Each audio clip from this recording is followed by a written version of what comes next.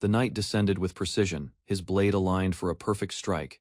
Incrid saw it clearly, as he had many times before. The angle, the speed, the intent, nothing changed. The blade reached him again, just as it had 16 times already. His body failed to react in time, and the strike ended his life once more. As his strength faded, regret filled his thoughts. He measured his flaws with clarity. His grip had been weaker than it should have been. His movements lacked sharpness. If he had pushed further, trained harder, the outcome might have changed. Instead, his 17th death arrived no differently than the last. Darkness swallowed him, yet awareness remained. Suspended in an endless void, he drifted without control. A distant presence observed him, offering no comfort, only a quiet pressure that forced reflection. The weight of repeated failure settled deeper into him. Then the fall stopped. Incrid opened his eyes to familiar light. The training yard returned, unchanged. The same sounds, the same people, the same beginning. His body felt intact, but his memory remained. Nearby, a small, insignificant detail caught his attention again. This time, he did not ignore it. A crushed insect lay on the ground, a small detail most would ignore. Incrid stared at it, realizing he had seen this moment many times before. Each repetition sharpened his awareness. As he stepped outside, the familiar day unfolded again, unchanged. Memories surfaced from before the loop. He had always trained with a sword, leaving his village to join a mercenary group. His talent had never stood out. Others improved quickly, while he struggled to keep pace. Even so, he refused to stop. The goal of becoming a knight stayed firm despite constant failure. The world around him had never been kind. Laughter followed his mistakes, and his efforts were dismissed. Still, he continued forward, choosing persistence over retreat. Each setback only added to his determination. Now, with every reset, his actions began to change. Movements grew sharper, timing improved. Small victories started to appear where failure once repeated endlessly. Experience accumulated through repetition, shaping him little by little. Standing once more with a sword in hand, Incrid focused on the path ahead. The weight of countless attempts remained, but so did his resolve to surpass them. Incrid's blade moved faster than before, yet cracks still formed in his technique. His strikes lacked stability, and each clash exposed another weakness. Across from him, his opponent remained composed, reading every movement with ease. He dropped to his knees, exhaustion and frustration weighing heavily on him. Doubt crept in, questioning whether effort alone could truly close the distance. The path ahead felt uncertain, as if no amount of repetition would be enough. Still, the desire that had driven him this far refused to disappear. He forced himself to stand again, holding on to a single goal. Becoming a knight was no longer a distant dream, but a necessity he could not abandon. Even if others dismissed him, even if the outcome never changed, he chose to continue. Days passed in repetition, he reduced rest, training longer than before. His sword cut through the air again and again, each swing guided by memory. The motion became sharper, more controlled, more deliberate. Sweat and fatigue built with every strike, yet he did not stop. The blade continued to rise and fall, carving effort into his body. Incrid's training grew harsher as his frustration turned into resolve. His swings became faster, yet each failure revealed limits he could not ignore. He continued anyway, pushing his body past exhaustion, carving discipline into every motion. The tree before him bore the marks of countless strikes, each one a record of effort rather than success. He had already lived through this path many times. Joining the mercenary corps had not changed his standing. He remained average, surrounded by those who adapted faster and fought better. Even so, he endured, repeating the same routine with slight adjustments each time. Within the camp, his presence drew little attention. Tasks were assigned without importance, and expectations for him remained low. Still, he accepted them without resistance, focusing only on what he could control. A familiar figure approached, someone he had seen in previous loops. Their encounter followed the same pattern. Yet this time Incrid's intent differed. He sought a technique he had failed to grasp before. Each return had given him fragments of understanding, but never enough to succeed. As the day progressed toward the same battlefield, Incrid prepared himself once more. The battlefield roared as soldiers charged, their weapons raised without hesitation. Incrid moved among them, his expression steady despite the chaos. This was not new to him. He had stood on this same ground many times before, repeating the same sequence of events. He adjusted his movements with precision. A spear from behind was avoided before it could reach him. Another strike followed from the side, and he responded without delay. His body acted on accumulated experience, reducing wasted motion. Enemies who once overwhelmed him now fell more easily, their attacks no longer unpredictable. The flow of battle shifted around him. Small changes began to alter the outcome. Opponents who previously survived were now cut down earlier. The path ahead opened slightly, shaped by his decisions. Soon, a familiar presence appeared. The armored enemy stood ahead, unchanged from every previous encounter. This was the point where his progress had always ended. No matter how far he advanced, this opponent remained the final barrier. Encrid tightened his grip on his sword. His breathing steadied as he faced the same figure once again, determined to confront the moment that had ended him countless times. Encrid stepped forward without hesitation, his blade already aligned with intent. The moment he had repeated countless times unfolded again, yet his focus remained unshaken. Survival was no longer a distant hope, but a decision he carried into every movement. The enemy advanced with the same overwhelming force. Heavy strikes followed a pattern Encrid knew well. Instead of retreating, he held his ground and read each motion carefully. His body reacted with precision. He avoided the initial attack by a narrow margin, shifting just enough to remain within range. The technique he had failed to grasp before surfaced clearly in his mind. It was not a matter of strength, but control. Each movement needed to be direct and efficient without hesitation. The opponent pressed forward, expecting the same result.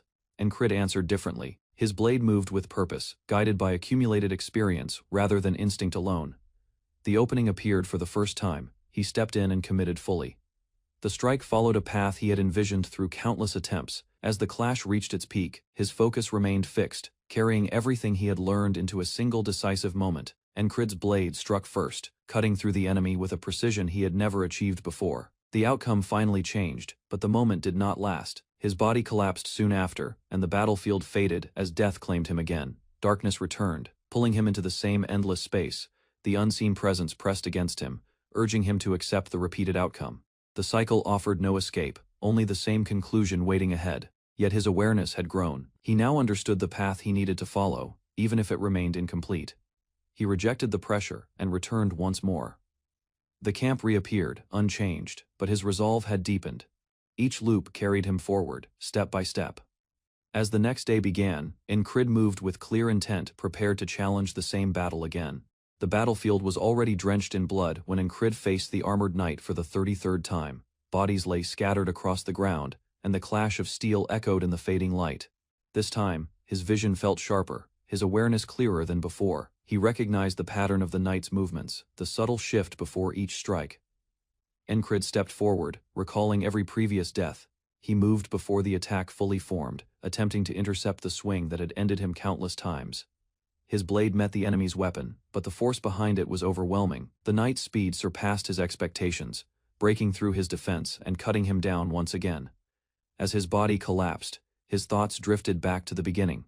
He had once been a simple mercenary who wandered into a struggling village. Without hesitation, he chose to help, driven by a distant dream of becoming a knight. The charm he received had changed everything. It granted him another chance each time he died. Yet even with endless retries, the gap remained, and once more, his life faded on the same battlefield. The training ground echoed with the sharp clang of metal as Encrid struck the suspended target repeatedly. His movements were steady, controlled, as if guided by something beyond instinct. The others watched, confused by the sudden change in his precision. Without hesitation, he stepped forward and demanded instruction, his intent clear through action rather than words. The veteran before him accepted, testing him immediately. The strike came fast and heavy, yet Encrid reacted without panic. The attack landed, driving into his torso. But his focus did not waver. Instead of retreating, he observed, enduring the impact as part of the process. The veteran paused, noticing something unusual. Encrid's body felt different, as though it had been tempered repeatedly under extreme conditions. When questioned, Encrid offered little explanation. What he carried was not simple training, but the accumulation of countless unseen battles. Each failure had shaped his instincts, leaving behind a faint but undeniable change. He lifted his weapon again, calm and determined. Sparring resumed under the open sky, his movements sharper with each exchange. Even without landing a decisive strike, he continued forward, refining himself through relentless repetition.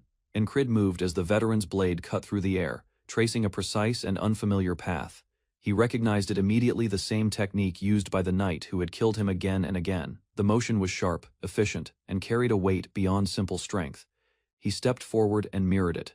His body followed the memory before his mind could fully process it. The strike lacked power, yet the structure was correct. The veteran reacted with surprise, deflecting the attack as their blades collided mid-motion. Momentum carried them past each other, feet digging into the ground as dust scattered beneath them. For a brief moment, Crid felt the alignment was right. The angle, timing, and intent matched what he had seen before, but something was missing. The veteran halted, observing him closely. There was no impact behind the strike, no weight that could break through a real opponent, and Crid understood the flaw immediately. His body remembered the motion, but not the force that gave it meaning. He steadied his grip and prepared again. The difference was clear now, and closing that gap became his next step forward. Blood spilled across Crid's chest as another strike pierced through him. His grip faltered, his body collapsing under the weight of failure. The same outcome repeated, again and again, each death carving the same realization deeper into him. His blade lacked certainty. Without conviction, every movement remained incomplete. The knight's attack was never hesitant. Each thrust carried a clear purpose to kill. That difference defined the gap between them. Crid began to change. He no longer swung his sword to defend or survive. He drove it forward with intent, forcing his body to follow through without doubt. The battlefield repeated itself across countless days. The same voice, the same motion, the same fatal wound. On the 100th attempt, he still fell. On the 120th, his strike came closer. Each repetition sharpened the alignment between thought and action. Finally, after enduring more deaths than he could count, something shifted. His body no longer resisted the motion. The blade moved cleanly, without hesitation. When the moment came again, he stepped in and thrust forward. This time, his sword carried the same certainty. The young knight drives himself forward, forcing his body to move faster, despite the chaos of battle. His blade rises with clear intent, aimed not at survival but at killing. He closes the distance and strikes, yet the attempt fails. Steel meets resistance, and pain follows immediately. Blood spills as his body is cut, but his focus does not waver. He refuses to blink, refuses to loosen his grip, holding onto his sword as if it is the only thing anchoring him to purpose. Every movement around him feels familiar, the timing, the angle, the outcome. He has lived this moment before. He pushes through the sequence again, trying to force a different result, but the enemy remains ahead. The opposing knight stands firm, barely strained. Observing him with cold judgment, the young knight's body weakens, yet his mind insists on continuing. The blade falls. His vision fades as the strike lands decisively. Soon after, awareness returns. His body is whole again, standing far from the battlefield. The world has reset, unchanged. He moves without hesitation, already preparing. This repetition is no accident. It marks another day, another chance to approach the same end. The camp moves as usual, filled with noise and idle complaints. Yet his presence feels different. The others notice it in passing, sensing something off in the way he watches and acts. He accepts tasks without hesitation, taking on responsibilities others avoid. To them, it seems unusual. When training begins, his body reacts with urgency. Every strike carries weight beyond the moment, as if failure means more than pain. His movements sharpen under pressure, though his body strains to keep up. Even knowing the outcome, he cannot escape it. The same limit stands before him each time, an invisible barrier he has yet to overcome. He considers stopping, letting the cycle continue as it always has. The thought lingers, but he rejects it. Repetition alone will not change anything. He must grow beyond what he was before. In a space shaped by memory and will, he forces himself to improve. His stance adjusts, his blade finds a more precise path, and his resolve hardens. He pushes forward, refusing to abandon what has been given to him. Returning to the battlefield, he is no longer moving blindly. The battlefield fills with movement as soldiers collide in a dense formation. Blades rise and fall in every direction, leaving little room to think. Yet he forces himself to stay aware. He understands that survival here depends on more than strength. Preparation, timing, and control guide each step he takes. He recalls the failures from previous attempts. On one day, his shoulder was shattered by a heavy strike. On another, his footing betrayed him, leaving him exposed. Each mistake remains clear in his mind, forming a path he must correct. This time, his movements shift slightly, his positioning more careful. He adjusts his approach, adding a faster strike before the enemy can react. The sequence changes, but the danger remains constant. Weapons pass close to his body, and the battlefield refuses to slow. A single missed step still leads to collapse. He presses forward, pushing through the confusion. The moment he hesitated before, he now advances. His awareness sharpens as he moves deeper into the fight. At last, he reaches the point he once failed to overcome. The presence ahead stands unchanged. He steadies himself, knowing this is where everything must be different. He finally confronts the opponent who had ended him countless times. The soldier appears ordinary, yet his strength is overwhelming. Each clash confirms it. The man's movements are refined, his control steady, but there is a flaw. His reactions falter when faced with unfamiliar patterns. The knight presses forward, testing that weakness. He abandons predictable strikes and shifts into techniques he has learned through repeated deaths. Variations in timing and angle begin to disrupt the enemy's rhythm. The opponent resists, countering with force, driving him back and nearly breaking his guard. Pain spreads through his body, but his focus remains fixed. He has seen every outcome that leads to failure. This time, he refuses to follow them. His movements grow sharper, guided by memory rather than instinct alone. As the exchange intensifies, the enemy begins to hesitate. That single moment becomes enough. The knight steps in, aligning his strike with precision he never had before. Steel cuts cleanly through the opening he created. The opponent falls. The battlefield quiets around him as he stands over. The result he chased through countless repetitions. This time, the ending changes. The moment his blade pierces through, the fight does not end as expected. Another presence closes in immediately, faster and more aggressive. A heavy strike follows, tearing into him before he can fully recover. A brutal clash unfolded across the devastated battlefield. Incrid lay injured beneath the looming presence of a formidable opposing warrior.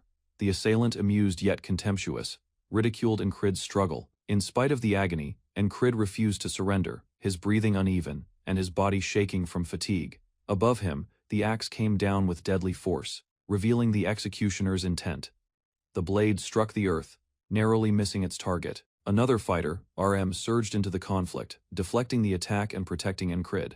Without hesitation, Rem countered, forcing the enemy backward with crushing blows. Sparks and steel collided midair as Rem's anger erupted through a barrage of fierce strikes. Within the turmoil, Rem advanced relentlessly, driving the attacker into retreat.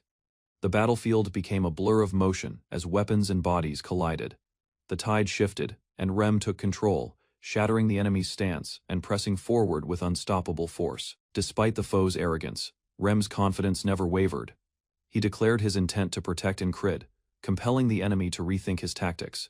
Confidence faded from the enemy's eyes, replaced by calculation. Facing someone like Rem demanded far more effort than expected. Recognizing the danger, the enemy withdrew. Rem, glaring, branded him a coward as quiet briefly settled over the battlefield. Rem surged forward again, his axe cutting through enemy ranks with savage precision. His momentum never slowed, as bodies fell before him, blood scattering across the ground. With each strike, he crushed resistance, his presence inspiring allied soldiers around him. Chaos consumed everything, yet Rem moved ahead without hesitation. The opposing line faltered. Watching their elite fall, morale collapsed. Incrid, still wounded, noticed the shift. Raising his voice, he ordered a complete retreat. His command echoed across the field, reaching both friend and foe. Crimson banners waved overhead, signaling withdrawal beneath the red-tinged sky. Abruptly, time and space warped. Darkness consumed Incrid's senses, pulling him into a strange dimension. A voice murmured harsh truths. He had survived a day, yet walls would keep rising. Fate, it claimed, would one day shatter him. Still, instead of despair, defiance rose within him. He stood firm within the void, gaze unwavering. Walls were not meant to confine him, they existed to be broken. Strength returned as he rejected the warning. The entity vowed to wait for his downfall, eager to witness his spirit collapse. Moments later, Incrid awakened in the infirmary tent, wrapped in bandages. Awareness returned gradually. For now, he had survived.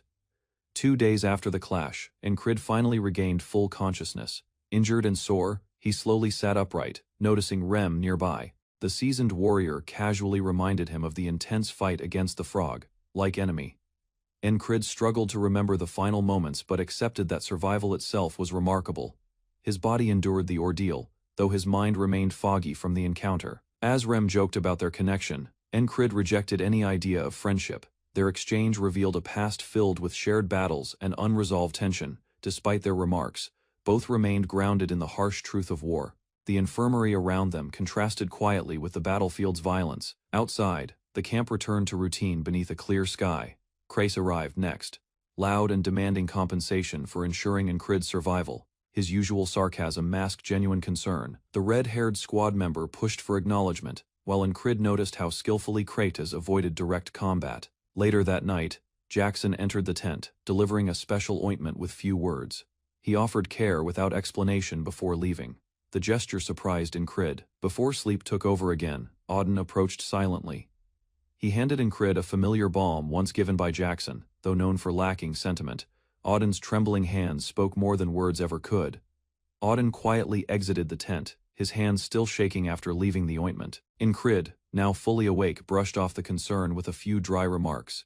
He lay back, staring at the ceiling, as night covered the camp outside. Silence lingered, broken only by faint footsteps beyond the tent. Alone, Incrid began noticing a pattern. His squad mates had been visiting him one by one in turns. They were always busy, free to come and go. Yet now they stayed close.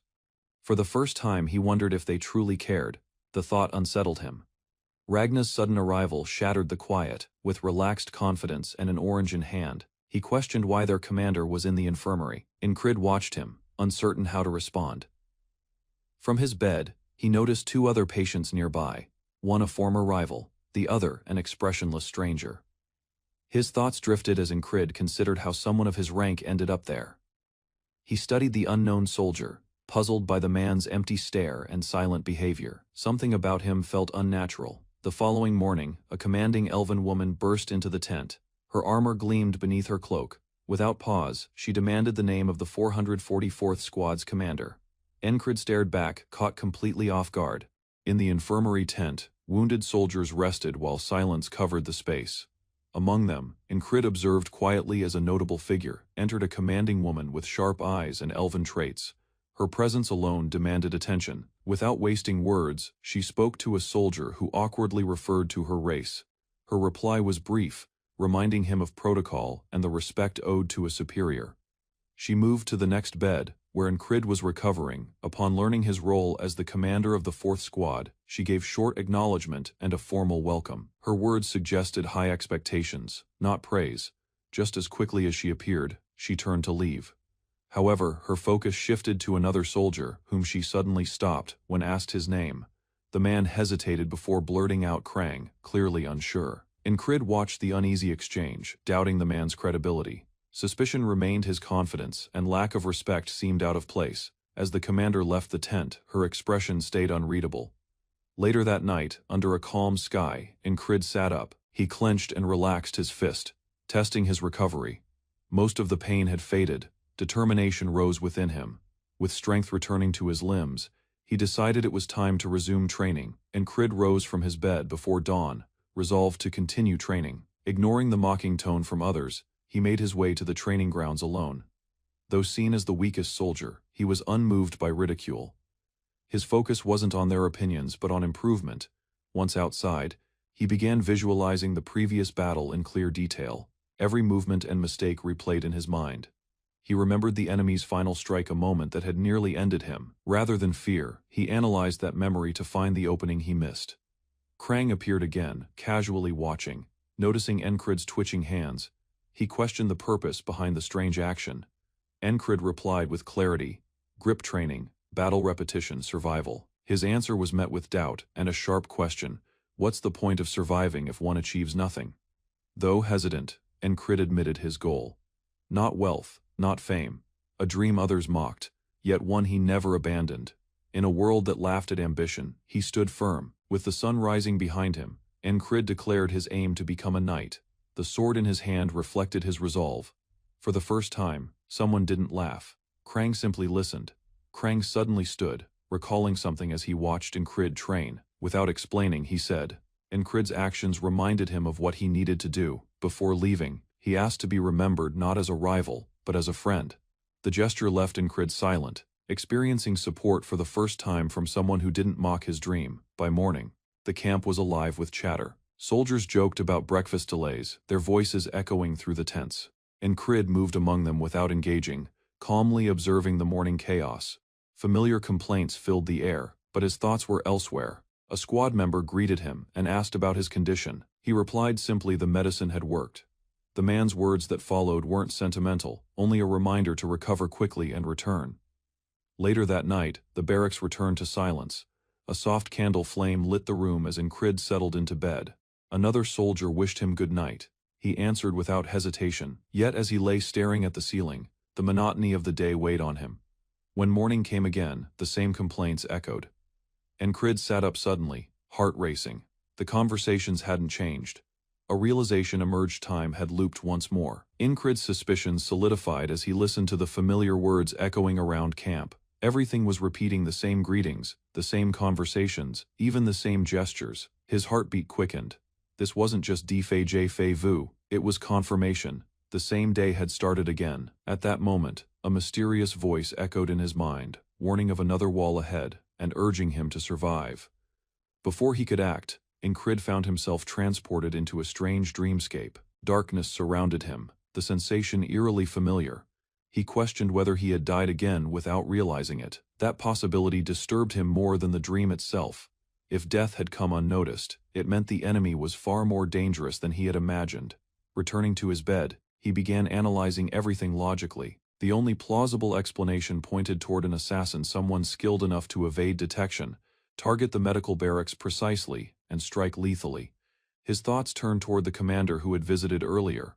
Her light footsteps and strange timing made her a potential suspect. With limited options, he devised a trap. He would lie in wait, eyes open for any sign of intrusion. But before he could move, pain shot through him. A needle had struck. He'd failed again, paralyzed and unable to speak. Encrid lay helpless in his bed, the effects of the numbing poison spreading quickly. His eyes darted across the room, recognizing familiar faces. The realization struck: the poison wasn't random.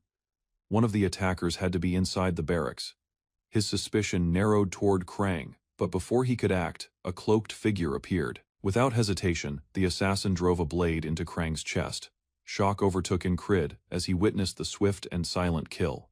The enemy wasn't just precise, they were coordinated. A second figure emerged. Encrid's breath caught. It was the company commander, dressed in an assassin's cloak, everything connected. The friendly visit had merely been reconnaissance for this lethal mission. A resounding cheer rang out over the battleground, honoring Cyprus as the champion yet again. Still, within the quiet of his tent, Encrid remained still, troubled by that identical morning replaying itself for 3 consecutive days. However vigilant he stayed, the adversary's trail stayed hidden. He failed to follow the opponent. Success seemed far away, his mind fixated on the enigmatic leader whose actions evaded all notice.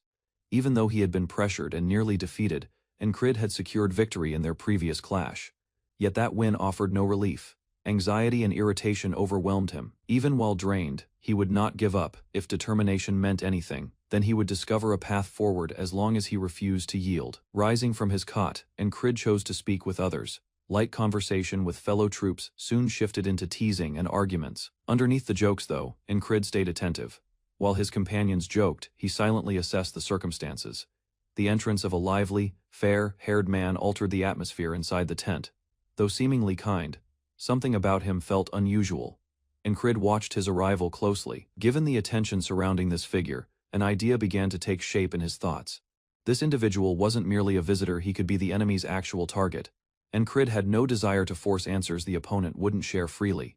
Careless moves often ended badly, and he had witnessed enough reckless men fall that way. Still, recent incidents, especially the assassination attempt he barely escaped, gave him sufficient cause to proceed. With a clear mind, he finally voiced the question lingering within him: who exactly was this individual? Taken by surprise, the blonde stranger paused. The burden of the inquiry lingered between them in silence. Encrid's bluntness had unintentionally unsettled the mood, and he recognized that subtlety was not his strength. Nevertheless, the question remained. The man's unclear reply provided nothing. He acknowledged that the truth was not something he could reveal. Refusing to accept that, another soldier burst out angrily. Mockery turned into offense as suspicion grew. Claims of spying filled the tent. The tension escalated quickly, and the atmosphere shifted from cautious interest to outright hostility. Before matters worsened, the mysterious figure rose and calmly rejected every accusation. From the other side of the tent, Encrid examined his every movement. He noticed the sharp intensity in the man's gaze, and the exactness in his posture. That kind of presence couldn't be imitated. There was no question this individual carried the bearing of a genuine knight. Despite the relaxed humor of the others, Encrid stayed attentive. He understood Krang wasn't simply a knight. The man had displayed no real strength when killers attacked, yet his composure stayed too steady. Something deeper was concealed beneath the surface. As darkness arrived, farewells were spoken, and the tent settled into uneasy quiet. Encrid, however, stayed watchful. His eyes followed movements, especially Krang's. Something about his composure unsettled him. The thought remained, if intruders entered the tent tonight, survival would be impossible. Soon after, a faint sound broke the silence, and Crid stirred. Noticing one of the soldiers preparing to depart, asked about his strange conduct. The man hesitated, but warned them of a coming threat. His statement of an approaching assassination seemed ridiculous until Crid saw the seriousness in his gaze. Even so, the others dismissed it, treating it as nonsense. Then everything shifted. A sudden gleam of metal tore through the tent wall. Assassins attacked with ruthless speed, blood splattered, fear spread. The warning had been true. Crid leapt into motion, his weapon clashing against the enemy. Cries echoed as allies struggled to defend themselves. Amid the disorder, Crid's instincts took over. There was no time for thought, only to strike, to endure, and to shield those nearby. The assault came fast and merciless. One soldier collapsed before he could respond, and chaos overwhelmed the tent again. Crid's instincts activated, yet his reaction came slightly too late. Blood scattered, and the attacker disappeared into darkness. Powerlessness gripped him. Dropping to his knees in frustration, he recognized how lacking his current ability was. Without improvement, he would never protect anyone. Determined, he planned to analyze the patterns, to predict the precise instant the assassins would strike again. If timing could be controlled, perhaps he could shout before the ambush occurred. He tested the idea, listening, observing, predicting. A blade struck again too quickly, he yelled, but the warning came moments after blood had already been shed. The attackers moved like shadows, faster than his sight could track. Outside, he tried to chase them. No allies would reach him in time. He needed to stop them alone. The truth became clear: battling foes he couldn't see, who could detect him easily, was suicide. His sword cut through empty space while they attacked from darkness. Poisoned darts narrowly missed him. He grasped the reality now. Unless he discovered a method to counter their visual advantage, he would die without landing a single strike. Crid accepted his circumstances: 20 failed trials, 20 straight deaths. Every failure revealed another clue, guiding him toward an answer. This time, he decided to concentrate on the assassin's poisoned darts. Deflecting them had to come first. He couldn't fight what he couldn't perceive, unless he could evade what killed him. While walking across the camp, his attention landed on Jackson, a soldier recognized for his unusual techniques. Jackson fought in an unconventional way, relying on speed, deception, and surprise attacks. Though rough, his combat instincts were exceptional. Crid began to wonder whether that unpredictable approach held the solution to surviving an unseen threat. Jackson's previous encounters replayed in his thoughts, never facing opponents directly, striking from behind, then disappearing. The methods were crude, yet effective. As Crid continued observing him, a fresh concept started to develop: to oppose invisible enemies, he would need to become something they couldn't anticipate. Not a noble knight in shining armor, but a wild, elusive hunter, shaped to survive within shadows. Crid stood before the squad leader, who had just failed a sudden assault. The leader, irritated, demanded to know how to overcome this impossible pattern. No ambush had ever been thwarted until now. Unshaken, Crid quietly observed him. He hadn't depended on luck. Every motion, every breath, had an origin. The squad leader cautioned that instincts alone wouldn't be enough. One required awareness in every direction. Confused, Crid listened as the man pointed toward a wagon concealed behind tents. Its placement seemed random, yet something about it caught the man's attention. Intrigued, Crid followed the direction silently. From afar, faint creaking sounds echoed. The squad leader explained the noise came from the axle, which indicated it was close to breaking. Recognizing danger not through sight but through sound, he demonstrated how predictions could be formed with heightened sensory awareness. Crid was impressed. He hadn't even noticed the wagon nearing. The idea fascinated him. Sight wasn't required, sound alone could direct responses. By refining hearing and isolating distinct noises, one could foresee events. Crid listened closely as the squad leader explained, admitting that idleness had kept him quiet before. Now, however, Crid's persistence had drawn out his mentor's effort. The squad leader, recognizing his determination, praised his refusal to quit. Night descended over the camp, but Crid remained uneasy. As he gazed into the sky, a realization struck: he had encountered his second major barrier. This time, it wasn't a test of skill, but survival against an unseen threat. Shrouded in darkness, an assassin crept forward, blade in hand, embodying death without shape or identity. Relying on his instincts, Crid focused on his surroundings. If he could detect his enemy's presence, he had a chance to survive. Quiet footsteps approached, nearly hidden by the crackling fire and wind brushing the tents. His breathing slowed, mind sharpening. Suddenly, he sensed the subtle shift in air as the attacker leapt. Turning instinctively, he attempted to respond. However, his reaction came too slow. The blade struck. Pain surged through his chest. Failure was immediate and harsh. Still, the experience etched itself into memory, every motion, every sound, every mistake. Later, with the squad leader, Incrid reviewed what occurred. Though his body remained unharmed now, it remembered that fatal moment. His mentor explained how intent, direction, and slight vibrations in sound could reveal danger, before sight ever could. Through discipline, hearing could become another set of eyes. To survive, Incrid had to isolate the single sound that truly mattered. A sudden burst of noise drew Incrid's attention. The trainees chattered excitedly about someone's feet, an impossible dodge that avoided a strike aimed at the back of the neck. Watching calmly, Incrid stayed silent. Unlike the others, he didn't depend on spectacle. His training demanded something deeper. With eyes shut, he focused on the wind's flow, the flutter of distant flags, and the vibration of footsteps across the grass. His senses scanned the area like a grid. The wind shifted. 70 tents rustled. 3 pairs of feet moved unnaturally, one far away, 2 nearer. Instead of watching, he listened.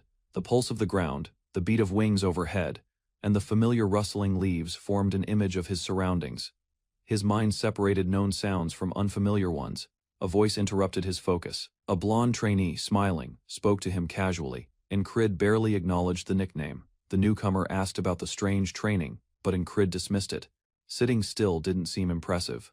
Moments later, instinct flared. A projectile dropped from above. Incrid turned sharply, narrowly avoiding a deadly strike. The attempt failed. Again, another faceless enemy vanished into the darkness. He marked the encounter failure. Number 34. But each failure left behind memory, sharpening instinct and determination. Despite repeated attempts, Incrid still failed to detect the assassin's presence in time. Another silent strike cut through the air, and once again, he was too late to respond. Countless failures stacked behind him, each one revealing the same weakness. Sitting calmly beneath the fluttering flags, he acknowledged the truth. Experience alone wouldn't help him overcome this barrier. Not instincts, nor divine talent would grant the breakthrough he needed. No sudden awakening would carry him forward. What remained was repetition, relentless. Structured practice. He had to persist until the unknown became recognizable, until the once invisible danger became familiar. Time passed, and the cloaked enemy moved again. Yet this time, something changed. A slight shift in the wind, a faint disturbance drew his attention. The moment of silence was broken. His mind registered it not consciously, but through trained perception. Nearby, the blonde trainee approached. He had tried to sneak up again, only to be caught off guard himself. Incrid hadn't opened his eyes. Still, he knew. The patterns once buried in noise began to clarify. When night fell again, the assassin attacked. But Incrid no longer hesitated. His blade moved first, not in panic, but with intent. For the first time, death no longer approached faceless. The killer burst from the darkness, his weapon directed precisely toward Incrid. Instead of recoiling, Incrid pivoted smoothly, anticipating the opponent's motion. Even with the abrupt strike, he stayed composed, gaze fixed on the attacker's purpose. Relying on his instincts, he gestured for his companions to remain behind. This confrontation belonged to him alone. At the same time, across the chamber, others started to respond. Figures shifted, jolted awake from their rest. The golden-haired woman tightened her hold on her staff, ready to step in. Incrid, however, was already in action, moving quicker than doubt could reach him. The opponent's assault was reckless, yet carried clear expertise. Years of battle had refined his attacks. Metal collided in a flash.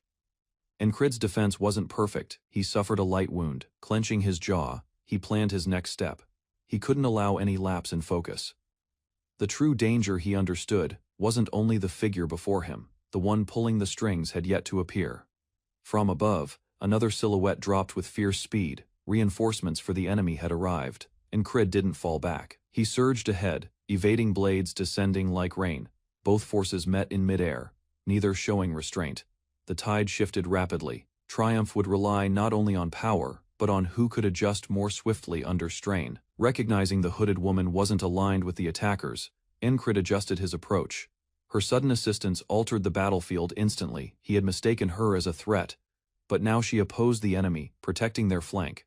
This was the opening he required. Without delay, Incrid advanced. The assassin barely had time to respond before Incrid closed in, delivering a precise strike. Though it didn't finish the fight, it forced the opponent into defense. Sparks burst as steel met steel, and irritation warped the assassin's expression. He withdrew quickly, disappearing into the hallway's darkness. The remaining fighters regrouped, observing the aftermath. One individual pointed out the attacker's likely target had been him. Incrid agreed, already piecing together the reason. This wasn't random revenge played a role. Meanwhile, the elf woman's behavior became questionable. Though she had assisted earlier, her next action suggested betrayal. Her silence and readiness hinted at concealment. Incrid sensed her intention to remove witnesses. Before conflict erupted again, the man with long blonde hair spoke up. He wished to avoid more bloodshed. Incrid hesitated. After a deep breath, the cloaked woman gave a restrained nod. For the moment, weapons were lowered, though unease remained. Uneasiness persisted as the group evaluated the wounded. The blonde man declared that no one, including the unconscious leader, would die under his watch. His statement offered brief comfort. The cloaked woman confirmed possession of the antidote, implying her skills went beyond fighting. Incrid took note her medical ability could become important later. Containment became the next priority. The leader suggested removing all evidence of the assassination attempt. Incrid questioned whether eliminating traces would be enough. The elf proposed a direct answer: burn everything. Flames quickly consumed the tent, spreading chaos throughout the camp. Cries echoed as soldiers rushed toward the fire. Amid the disorder, 2 survivors were dragged from the debris. From afar, Incrid watched, thoughts racing. The cover-up would grant time, but suspicion would inevitably arise. As darkness filled the sky, he realized how near they had come to catastrophe. The group quietly retreated into the forest. Along the path, the elf reflected on Incrid's influence. His involvement had altered her outlook, though unspoken. Something had shifted. As morning neared, Incrid walked ahead alone, deep in thought. Behind him, the others followed. The fire had hidden the truth for now, yet consequences would not stay buried forever. An unfamiliar voice echoed through the dark, telling Incrid he would meet his enemy again. As the sound faded, his sight dissolved into brightness. A new day had begun. The world reset once more, and he opened his eyes beneath the known sky of the military camp. This wasn't the first time Incrid had escaped death only to awaken in the same place. While others moved through the camp unaware, he carried memories from timelines no one else retained. Observing his surroundings, he searched for any trace of the ferry, but found none. There was much to prepare his next move needed to be exact. Nearby, another soldier approached, confused yet thankful. Incrid had rescued him, though the man questioned his intent. Misunderstanding lingered between them. But Incrid gave no explanation, only a simple answer: comradeship. The response surprised him. Returning to his squad, Incrid encountered tension. Whispers spread about curses and bad luck haunting the camp. Another soldier threw insults, attempting to provoke him. The situation escalated quickly, drawing attention from the entire unit. Disorder erupted as punches were thrown. Incrid stood steady, already predicting the result. In this new cycle, the conflict wasn't merely physical. It marked the opening step in shaping what would follow. Furious soldiers wielding axes rushed forward, intensifying the clash. Their cries attracted attention, yet Incrid stayed calm. While turmoil unfolded around him, he studied their actions. Though uninterested in trivial disputes, he knew controlling this encounter would determine future stability. 4 days had gone by since Incrid reclaimed command of his body. Early morning spread a faint glow across the mountains as he woke slowly.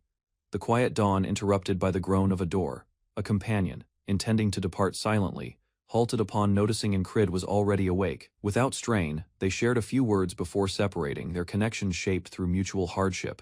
Incrid stood from his bed with intent. Instead of relaxing, he chose to practice.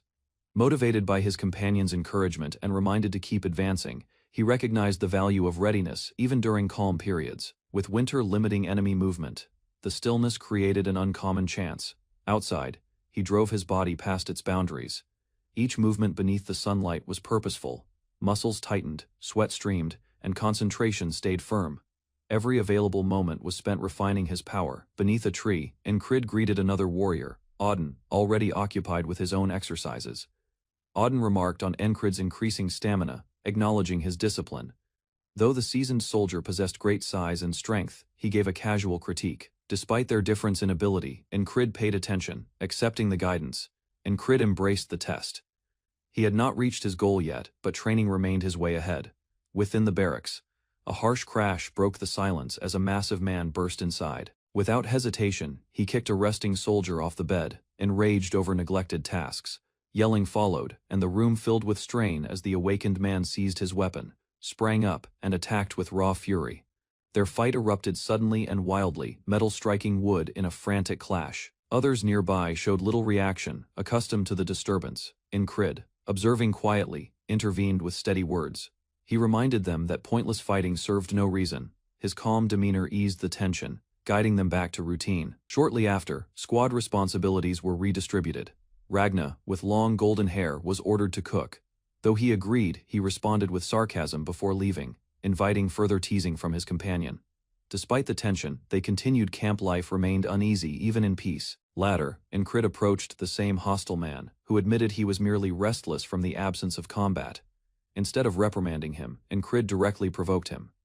A duel began beneath the moonlight. Their weapons collided fiercely. Sparks flew, strikes traded with force and accuracy. Amid the chaos, Incrid reminded himself he needed to remain composed, even when facing a beast's rage. Their battle intensified under the moonlight, every swing carrying meaning and strength. Incrid moved with precision, blocking incoming attacks using not only sight but sharpened hearing.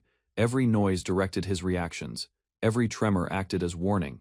He started applying methods practiced endlessly, embedded into muscle memory through countless repetitions. Even with heightened instincts, his opponent's power stayed dominant.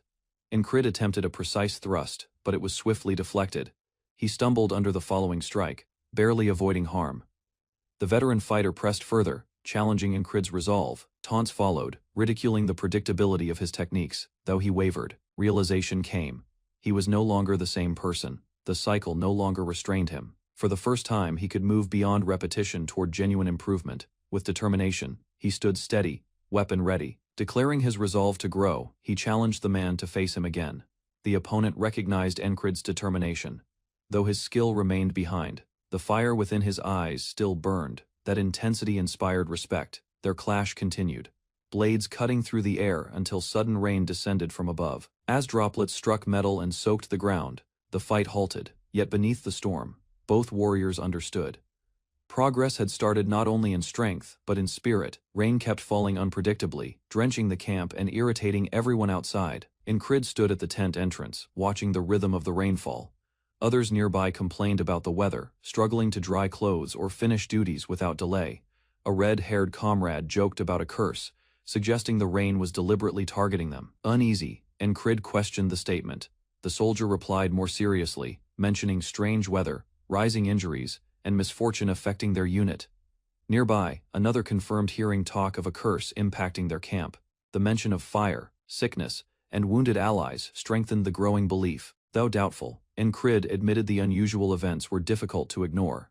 The erratic weather only intensified the concern. Even so, he stayed committed to training. Standing beneath the rain, he focused on sharpening his awareness. Inside the tent, his behavior drew mixed responses. Some ridiculed his effort while others quietly respected his determination. Even soldiers lying down shared ideas on continuing practice without standing. Gradually, more members of the squad began watching. Words were unnecessary, expressions alone showed recognition, from subtle looks to faint smiles. They noticed what Incrid had become. His progress could no longer be overlooked. Incrid quietly observed the rain-soaked camp, deep in thought, as voices from the command tent echoed nearby. Inside, leaders discussed the increasing disorder among the troops and the difficulties winter would bring. Proposals for a reconnaissance mission emerged to evaluate possible dangers and secure weak points in their defense. Among the gathered officers, a commanding woman turned attention toward the Athi squad. Despite skepticism from others, she suggested sending someone unconventional, someone underestimated. Her choice came not from logic, but from instinct. Later, Incrid stood speechless as the command reached him. He had been selected to scout. Uncertainty showed on his face. Across from him, the officer who chose him remained resolute. Her expression offered no reasoning, only expectation. Whispers rippled among the recruits as Incrid found himself selected for a duty by the cavalry commander. Doubt lingered, no one grasped why he had been picked, and even he wondered the cause. While others murmured, a composed yet strict elf reminded them of Kwang's leaving, signaling that shifts were near. Incrid, despite his concerns, prepared to depart. Inside the training hall, discussions shifted between offers of aid and mockery. One man claimed he could pull Incrid from the trouble, but Incrid rejected the idea, knowing he couldn't oppose a superior. A younger warrior jokingly cautioned his father not to exploit servants, revealing that internal ties were being tested. Strain intensified as uncertainty spread. Ragna, with a steady expression, offered to take Incrid's place. His proposal was met with doubt. Another advised care, teaching that listening to nature was the key to avoiding traps. Incrid stayed quiet, absorbing the teachings, questioning the task set before him. Despite their arguing, none would stop one another from fighting after his departure. Incrid struggled with guilt, but knew he was the most fit for this mission. Memories of being underestimated in the past reminded him how far he'd come. Now, with weapon in hand, Incrid moved without hesitation. This time, he wouldn't waver. Though Incrid had been named as leader, his squad was dismissed as nothing more than remnants. Despite Rem's teasing, he shut down the ridicule, showing a surprising level of calm. Rem questioned his bravery, but one of the men noted that Incrid's earlier action likely saved a life. Heated clashes between teammates highlighted their unstable bond, but Incrid's inner thoughts showed a growing respect for their skill, even if they lacked refinement. That night, beneath a clear double moon, Incrid reflected on his journey. Doubts appeared, but he quickly brushed them aside. He knew his limits. There was no need for overthinking. If he wanted to survive and lead well, he needed to improve. At dawn, they set out, horses racing across the land, with Incrid determined to sharpen his senses during the mission.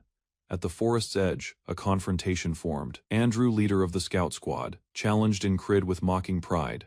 Despite holding equal rank, Andrew displayed authority and questioned Incrid's ability. Tension rose as others mocked Incrid's past. Soon after, tracks were found. Andrew wrongly identified them as new tracks, stirring the group with plans for battle.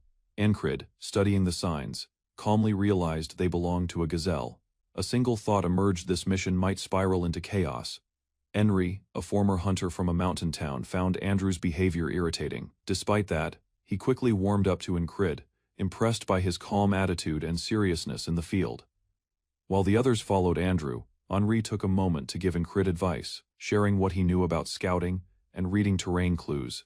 That night, frustration increased. Hours had been wasted chasing false new tracks. No sign of enemies, no proof of danger, just exhaustion. Andrew refused to accept the mistake. Desperation replaced reason, as he insisted a new had passed through, demanding results to justify his leadership. The group rested in frustration, morale fading under the moonlight. At dawn, the squad moved toward the next scouting point, a place known for its tall, concealing grass. The terrain reduced visibility and muted sound, a dangerous mix for any scout team. Andrew, undeterred by the danger, ordered the group to move ahead. Despite doubts, the squad followed commands. Incrid remained quiet, observing how the others adjusted. Tall grass scraped at their gear and slowed their pace, but the group moved deeper. What surprised Incrid was Andrew's persistence. Contrary to expectations, he stayed focused and determined. Suspicion grew stronger when Henri noted the lack of animal droppings. Something was driving the wildlife away. Then, a shadow shifted. Incrid's eyes widened. A sudden blur in the grass signaled the ambush. Incrid reacted instantly, pulling Andrew to the ground as a beast lunged. Blood spilled as one soldier fell, caught unaware. From the shadows, masked enemies appeared, surrounding the squad. Panic spread as blades clashed and orders broke down. Most fled without formation. Incrid stayed still, analyzing the chaos from above. In the tall field, enemies moved with precision. What began as a scout mission had turned into a trap. Through the thick meadow, Incrid dashed rapidly, pressing the grass under every deliberate stride. Arrows tore across the air as he surged ahead, barely evading the sudden ambush. Depending on Zokran's lightning method, he sped up, yet something in the enemy's advance disturbed him. Steel rang out afar, pulling Incrid's focus toward the turmoil breaking out nearby. With instinct leading him, he avoided another barrage, blades of grass torn apart around him. Caught within a closing formation, he rapidly concluded that fleeing wouldn't keep him alive much longer. A yell verified the trap. They had expected opposition and prepared in advance. Steadily, Incrid observed their motions, spotting openings appearing as reinforcements flooded the field. Blocked from the north, he left that path as crossbowmen tightened their approach. Agony surged through him when bolts struck his shoulder during a sudden encounter. He swerved left but collided straight into trained spearmen, stopping his escape. Pulling himself low, he slipped under the brush's cover as voices tracked him. From darkness, a masked officer gave soft commands to encircle the area. Near him, a wounded ally clung to life, slowing their movement. The enemy's flags waved above the grass, yet Incrid's determination stayed firm.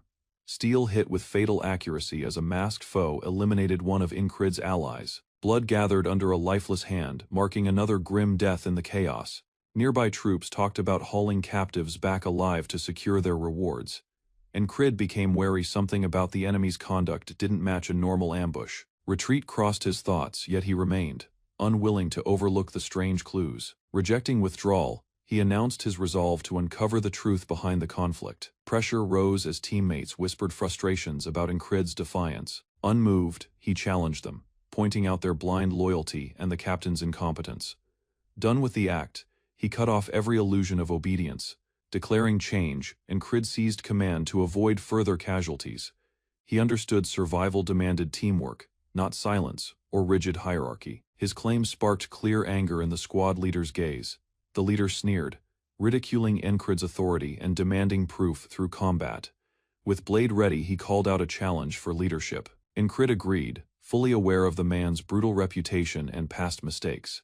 Andrew doubted Incrid's background, believing he wasn't an ordinary soldier.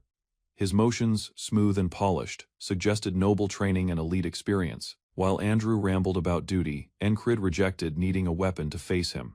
Rushing recklessly, Andrew tried to overwhelm through sheer force. That aggression exposed him, leaving his defense completely open mid-strike.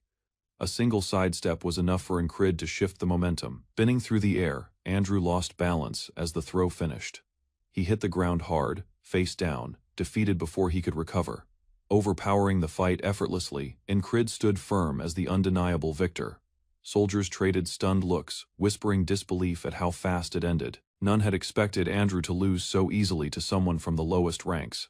Taking charge, Incrid claimed leadership. None dared oppose him, defeated. Andrew stayed silent, swallowing his pride. Incrid viewed this moment as merely the start. With calm confidence, he guided the squad onward. The first step had begun. As night fell, several troops murmured doubts about Incrid's plan, uncertain of his goals. Interested, he turned to Henry and asked about his ambition. Surprised, Henri revealed a simple dream to marry a florist and live quietly. Another soldier confessed he had just become a father and needed to survive for his child. Others followed. One wishing for a shop, another yearning for home. Andrew finally admitted his aim to restore the honor of House Gardner. Incrid listened, then explained they all desired the same thing: life beyond war. He reminded them those hopes meant nothing if they didn't make it out alive. Resolute, he declared they would survive together. He understood that to lead, he needed their full loyalty. Trust wouldn't come from commands, it had to come from survival. Noticing danger signs, Incrid ordered Henri to shoot at a hidden target. An arrow cut through the grass, striking accurately. Concealed enemies rushed out, confirming Incrid's suspicion. As blades collided, he yelled for Andrew to follow and led the assault. To gain advantage, Incrid intended to strike before the enemy could regroup within the tall grass.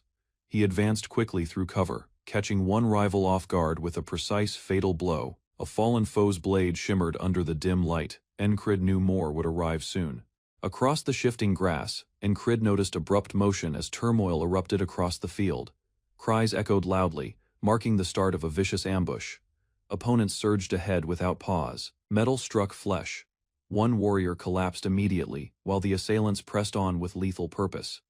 A flawless blow claimed yet another life. Incrid intended to seize Andrew, aware it would draw the guard. Expecting retaliation, he acted swiftly. The strategy depended on rapid action and measured danger. Panicked voices resounded: ambush. Discovered far too late, their scattered reaction cost them heavily. From concealment, Incrid's companions appeared with weapons raised. Not a moment was lost. Weapons gleamed, lives fell. The ambush progressed precisely as he had planned. One remaining fighter tried to flee, staggering in fear, desperate to escape the same end. Without warning, a creature leapt into the fray, unsettling both factions equally. A foe attempted to cut it down, yet the beast struck back with brutal strength. Recognition sparked in Incrid's gaze. It was the same creature as before. He remembered how its presence had guided him toward the enemy earlier.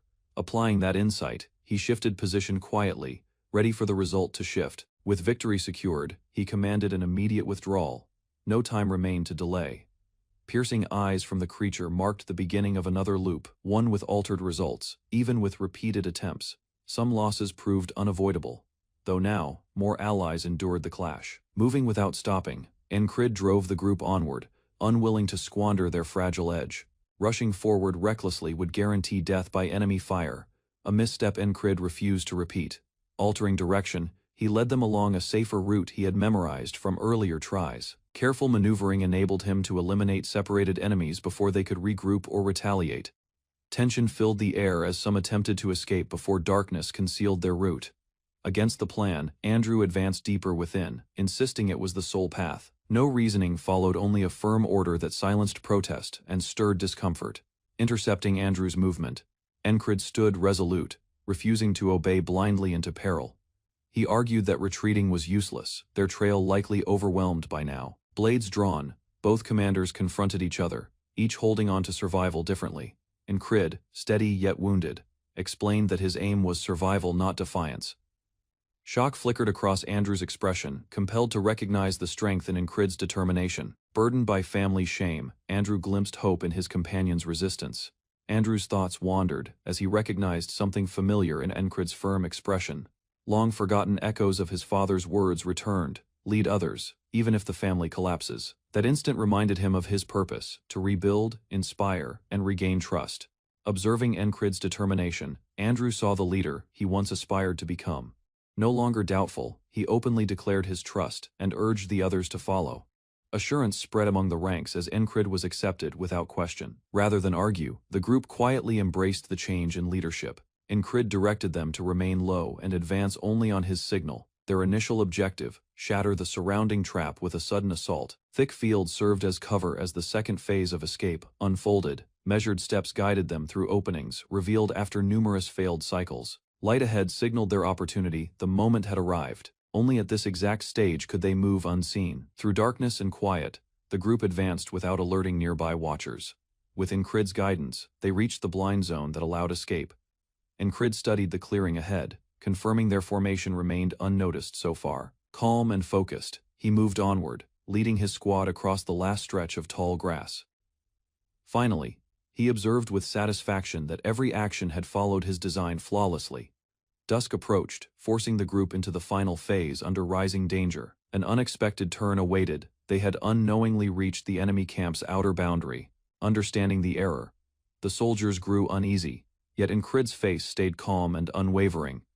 Sudden movement broke out as the enemy prepared for an unseen clash beneath the night sky. Seeing the chance, Encrid prepared his team to strike with speed and accuracy. Without delay, he advanced, certain this ambush would become their path to freedom. At dusk, Encrid unveils his scheme to set the hostile camp ablaze, leaving his allies uneasy. Worry builds within the team, cautioning they've gone too far to attempt such a reckless move. Without pause, he demands the man's name. "Mac," comes the answer. Encrid cautions him sternly. Mac lashes out in irritation, but Encrid silences him, reinforcing authority within their ranks. They rush forward, weaving between tents. Each stride honed by the dim, veiled moonlight, Encrid presses onward. Even lacking orders, he knows their sole choice is to pursue him. A blade rips through cloth as Encrid cuts open the tent without breaking pace. Inside, the area is empty. Unease spreads. How did he anticipate this outcome? They follow behind him, wondering how he's mapping the camp with such precision. Despite crossing tents and guard routes, no foe confronts them. Mac's suspicion deepens. They're within enemy grounds, yet remain unharmed. Scanning their surroundings, they're clearly at the center of the camp, yet isolated. Encrid stops, telling them to hold position as he proceeds alone. He remembers the earlier instant when all eyes in the camp turned toward the flag. It becomes evident. The flag isn't mere symbol. It's the tactical heart the enemy guards above all. As Mac studies the flag, a disturbing idea forms: what happens if it burns? His stare sharpens. The placement feels too exact, too intentional. Thoughts spiral. Did the leader brief Encrid, or is this something beyond that? While the enemy secures the flag, Encrid plans to move unseen. He outlines the distraction, proposing they exploit the chaos to escape. Without delay, Mac steps into the decoy group, surprising everyone present. Though once resistant, Mac now obeys without hesitation. Encrid notices the change but accepts the unexpected support.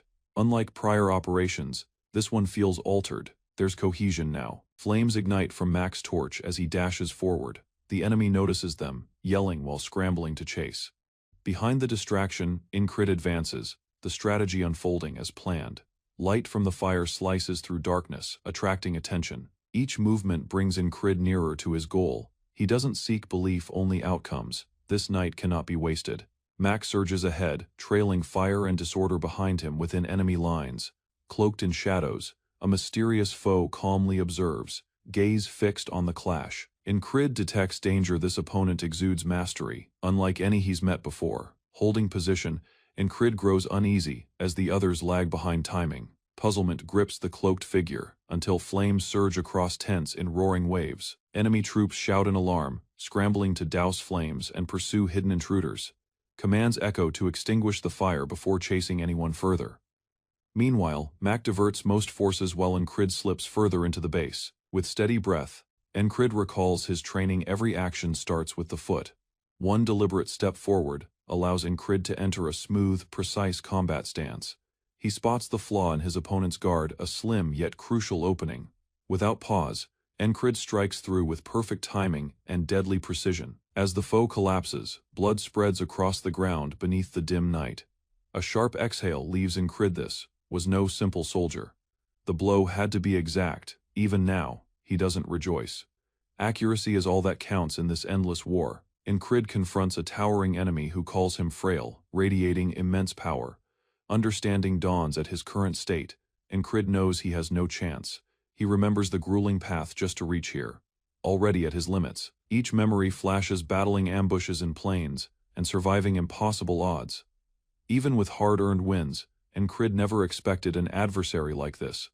The figure before him is Todamp's true wall, far beyond any foe encountered. Though wounded, Incrid clings to awareness and steadies his hold. He acknowledges the gap in strength but refuses to yield. Driven by determination, he sharpens his focus, resolved to push through. The opponent strikes first, aiming to finish the fight swiftly. Incrid steadies himself, declaring his resolve to overcome this trial. With weapon lifted high, he prepares to attack with everything remaining. Incrid rushes ahead, weapon raised, targeting straight at the foe's unguarded gap. Their blades meet in midair, sending sparks flying as metal scrapes against metal, pushed away by the recoil. Incrid slams onto the earth, briefly dazed and shaken. Before he regains balance, the armored rival delivers a swift rising slash. Eyes widened. Incrid tries to grasp how that strike emerged from such direction. Accuracy and velocity crush him, leaving almost no chance to form a defense. Whatever he attempts, his actions trail behind by a deadly distance. Avoiding blows turns desperate as their difference in ability becomes clearly visible. Another sharp impact comes, forcing Incrid into a further defensive stance. With a taunt, the opponent parries using the back of his hand, fully composed. Ash and smoke spiral upward as flames consume the border of the battlefield. Seeing the growing fire, Incrid looks toward the camp with rising concern. Fire surges higher, lighting oil, covered terrain and nearby buildings ablaze. Troops yell frantically. The flames surge toward the command banner. A hooded subordinate approaches the leader, warning him about the severe situation unfolding. Incrid meets the enemy's gaze, realizing this foe will not fall quickly. Clenching his jaw, he steadies himself. Knowing the battle is not yet finished, the opponent steps away, leaving a cold vow he will return to face Incrid again. As the foe withdraws toward the flames, Incrid watches with tightened focus. Puzzlement arises: why retreat so suddenly, if he possessed overwhelming strength earlier? Uncertainty grows. Maybe this wasn't the true challenge he needed to overcome today. Holding his weapon tighter, Incrid accepts his current limits with firm determination. Even in defeat, his eyes blaze with resolve. There remains much room to improve. At that moment, a teammate shouts, pulling him from thought and calling for retreat. Encircled by blazing fire, Incrid turns from the battlefield, gaze following the enemy's trail. Surprised, he hears another soldier confirm the order to withdraw immediately. With urgency, he yells the command retreat. The remaining soldiers begin escaping. Sirens echo while the surviving unit runs into darkness, escaping the raging blaze. Among them, Incrid moves quietly, counting losses. Only a handful survive. One soldier wonders about pursuit, yet Incrid believes they won't follow a shattered group. Gasping for air, one man stumbles, while others continue pushing forward in desperation. A commanding shout echoes behind, "Seize them all," before they manage escape. Opponents rush together, weapons drawn, rapidly closing the gap between them. Within the chaos, a soldier falls, struck down without hesitation or mercy. Incrid keeps his eyes forward, urging the others onward without turning back. A companion suggests a concealed path through harsh terrain, narrow, yet hopeful. Without hesitation, Incrid accepts. Trusting their survival to that knowledge, they slip into thick vegetation, concealed beneath leaves and shadows. Soon, the lack of footsteps confirms they have shaken their pursuers. At a secure range, the group slows down to regain breath. Incrid quietly acknowledges each member, especially Andrew, Mac, and Henri, for swift choices. Survival was not chance, it was achieved through unity and determination. Daylight spreads across the skyline as morning finally breaks. The squad returns to camp, catching the attention of worried companions. Incrid breathes out slowly, another exhausting 2-day has passed behind him. Morning comes with clear skies as troops begin recovering from the earlier battle. Charred banners and shattered poles show the aftermath, where the enemy fire spread. A new individual surveys the ruins, commenting on the Grey Dog's failure to halt retreat. Confusion rises among soldiers as they wonder how elite units allowed escape. The Grey Dog group is known as independent, operating with deadly autonomy in missions. Driven to hunt and conquer, they fixate on selected targets with obsession called persistent lovers. The unit carries a reputation for relentless chasing. Mitch Hurrier, the platoon leader, reflects on his lost opportunity to kill the target. He faults the flames for failure and swears it will not repeat. Elsewhere, Incrid sharpens his weapon, thinking about how near death approached. He recognizes the enemy's power but quietly vows to surpass him someday. On both sides, the next chase begins, neither willing to accept defeat again. Reclining upon a bench, Rem twirls his axe above, uneasy from the dull day. He briefly considers whether Incrid lived, admitting the kid had improved lately. Still, Rem suspects that rookies like him rarely survive on actual missions. Close by, Ragna shows indifference, saying nothing thrilling ever occurs here. He stretches idly, barely responding, while the quiet lingers between them. When Rem keeps watching, Ragna eventually looks over and asks what's interesting. Without hesitation, Rem lifts a middle finger, his expression unreadable. Smirking darkly, he murmurs his sudden desire to kill Ragna. Unbothered, Ragna grips his sword, calling him insane as tension rises. Across the chamber, an officer questions Incrid's report, doubtful of his unlikely victory. Calmly, he explains every move was a planned choice that turned fortunate. The officer accepts and sends him away to rest and recover. From a distance, a noblewoman reflects she never expected results this significant. Others silently wonder who this newcomer really is. Grateful soldiers come forward thanking Incrid for saving their lives. One soldier nervously asks if they'll ever meet again, his voice filled with doubt. Incrid answers plainly, leaving it to fate if their paths cross. Without looking back, he walks away as the others stand still, watching him leave. Marching with the unit, Incrid replays the mission's result in his thoughts. Though lives were saved, lingering doubts arise about whether it was enough. 2 of his squad never returned losses. He cannot ignore. He takes the blame, believing greater strength might have changed their fate. Thanks to dying and repeating time, he's learned to push far beyond limits. This cycle drives his ambition not just to survive, but to earn knighthood. Sudden shouting erupts. Rem and Ragna clash again, wild and relentless. Onlookers flinch as their strikes shake the ground, echoing raw intensity. Watching closely, Incrid realizes they'd never fought him with such force. Their brutal power stuns him. This is their true strength. Only now does he realize they held back during earlier encounters. He vows to grow stronger, strong enough to make them fight fully against him. Ragna notices Incrid's return and calls out, his tone casual yet direct. Surrounding him quickly, the squad demands an explanation for his silent arrival. One notices an injury, but Incrid dismisses it, saying it's just a scratch. Rem mentions Incrid's earlier defense during Ragna's attack, drawing attention. Brushing off concern, Rem waves it aside and continues unbothered. Turning to Ragna, Incrid asks about his intent behind that strike. Ragna gives a vague reply, unwilling to explain further. Incrid senses more but chooses not to push further. As dusk settles, orders move the battalion closer to the front lines. Ignoring advice to rest, Incrid resumes his personal training. He insists it's short, though his wounds remain fresh. Watching from afar, Rem mutters that overtraining could get him killed. Back in the barracks, Ragna realizes Incrid is gone again. With a shout, he throws aside his blanket and stands. Sword in hand, he declares his skill he won't be left behind. Ragna rushes from the tent, his energy wild despite the early hour. Training and the chance to become a knight came naturally to him. Yet, it all felt hollow. He found no joy or meaning in it anymore. Boredom replaced ambition, and he stopped putting in real effort. With no goal to pursue, he wandered aimlessly through routine drills. Meanwhile, Incrid's relentless training draws Ragna's attention from afar. Each of Incrid's movements shows effort, but flaws in form are clear. Ragna watches quietly, thinking the basics were never properly taught to him. Despite obvious issues, Incrid keeps pushing himself without pause or complaint. Curiosity builds. Ragna can't understand why someone would try so hard with poor form. He finally approaches and asks why Incrid trains this way. Incrid replies simply, to grow stronger, then become a knight. But to him, a knight isn't just a warrior, it's someone who protects others. He dreams of strength used for honor, compassion, and those he loves. Hearing this, Ragna mutters softly, perhaps strength can mean more than a tool. Ragna questions the meaning of being a knight, unsure of his own desires or purpose. He chooses to find answers through action, not thought, walking the path himself. Approaching Incrid, he asks for guidance, ready to truly learn the sword's way. With focused eyes, Incrid answers firmly, prepared to embrace the road ahead. A striking title appears, signaling the start of a fresh journey, Eternally Regressing Knight.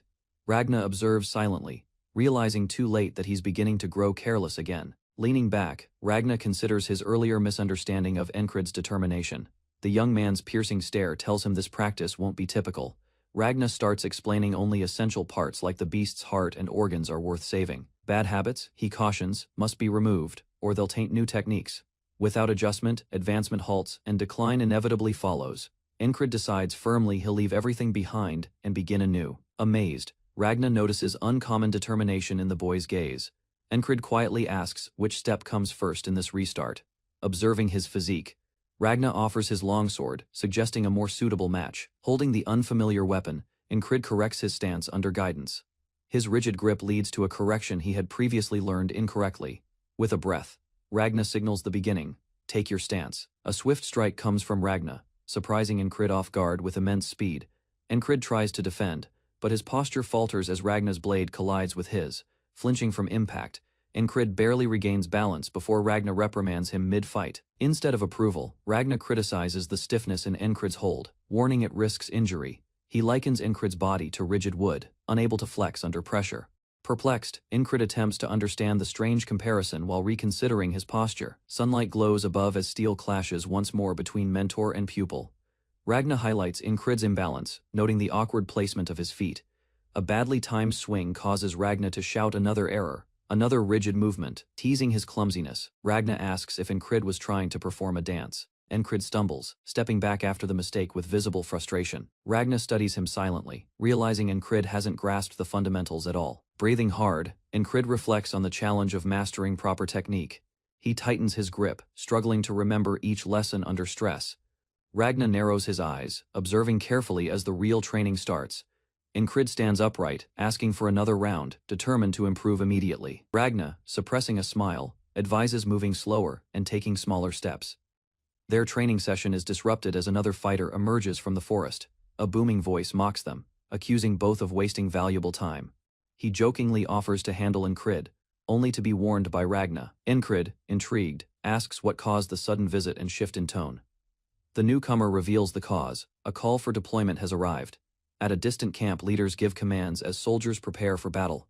Lines of armored troops assemble beneath banners, ready to advance into combat. Among them, Ragna wonders whether Incrid's training came too late. He considers that the young man may not endure without additional support. Despite uncertainty, Ragna intends to watch over him throughout the mission. Dark flags rise on the opposing side, indicating an unusual formation. A masked opponent surveys the battlefield with grim determination. Declaring the end, the enemy advances, driving both sides toward inevitable war. An elven commander senses unnatural magic as thick fog suddenly spreads across field. Forces grow disoriented, their formations collapsing as sight becomes entirely obscured. Incrid grips his blade tightly, unable to see even his nearest companions. Fear spreads as soldiers shout, confused by the overwhelming fog. Incrid narrows his gaze, striving to concentrate amid the turmoil. Distant noises spark alarm. Soldiers call out, unsure what nears from mist. A sudden scream cuts through. Incrid yells, a warning as arrows descend. The battlefield explodes as volleys tear through unprepared formations. A commanding shout orders troops to lift shields, realizing they entered a trap. The enemy mage laughs, pleased with the snare he spent days crafting. He explains the spell's power: constant enchantments infused into fog and rain. He calls it the fog of annihilation, certain it guarantees one-sided devastation. Two allied officers discuss the spell's effect, one noting the near failure from a burning banner. The tactician reflects with irritation it almost failed, yet still prevailed. Meanwhile, Incrid lies on the ground, trapped at the heart of the storm. A volley of arrows tore across the sky, marking an ambush launched from the enemy line. Responding instantly, Incrid spun his frame to evade the lethal shafts rushing past him. The noise of voices behind confirmed Rem and Ragna were close, battling within distance, his eyes fixed on the far-off caster, out of reach yet clearly directing the assault. Dashing ahead, Incrid's blows hit nothing but air, revealing his weakness and poor control. Though recalling Ragna's lessons, he understood this was not the time to try incomplete skills. A recollection appeared Rem's warning about death if he failed to fight with determination. He tightened his jaw. Doubt meant only one result in war: death. With that harsh certainty, Incrid surged forward once more, refusing to waver. Ragna's signal reached him, sparking a daring plan that could shift the battle. Without delay, he jumped high, cutting through the chaos with fearless drive. Shocked reactions followed as his bold charge stunned both allies and foes alike. His sword landed true, piercing the enemy's neck in one clean final strike. Bloodied yet resolute, Incrid swore to return to Ragna's training stronger than ever. As another opponent neared, he steadied himself, prepared for the next encounter. Crashing down during training, Incrid considered how badly he performed the move. Accepting reality, he saw Ragna's talent made him a poor instructor. Instead of blame, Incrid noticed honest confusion on Ragna's face and questioned his stance. Ragna blinked, clearly uncertain how to answer such a simple inquiry. With reluctance, he adjusted into a posture that barely clarified Incrid's question, unable to depend on guidance. Incrid relied on his strength observation and repetition. As arrows came again, he acted swiftly, recalling Ragna's stance from memory. Strain filled his body, making each motion feel stiff and unnatural. Still, he accepted failure. Each death was a step toward improvement and growth. Leaping upward, Incrid performed a move guided only by instinct and memory. Ragna's surprise was obvious. This was not something he had taught outright. Rather than brag, Incrid credited quiet practice and repeated failure as his real teachers. Practice resumed, with Ragna now attempting to explain his instinctive actions. By correcting his grip and aligning blade with shoulder, he described balance in motion. Even during combat, Incrid felt progress, his stance firmer, his body finally adapting. Arrows cut across the air as Incrid moved with refined instinct and sharpened response. Despite the turmoil, he broke through the barrage, resolve guiding every movement. With each repetition, his present self began to change his tude, slowly shifting direction. Errors still appeared, but only in pieces, diminishing with every attempt. Ragna observed, noting that while Incrid's angled strike lacked finesse, it had become sharper. What once seemed pointless repetition now built into visible progress, layer by layer. Accuracy improved with experience, as Incrid deflected attacks with better footwork and form. Advancement wasn't instant, but consistent effort forged a path toward mastery. From above, Ragna struck, testing Incrid's response and skill in motion. With flawless timing, Incrid parried the blow, leaving Ragna stunned midair. That instant marked the 100th cycle, his 100th tude, within this endless loop. Ragna, eyes widened, silently questioned the change happening before him. Facing him head on, Incrid met the look with calm focus and clarity. No longer did Ragna see the same person he once trained without care. Even with limited ability, Incrid's relentless drive forced acknowledgement enough to shake Ragna's belief. Incrid rushed through the storm of blades, moving with speed he had never reached before. Each strike now held intent, surpassing everything he had done in earlier cycles. He fixed his eyes ahead, chasing a vision, one that defined the limit he sought to surpass. Breathing hard, he pushed onward, enduring the pain from every fierce clash. The dream of becoming a knight stayed strong, lying just beyond his reach. Despite wounds and setbacks, he found excitement in battle, a thrill that never faded. Ragna offered to train him seriously, recognizing Incrid's determination without hesitation. Incrid agreed, knowing strength required endless effort and sacrifice. If growth demanded dying again and again, he was ready without fear, without regret. Ragna watches Incrid warily, questioning how someone of his standing could wield such refined ability. Even with doubt, he concedes Incrid's basics are solid, only missing the refinement gained through real battle. All at once a barrage of arrows pours onto the battlefield, signaling the chaos about to unfold. Incrid thinks inwardly, recalling he has relived this very moment more than 200 times already. With steady steps, he slips through the storm of arrows like a dancer, avoiding certain death. Resolve sharpens his focus. He will push beyond limits, applying every skill forged through endless repetition. Rushing ahead through the haze, he delivers a calculated strike against an unaware opponent. A soldier reacts too late, shocked by the sudden appearance of a fleeting figure from the fog. He predicts enemy placements perfectly, refined through repeated loops and flawless recollection. Even with poor visibility, Incrid lands precise blows, guided by instinct and memorized sequences. Fear spreads as warriors collapse, struck by an invisible force moving beyond normal sight. A bewildered knight falters, searching for a foe that disappears in an instant. Weapons collide and fighters fall, spreading chaos across the entire front line. Ragna's teaching lingers: track motion, foresee with your gaze, respond with accuracy, completely focused. Incrid attacks again, his body moving on instinct rather than doubt. A decisive blow fells his opponent as he executes the final piece of Ragna's lesson: control. Laughter bursts from him, fueled by the exhilaration of fighting without restraint. Without pausing, he surges ahead, shouting for opponents with fearless enthusiasm.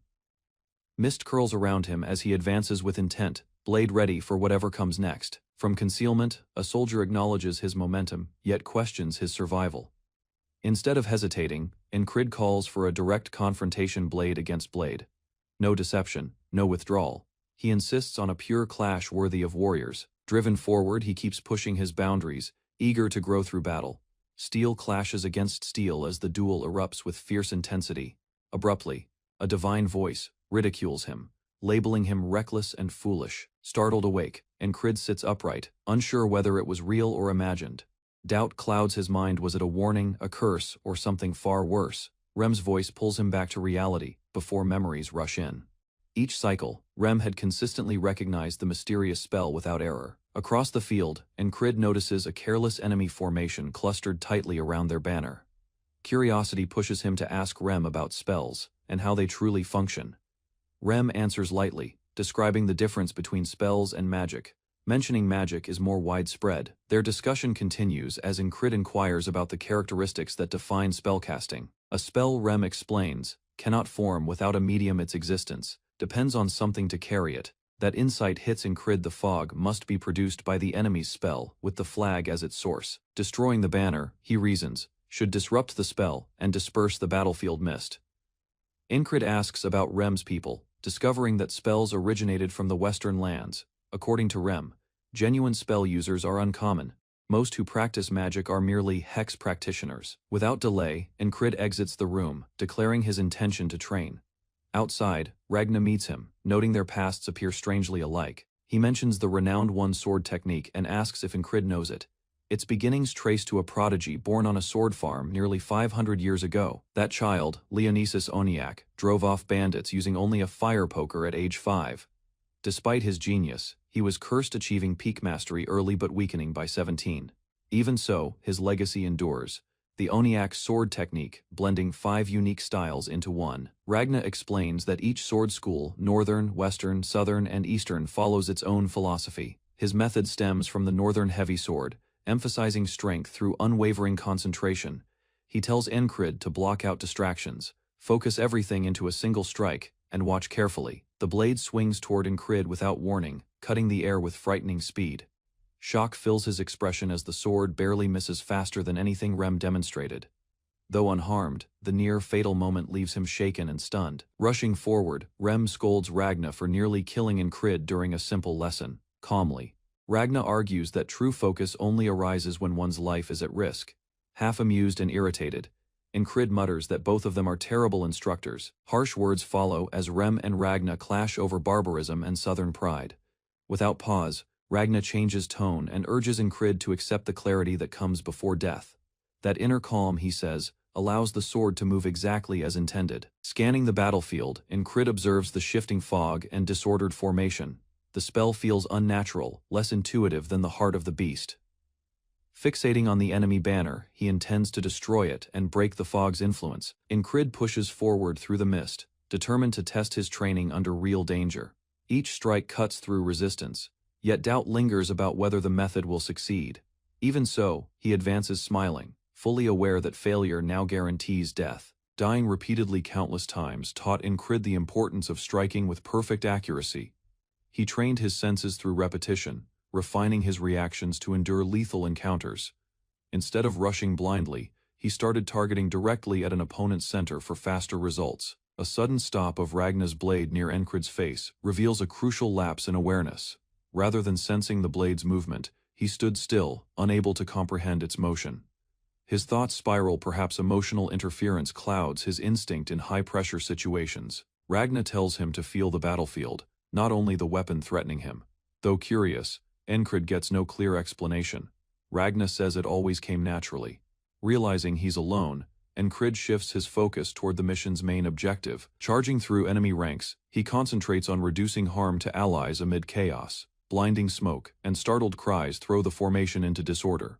With swift thinking, Incrid orders the shield bearers to brace for impact. Metal shards and bodies scatter as his assault cuts through defenses. Mid-air, he defeats soldiers in quick succession before landing. Without pause, Incrid advances, cutting down obstacles on his way to the flag. Shouts burst as Incrid surges forward, alarming enemies who cannot believe his boldness. Rather than slowing, he slips through gaps, cutting down soldiers in rapid succession. With exact movement, he strikes again, leaving fallen enemies behind him. Another strike clears his path as panicked voices yell orders to stop him. Focused on his destination, he ignores the chaos erupting behind him. A leap carries him over another line of shields, blade still ready to kill. Reaching the base, he finally sees the flag he's fought to reach for days. His expression tightens, not with relief, but confusion, as the fog refuses to fade. Though the flag drops, the battle haze remains unnaturally dense. One soldier's words confirm the worst. Several flags are decoys meant to mislead. Scanning the field, Incrid realizes only one target carries real importance. Before deciding, enemy reinforcements close in from the mist. Teammates shout, questioning his reckless push into enemy lines.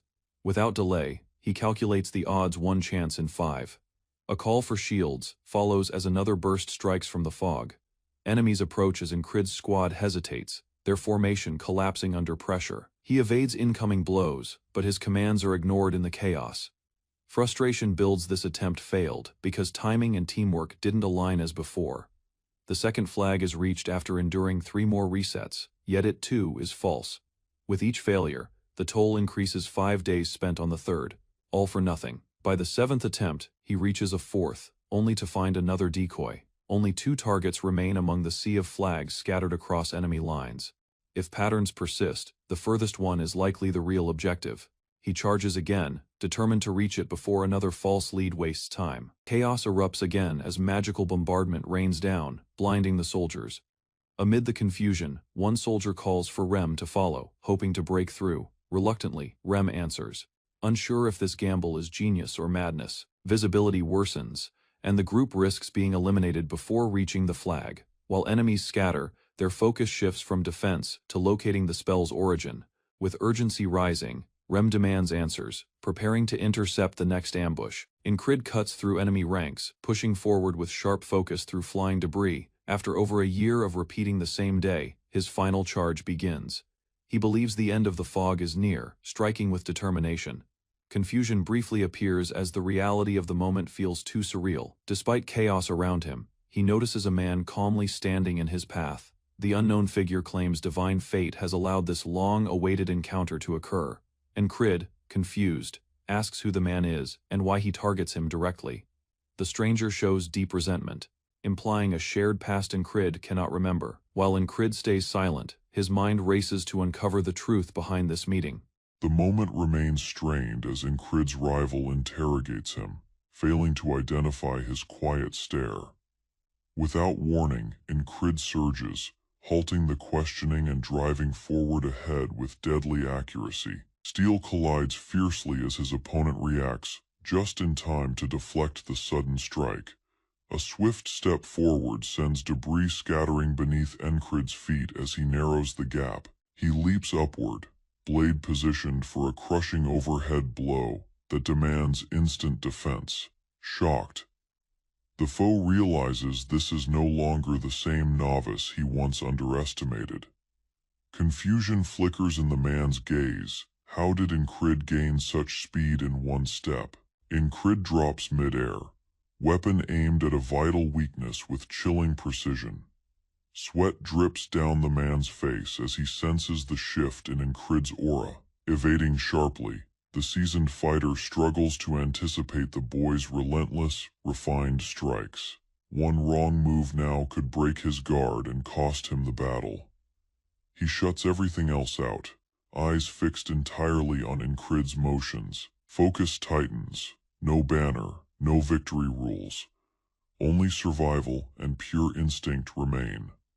The clash peaks as blades meet, sparks bursting from their intersecting steel. Engaged in combat, both fighters fade from their surroundings, consumed by focus and steel. With every sense muted, Incrid concentrates solely on the colliding swords between them.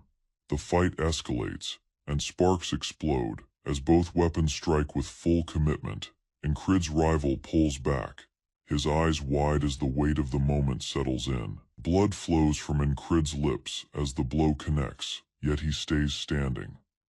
Despite the injury, he regains control, enduring pain with unyielding determination. Recognition flashes. He remembers the man who once blocked his path near the flagpole. Incrid states his name while kneeling, revealing himself as Nalia's squad leader. The nearby soldiers respond warily, uncertain whether Incrid stands as foe or ally, watching him carefully. Mitch remarks on Incrid's expression, confused by his faint grin. That grin comes from realization. Incrid now grasps what truly sharpened his awareness. Not fear, but competition drove him. A rival who pushed him beyond limits without restraint. For the first time, he sees worth in Ragna's madness, an ally who fought with passion. Time shifts to past memories, where Ragna trained with playful yet earnest remarks. Their interactions seem casual, yet Incrid absorbed every lesson, concealing his resolve. He turns with intent, smiling slightly. "Ragna, let's go." Ragna tilts his head in confusion, unsure what changed within Incrid so suddenly. Instead of exhaustion, he notices renewed strength radiating from his companion's stance.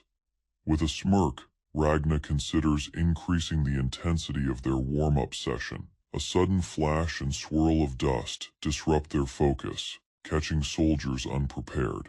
Cries echo, arrows rain down from above, forcing shields upward in unified defense. Reacting swiftly, one fighter urges his ally forward to push directly through the chaos. Weapons ready, both warriors surge ahead as the battlefield erupts into full conflict. Incrid's sword moves rapidly, cutting through foes in a blur of motion. Spotting Mitch again, he greets him with calm eyes and firm determination. Mitch lifts an eyebrow and jokes, questioning Incrid's sudden return. Rather than argue, Incrid responds with dry wit, then charges straight into attack. Steel collides mid-air as both combatants engage again with sharpened purpose. Thoughts churn. Incrid realizes his earlier mindset had been too rigid, too restrained. Releasing the pressure, he attempts to return to his natural combat flow. Instinct takes control again, and the battle continues with pure, unfiltered focus. Summoned into the chamber, Incrid confronted the authoritative elf, who demanded an immediate briefing. He remembered something vital from scouting an odd individual, noted among Aspen forces as the spellcaster. The commander narrowed his gaze and urged Incrid to clarify with complete detail, sensing its significance. Without restraint, Incrid recounted the battlefield turmoil that erupted under intense magical disruption. Thick mist had expanded swiftly, casting opposing soldiers into disorder and shattering their formation immediately. With the conflict turning unpredictably, all Incrid could do was trust his leader's commands. Within the haze, a solitary foe appeared, composed and steady with a weapon in hand. Incrid understood his objective. Clearly this fighter needed to fall to turn the tide. To his astonishment, the man already knew his name, presenting himself as Mitch Hurrier. Mitch confessed he had been anticipating this duel, eager for their destined confrontation. Incrid answered through action, blade unsheathed, resolved to claim victory that day. Their weapons clashed with power, igniting a fierce duel beneath snowfall and steel. Strikes came rapidly from both sides, each combatant equaling the other's power and speed. Mitch became increasingly irritated, unable to secure advantage against Encrid's relentless offense. Steel shimmered in arcs as the two warriors stayed locked in a fierce, decisive struggle. Blades shrieked as Encrid and Mitch collided once more, neither surrendering even an inch of strength. A sharp stare from Mitch showed suspicion had Encrid been hiding his real power all along. Calmly, Encrid admitted it, his confidence now fully displayed in both eyes and posture. Impressed, Mitch murmured Encrid's name quietly, etching it into memory with resolve. Without seeking praise, Encrid swore he'd ensure that name would never fade. Instead of attacking recklessly, he studied Mitch's movement, detecting a subtle shift in his posture. Accuracy was crucial. He fixed his focus onto the precise instant to strike. Mitch's right foot carried extra pressure, revealing the opening Encrid had awaited. In a single smooth motion, he delivered a decisive slash aimed to break through. The opponent staggered backward, shocked that triumph wasn't already his. Irritation turned into disbelief. Was this youth truly overpowering him? Shouting in denial, Mitch refused to accept defeat and drove himself with rage. He realized that blocking alone wouldn't succeed. Something more aggressive was required. To respond, he prepared his final strike, a method refined purely for killing. With deadly intent, he executed his signature move, the wheel cut, a wide circular slash. Realization struck. Encrid he had witnessed this lethal move countless times before. Its real threat had always been its concealed timing, a flaw he no longer feared. With complete awareness, he stepped forward into the attack and deflected it directly. Shock filled Mitch's eyes as his signature technique was stopped mid-motion. Unlike before, Encrid had grown through repetition, discipline, and raw experience across endless failures. Lessons from every fallen mentor and opponent had molded his battle instincts. He didn't just learn swordsmanship, he embodied it, forged by pain and endurance. While others refined their abilities gradually, Encrid had grasped them through necessity. To Mitch, that seemed absurd. Mastery wasn't meant to be achieved so fast. Pride clouded him. Faith in talent alone dulled Mitch's edge. Confidence shifted into regret as his momentum collapsed under pressure. Strikes came slower, more awkward. Mitch realized too late his rhythm was shattered. Stumbling backward, he struggled to maintain his stance steady. Everything he depended on had failed, despite greater strength and skill. Still standing, Encrid met his eyes and declared quiet, undeniable victory. Encrid stood before the weakened Mitch, both drained from battle, yet still aware. A silent moment lingered as Mitch reflected. This duel had been authentic, unlike any before. Before more words emerged, allies rushed in, yelling to shield Mitch from further harm. A blonde commander sprang into motion, instructing others to evacuate their injured leader. Soldiers confirmed Mitch's state and swiftly carried him to safety without delay. While watching the disorder, the commander admitted surprise that one man had caused such havoc, swearing revenge. The commander advanced, warning Encrid he wouldn't fall easily. Recognizing the threat, Encrid remained composed, aware he was now surrounded by enemy troops. Victory meant breaking their ranks and seizing the flag to escape alive. The enemy's defense tightened. Encrid understood today's trial was overcoming that last fortress. Soldiers shouted to attack, lifting their weapons in unified formation. Without hesitation, Encrid dashed ahead, blades ready, prepared to carve his escape path.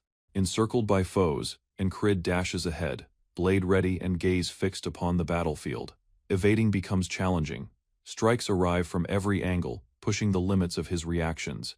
As he blocks a strike, he finds an opening and quickly strikes down a yelling adversary. One more enemy drops, yet triumph stays far. His advance is merely a drop within chaos. Aiming for the banner becomes vital. It's the sole way to finish this crushing battle. The spell focus, fragile and unstable, will collapse even from the slightest harm inflicted. Encrid repositions, barely escaping a strike directed toward his side. His spear launches with lethal accuracy, cutting the air toward the shining banner. That relic connects directly to the mist covering the battlefield and must be shattered. Enemy formations falter as the haze abruptly clears, exposing a chaotic scene. Despite earlier alerts, leadership failed to answer or send reinforcements. Corruption runs deep. Leaders dispatched, unfit men to manage a crucial front. Fear spreads. Warriors halt at the fading mist. Questions arise over the lost banner as magical defense fades away. With protection gone, one fighter is killed instantly, causing collapse. With the haze gone, a commander notices the enemy exposed and orders an immediate counterattack. Forces react at once. regrouping with renewed vigor as they rush the battlefield. Although momentum changes, the commander wonders who ended the spell so effectively. From afar he notices Incrid and suspects the lone leader could be responsible. Incrid, crouched and injured, faults himself for miscalculating the result of the banner's destruction. While searching for allies, he notices the area deserted and enemy troops closing in. A massive man orders the spellcaster captured, threatening all if he remains missing. Nearby fighters hesitate, shaken by the threat yet unsure how to respond. Silence spreads among them as they absorb the demand and prepare for conflict. A blonde warrior confronts Incrid. Stunned he's not the enemy, and questions his intent. Ignoring the reprimand, Incrid lifts his sword, dismissing calls to yield. He rushes forward, cutting down an enemy before they can react. Abruptly, Incrid notices a shadowed figure and remembers spotting it earlier in the tall grass. A huge black beast with glowing eyes charges in, alarming nearby fighters. Without delay, the creature rips through enemy ranks, scattering them in fear. Disorder erupts as the Black Panther strikes, snapping bowstrings and disabling ranged threats instantly.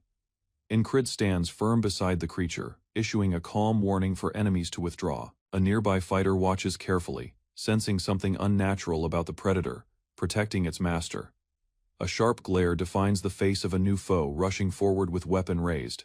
Before Incrid moves, another warrior intercepts the attack, shielding him from sudden danger. Their blades collide midair, the newcomer's strength driving back the attacker with raw force.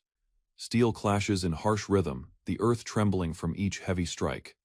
Archers hesitate behind the lines, their fear visible as panic increases. The panther returns mid-charge, aiming at another foe with relentless speed. One attacker is flung aside, collapsing as momentum begins to change. Amid the chaos, a fighter with glowing eyes fixes on a crucial target. He sees an opening, quietly stating the moment to act has arrived. A powerful strike approaches too strong to stop by strength alone. Instead of resisting, the swordsman allows the motion to guide his blade.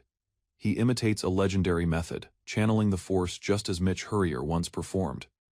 Shock spreads across the opponent's face as he recognizes the sword style copied before him. Incrid's motion reflects a legendary technique, drawing surprise from surrounding soldiers. Without pause, the foe retreats while chaos continues behind him.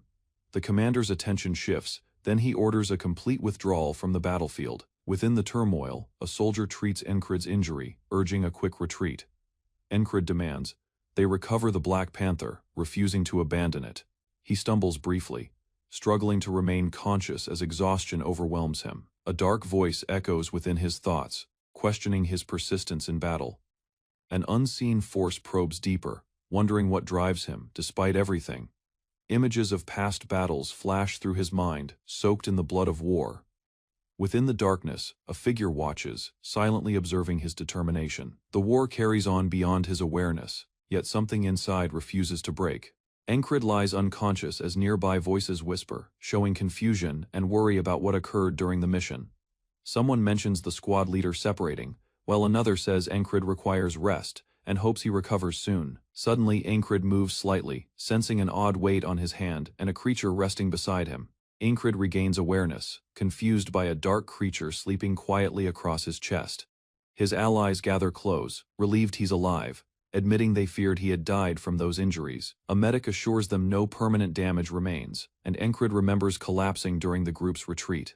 Now conscious, Incrid watches his companions depart, saying they will rest while he continues recovering. The sun rises above the camp, marking another day endured after the brutal chaos of battle. Rem enters, quietly observing Incrid, commenting about the creature. Incrid shows no liking toward beasts. He asks how Incrid sensed something earlier, suspecting magic, but Incrid avoids revealing the time loop. Instead, Incrid credits it to loyalty and chooses to stay unclear while offering partial truths. Rem recounts his own dealings with settlers, confirming he only guessed from a familiar story. Rem respects Incrid's silence, warning caution with magic, and accepts the half-truth without pressing further.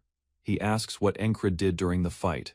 Incrid learns Rem killed the enemy standard-bearer. As Aram exits, Incrid quietly plays with the beast's paws, reflecting on the strange happenings. Incrid tightly restrained a blue-eyed panther, its fangs exposed in defiance.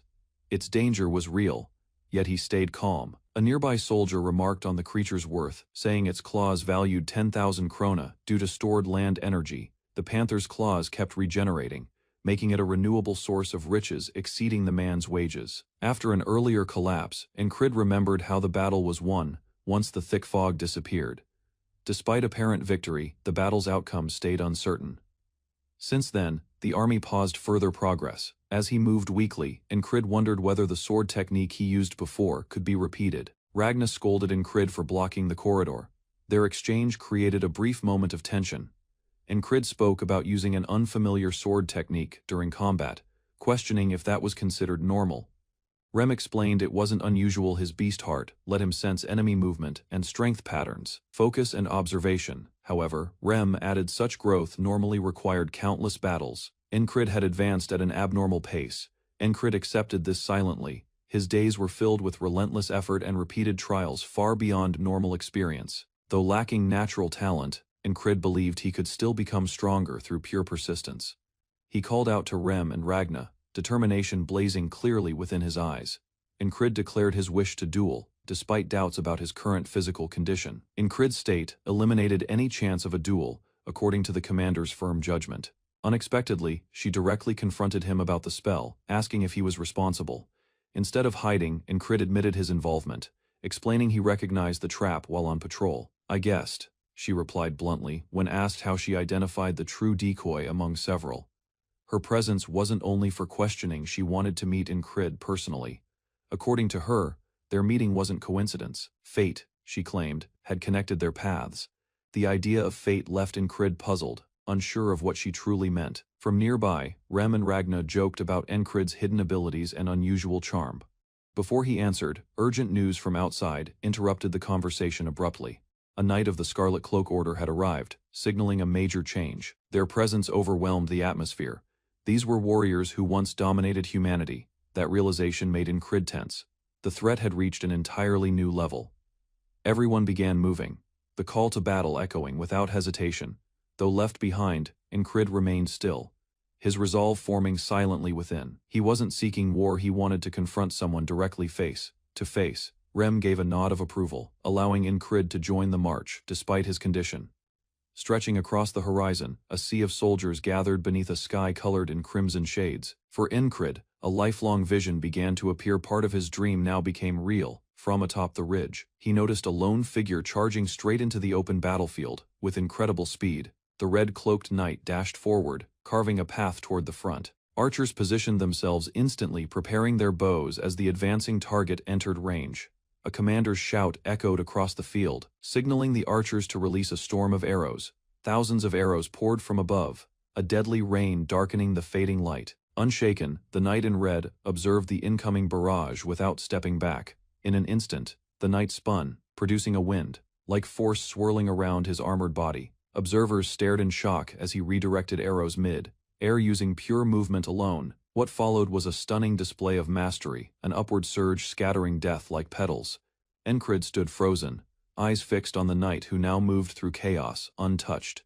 Each step forward carved a path, sending soldiers flying like debris in a storm. Struck speechless, Incrid could only watch, witnessing power that defied all expectation. Through the sky, Incrid descended onto the battlefield, landing straight within enemy ranks with accuracy. The force of his landing broke their formation, bodies collapsing as he advanced with strength. Without delay, he surged forward again, slicing through soldiers who failed to respond in time. Cries of retreat rang out as fear seized the enemy lines, unable to endure the pressure. Yelling in panic, the commander called his troops to reform, yet disorder consumed them. From his mount, another knight fell quickly, powerless to halt Incrid's progression. He kept advancing relentlessly, showing no hint of slowing as corpses gathered around him. A distant fighter's eyes widened, examining Incrid's movements with sharp focus and astonishment. Evidently, such mastery was unusual. It rivaled seasoned battlefield veterans. Noticing the enemy's mistakes, a tactician murmured about lost opportunities to stop the lone fighter. Close by, an ally whispered a prayer, convinced the battle would conclude quickly. The blade techniques confused them too intricate to belong to a single tradition. Certain attacks mirrored the righteous sword, designed to lure and counter. Others struck like the heavy sword, or flowed with the swift sword's pace. Every motion intertwined, baffling, seamless, and overpowering simultaneously. Though the heavy and swift swords oppose each other, Incrid wields both styles in balance. His posture revealed that contrast, puzzling watchers who wondered how such opposition could coexist. In the end, all 5 sword styles originated from one shared unified base. To command them all, one must grasp their common source and how they connect. Seeing the sword as a living partner, rather than merely a tool, is vital. As this understanding developed, enemy troops charged again without pause.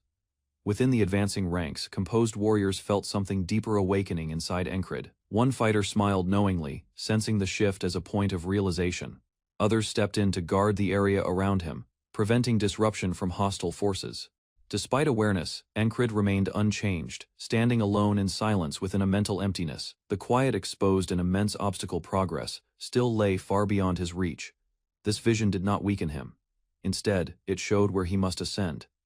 With allies gathering nearby, Encrid murmured his oath softly. Clenching his hand, he imagined himself climbing that impossible barrier alone. Regardless of sacrifice, he would reach the summit. From the foot of the vast wall, Encrid looked upward, resolved to rise, no matter the distance. On the battlefield beneath, shouts of war filled the air as soldiers advanced with full strength. Within the turmoil, Encrid tightened his fist, quietly prepared to shape the result with determination. Triumph felt close as Encrid stood firm, his eyes unwavering beneath the dimming light. Across the region, the war's conclusion approached, signaling a demanding period of restoration. 3 dominant families ruled Aspen, and fresh tension formed behind political barriers. At their center stood Aspen, the ruler, furious over betrayal and driven by revenge. Hurrier and Atkins spoke about the battlefield error, faulting the Frog General for reckless defiance. Although reasons were given, both understood the result would not have differed.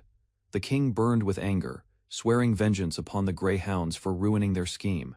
Hurrier concurred retaliation was certain, and the price would be harsh. As the war concluded, both factions retreated, bringing unrest back to their domains.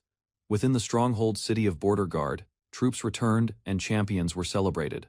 Applause rang for the Narvila fighters, while commanders recognized the courage of lower ranks. Encrid, once ignored, now stood acknowledged, named as the one who broke Aspen's forbidden magic. Murmurs spread among the soldiers as they ridiculed Encrid, doubting he deserved such credit. Honestly, one man quieted them, insisting Encrid's deeds were not to be dismissed. Their faces changed as they accepted Encrid's presence without further argument. Another fighter claimed Encrid was far greater than what others judged from appearances. In silence, Encrid held his reward, absorbing everything around him.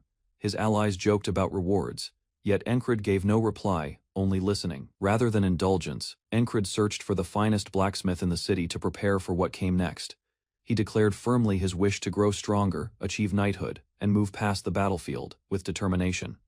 He lifted his sword, announcing the end of his life as a common soldier. Crace feels startled when Encrid shows interest in the promotion test, an aim he previously dismissed. In Norilla, army ranks from lowest to highest define status, privileges, and treatment. Only those labeled special rise beyond the structure, while others must win duels to progress. These contests draw attention, turning into a stage for wagers and spectacle among the troops. Some ridicule Encrid, questioning how the lowest-ranked soldier could jump straight to medium.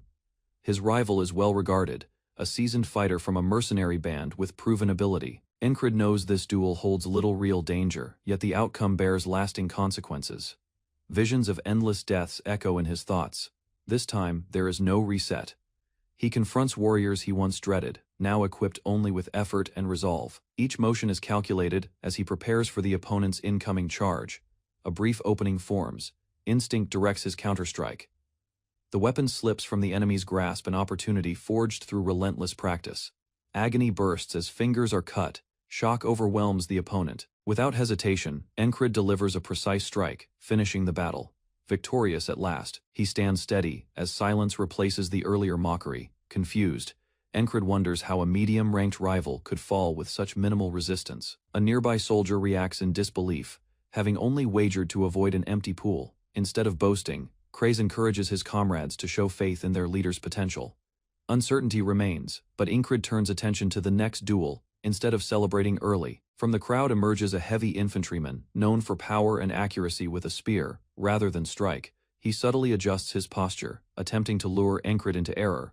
When the attack arrives, it is a simple thrust, quicker than expected, but lacking true danger. Encrid blocks smoothly, confused by the lack of follow-up or hidden tactics. Observing his opponent's face, he realizes that weak blow was the man's full effort. A rapid counter leaves the opponent sprawled, securing another clear victory. Excitement ripples through the crowd as whispers become stunned cheers. No longer luck. Encrid's second triumph quiets the skeptics. With tension building, Crace calls out to anyone bold enough to step forward. Former doubters now murmur uneasily, too uncertain to challenge him again. Among them, even past foes admit, Encrid's strength is now unquestionable. Within the strained silence, one soldier is pushed forward by a mocking companion. The reluctant challenger stumbles ahead, confused and irritated by the sudden shove. Laughter erupts as others mock his hesitation, recalling his earlier arrogance. As the chaos unfolds, Encrid reflects on how hardship once felt ordinary. He remembers the enemies he faced in past loops, deadly killers who tested his limits. Thoughts of Mitch Hurrier and others surge back, each fight driving him toward mastery. Even training with his squad now feels effortless compared to what he has endured. Certainty settles in his failures were not weakness, but part of a steep ascent. That thought fades as his opponent interrupts, pulling his focus back to combat. A smug remark sparks Encrid's quiet confidence, no longer shaken by taunts, rather than brag. He accepts his strength with a composed smile. His blade moves first, swift, precise, and faster than anticipated.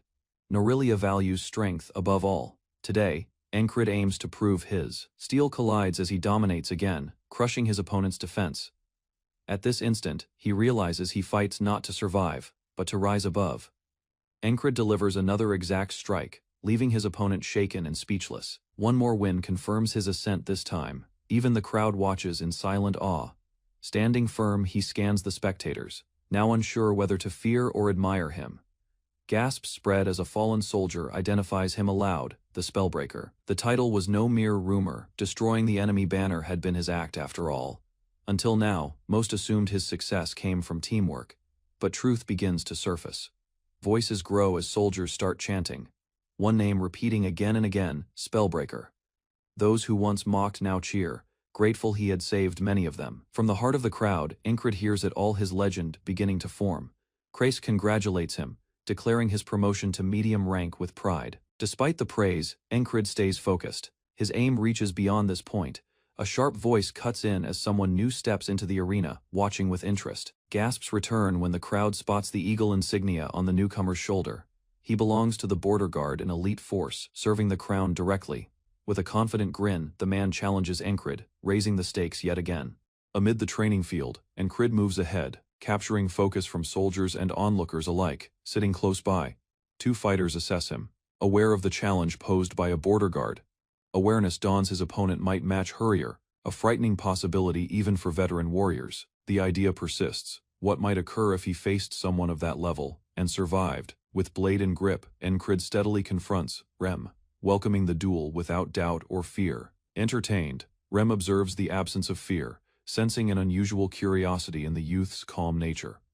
Onlookers yell support, cautioning Rem not to lose honor before the Special Forces' voices rise, proclaiming the infantry as peerless fighters and demanding a display of power. With resolve, Rem lunges, intending to break the newcomer's spirit and remind him of rank. Blades meet in a surge of force, Encrid responding with steady accuracy. Even Rem, skilled and quick, senses the strain of the young knight's timing. That flow and sharpness in movement push Rem to reevaluate his rival's strength. Encrid shifts quickly, readying himself for the next strike with tightened concentration. Rem strikes back fiercely, aiming to crush the youth in one final blow. Weapons collide once more, ringing across the ground, as power meets firm determination. Rem's senses warn him what appears in Encrid's gaze is unmistakable killing intent. Before doubt can form, the blade flashes, forcing Rem to defend instantly. Steel crashes hard as they trade strikes, kicking up dust and drawing gasps from watchers. Instead of backing off, Encrid advances, breaking Rem's flow with constant pressure. A swift change surprises Rem, causing him to falter under mounting force. Though rattled, he regains balance, studying Encrid with sharper attention and wary respect. Shouts explode from the infantry, declaring themselves the strongest fighters on the field. Irritated, Aram thinks to himself they forget he belongs to infantry as well. Driving forward with intent, he seeks to prove a point with this young rival. Nearby troops stay still, aware that stepping in would disgrace the duel. The remaining squad observes, quietly impressed by Encrid's daring. From behind, jealousy rises in a few, murmuring about Rem's luck and opponents. At last, the fight ends in a draw, both warriors exhausted yet standing firm, breaking the quiet. Rem states his name as Torres, leader of the border guards, with calm confidence, and Crid responds, revealing his own commanding status to shocked witnesses. Lively whispers spread among the ranks. Encrid's performance marks him as a high-ranking soldier. Cheers burst from fellow fighters, many calling his name with awe and surprise. Encrid greets the crowd, lifting his fist as Torres offers a strong farewell handshake. As the noise fades, Encrid reflects silently on how far he has advanced. Reaching high rank signals true progress one step nearer to his greater ambition. As evening settles over the camp, a different voice calls out to him with intent. Graham, head of the First Company, presents a bold invitation to join his unit. Though respected, Encrid weighs the outcome. Joining elite forces might alter his journey. Despite the honor, he declines politely, explaining it is not about loyalty or hierarchy. They walk side by side, discussing survival and the respect earned in their last encounter. Elsewhere, companions joke about Encrid refusing yet another offer. Questions arise, but he avoids answering. His reasons remain personal, and doubt lingers. Abruptly, another officer appears and confidently calls out to Encrid. Attention shifts as the man steps forward with clear purpose. Without pause, he delivers a straightforward offer: join the border guards. Encrid is surprised by the proposal, realizing the border guards answer directly to the crown. From afar, soldiers murmur in awe. This chance exceeds anything he has been offered before. Torres, reading Encrid's intent, explains he sensed from the start that Encrid seeks harder trials. With firm resolve, Torres assures harsh training and ordeals if Encrid chooses to join. To him, entering the border guards means not only duty but unlocking real potential. Meanwhile, others observe quietly, unsure if Encrid will accept or refuse again. Encrid listens in silence, then states if severe training is needed, nowhere surpasses his current place. Instead of being shaped, he aims to exceed limits, not simply reach them. What he desires is not merely strength but to rise beyond it altogether. Cold breeze rushes over the leafless trees while a timber cabin remains quiet beneath the dull sky. Within, Rem bundles himself firmly in blankets, hoping he might fight the chill with his axe. Auden, always insistent, proposes training, yet Rem declines, sunk in comfort and endless grumbling. Auden attempts again, recommending movement to heat stiff limbs, but Encrid refuses because of patrol duty. From beneath the covers, Rem shouts for heated stones as Encrid walks outside. He looks upward, noticing how swiftly autumn disappeared and winter settled in. Market stalls crowd the plaza, vendors shouting bargains while vapor lifts from warm bread. Two guards, Jack and Bo, present themselves and accompany Encrid on the day's patrol. Their names spark faint recollections, leading Encrid to wonder if they joined a prior mission. Bo praises Encrid's rapid promotion, impressed by his climb from the lowest position. A light duel invitation arises, Encrid agrees, willing to test his power afterward. As they move, Bo stays near, using Encrid as protection from wind without permission. The patrol passes through the busy street where sellers promote dried fruits and merchandise. Abruptly, a tiny figure trips nearby, drawing Encrid's focus mid-stride. Crouching beside the child, he checks for injuries, tension briefly interrupting the routine. From the crowd, a hooded attacker charges, a blade glinting with lethal purpose. Encrid instinctively blocks the attack, grabbing the assailant's wrist before the weapon strikes. Instead of alarm, his companions react casually, pretending concern while Encrid becomes more doubtful. Standing around him, Jack and Bo conceal the situation, hiding the clash from public sight. The cloaked figure taunts Encrid, declaring loyalty to the Greyhounds and Aspen's command. Realization dawns: this half-fairy killer was dispatched for revenge. After disrupting the forbidden ritual, weapons collide as Encrid parries the attack, narrowly escaping severe harm. Withdrawing without struggle, the foe disappears while Jack calmly notes the mission's success. Instantly, everything aligns. These men once worked under Aspen within the rogue magician unit. Memories of treachery return. Their false assignment had hidden a covert alliance. Struck from all sides, Encrid is driven down, overwhelmed and taken by surprise. Nearby civilians glance over, confused by the turmoil unfolding in the marketplace. Rather than fear, he steadies himself. This ambush may prove more thrilling than expected. Back at camp, Encrid suddenly wakes, telling Auden he wishes to begin properly. From beneath the blankets, Rem complains again, still asking for his heated stones. Auden outlines his training approach, stressing the value of bare body endurance during winter. With focus and determination, Encrid requests instruction without any hesitation. Recognizing the need for preparedness, he commits to strengthening himself through Auden's harsh routines. While practicing, Incrid considers his earlier mistake. He noticed the blade but failed to respond. His unready muscles slowed him down, forcing him now to endure painful stances. Regret remains. If he had reacted sooner, the assassin might not have escaped so easily.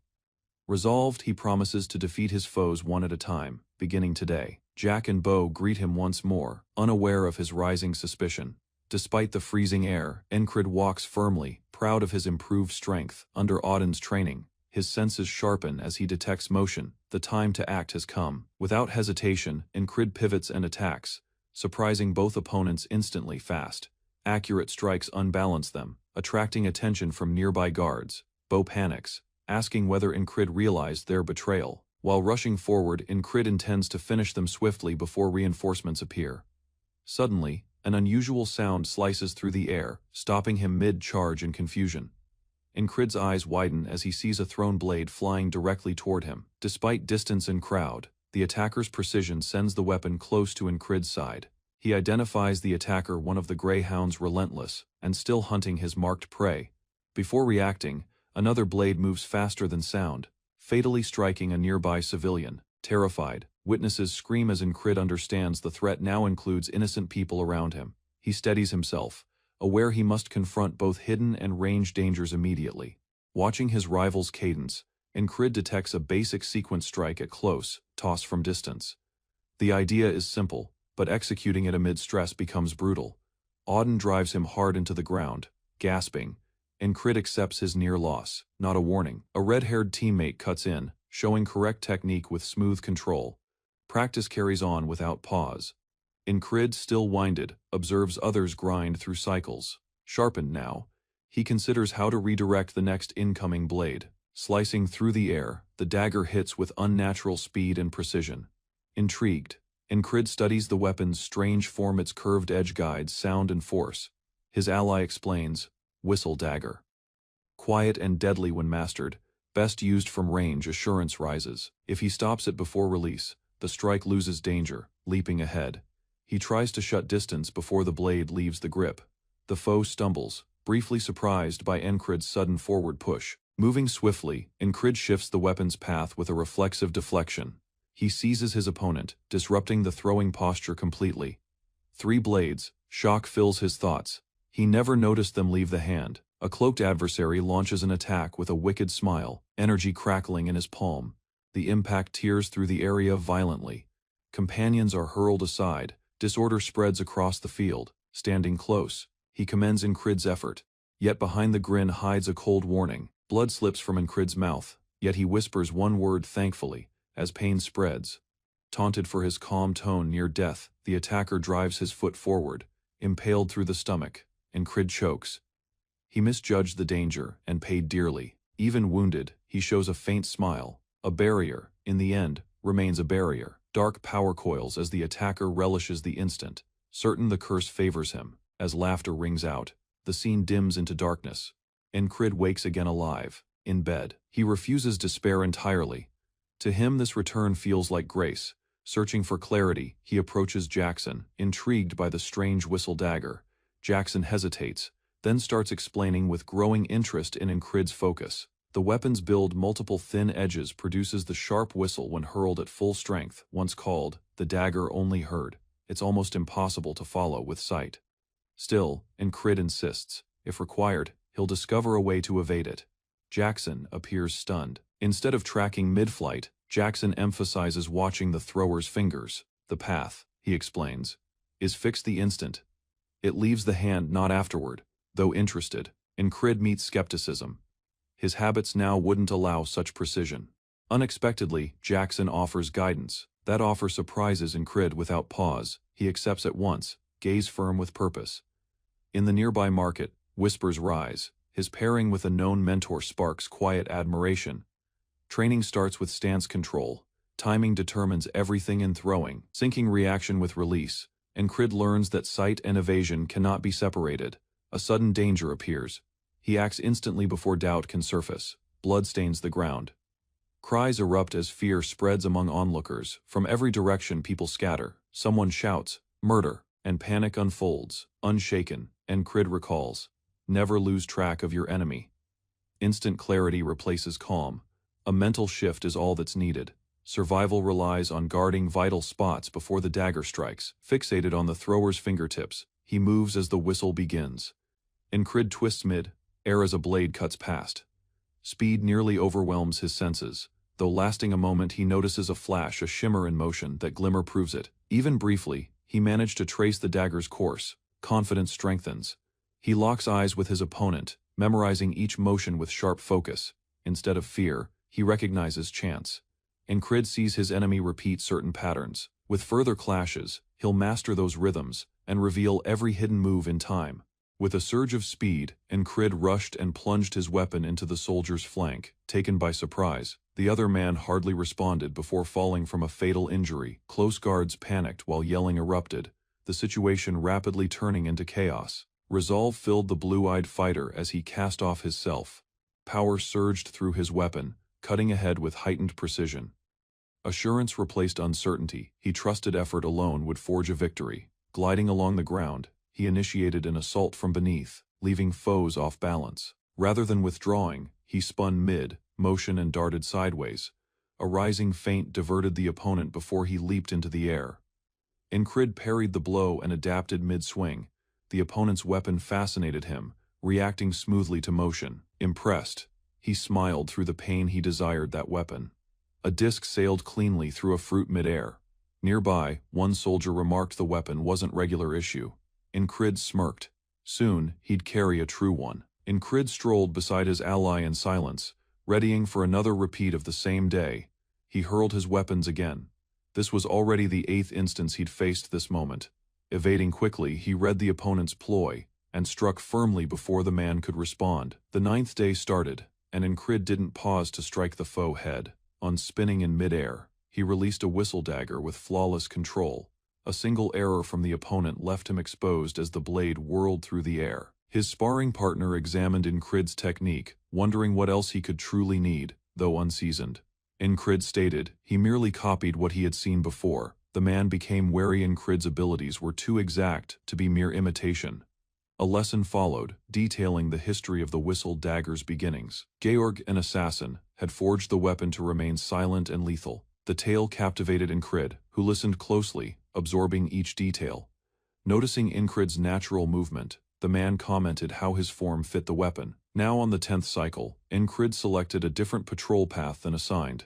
Despite protests, he assumed command, vowing to take full responsibility for the change. Incrid guided the patrol toward unknown terrain, sensing something off beneath the surface. Despite their doubt, he pushed onward, convinced the marketplace was a trap. Suddenly, he turned against his comrades, revealing their betrayal before they could react. One traitor rushed in desperation, but Incrid dodged and countered instantly. Another came, blades swinging wildly, only to be parried by calm precision.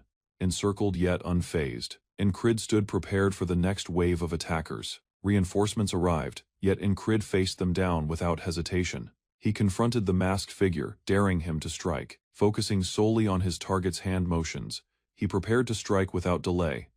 As the blade was hurled, Incrid moved at the precise right moment. The enemy yelled too late. His ally had already fallen. In a flash, Incrid threw a dagger toward the last foe's exposed side. His opponent hesitated, puzzled by Incrid's calm demeanor and readiness. Lowering his stance, Incrid brushed the question with cold confidence. Smirking, he casually asked how many more weapons the man still carried. Incrid studies his opponent's style, recognizing the assassin's knife, throwing accuracy as that of a highly trained killer.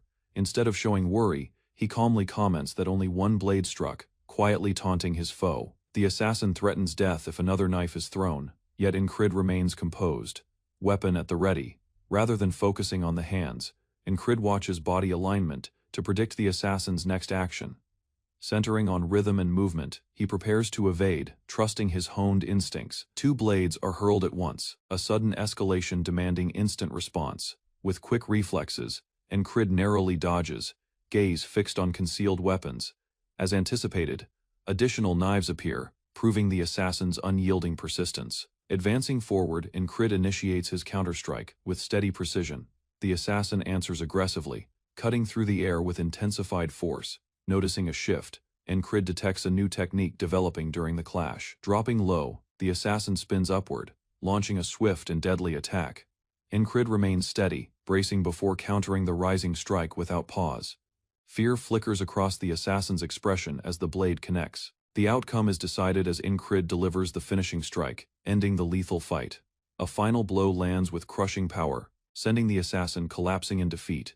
Incrid stands over the fallen body, bloodied yet composed, aware of how many tries it required, 10 attempts, 10 deaths. Now at last, he has surpassed this deadly challenge. He exhales after the battle, energized by the rush of survival and triumph. A faint grin appears as he surveys the defeated enemies scattered around him. Though quiet, his sharp eyes settle on a suspicious dagger belt worn by one corpse. The silent village welcomes him as he walks back toward the command center. Inside, a superior questions the encounter, impressed by Incrid's improbable survival. He shrugs off the praise, calling it chance, but the elven commander remains unconvinced. Her gaze lingers, yet she allows him to return to his post. Incrid leaves silently, stepping once again into the cold air. He pushes open the door, ready to resume his tasks, unaware of what awaits. A sudden kick flies toward his face, but his reflexes react just in time. His comrade laughs, impressed by the dodge and the day's intense training. Without hesitation, Incrid responds with a playful yet spirited counterattack. Startled, the soldier grabs a heated stone, crying out as Incrid watches calmly, checking the slight burn on his hair. Incrid casually remarks that he needs a trim. Nearby, a red-haired ally offers to cut his hair after some light-hearted bargaining over cost. Snow begins to fall as the chill deepens around the group. While Incrid gets his hair cut, his comrades remain alert, quietly guarding him from danger. In the calm, doubts resurface that someone within the guard may have aided the assassin. Questions emerge about the dead, Jack, Bo, and Rotten, each with questionable histories, criminal pasts, offenses against nobles, and mercenary links tie them together. From the evidence, Incrid concludes they likely belong to the same hidden organization. One name matches perfectly: the Thieves' Guild, a refuge for criminals, disguised as adventurers when questioned. Jackson claims his guild contact disappeared after internal changes. With his haircut, Incrid brushes snow from his shoulders, still deep in thought. Jackson casually mentions heading into the city, immediately raising suspicion. Instead of accusing him, another suggests taking on a mission to avoid snow duty. Without delay, Incrid agrees, preferring action over idle, waiting. One soldier eagerly prepares to depart, clearly more interested in avoiding chores than fulfilling duty. Meanwhile, Incrid reminds another to secure proper authorization before proceeding. Despite the delay, the group pushes forward, urging him to gain approval quickly. Inside the office, Incrid presents his theory that the Thieves' Guild supported the assassins. The commander listens closely, questioning his real motive for proposing the mission. Realizing she sees through his reasoning, Incrid silently acknowledges her keen perception. Snow covered the town as Incrid and his allies arrived, unease lingering within the icy air. Their discussion shifted toward the hidden Gilfin Guild, a name wrapped in mystery and distrust. Without solid direction, Incrid was assigned to find their location, his orders blunt and unclear. He took on the unclear task quietly, while another companion voiced concern about the plan. Meanwhile, the others entered the warmth of Vanessa's pumpkin soup, seeking refuge and strategy. While sitting, worries surfaced about the guild's guilt, yet the leader dismissed them as criminals regardless. Debates went on, some strongly convinced the guild needed to be destroyed. As Lisa came over with a smile, one of them quickly drew her aside to speak softly. The leader started questioning whether Incrid had been sent out with insufficient guidance. High above the streets, Incrid observed from a snowy rooftop, eyes searching for signs. Carefully, he examined movements below, assembling patterns. A spark of recognition sharpened his focus. He had noticed something. Two cloaked figures rushed through the alley beneath. Inside the inn, cheerful chatter concealed quiet alertness. Without delay, Incrid returned and confirmed what they required. He had found their target. Incrid came back to the inn, offering food to a companion, but his gesture was refused immediately. Refusing to rest, the man insisted they depart at once despite the severe weather. Others objected, mentioning the cold, but the urgency to act outweighed comfort. Plans to move were postponed by heavy snowfall that made travel dangerous and slow. He gazed at the snow through the window, the storm showing no signs of ending. Ignoring hesitation, he declared it was time and stepped outside, certain they'd waited long enough. Their group advanced into the freezing streets, bodies braced against the cold. From the darkness, Masked assassins appeared, blades drawn with deadly intent. A sudden ambush erupted, forcing the group into battle beneath the falling snow. One attacker fell quickly, cut down by a newcomer whose arrival stunned the group. Assuming he belonged to the guild, they followed his lead toward a hidden route. They reached a sealed entrance and Crid noticed the beggars served as guards for the hideout. A large man stepped forward, smashing the door down with a powerful strike. Inside, darkness stretched ahead, revealing the concealed base. Grinning, Crid nodded, forceful or not. The way was now open. As they moved deeper into the hideout, one member casually asked what Crid intended to ask the guild. Crid, focused and alert, answered that questions could wait. Subduing them came first. The team advanced through the dim passage, their objective drawing nearer. Inside, guild members discussed whether the squad leader would truly appear. They admitted failure would have brought consequences, yet believed they could handle things themselves. Some questioned the threat, but their overconfidence blinded them. Boasting turned into shouting as Crid's group arrived, interrupting their talk. One guild member yelled for blood, while Crid calmly presented three choices. They could surrender, submit to justice, or die. He left no space for negotiation. Crid's bold stance caused even his allies to briefly reconsider their method, but the guild scoffed, mocking him as merely another pawn. A companion warned that logic would not work, they would only respond to force. Crid demanded to face their strongest fighter. The guild proudly introduced Wyvern, their elite swordsman. Without hesitation, Wyvern stepped forward, accepting the challenge. Wyvern prepared to attack, taunting Crid and lifting his sword with confidence. With a loud shout, he lunged ahead, attempting a heavy downward strike, dodged the attack mid-air, delivering a sharp counter that sent Wyvern crashing down. Crid stood quietly, reflecting on his past struggles with hesitation and doubt. He observed the fallen fighter and decided there was no need to see further. With firm resolve, he gave the enemies one last choice: submit or perish. The guild members hesitated, shocked by Wyvern's rapid defeat. From behind, whispers spread, uncertain whether Crid was serious or only bluffing. Even as they doubted him, his unwavering stance made them question their next action. Crid confronted the bandits with calm determination. One man, overwhelmed by terror, let his spear fall and lifted both hands. A sharp metallic ring sounded as the weapon struck the ground, prompting uneasy looks from the others. The strain broke when another yelled in anger, condemning the surrender as shameful. Without pause, the furious fighter rushed toward his trembling companion. Crid moved in quickly, stopping the blow mid-swing with precise control. With a seamless motion, he slammed the man down, leaving everyone stunned. Several onlookers bit down hard, unable to overlook the flawless display of skill. Reluctant admiration appeared among Crid's allies, though none voiced it openly. He remained still, gaze fixed forward, disregarding murmurs behind him. The remaining members dropped to their knees, yielding together.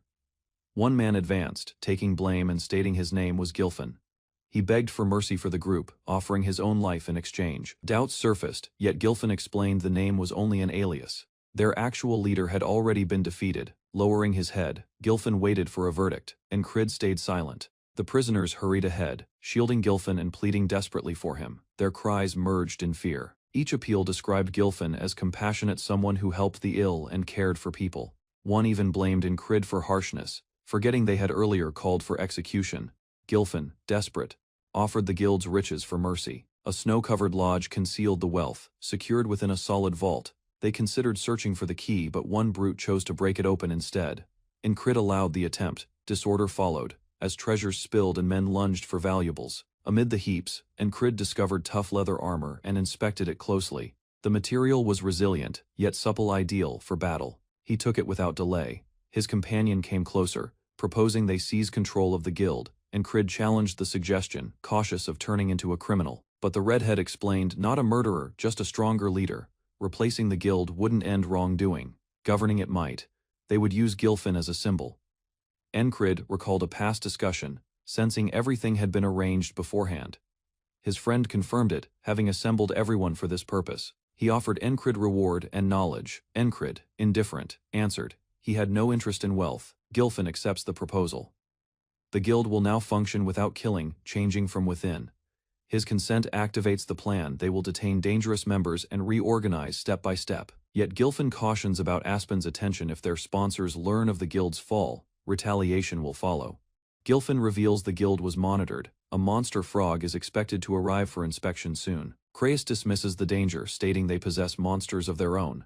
Incrid, unaffected, instructs everyone to finish up and get ready to depart. Others reflect on their choices. One intends to spread teachings more sincerely from now on.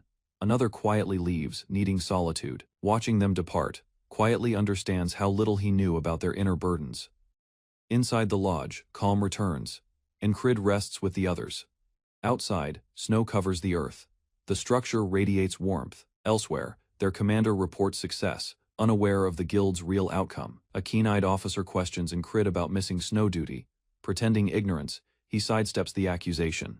She changes subject to duels, and Incrid, with a faint smile, admits he seldom refuses them. A silver-haired officer suggests a sparring session. Incrid agrees, caught off guard by the sudden challenge. She moves quickly.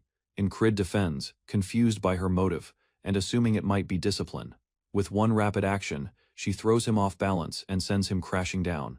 Incrid reaches for his sword, attempting to recover before another hit lands. She strikes mid-air, her blade flexing strangely like a whip, overpowering him. Puzzled by her style, Incrid struggles to respond. Her weapon's speed and motion surprise him. She orders him to stand again. Incrid grinds his teeth, unarmed and irritated. From her perspective, his ability has disappeared. He seems unfamiliar and disoriented. She considers his previous achievements, but now doubts who he truly is. As snow descends, she departs, saying she will keep observing. Incrid, embarrassed, realizes his dependence on the sword has made him exposed. Now recognizing his flaw, he decides to start learning martial arts. A towering man yanks a tree from the ground with raw strength, displaying the outcome of extreme physical training. Snow explodes outward as the trunk slams down, hurled easily across the clearing. He stresses that physical control forms the foundation of martial arts. Incrid listens silently, explaining a savage method known as the isolation method. The man describes its aim to push the body to its utmost limit. Surviving it, he says, demands abandoning thoughts of living and accepting death within the mind. Without pause, Incrid claims this mentality fits him perfectly. Weighted by a massive burden, Incrid pushes up a slope, legs shaking. According to the instructor, driving muscles beyond their limits leads to true development. Though collapsing from strain, Incrid is reminded his boundaries extend further than he believes. A grin forms as the man questions why Incrid hadn't started earlier. Resolutely, Incrid answers that dwelling on the past has no place in his present. Still carrying the weight, he insists on learning more. Impressed, the trainer quietly respects Incrid's firm resolve. He acknowledges him with honor, calling him brother. Training continues. Incrid must crawl forward on all fours. Incrid cries out in agony while enduring intense weight exercises. His mentor urges him to persist. Nearby, an unusual violet panther observes curiously as Incrid continues training, pushing past pain. Though soaked in sweat and clearly unsteady, Incrid maintains his posture under his master's watch. Later that evening, Incrid returns to the dorm, drained, while others glance toward his state. One companion asks why he always comes back so injured, suspecting something is wrong. Incrid merely replies that his training is ordinary. The panther appears beside him, seemingly attached. A fellow trainee wonders if Incrid plans to keep the panther and suggests giving it a name. As Incrid tries names like Heater and Blackie Blue, the panther reacts aggressively.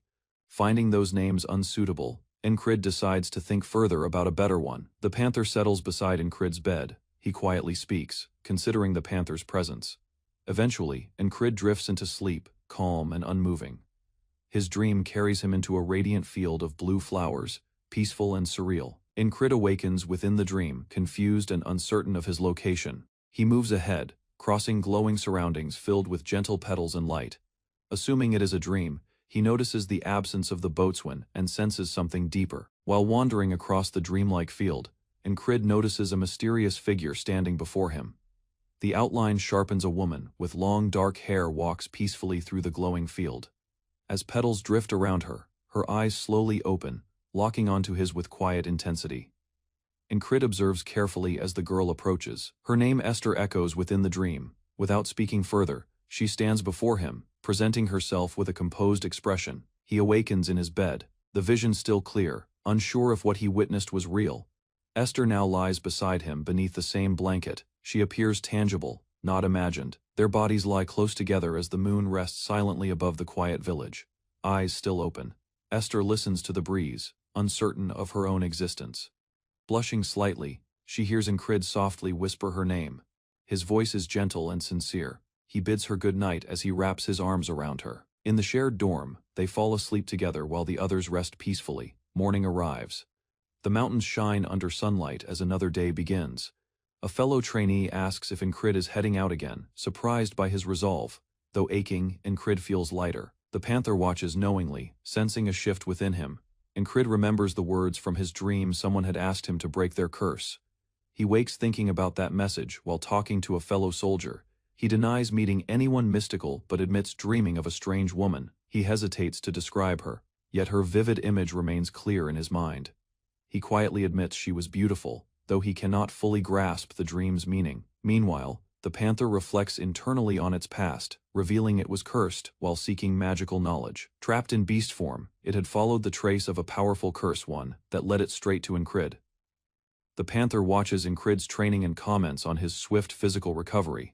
It snarls when called by a nickname, warning that names carry power in the realm of magic. Esther observes from a distance, explaining that names can reduce magical strength when used improperly. She regrets a small error but feels relieved. Incrid remains unaware of her true identity. From her observation, she confirms Incrid bears a strong curse not yet fully awakened. By staying nearby, she hopes to draw in his curse's power and gradually restore her own. Under a dim sky, breeze moved the limbs as quiet covered the village. A huge warrior rushed with no pause, his muscles tensed with power as he dashed toward Incrid. In a quick movement, Incrid dipped low and shifted aside, barely avoiding the approaching strike. The attacker responded at once, delivering a powerful kick that tore the air, almost unable to respond. Incrid spun away again. Yet the distance between them closed.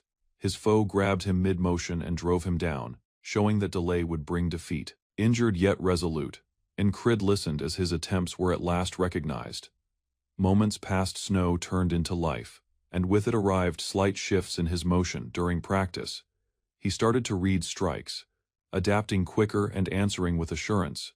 A training partner smiled, glad to finally meet someone who could match pace. Nearby, a fighter struck his spoon down, marking another cycle of exercises. Though still eating, Ragna stood, prepared for yet another round. Beneath dimming sunlight, Incrid trained until drained, sweat marking his jawline. He was told his basics were solid, yet adjustment required effort. With determination in his gaze, he answered endurance was something he had mastered. Moonlight covered the silent village as Incrid stayed awake, thinking about his progress. Though he appreciated group training, he desired real experience beyond routine. All at once, a figure dropped from above. He blocked it just in time, moving by instinct. Asia commended his awareness, noting how far he'd advanced since early sessions. Irritated by dust, a tired comrade complained from bed, telling him to train elsewhere. Another half-asleep soldier murmured about missing belongings, while doubt remained over Incrid's real discipline. Outside, the silver-haired leader stepped forward, her presence sharp beneath the moonlit sky. She called Incrid, telling him of a fresh task from the mercenary board. That system let citizens hire trained fighters, a useful yet demanding role. Incrid agreed without delay, eager to test himself further through real missions. As soldiers walked by yawning, news of the new task spread fast. He was instructed to choose a teammate. The leader herself would be the third. The choice startled him most, didn't expect her to directly join. Whispers moved among soldiers, guessing about the bond between her and Incrid. She faced him straight, asking if it troubled him to fight beside her. A soldier caught whispers nearby, his expression tightening as rumors spread. Others talked openly about the company leader and the Spellbreaker's rumored connection. They guessed boldly, saying the two were together long before entering the army, some even claiming they had children. From afar, a few mocked Incrid's face, wondering how he impressed a fairy. Despite the remarks, they admitted he and the leader appeared well matched. Incrid, hearing the noise, looked confused until a loud greeting called him Papa, increasing the misunderstanding. He explained to his comrades that the rumors were untrue, nothing beyond guesses. Still, teasing went on. The others joked about outings and training together. Incrid remained firm, saying he wasn't taking them on the mission, ending the chatter. Confused and annoyed, the rejected man asked who else would come. Incrid gestured toward Asia, confirming she was prepared. Shock shifted to anger. He'd chosen the Catwoman, not the axe-carrying brute. Stepping outside, she asked if he picked her for her calm nature. He answered that her experience was the reason, not character. She gave advice: don't give your heart to one woman, or it may hurt. Incrid answered coldly, he didn't need advice like that. While moving through the market road, Incrid asked when the commissioner would come. His companions expected delays. The leader, walking beside him, suddenly asked whether they had ever done anything that made others believe they had children. Incrid replied plainly with a no, while the red-haired woman walking behind them struggled to hide her laughter. He noticed her reaction and mentioned it, but she acted innocent. Commander then started asking him more personally, wondering if her questions made him uneasy or pleased. Before Incrid could answer clearly, the commissioner's cart arrived, cutting off the awkward moment. The mission briefing showed they were to escort a merchant heir. Their duty was to ensure both heirs didn't cause trouble during the succession conflict. Conflict focused on who would inherit the powerful Roguefried trading company. Incrid expected someone selfish, but was surprised by the heir's look. A confident young woman stepped ahead and introduced herself. She was Leona, one of the heirs, now under their guard. A calm town framed their arrival, its worn buildings standing as silent witnesses. No words passed between them. The noble girl relied solely on her maid to speak. To the others, their role was nothing more than an escort, detached and uninvolved. Tactical instincts surfaced as Incrid recalled old lessons: posture, movement, even the direction of one's gaze revealed intent. He noted the guard's left-handed grip and heavy gait, signs of strength and confidence.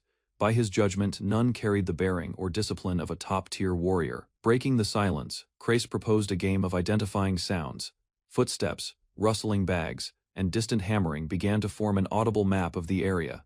Despite his effort, Incrid missed a cue his companion had already named the source. Inside the inn, the group took their seats as one of them secured lodging upstairs. Sharp ears picked up the grind of a blade, the whisper of an unsheathing dagger, and faint breathing nearby. A creeping unease began to replace focus. Movement beneath a table caught his attention. Someone lurked there, silent, precise. Without warning, blades flew. An ambush had begun. Steel flashed as the white-haired warrior stepped forward, cutting down the first assassin with swift precision. Guards shouted warnings as more enemies burst in. Weapons drawn and faces masked, blades clashed. Incrid joined the fray without hesitation, driving his strike cleanly through his opponent's chest. An arrow sliced past as he scanned the chaos. Already thinking 2 steps ahead, while others panicked, he moved with purpose, positioning himself to intercept the next attacker. Another enemy lunged, only to be intercepted mid-air by a counterstrike from one of Incrid's companions. Confusion spread among the assassins, caught off guard by the squad's overwhelming strength. Despite being outnumbered, Incrid's group maintained flawless cohesion under pressure. Their unity drew the attention of the enemy commander, who wondered what force had trained such elite fighters. The silver-haired warrior cut down another assassin, while Incrid dispatched 2 more with clean, efficient movements. Though the assault pressed in on all sides, Incrid remained calm, recalling past battles that had hardened his instincts. Confidence surged. He refused to be shaken by ambushes any longer. Every motion sharpened, he could feel his growth in each strike. Even as enemies shouted their loyalty to Aspen, Incrid answered with precise, unwavering blows. Victory no longer felt like hope, it felt inevitable. Screams rang out as a cloaked figure lunged toward the noblewoman. Throwing daggers would be too risky. The attacker was already within striking distance. Instead of gambling on range, Incrid measured the gap. A direct charge might close it if he moved fast enough. With a powerful push, his boots cracked the stone floor. Speed surged through his body. He recalled the explosive step he had once seen executed by a seasoned warrior, though imperfect. The burst of momentum launched him forward, like a bolt through the air. Incrid intercepted the assassin mid-swing. Their blades collided with a fierce clash. Pain flared along his side, but his reinforced leather armor absorbed the worst of it. Rather than retreat, he seized the enemy's cloak and spoke coldly, suggesting they continue the fight elsewhere. Before the assassin could resist, Incrid hurled them both through the shattered window. They plummeted into open air, boards splintering beneath their fall. The enemy struck first, cushioning Incrid's landing with a groan of agony, rising smoothly. Incrid glanced upward, signaling that the second floor was secure. No further threats appeared above, only shaken allies peering down. Despite his injuries, the assassin forced himself upright, fury blazing in his eyes. The fight was not over. Incrid faced him as he drew 2 swords of uneven length, wielding them with firm control. Studying his stance, Incrid anticipated a flowing sword style and began forming counters. The enemy issued threats, But Incrid remained silent, analyzing every movement. Words held no value here, only timing, precision, and intent. His opponent charged first, closing the distance with testing strikes. Incrid stood ready, composed and patient, waiting for the exact moment to make his move. A formidable foe lunges ahead, crashing his weapon down with fierce strength toward Incrid's spot. Instead of fear, Incrid steadily analyzes the pattern, two swords moving in unison. It's the Valen duet, a coordinated method, and he quickly readies himself for impact. Weapons clash with savage speed as Incrid confronts the assault directly, deflecting the opening blow, shifting his frame. He barely evades the follow-up strike, stepping back with careful control. He remains steady, his gaze locked onto the cadence of his enemy's offense. The swordsman pauses, shocked by Incrid's perfect dodges and composed posture. Even without innate skill, Incrid notes how practice refined his reactions. His foe, growing irritated, rushes wildly while Incrid stays composed. A recollection appears. Incrid once witnessed a comparable technique in a past battle. Concentrating deeply, he imagines the opponent's motion before it completely happens. With sharpened perception, he traces the precise path of the incoming attack. Grasping the chance, Incrid turns and thrusts his blade upward. The retaliation strikes through, stopping his rival during the assault. He looks at the injury, knowing he targeted the heart but missed slightly. Blood erupts from the warrior's chest as Incrid's weapon hits true, leaving his enemy struggling in agony. Even after triumph, Incrid quietly admits he still has more to master and refine. He thinks about practicing with stronger companions, maybe Ragna, or perhaps Jackson, to extend his limits further. Incrid remains composed while fear spreads among opponents, who begin fleeing in terror. A crimson-haired woman tells him his fight attracted too much notice as the enemies withdraw. He answers they weren't contracted to pursue fugitives, only to guard the commissioner. The elf leader praises Incrid's display, though her face stays unreadable. When questioned if she's fine, she stays silent, yet her thoughts clearly drift elsewhere. She admits worry for someone important to her, unsettled by her own feelings. A companion casually questions if Incrid and the commander share a romantic bond. He firmly rejects it, which surprises the commander, who believed their connection was deeper. Perplexed, Incrid questions everyone's odd actions and states his name when requested. The fair-haired woman expresses sincere gratitude for saving her during the task. Though she proposes repaying him later, Incrid replies it was merely his responsibility. She watches him quietly as the moment dissolves into the stillness of the snowy evening. Captured assailants were delivered to the military, while backup forces were stationed in case of another strike. During a calm night, a conversation starts regarding the mysterious faction behind the attack. Incrid determines their ability and teamwork imply a political agenda, likely from competing heirs from above. The commissioner observes quietly as Incrid sits lost in thought. Moving closer, she comments on his early watch, receiving a composed reply. She invites Incrid to enter her personal forces, offering him a different future. She confidently describes her Rokreed company's influence and its top-tier allies from perilous lands. Groups like the Shepherds of the Beast Lands and Glacial Rangers are mentioned. She explains their maps worth able to guarantee a lifetime of riches if traded. Everything, she insists, is too vital to entrust to incapable successors. She outlines her need for rare people, capable, faithful, and uninterested in excessive gain. Incrid hears her calmly, then declines with a decisive refusal. The commissioner is taken aback by his instant answer and questions his reason. Without pause, Incrid leaves, stating persistence after refusal is unpleasant. She remains standing, quietly accepting his determination with a single remark, "So it is." Incrid tells the noblewoman that the other heirs of the association will arrive by midday. As she departs to prepare, his red-haired ally approaches with playful comments. He rejects the claims, but tension builds when the commander faces him. Feeling hurt, he calmly apologizes, though his tone carries a subtle edge. He says his interests have changed, leaving both women astonished by his statement. As murmurs spread behind them, the commander reveals a surprising smile. Witnesses from a nearby window misunderstand events and rumors spread rapidly. Incrid quietly endures the attention, resting alone by candlelight as stories circulate. Morning arrives, and the inn stays tranquil beneath a clear sky. A red-haired companion rushes in, joking about the gossip and overstating Incrid's role. Rather than reply, Incrid listens as the companion shifts discussion to the guild. He asks for assistance. He intends to pursue the fugitives who escaped earlier. Reno's Rokreed, formerly the leader of the Rokreed Merchant Association, was respected for his honesty and remarkable commercial insight. Although he acknowledged his stepdaughter Leona's sharp mind, he could not set aside his paternal allegiance toward his son. Without appointing a clear heir, Renos left the association exposed after his unexpected passing.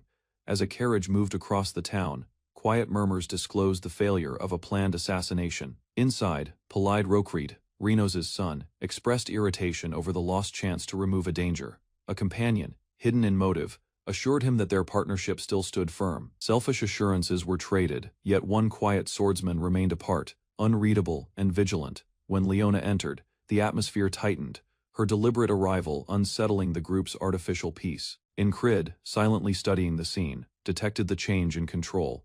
The quiet man's presence suggested experience, his posture steady and cautious. Observing carefully, Incrid perceived raw power beneath the calm exterior. A brief look shared between them suggested mutual awareness. Palide's tone sharpened as he commanded someone to bring Leona forward.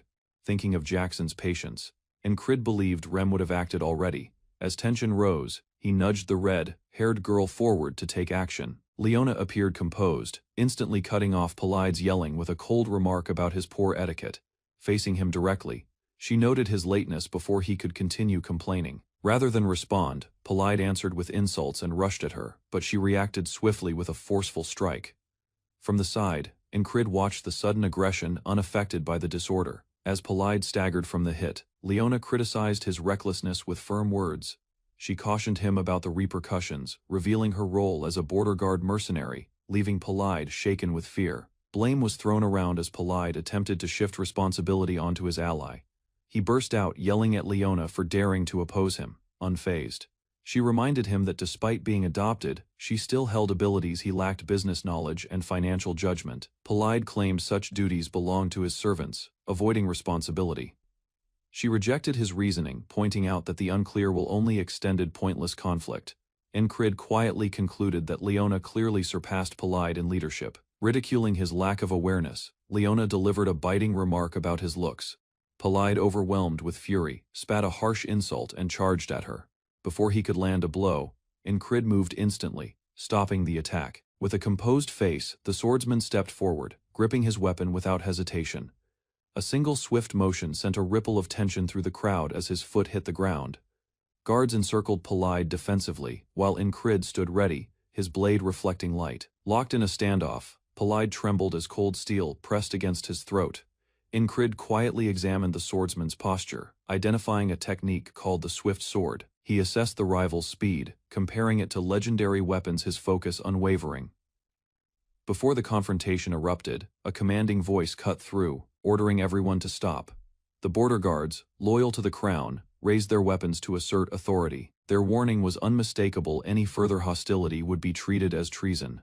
Fear spread across Palide's face as he stepped back, understanding the gravity of the moment.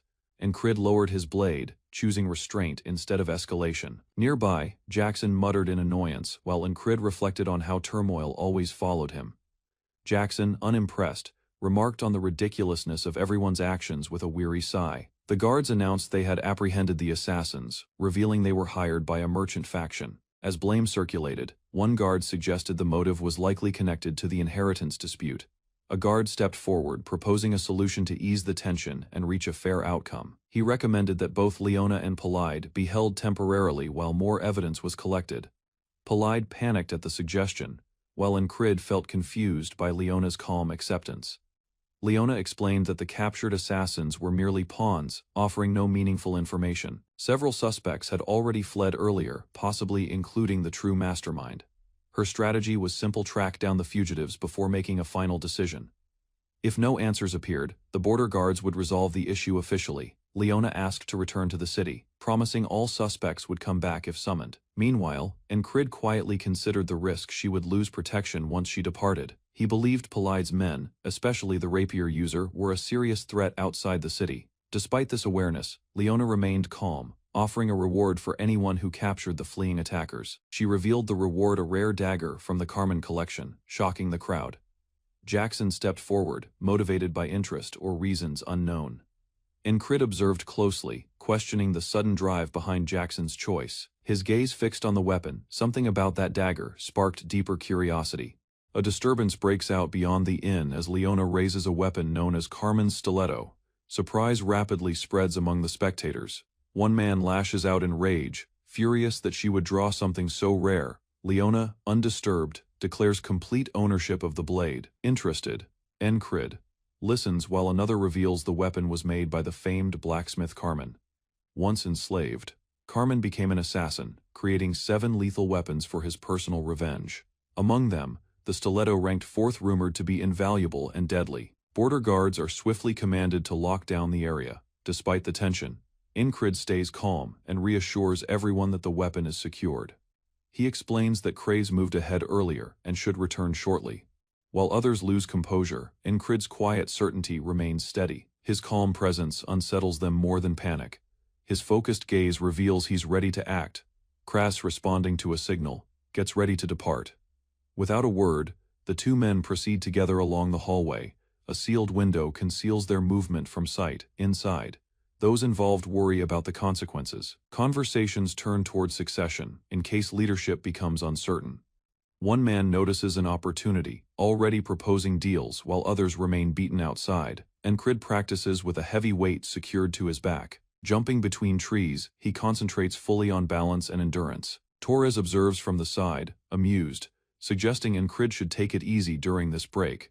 Instead of agreeing, Encrid describes the gap in ability between himself and others. What takes them days could take him months. Determined to close that gap, he insists every day matters, hauling water containers as part of his self-driven routine. With resolve, he uses each repetition to build his future, while Torres watches quietly. Torres attempts to lighten the mood, telling Encrid to slow down and reminding him of their recent tied match. Encrid hears him but doesn't answer right away, sweat dropping into the cold night air. His eyes sharpen, not from ego, but drive, knowing the tie won't happen again. They continue sparring under moonlight, weapons colliding as Torres acknowledges Encrid's improved skill. A sudden counter surprises Torres, briefly turning momentum toward Encrid. Cheers rise from the watchers, some teasing, others impressed by the shift in dominance. Even after several rounds, Encrid shows no intention of stopping, pushing beyond fatigue. Challenges pour in from others eager to face him, motivated by his persistence. Meanwhile, nearby villagers watch the late-night commotion, puzzled by the fighters' intense energy.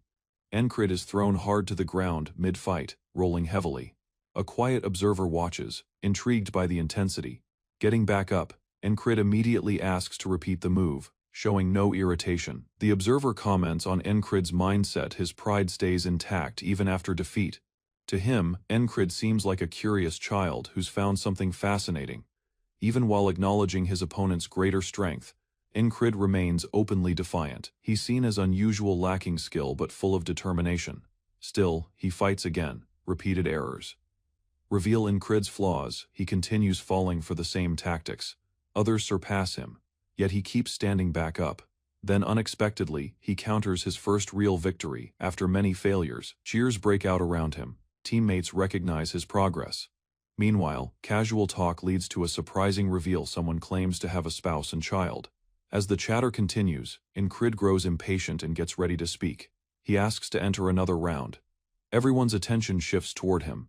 Interest grows among the onlookers. They question what motivates him, although his talent is limited. One man admits he feels driven to train him anyway. A soldier tells Encrid he should stay out, implying he doesn't belong in the fight. Encrid refuses, revealing he has been waiting for this exact opportunity. His calm yet firm stare shows his resolve, drawing a serious reaction from his opponent. Spectators go quiet as tension rises. One focuses closely on Encrid's presence.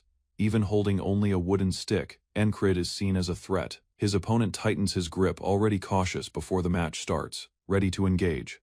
The man steadies himself against Encrid's advancing posture. Both charge at once, lifting their weapons mid-movement.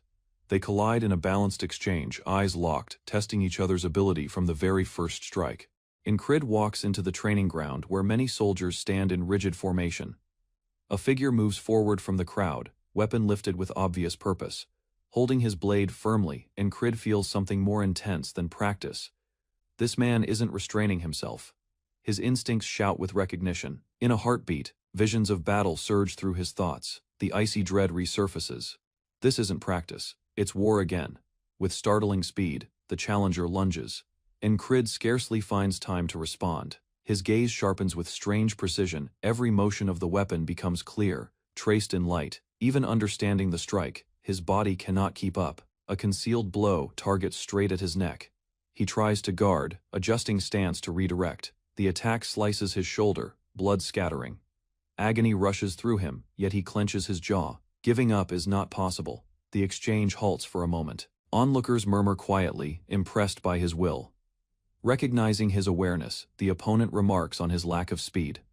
Incrid understands he misjudged the velocity. His progress still falls short. A vast divide stretches before him, tall, distant, and untouchable. Still, he rises once more, resolve blazing, rejecting loss. He whispers. One more, the fight continues beneath the moon's faint glow. Nearby students react in amazement at the echo of strikes and their strength. Witnesses recoil as the same rapid movement repeats. Incrid's eyes widen. He senses the hopelessness of facing an invincible foe. Though pushed back, he refuses to yield. Clenching his teeth, he advances again, rejecting defeat despite the pain. His rival, observing quietly, considers the impossible distance revealed. Yet curiosity grows inside. Why doesn't Incrid surrender? Breathing hard yet unbroken, Incrid staggers back into stance. He observes that Incrid's body cannot equal his perception. Without speed, he'll never overcome the barrier ahead, but perhaps now is the time to show him how. The battle concludes. The instructor signals a break, acknowledging the effort drained. Incrid exhales deeply but smiles. His respect is genuine. Looking forward, he swears to master the swift blade. It's not a fantasy, it's a target. A quiet chuckle escapes the instructor. He admits his respect for Incrid's persistence. Morning comes. Kraze reports the capture of the escaping mercenaries. Satisfied, Incrid praises him softly. His thoughts still sharp, Kraze minimizes his part, crediting success to simple tracking. Another voice confirms the captives were former squad members. Incrid thanks her with a nod. Interrogation begins. A soldier demands identities. The captured man sweats nervously. One prisoner quietly says a name, Aspen. The room stiffens as realization spreads. Incrid narrows his gaze, recognizing it. A merchant guild, not a military group, backs the mercenaries. Their aim was territorial growth within war zones. Responsibility for the next steps falls to the border guard. A woman implies she expected a certain mastermind behind the assault. Her partner mocks the idea, assuming she wanted that ugly fool blamed for advantage. She admits it directly, saying she would have exchanged it for a reward. Still, the guards accept it's their duty to proceed. Outside, a convoy prepares to leave. A man draws his weapon eagerly, only to be reprimanded. Allies observe his actions. Though disciplined, Incrid's team shares a relaxed bond. They discuss Leona's fierce attitude and wonder about hidden motives behind the situation. Kraze questions the captured criminals. Their links to the Gilfin Guild reveal more than expected. He declares himself a servant of Leona, not merely a squad member. The ties grow deeper. Their scheme was to bribe the army and bury the truth with deception. Incrid questions the wider political scheme. Is Leona being controlled? Another voice reassures him Polyd's innocence protects his name. Still reflecting, Incrid wonders if it concerns loyalty. Before leaving, Incrid voices concern about safety beyond the border's guard. Leona calmly assures him it's already resolved. Whatever threat Polyd posed has been removed. Outside, ranks of soldiers line up with strict precision as a convoy readies for escort. Commander Mattis of the Rokefried Merchant Guard steps forward with command. He declares Leona as the new leader, unanimously selected by stakeholders. Incrid realizes she used her 2-day delay to secure the vote fast and calculated. Her influence expands. Instead of pleading for support, Leona speaks with grace, honoring Incrid's independence. He admires her skill to inspire loyalty. She offers future cooperation not as partners, but as companions. A silence follows. Then Incrid agrees, shaking her hand with shared respect. Suddenly, the prisoner cries out in protest, accusing Mattis of treachery. The noise shatters the calm. With cold resolve, Mattis silences him. He chooses honor over lineage, watching from afar. Hidden enemies consider their failure, yet also new dangers. They admit loss. Still within this defeat, two truths appear. First, Leona Rokefried is far more threatening than expected. Second, an unusual soldier named Incrid has now gained their attention. His blade remains lifted even after the command to lower it. Speaking firmly, the man acknowledges Incrid's determination yet points out his absence of innate talent. Although those words once hurt, Incrid has encountered them repeatedly. He never allowed them to halt him, and he won't now. Facing away, the knight departs without a word. His exit signals the conclusion of their encounter one-sided, yet meaningful. Morning light spreads across a wide valley and still village, marking the beginning of another chapter. Awakened abruptly, Incrid is reprimanded by a companion upset about his training decisions. Rather than debating, he conveys an honest wish to grow. Training is not optional, it's essential. Taken aback, the comrade responds. Incrid maintains he requires this to become stronger. Their duel starts. Each step and movement is deliberately selected. The rival charges ahead, weapon lifted for a finishing strike. Anticipating the move, Incrid answers with exact motion. A swift burst allows him to cut cleanly through the gap. Shock appears on the older man's face as his guard collapses. Without pause, Incrid advances. His technique is cleaner, more refined. With improved agility and better muscle coordination, he's quicker than Rem and finally proving it. Rem reacts with surprise, admitting Incrid's progress, grinning with thrill. Rem cautions that he won't restrain himself either. Incrid, surprised by Rem's sudden rush, prepares for the hit, but is struck before reacting fully. Regaining composure, Incrid begins his counterattack. He shifts his footing and prepares for the following strike. A violent exchange ensues. Incrid senses a slight difference. The axe moves even quicker than before. Incrid is driven backward, stunned by the rising intensity of their spar. Even so, Incrid stands firm. He understands his current growth is only the start. Afterward, he practices with a red-haired woman. She commends his keen perception in battle. She informs him he has advanced enough to proceed, without relying only on sight and hearing. Still puzzled, Incrid listens as she explains her purpose. Her voice is firm yet concise. Incrid is suddenly struck. A sharp hit forces him to respond instinctively. He evades just in time, narrowly escaping a lethal blow aimed at his head. Asia begins instructing, speaking about killing intent, the desire to end life. She explains that when ordinary senses fail, intent becomes the sole detectable presence. By reaching into the sixth sense, Incrid can sense danger beyond vision. Incrid tightens his hold on the practice blade, showing his readiness. He considers the lesson not a burden, but something exciting. His mentor explains that the sixth sense stems from instinct, far beyond conscious awareness, relying on instinct rather than sight. Incrid enters his next stage. Abruptly, something faint registers. A slight movement in the air makes him turn just in time. His teacher reminds him that this skill will not develop easily, yet with steady focus, the sixth sense will awaken. Later, Rem watches Incrid carefully. He notices a shift not only in strength, but in attitude. It's the calm confidence that is noticeable. Incrid now smiles more frequently.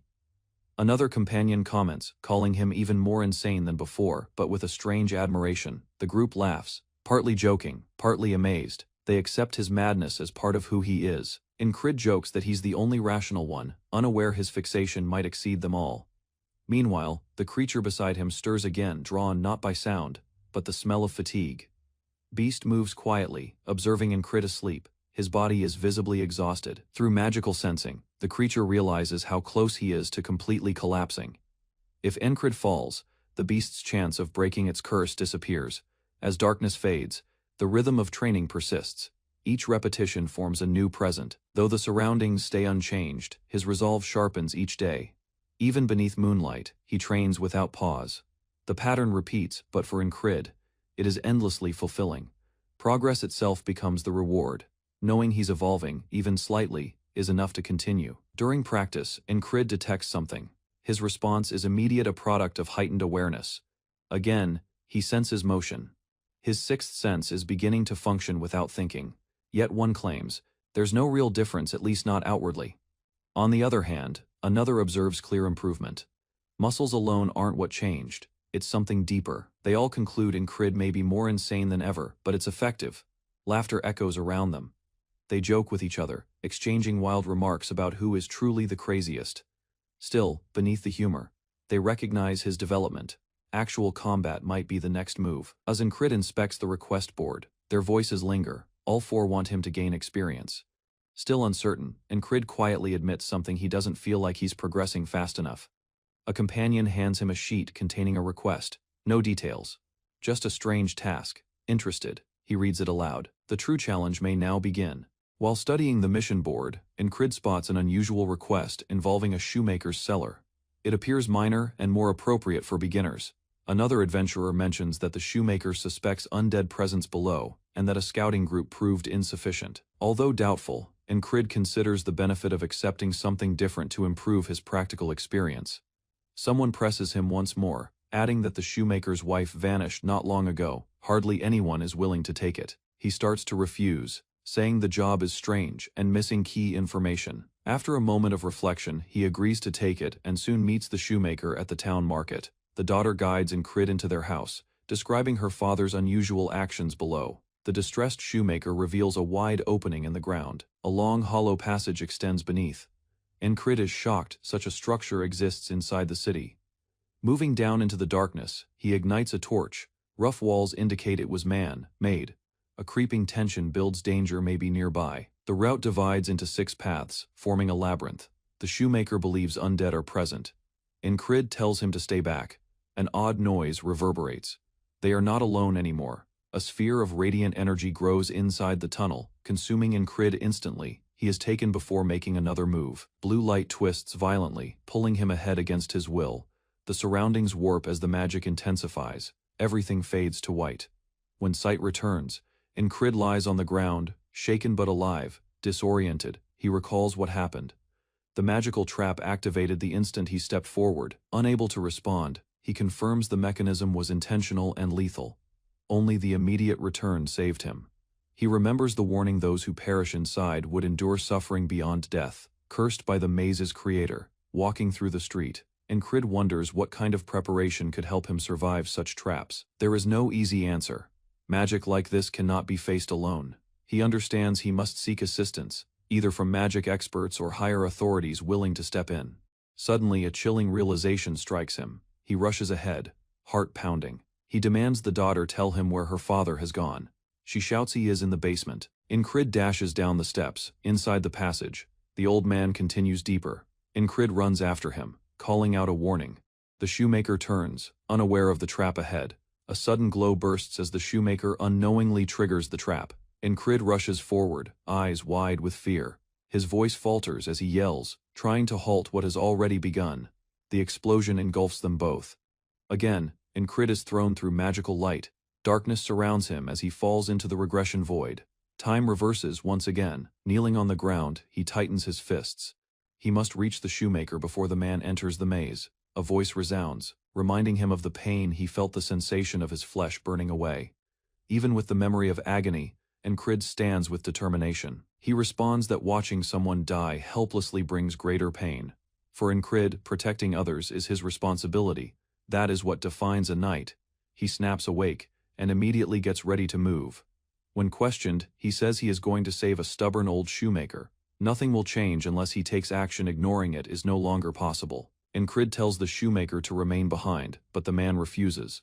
With torch in hand, Incrid enters the tunnel again, fully aware of the danger. If no one acts, death is inevitable, possibly even for him. Raising the torch, he moves through the cavern's darkness while examining the uneven walls for any hint of concealed threats. As he observes the strange devices ahead, he realizes one mechanism must function differently. The idea of countless resets lingers in his thoughts, urging him to consider whether he missed a more effective approach. While progressing cautiously, he recalls the many times he died and attempts to identify the exact triggers behind each failure. Memories of sudden strikes, lost footing, and unguarded moments emerge as he searches for a pattern to guide him. A slight disturbance in the air catches his notice, making him question if it always came before the fatal blow. From the shadows, a monstrous presence appears. He steadies himself, knowing the creature reacts instantly to any sign of doubt or hesitation. In a flash, the monster lunges forward with overwhelming speed. A single step reveals a subtle shift, confirming the exact moment the attack will happen. Before the strike reaches him, he moves his body aside, with danger barely avoided.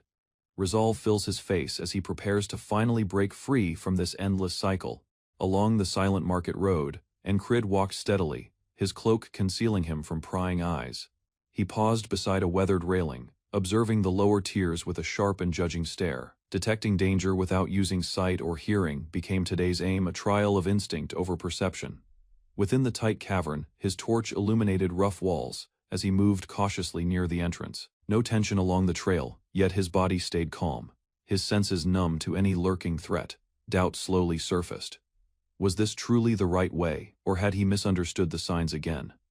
Every step rang against stone as he pressed onward, gaze searching for any odd detail. Recollections of an earlier ambush returned. This was the place where blades emerged from darkness. Without alert, steel sliced past him, proving his hesitation had almost cost him once more. He tightened his jaw, understanding he failed to grasp the trap's purpose. A companion's call interrupted the strain, yet Incrid commanded him to remain behind. Resolute, he advanced further, depending only on instinct to sense what awaited ahead, beneath the moonlight. A distressed man pleaded for his daughter's protection. Hazards filled the depths below, and dread of further vanishings lingered in the air. With a new clue, brunette, Freckles, Incrid quietly dedicated himself to the task. The man gripped his hands firmly, showing a wedding ring, his last hope bound to that symbol. He begged for any trace of a woman wearing it, entrusting Incrid with the mission. With a decisive nod, Incrid accepted, then withdrew to collect his thoughts alone. A sudden cry from outside caught Incrid's focus as someone gestured toward him. Several men jeered at him from the entrance, their chatter loud and unchecked. Stretching out on the bed, Incrid reflected this marked his first day ending alive.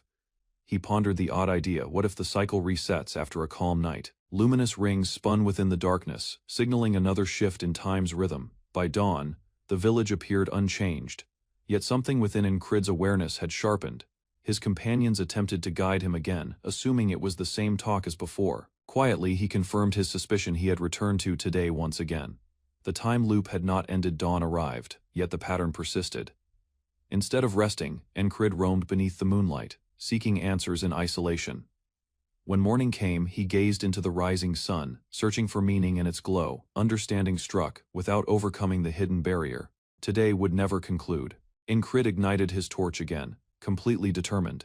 He had no intention of seeing tomorrow without breaking through that wall. Even after 10 or 20 days of defeat, he pushed ahead. Steps heavier, yet steady. This was not fear. What held him was the real sense of death drawing near, yet he continued, ready to face it. Time lost its value as days passed 40, 50, then 60. With a steady flame in hand, he walked through the cavern repeatedly, memorizing each crack. By the 70th day, he stood calmer, no longer reacting to traps, but predicting them. During another attempt, skeletal arms erupted from the walls, grabbing at him suddenly. Unmoved, Incrid studied their patterns, no longer startled. A faint grin appeared. Each reset taught him something new. A shadowy figure struck from above, weapon aimed with lethal precision. Incrid defended instinctively and maintained his stance beneath the moonlight. His foe stared in shock. 72 days in, Incrid had endured what few could even imagine. Back in his quarters, Incrid equipped himself again, while others doubted his plan. He swore not to return until he had slapped 10 boots, ignoring all hesitation among 6 routes. Only one could be safe at least. That was his belief. Incrid examined the warped passage, realizing all 6 tunnels were deadly. There had never been a safe route, only false choices surrounded by lethal traps. Still, he embraced the harsh truth. If he avoided every trigger, a path existed. Survival remained possible. With steady breathing, he took his first step, trusting only his refined instincts. His boots hovered carefully, sensing the tension of every surface. A spiraling blue force ignited ahead, signaling danger if even one step failed. As he moved forward once more, a subtle vibration pulsed beneath his foot, encircled by silence. He advanced steadily through the passage. His rhythm stayed intact. Every step showed progress, precise, controlled, and intentional. Sweat formed as he advanced, not from fear but from intense concentration. Carefully, he proceeded, repeating the mantra within his mind, one step, then another. Without blinking, Incrid kept his gaze ahead, unwavering in movement. He shut out everything except the sound of his steps, anchoring himself in full awareness. Glowing traces gradually appeared beneath his feet, remnants from past runs, or signals from instinct. Drawing on his 6th sense, Incrid moved smoothly, trusting what remained unseen. Incrid followed a glowing path carved into the ground, eyes fixed forward as his awareness sharpened. Every action was deliberate. He stepped ahead in silence, trusting the route before him. Closing his eyes briefly, he focused inward, then opened them with renewed clarity. He entered a torchlit hallway, having crossed the traps without activating a single one. For the first time in countless attempts, Incrid recognized he had broken through a mental barrier. Yet the clarity faded quickly. An undead being lunged at him from the darkness. Weapon in hand, Incrid quickly struck the creature down, eliminating it in one motion. He stayed composed, treating the attack as just another expected challenge. More foes emerged, but he remained steady, prepared, seasoned, and unafraid of what awaited ahead. A horde of ghouls erupts through the smoky haze, growling with bloodlust, their claws laced with deadly poison. Fully aware of the threat, Incrid tightens his grip. A single touch from those claws could bring agony or death, yet instead of hesitation, he rushes ahead. While such enemies usually require entire squads, he confronts them alone. He cuts through the front ranks with sharp, fluid blows. Bodies fall before they can counterattack. Momentum drives him further into the swarm as he carves a route through chaos. Confidence steadies his movements. What once frightened him now falls easily beneath his blade. With a quick leap, Incrid thrusts his sword through another foe mid-air as he lands. The adrenaline fades just enough for him to reflect. He fought well. If only his squad had witnessed his progress. But calm is brief. Demon wolves charge in, their howls tearing the air. Among them, strange creatures appear, moving unnaturally in formation. Whatever lies ahead isn't normal. Something darker controls them. Elsewhere, a woman observes Incrid's reckless advance with narrowed eyes. Dashing across rooftops on her panther companion, she senses distortion in the air. It's undeniable. Now the lingering trace of spellcraft clings to the wind. Incrid kills a demon beast, its blood spreading beneath him. Silence briefly returns to the cave. He pauses, hearing faint breathing deeper inside, almost too weak to notice. Curiosity sharpens his focus. Was it another creature, or the one responsible for carving this tunnel? Further inside, grotesque corpses hang from the walls, like twisted ornaments. Despite all the battles he's endured, this sight unsettles Incrid more than war ever did. A frail voice begs him to end its suffering, pleading for peace and death. A skeletal hand with a ring trembles. The memory of a man's request echoes in his mind. That man once asked to be told if his wife, a brunette with freckles, was ever found. Incrid stiffens. Footsteps approach. A figure steps out from the shadows. A cloaked magician greets him coldly, surrounded by failed creations. He gestures toward a grotesque corpse, calling it Bamillo, his masterpiece. To him, the horrors are art. Incrid is to be the next canvas. Realization strikes. This is no ordinary mage.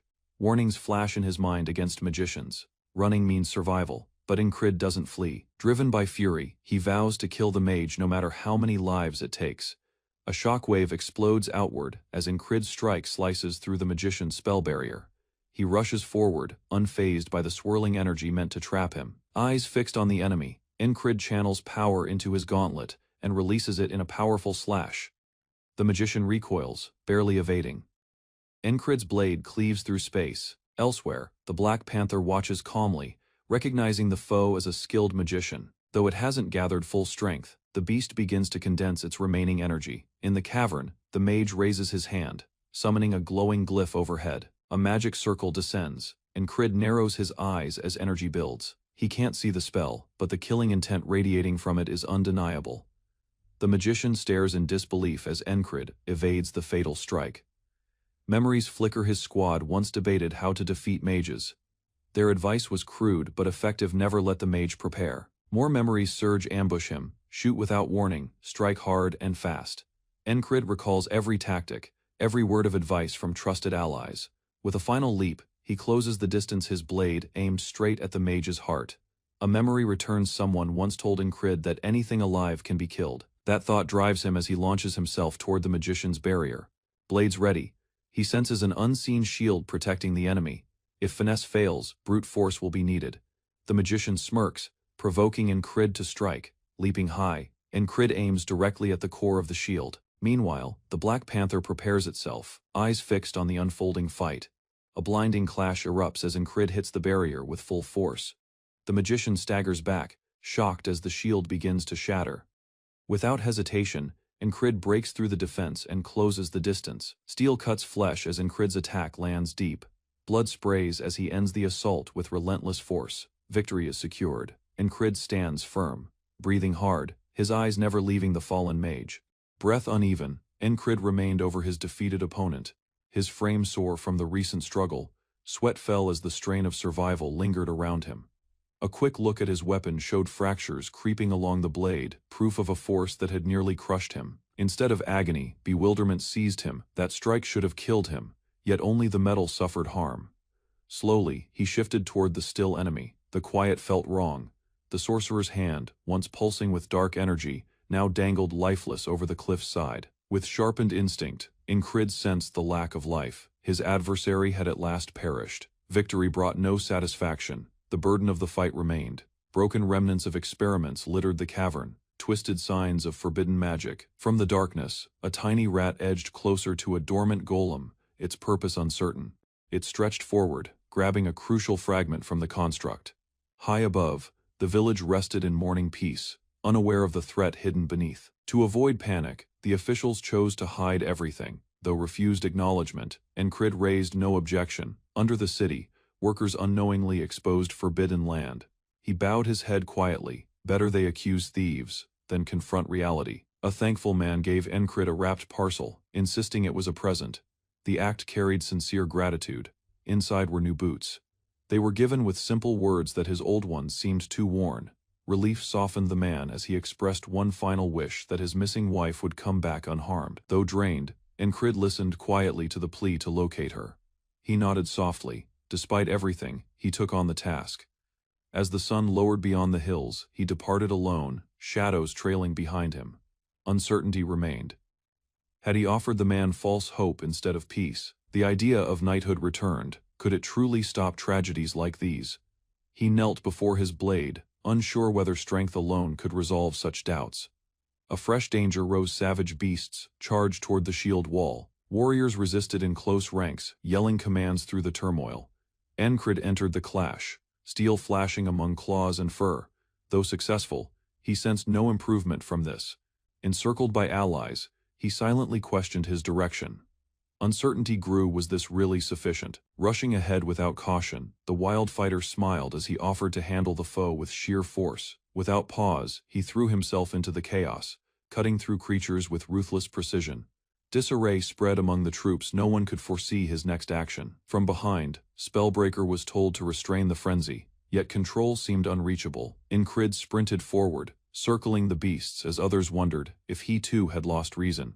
Instead of withdrawing, he drove further into battle, blades moving in disciplined rage. Comrades questioned his sanity, ridiculing the change in their once calm ally. Amid the fighting, he matched the madman strike for strike, holding nothing back. Watching the destruction, soldiers whispered they were both clearly insane. One last cut cleared the area briefly, giving room to breathe. Though reckless, their ability was undeniable. Every blow was intentional. Standing together, they spoke nothing, only shared understanding. Abruptly, monstrous cries split the air. Greater dangers rose from the forest edge. Panicked voices called for archers, yet the line weakened. Above, a winged creature swooped down with lethal intent. Round 2 had started. From overhead, terrifying harpies descended, spreading chaos among the troops. Cries echoed across the field as they dived, their claws ripped through shields, sending bodies scattering. The defensive line began collapsing under the aerial strike. Spellbreaker grimaced at the destruction, while Incrid stepped ahead, his focus sharpening within the carnage. Remembering a previous loss to harpies, Incrid's thoughts replayed the slaughter. Back then, countless allies had fallen. The pain of that memory remained. Now determined, Incrid surged forward this time, resolved that no one else would fall. From above, Incrid drops swiftly while a winged creature surges upward to meet him. The harpy releases a booming screech, its radiant eyes fixed on its target as waves of force spread outward. That noise cuts through Incrid's mind. He stumbles upon landing, reeling from the overwhelming burst of sound. Behind him, yet another beast plunges quickly. The wind shrieks as it narrows the gap. Despite the throbbing in his skull, Incrid does not pause. He has felt death before. This agony is nothing beside it. With a forceful strike, he meets the harpy mid-attack, feathers bursting from the brutal impact. Hitting the ground, Incrid rolls aside, just in time to evade another wide sweeping strike. Close by, a comrade shouts playfully, proposing a bet to ease the tension. Accepting the challenge, the strong fighter rushes forward and destroys his foe instantly. Still, Incrid stays serious. A different danger draws near.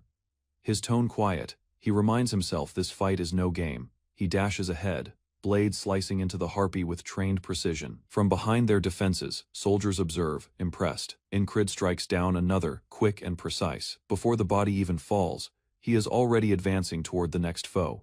From afar, a man studies the scene and remarks on Incrid's progress.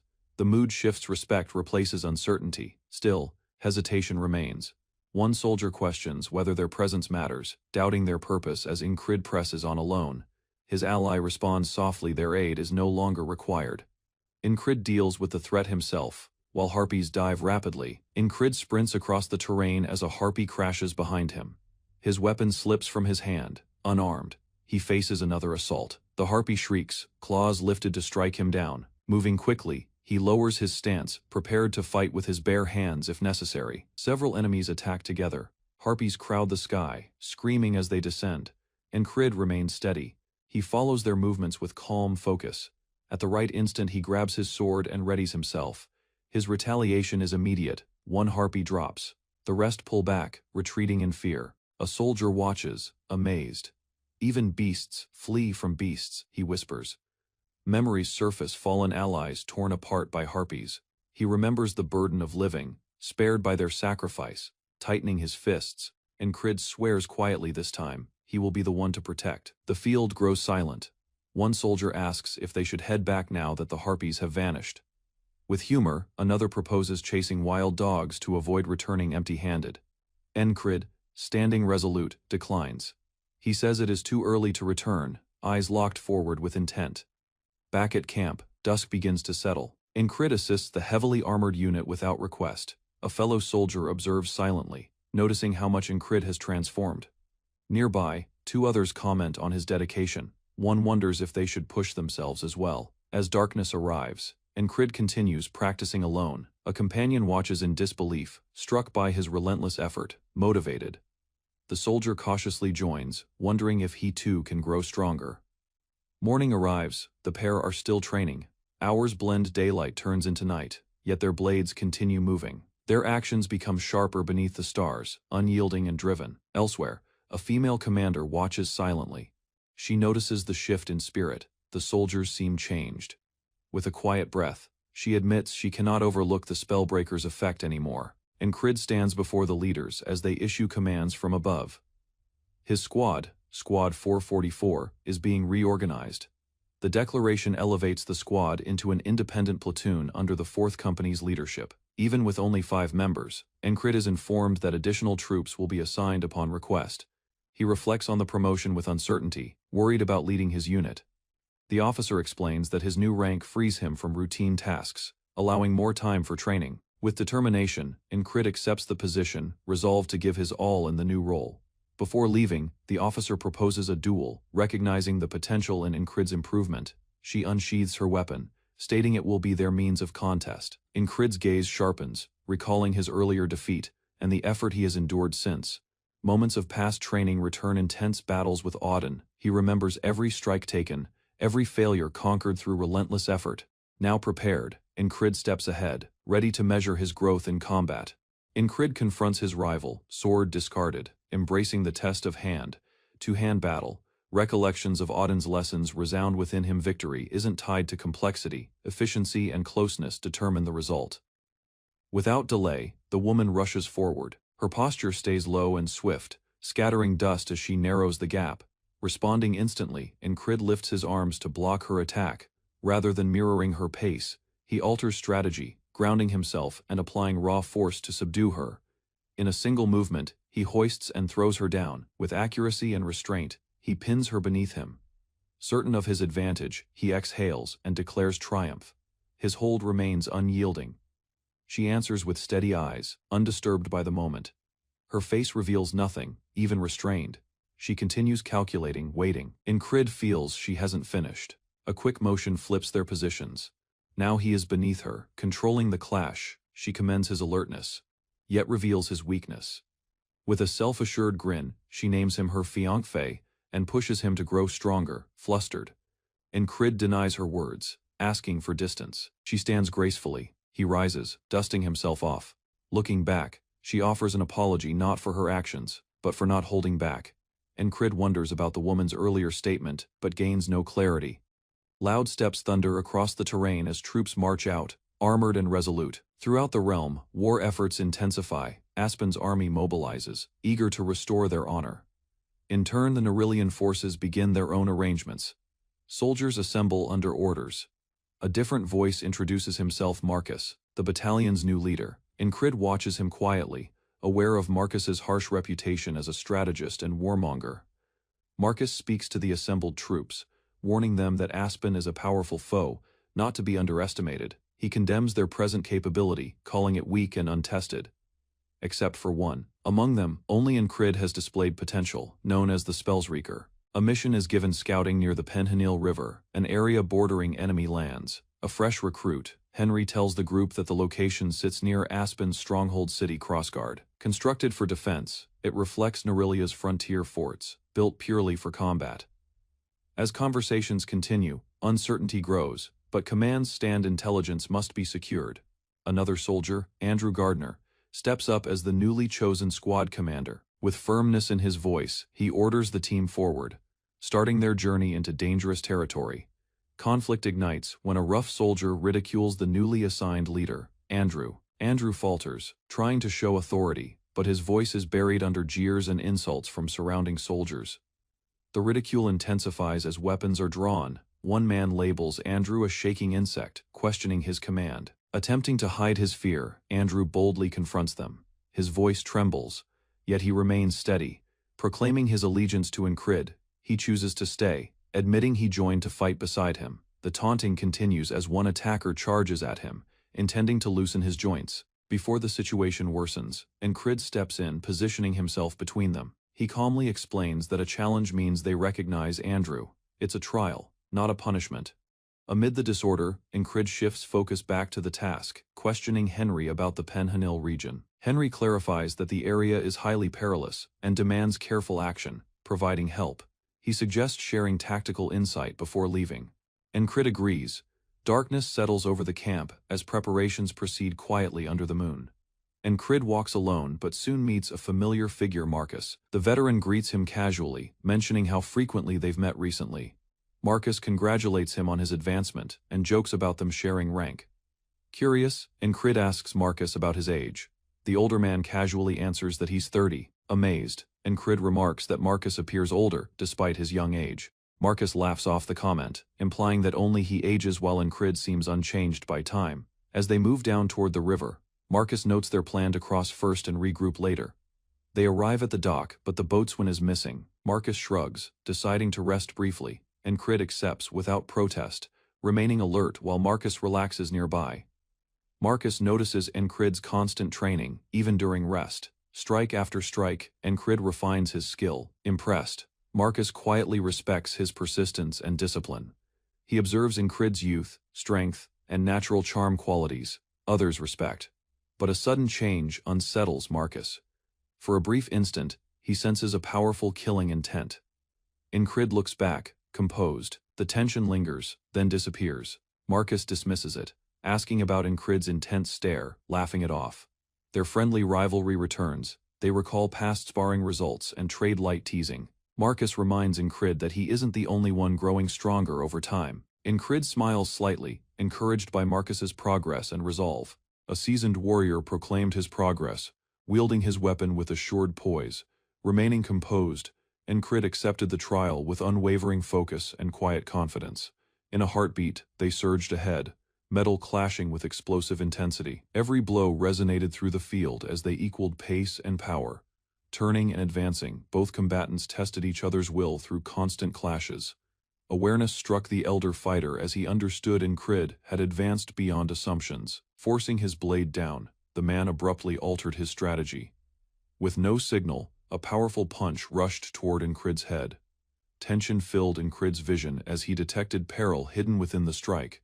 A concealed dagger appeared during motion, directed with deadly accuracy. Taken by surprise, Incrid barely registered the unexpected danger.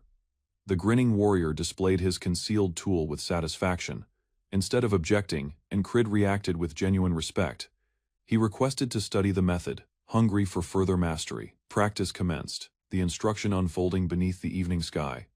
A boatman questioned their delay as Incrid and his ally stayed near the pier. At dusk they crossed the quiet lake, the vessel moving smoothly over the surface. Upon arrival, the duo hurried inland, intending to meet the scouting unit. Before proceeding, the senior fighter demanded they refresh themselves. First Incrid, slightly confused, accepted the break and started removing his equipment. Shortly after, both entered the icy stream, cleansing the dirt from their journey. The cold current failed to silence teasing remarks from the experienced fighter. Encrid disregarded the behavior until others appeared, criticizing his delay. One among them, keen and blunt, blamed him for stalling with needless washing. Their commander, a crimson-haired woman, interrupted with new orders. Crossguard was their destination. While some grumbled, she stayed composed, ignoring their awkwardness about the situation. Encrid remained steady, unaffected, as the others struggled to stay calm. Unexpectedly, the redhead eased, noting his build with surprising candor, pretending innocence. She redirected attention to appreciation, complimenting his physique playfully. Presenting herself as Pin, she offered a handshake as Encrid reached from the stream. After a short pause of doubt, the veteran wondered if his physique truly fell short. Disregarding the humor, Pin gathered her team and prepared to explain vital mission plans. Before detailing everything, she stated a source named Kitten held urgent information but vanished. Pin explained clearly they were moving toward Crossguard to recover Kitten. Now missing, the region's closeness to beastlands meant fewer guards, depending on creatures for protection. 3 entry methods were suggested: a smuggler passage, wall climbing, or disguised arrival. The passage lacked guards, but dangerous climbing walls required strength, yet offered concealment. Posing as traitors required the front gate minimal effort, yet greater risk. The elder volunteered to guide his squad first, while the main group handled infiltration. Encrid paid attention as they left the final choice to him, trusting his familiarity. Pin ultimately decided they would leave at sunrise and use the tunnel. That evening, beneath a scarlet moon, they moved silently toward the opening. Encrid trained alone, his actions heavy and unsure while handling the sword. Pin came closer, bluntly remarking on his poor rhythm and lack of commitment. Even so, she urged him onward before reminding him that it was time to eat. Following the meal, Encrid complimented the jerky while enjoying the lively camp talk. Pin cautioned him to avoid one stone, casually mentioning a snake nearby. Curious, Encrid asked how she knew, and she described learning from a tracker. Without hesitation, she boldly questioned if Encrid wished to join her for intimate practice. Caught off guard, Encrid struggled to reply, entirely shaken by the remark. Pin explained directly she was flirting, and everyone except him had realized. Still uninterested, Encrid declined, leading her to think he already had someone. She assumed he was committed, joking that it was unfortunate. As she departed, she told him to treat her casually, like everyone else.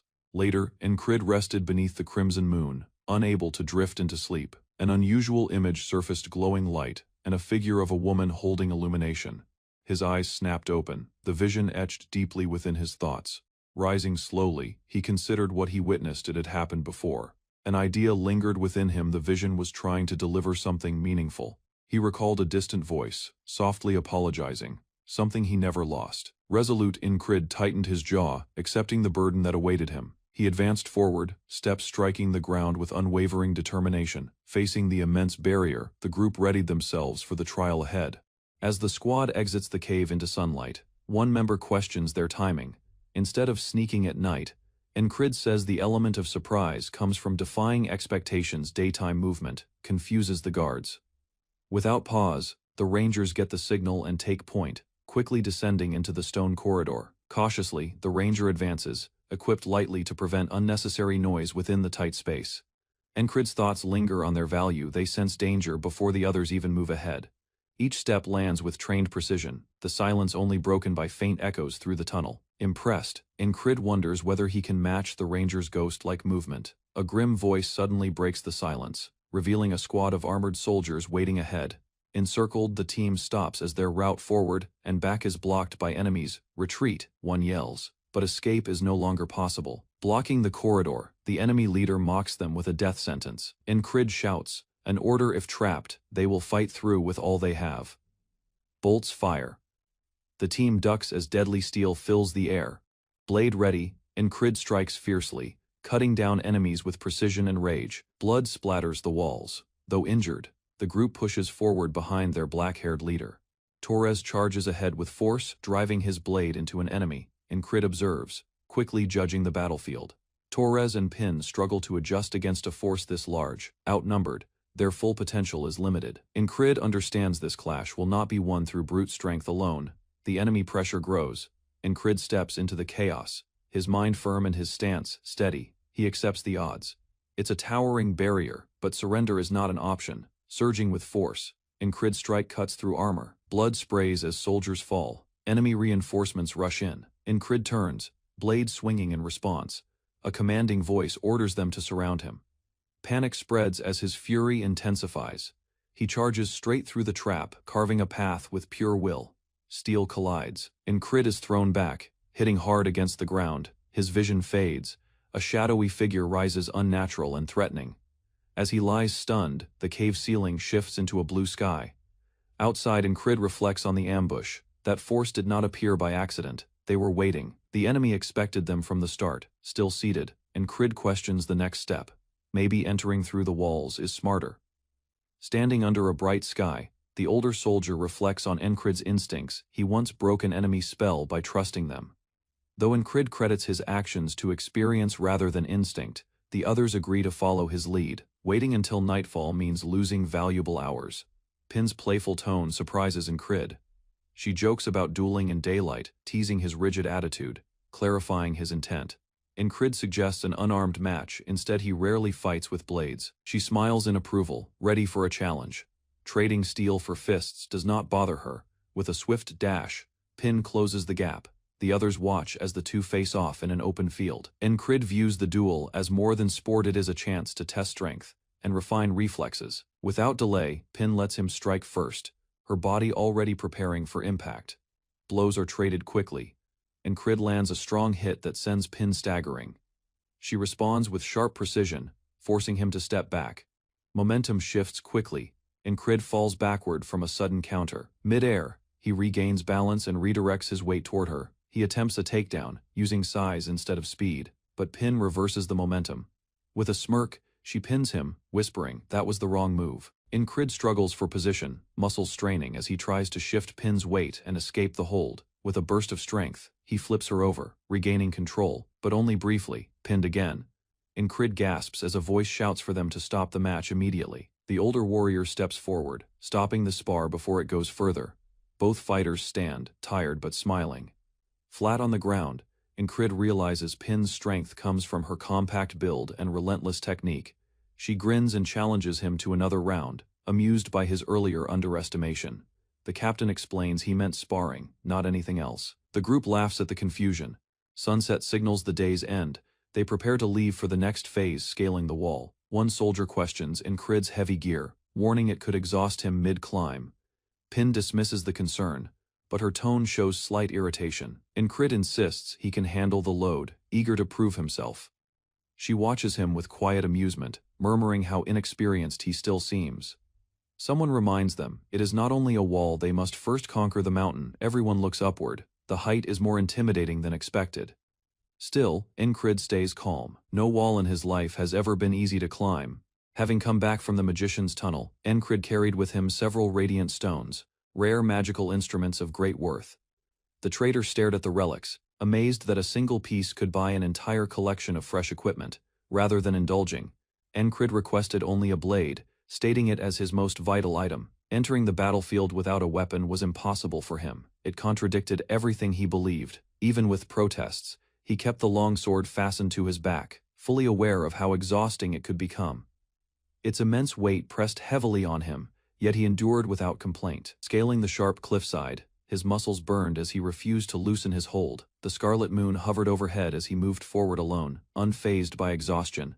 Years of struggle had strengthened him. This ordeal felt familiar. At the peak, spectators observed Incrid's arrival, quiet and intent. They murmured, uncertain whether to respect or doubt his choices. Some speculated he carried the sword merely for practice. Far off, eerie howls cut through the silence, reverberating beneath the crimson sky. A pack of lycanthropes appeared, their eyes shining in the darkness. The team readied themselves for combat, now fully aware of the looming threat. A massive barrier rose beneath the red moon. Its towering presence dominated as the group approached, hoping to slip by unseen. They advanced swiftly, yet carefully. No shelter appeared, and the exposed land left them at risk. One individual reassured the others that when both moons shone, the guards rarely stayed alert. Flames flickered steadily above. The sentries remained oblivious to what happened below. With careful coordination, the team surged ahead. They dashed together toward the wall's base. Incrid's face remained sharp, concentrated. He He scanned for danger as they moved. Above, a guard's eyes swept across the ground, firelight stretching long shadows. Still, none of the soldiers noticed the intruders climbing the lower boundary, grinning. The red-haired girl murmured that nights like this always made things simpler. Although Incrid felt they had been seen, they continued ascending without pause. Reaching the top meant entering the slums. There, concealment would be easy. Still holding his weapon, Incrid was told to abandon it, but he declined. For Incrid, bearing the sword was not a burden, it was practice. Others looked on in disbelief, calling him mad, yet remained silent afterward. He climbed the rope quickly. The wall was not an obstacle. It was simply another trial. As the group arrived at the summit, unease grew. A danger, like the greyhounds from before, might be waiting again. Carefully, they stepped over the ledge, feet touched ground. Yet tension remained. From the darkness, a voice taunted their efforts, marking the beginning of an ambush. An enigmatic woman appeared, whispering a cold farewell. Her aura radiated danger. Without delay, vines shot toward the group, summoned through potent magic. As turmoil erupted, warnings rang out she was a magician. Moving quickly, the group dashed toward the base of the wall. Vines lashed violently, ripping through stone and cutting into the ground. Incrid understood the situation, a magician guarding the wall. This was deliberate. Without delay, Incrid rushed forward. Avoiding the first strike, he retaliated quickly, using speed to evade the reaching tendrils. The magician escalated her assault, identifying him as the true threat. While turning midair, Incrid focused entirely on predicting her next move. He trusted his instincts would lead him to success. Yet from a distance, another voice warned that instincts alone could be misled by a powerful foe. Incrid lunged ahead, but the vines coiled tightly around his body, stopping him in midair. Below, the others stared in shock as the vines dragged him toward the enemy. His red-haired companion shouted in alarm, calling him a fool for confronting the magician directly. Whipping wildly, the vines struck toward the rest of the team.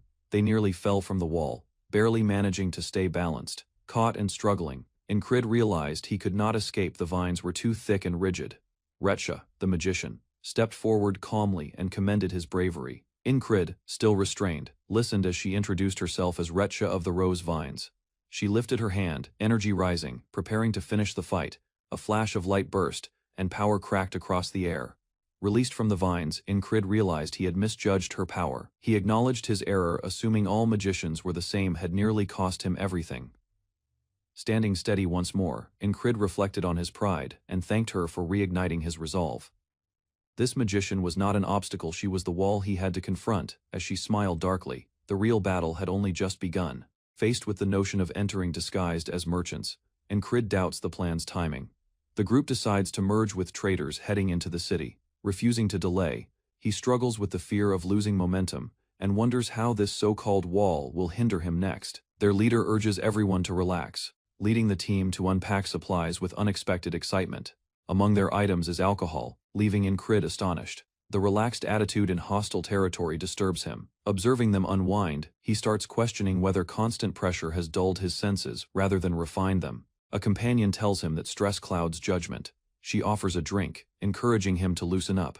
Years of exceeding limits left no space for reflection. He confesses he's been inflexible, mistakenly thinking strength was the only way ahead. Quietly, Incrid stands and draws his sword with intent.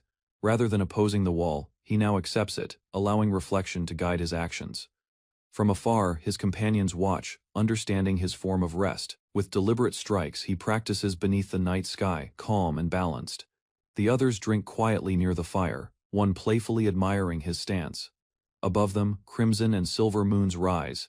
Shadows stretch along the forest floor, hinting at trials to come. Incrid sharpens his sword alone, reflecting on lessons learned throughout the day.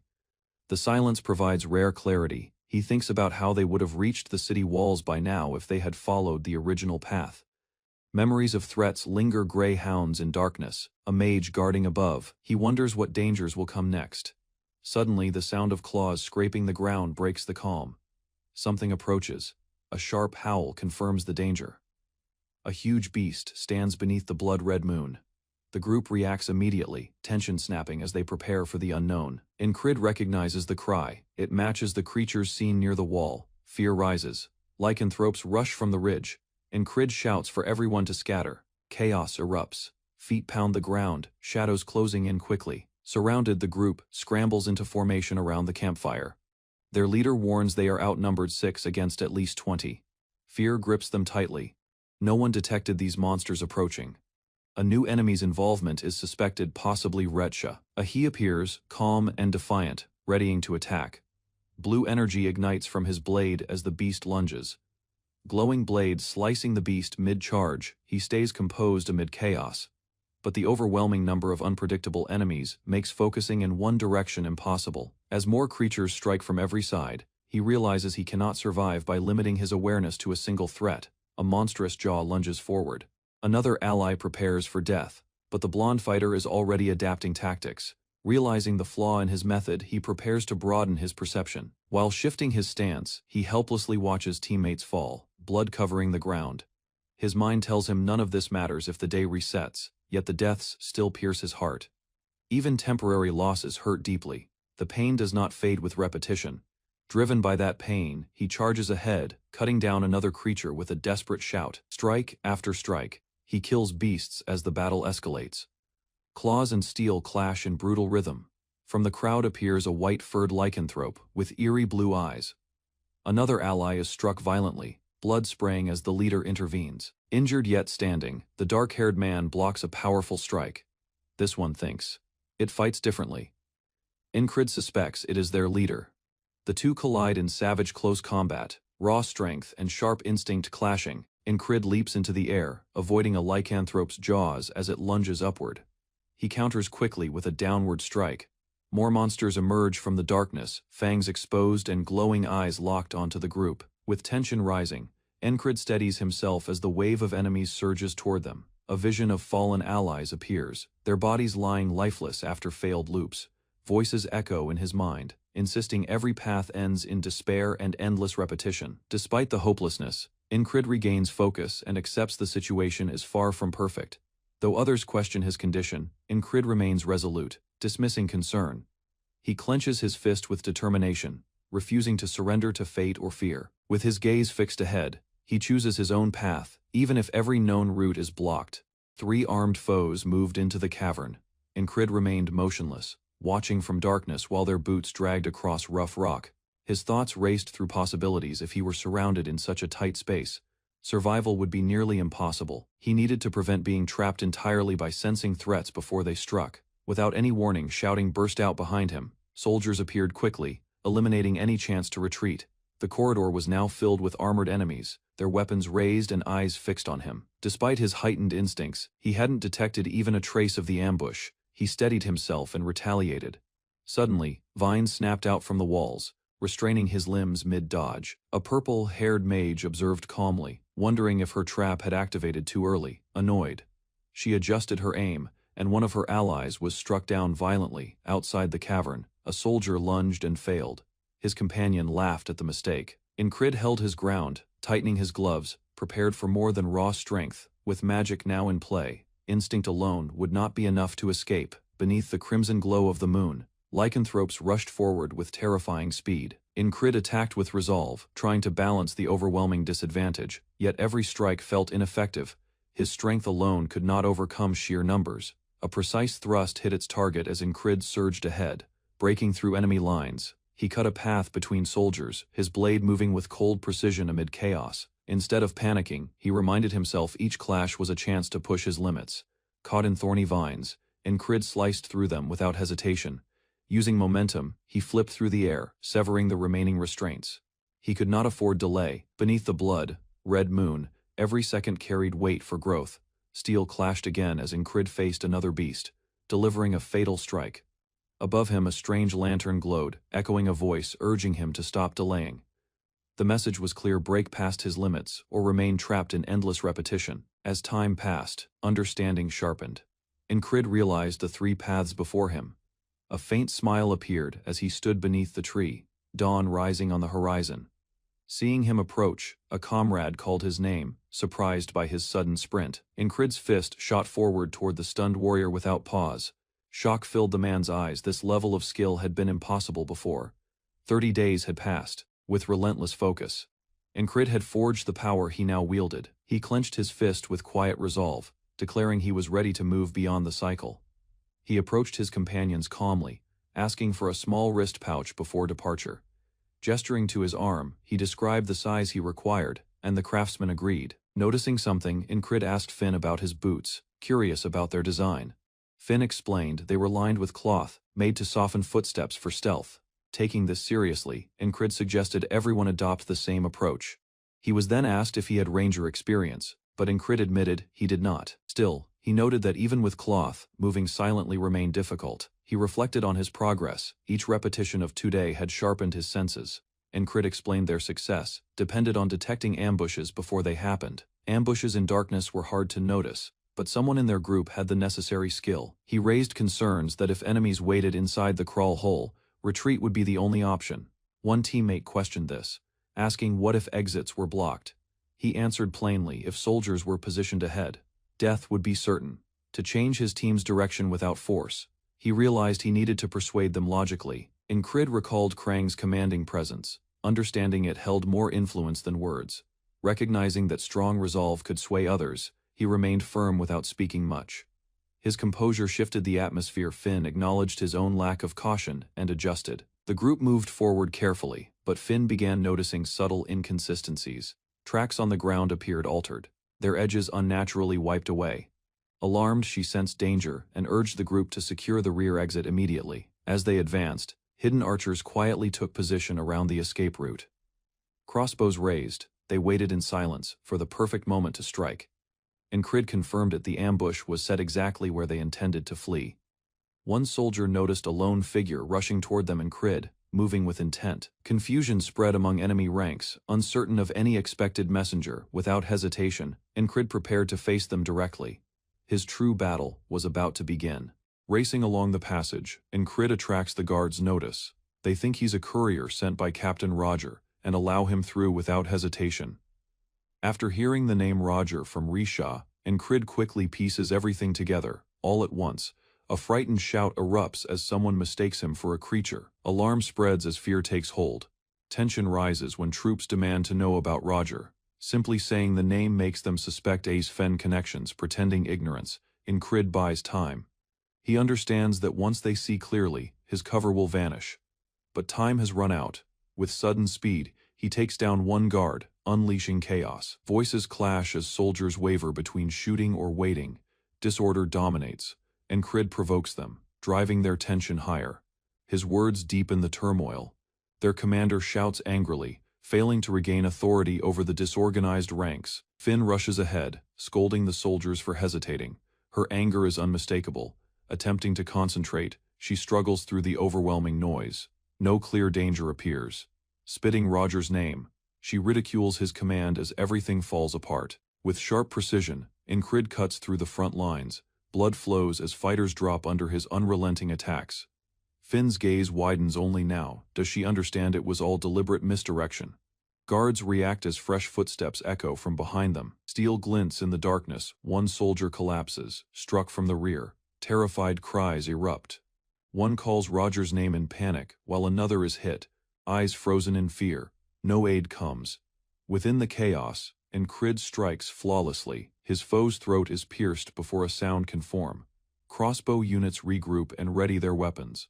The order to kill him is given instantly. Sensing his chance is over, Incrid prepares to retreat. The distraction has served its role. Springing away, Incrid propels himself down the hallway, landing smoothly. Finn and the others catch sight of him, dashing past. Commands are shouted to head for the exit. While fleeing, Incrid warns that Roger's main force, the Grey Dogs, has arrived. Shouting at the top of his voice, Incrid orders them to deliver Risha's message. Time is critical. The Grey Dogs falter, confused by his knowledge of the mage. Incrid uses this hesitation to move ahead. Still in motion, he turns and lunges forward, pulling the enemy's attention. Opponents close in, yelling to seize him. Weapons swing in narrow spaces. Finn breaks into daylight, rushing out of the tunnel with the others following. Breathing heavily, she wonders where she can shake them, perhaps the stream. Incrid directs them toward the campsite. Though Finn doubts the path, no explanation follows. Without hesitation, she leads the group, trusting his urgency. Despite uncertainty, every moment counts. Elsewhere, a soldier watches the dimming sun and prepares to call forth something dangerous. A memory returns. Risha once warned of clay-colored stones near the river. Beneath them, vipers hide. Ground gives way as Incrid activates a trap. The terrain shifts violently beneath the enemy, caught unprepared. Soldiers tumble into the pit. Panic grows as snakes emerge, screams echo. Soldiers realize they have disturbed a nest of vipers buried below debris. Finn and Torres glance back in shock, questioning what destruction Incrid has caused. With a slight grin, Incrid confirms their strategy succeeded. There's no way the creatures missed that. Above, the crimson moon begins to rise. Night has fully arrived. From darkness, beasts stir. Their claws pound as they rush forward, ignoring sides. The creatures hunt only one thing: blood and flesh. Incrid orders Finn and Torres to split up. They hesitate, uncertain. Their loyalty conflicts with reason, unwilling to leave him behind. He shouts a final command: he has a plan. Staying would only hinder him. The enemy divides into smaller squads, pursuing Finn and Torres. Incrid observes that both the Grey Dogs and the lycanthropes are gathering in the same place. He understands this instant is crucial. If he draws all focus to himself, the others can get away. The soldiers hesitate under his pressure, yet the monsters respond instinctively, revealing fangs and fixing on him. Leaders shout to target Incrid first, hoping to stop the chaos at its source. Even the creatures pause briefly before charging ahead. Their fury shifts direction. Monsters leap up the cliff as the blood moon shines behind them. Soldiers brace themselves. A werewolf crashes into the formation, sparking panic. Lines collapse. Incrid maintains distance, carefully studying the growing disorder. He deflects an attack, knowing friend and foe are now indistinguishable in the clash. The battlefield falls into chaos. Fighters strike wildly without coordination. From the center, Incrid watches monsters and soldiers tear each other apart. His strategy is succeeding. Amid a war zone soaked in chaos, Incrid found himself encircled by allies and foes alike, impossible to tell apart. The earth trembled beneath constant clashes as beasts and soldiers collided in uncontrolled brutality. The group faltered, uncertain whether trusting Incrid's unclear plan was the right choice. Beneath a crimson moon, Incrid stood alone, surrounded by hostile creatures, closing inward. One night, consumed by fear, called for action, pushing others to charge forward and help him. Unexpectedly, his smooth movements confused them. Every strike failed as he slipped through gaps effortlessly. Though enemies were distracted by fighting each other, those sensing his lethal aura still pursued him. With sharpened instincts, he sensed hidden dangers, answering them with precise and decisive strikes. Reacting within split seconds, he performed flawless actions with unwavering accuracy. Unwilling to lose focus, he maintained his rhythm despite the carnage around him. At the same time, the organized Grey Dogs began reforming ranks, threatening to bring order to the chaos. Only disorder gave him advantage without it. His plan would fall apart. With aggressive force, Incrid attacked a heavily armored opponent. Witnesses gasped. He had challenged Roger, the notorious warrior who never exposed his face. Still, he showed no fear, guided by purpose, rather than ego. In a rapid exchange, Incrid disarmed Roger, sending his helmet skidding across the battlefield for everyone to witness. Gasps echoed among nearby troops. The hidden reason behind Roger's secrecy was finally exposed. As the helmet rolled aside, shocked eyes focused on his bald head and unexpected reality revealed. Roger's anger exploded as he realized his secret had been revealed in the most humiliating way. Instead of mocking him, Incrid calmly stated that baldness was nothing to be ashamed of. The surrounding troops shouted either support or ridicule, fueling Roger's wounded pride even further. From a distance, Finn and another knight watched in shock as Incrid's behavior turned absurdly dramatic. Confidently touching his own hair, one knight posed theatrically, as if showcasing a competing scalp. With a sigh, Finn muttered that Incrid had clearly lost his sanity, blinded by rage. Roger charged forward, weapon raised, refusing to give Incrid a quick death. Without hesitation, Incrid grinned, ready to counter whatever came next. The two sides clashed again, weapons flashing violently in direct combat.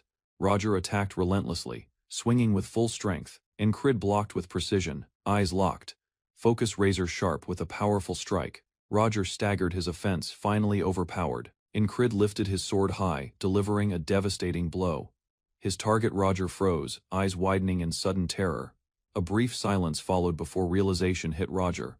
The werewolf's claws ripped through him, interrupting the duel with fatal force, trapping both fighters in the chaos. Shock spread through the battlefield as Roger fell, his body crushed beneath the beast's attack. His defeat shattered morale. While the creature seized the advantage, standing tall under the blood moon, the werewolf loomed over Roger's shattered body. Incrid knew it aimed to finish him. Moving with urgency, Incrid rushed forward, blade prepared. A one-eyed lycanthrope appeared stronger, quicker, and more intelligent than the others. His thoughts sharpened. Incrid understood the pattern. This fight had to end. Now resolute, he launched forward. His blade clashed against the beasts in a fierce exchange. The momentum shifted as Incrid moved between attacks, dodging claws and striking back continuously. He lowered himself, preparing a final strike as the lichen staggered, under pressure. Blood sprayed as his sword connected. The werewolf roared in agony, yet remained standing. Another beast joined the battle, eyes burning with rage. Incrid stood alone once again. Still, he did not retreat. With sword ready, he faced the new enemy without hesitation. With steady resolve, Incrid declared the end. His blade drove deep into the creature's skull beneath the crimson moon. Steel cut through flesh with brutal certainty. The massive lichen finally collapsing under his strike. Nearby troops watched in stunned silence as the beast fell, defeated. Finn and the others noticed another lichen hesitate, unwilling to confront Incrid, recognizing his dominance. They chose to regroup and reconsider their strategy. The creature withdrew, and beneath the moonlight, the team moved to recover. From the battlefield, allies shouted for Incrid to fall back. Another danger approached behind him, reacting instantly. Incrid ducked and turned. The opponent was trying to flee. A nearby knight struggled to stop the escape, failing to intercept in time. Retreating soldiers voiced confusion, unable to understand how Incrid predicted everything. He dismissed their questions, giving vague explanations about timing and luck.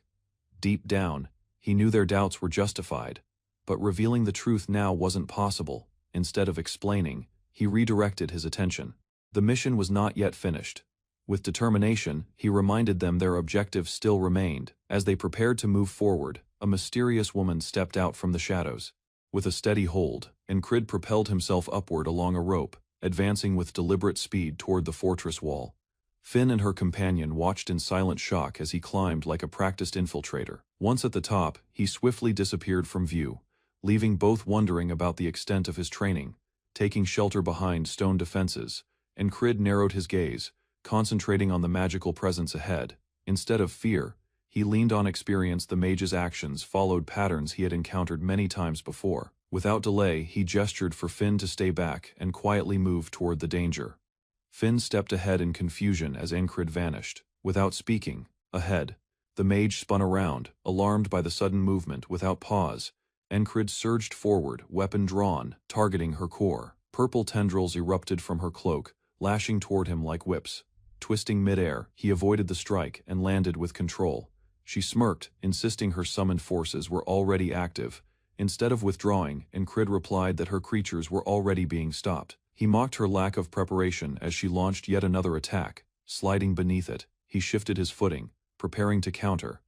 As heavy tendrils slammed down, Incrid deflected them precisely, maintaining sharp focus. He studied their structure. Thick ones required evasion, thin ones could be cut apart.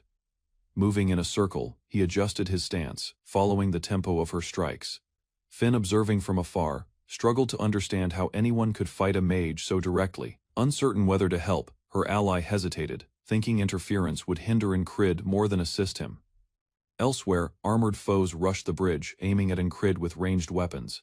The mage's anger flared. She released a storm of dark projectiles, calling Incrid nothing more than a swordsman. Turning rapidly, she unleashed a spiraling attack of death, but Incrid kept moving, calculating each step.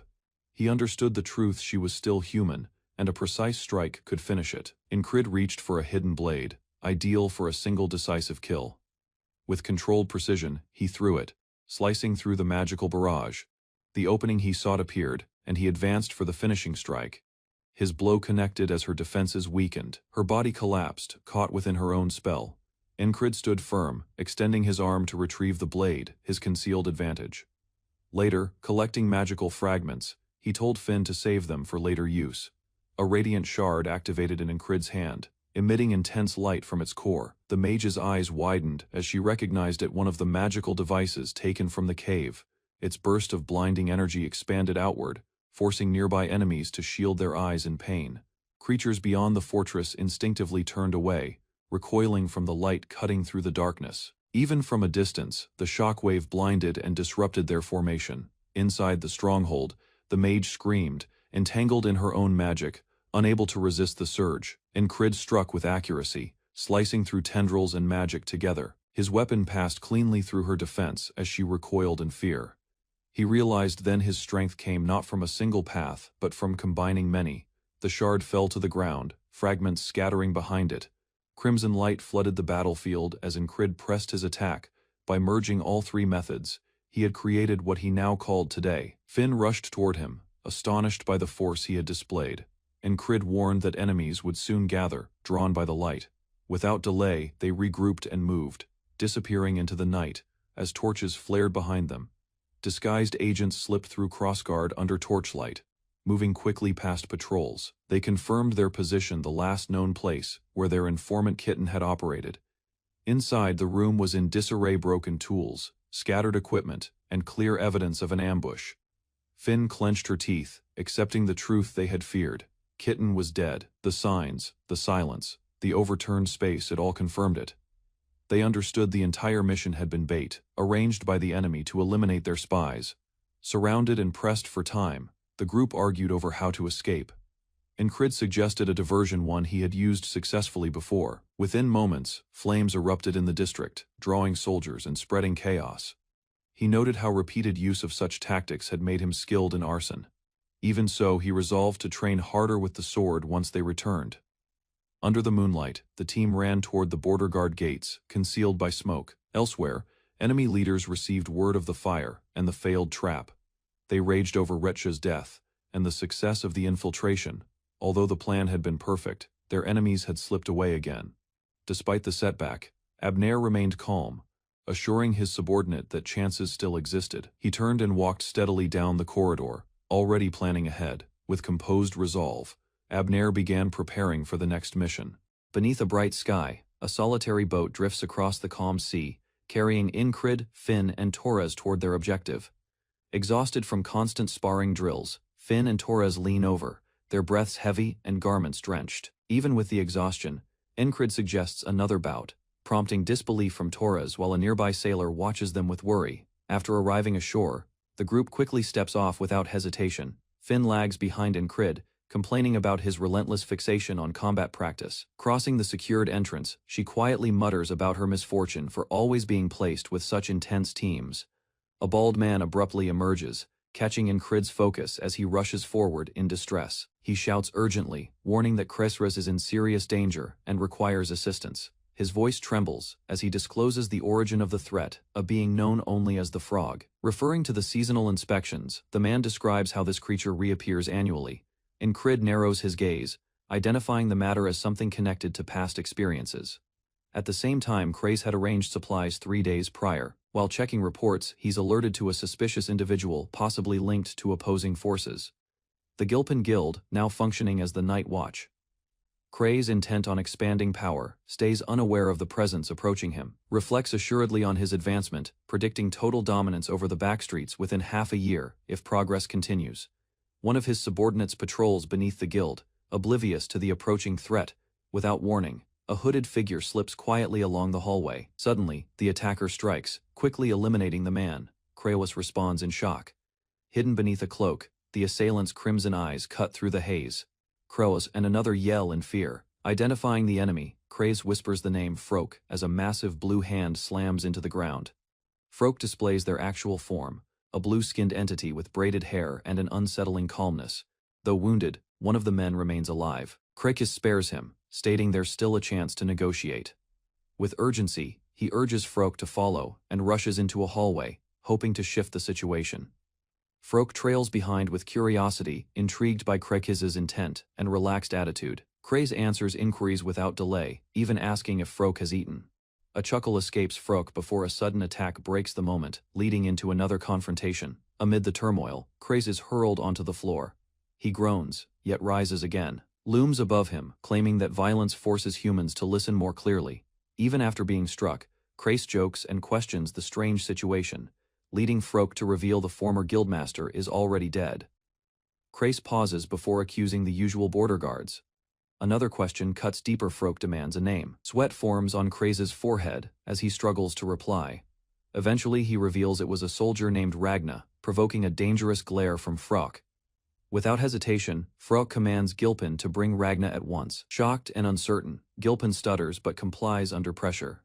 He sprints through the corridor, heart pounding, determined to find the one individual who might solve this crisis. Outside, Gilpin encounters Incrid and tells him about the request to summon Ragna. Incrid remembers Ragna's laziness, noting he's the most difficult to motivate in their unit.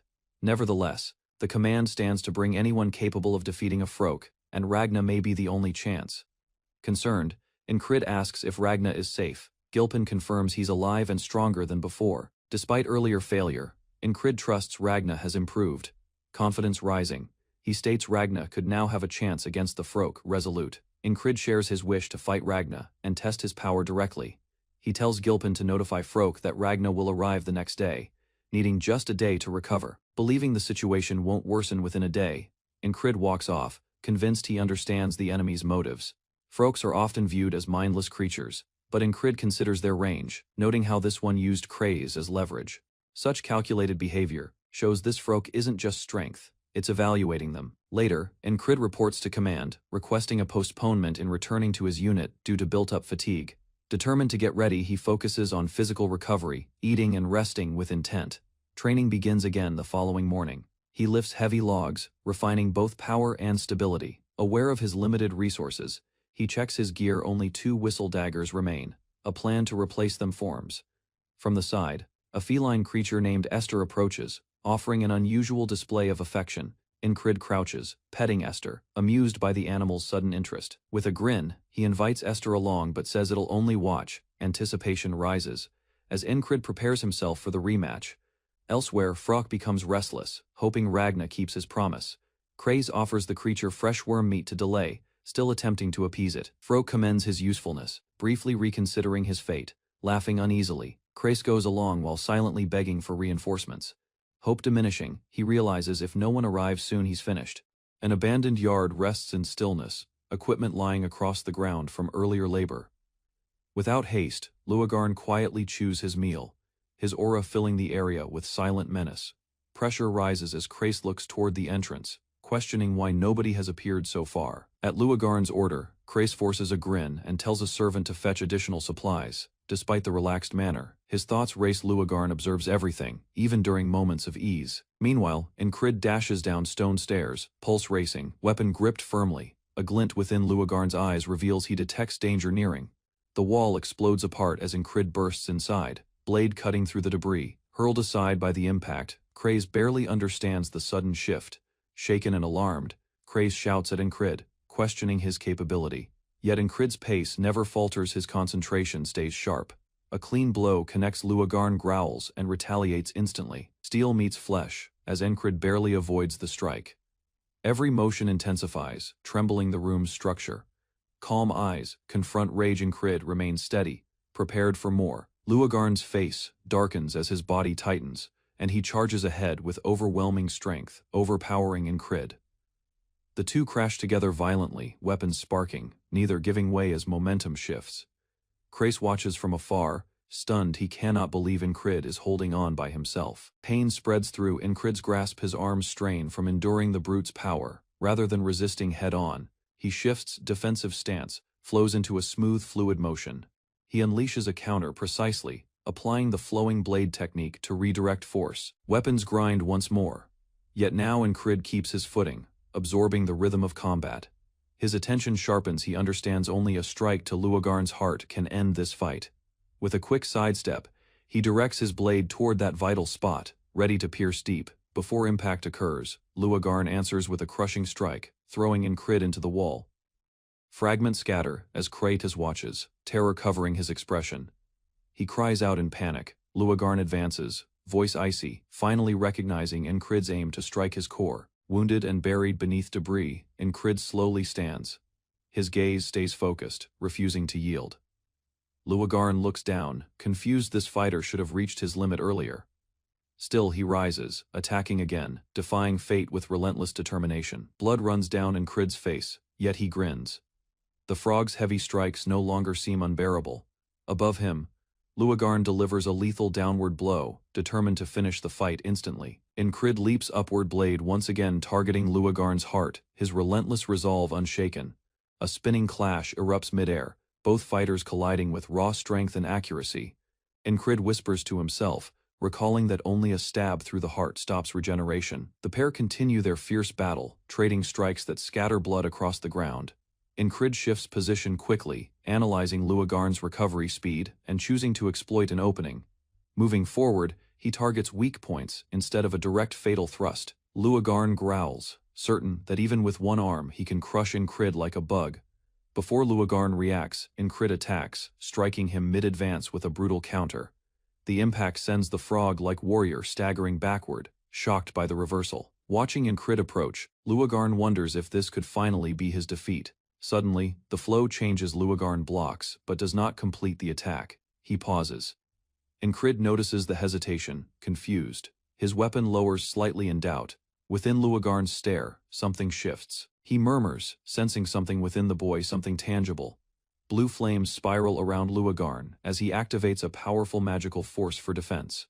He quickly realizes the energy is not hostile, it serves as a warning from a nearby beast. Understanding that killing Incrid might trigger his own end, Luagarn restrains his killing intent. The energy surrounding Incrid suggests something unnatural. He has exceeded normal human limits. Luagarn deems him dangerous, someone who must be eliminated before growing stronger. Yet before he moves, Incrid attacks again, showing no hesitation, standing face to face. Luagarn tells Incrid to remember his name, Merowyn. He promises vengeance and quickly withdraws, disappearing alongside the beast. Incrid watches him fade, standing firm while silently accepting the threat remains. Krasus steps forward carefully, confirming the opponent has left. He reveals he was not truly fighting, yet the clash was not at full power. He says calmly that with 3 more todays, he would have claimed victory. Along the silent roads, Incrid and Krasus advance carefully, unsettled by the lack of their usual companions. Krasus notes how strange it is that every elite squad was sent out at once. Even though the creature disappeared, Incrid still feels a lingering discomfort. Looking downward, Incrid silently questions Esther, wondering whether the beast had interfered somehow. Their moment is broken by a firm voice. A high-ranking officer arrives with piercing eyes and a strict tone. Seeing the injuries on Incrid, the commander orders him to report, explaining his unit had personally asked for him. All at once, Incrid halts. An unfamiliar presence remains nearby. He whispers, sensing the fairy's aura. Sinar surveys a battlefield soaked in blood while sunlight cuts through the smoke-heavy sky. Her eyes sharpen. Now she understands why these fighters are considered insane. Within the turmoil, a swordsman delivers 3 deadly blows without hesitation. Instead of continuing, he sheathes his blade, indifferent as more enemies close in. From afar, murmurs spread. He was thought to have died in the previous battle. A scream echoes. Someone raises the severed head of the enemy commander. A massive figure charges forward, each step trembling the ground. Without warning, he grabs a soldier and slams him down, leaving others stunned. Across the field, a desperate fighter swings wildly, failing to strike his opponent. Nearby, a red-haired warrior watches the chaos in silence, unaffected. Without response, the warrior turns away, ignoring the desperate cry behind him. Sinar observes everything in silence. At a camp beneath the mountains, 2 commanders speak about the unruly troops. Sinar comments that recruiting them was easy. Commanding them is the real challenge. Elsewhere, Sinar orders a recruit to take the place of the missing squad leader. Frustration erupts as a man accuses her of removing their leader, yet still demanding obedience. Her face turns cold. Sinar shifts the fault onto leadership. She warns that disobedience may cost Incrid. One man, deeply shaken, clenches his teeth. His voice drops 3 each day. He imposes strict limits. No more than that. Sinar recognizes their efforts, but points out that higher ranks fail to value them. Their squad plays a crucial role. The war's outcome could depend on their success. The opposing side continues provoking one-on-one duels after losing proper battles. Their methods are questionable, but they have never lost in that format. Morale is weakening. The commanders agree only the strongest should participate. Managing the reckless unit is still the biggest issue. Sinar accepts the strategy and agrees to return the unit's original leader. Outside the camp, an officer reflects on the enemy's increasing cunning, something never shown before. He believes a new strategist is behind everything, a tactical prodigy within the Aspen ranks. This change must be his doing. Meanwhile, Andrew walks through the camp with determination. The sunset bathes the tents in warm light. He silently introduces himself, carrying the burden of leading reckless warriors in his superior's absence. Though worn down, he keeps discipline. Talks of controlling a violent subordinate spread among the troops. Andrew explains that each deadly duel strengthens him. Death feels near, yet growth comes with it. His companion agrees reluctantly. It is dangerous, but effective. Inside the tent, the three wild warriors rest apart. A commander's harsh voice shatters the calm. Tension rises. One officer accuses the unit of making a mockery of the war effort. The atmosphere tightens. Andrew realizes the man is a newly assigned commander. Shock turns into concern, refusing obedience. Andrew shouts back that their platoon answers only to their commander. As conflict erupts, another warrior leaps forward to defend. A fight is about to begin. Insults are exchanged if leadership is questioned. They will resolve it through combat. The challenge is accepted. Tempers ignite. The battle begins. Leaning against the fading sunlight, the long-haired warrior sighs in frustration. The fight, once exciting, now feels dull. Combat no longer thrills him. The excitement is gone, and nothing in the camp offers a challenge worth pursuing. He turns away from the others, stepping out. A thought lingers: it might be time to become a soldier again. Inside the tent, the others rest. One calls out to their leader, worried about his long absence. Unease spreads. If he is this late, something must have happened. Has he fallen? Another soldier reflects quietly. If purpose is gone, then there may be no reason to remain. Their thoughts fill the silence. One by one, each considers their own fate. Without speaking, they begin to leave, one after another. The decision is shared. I am leaving, they declare.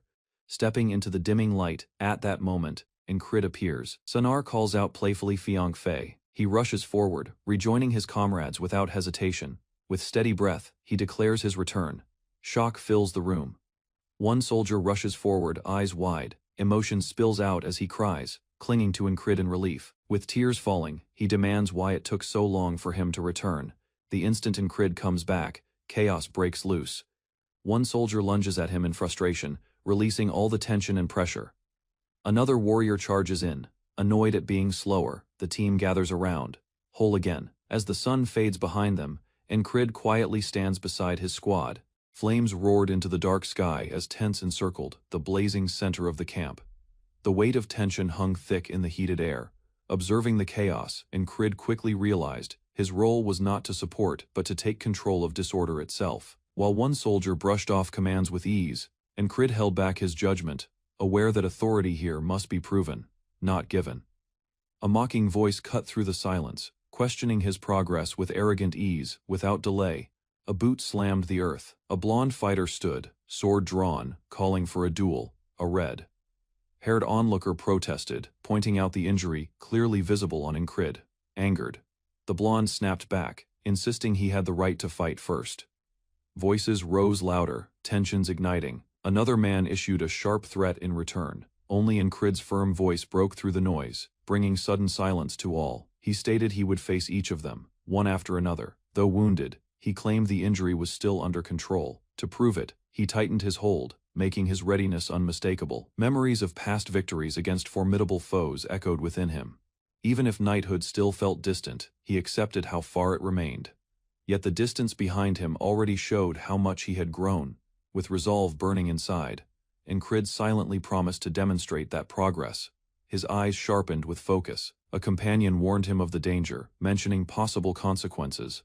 Still, the choice was his alone. Without pause, he stepped outside, where the others had gathered for the challenge. The first opponent rushed forward with a fierce attack, forcing Incrid to react instantly. Steel clashed beneath the glow of firelight. From afar, the opponent recognized Incrid's steady stance. He was prepared to test that growth. Both moved with strength. A heavy charge came swiftly toward Incrid.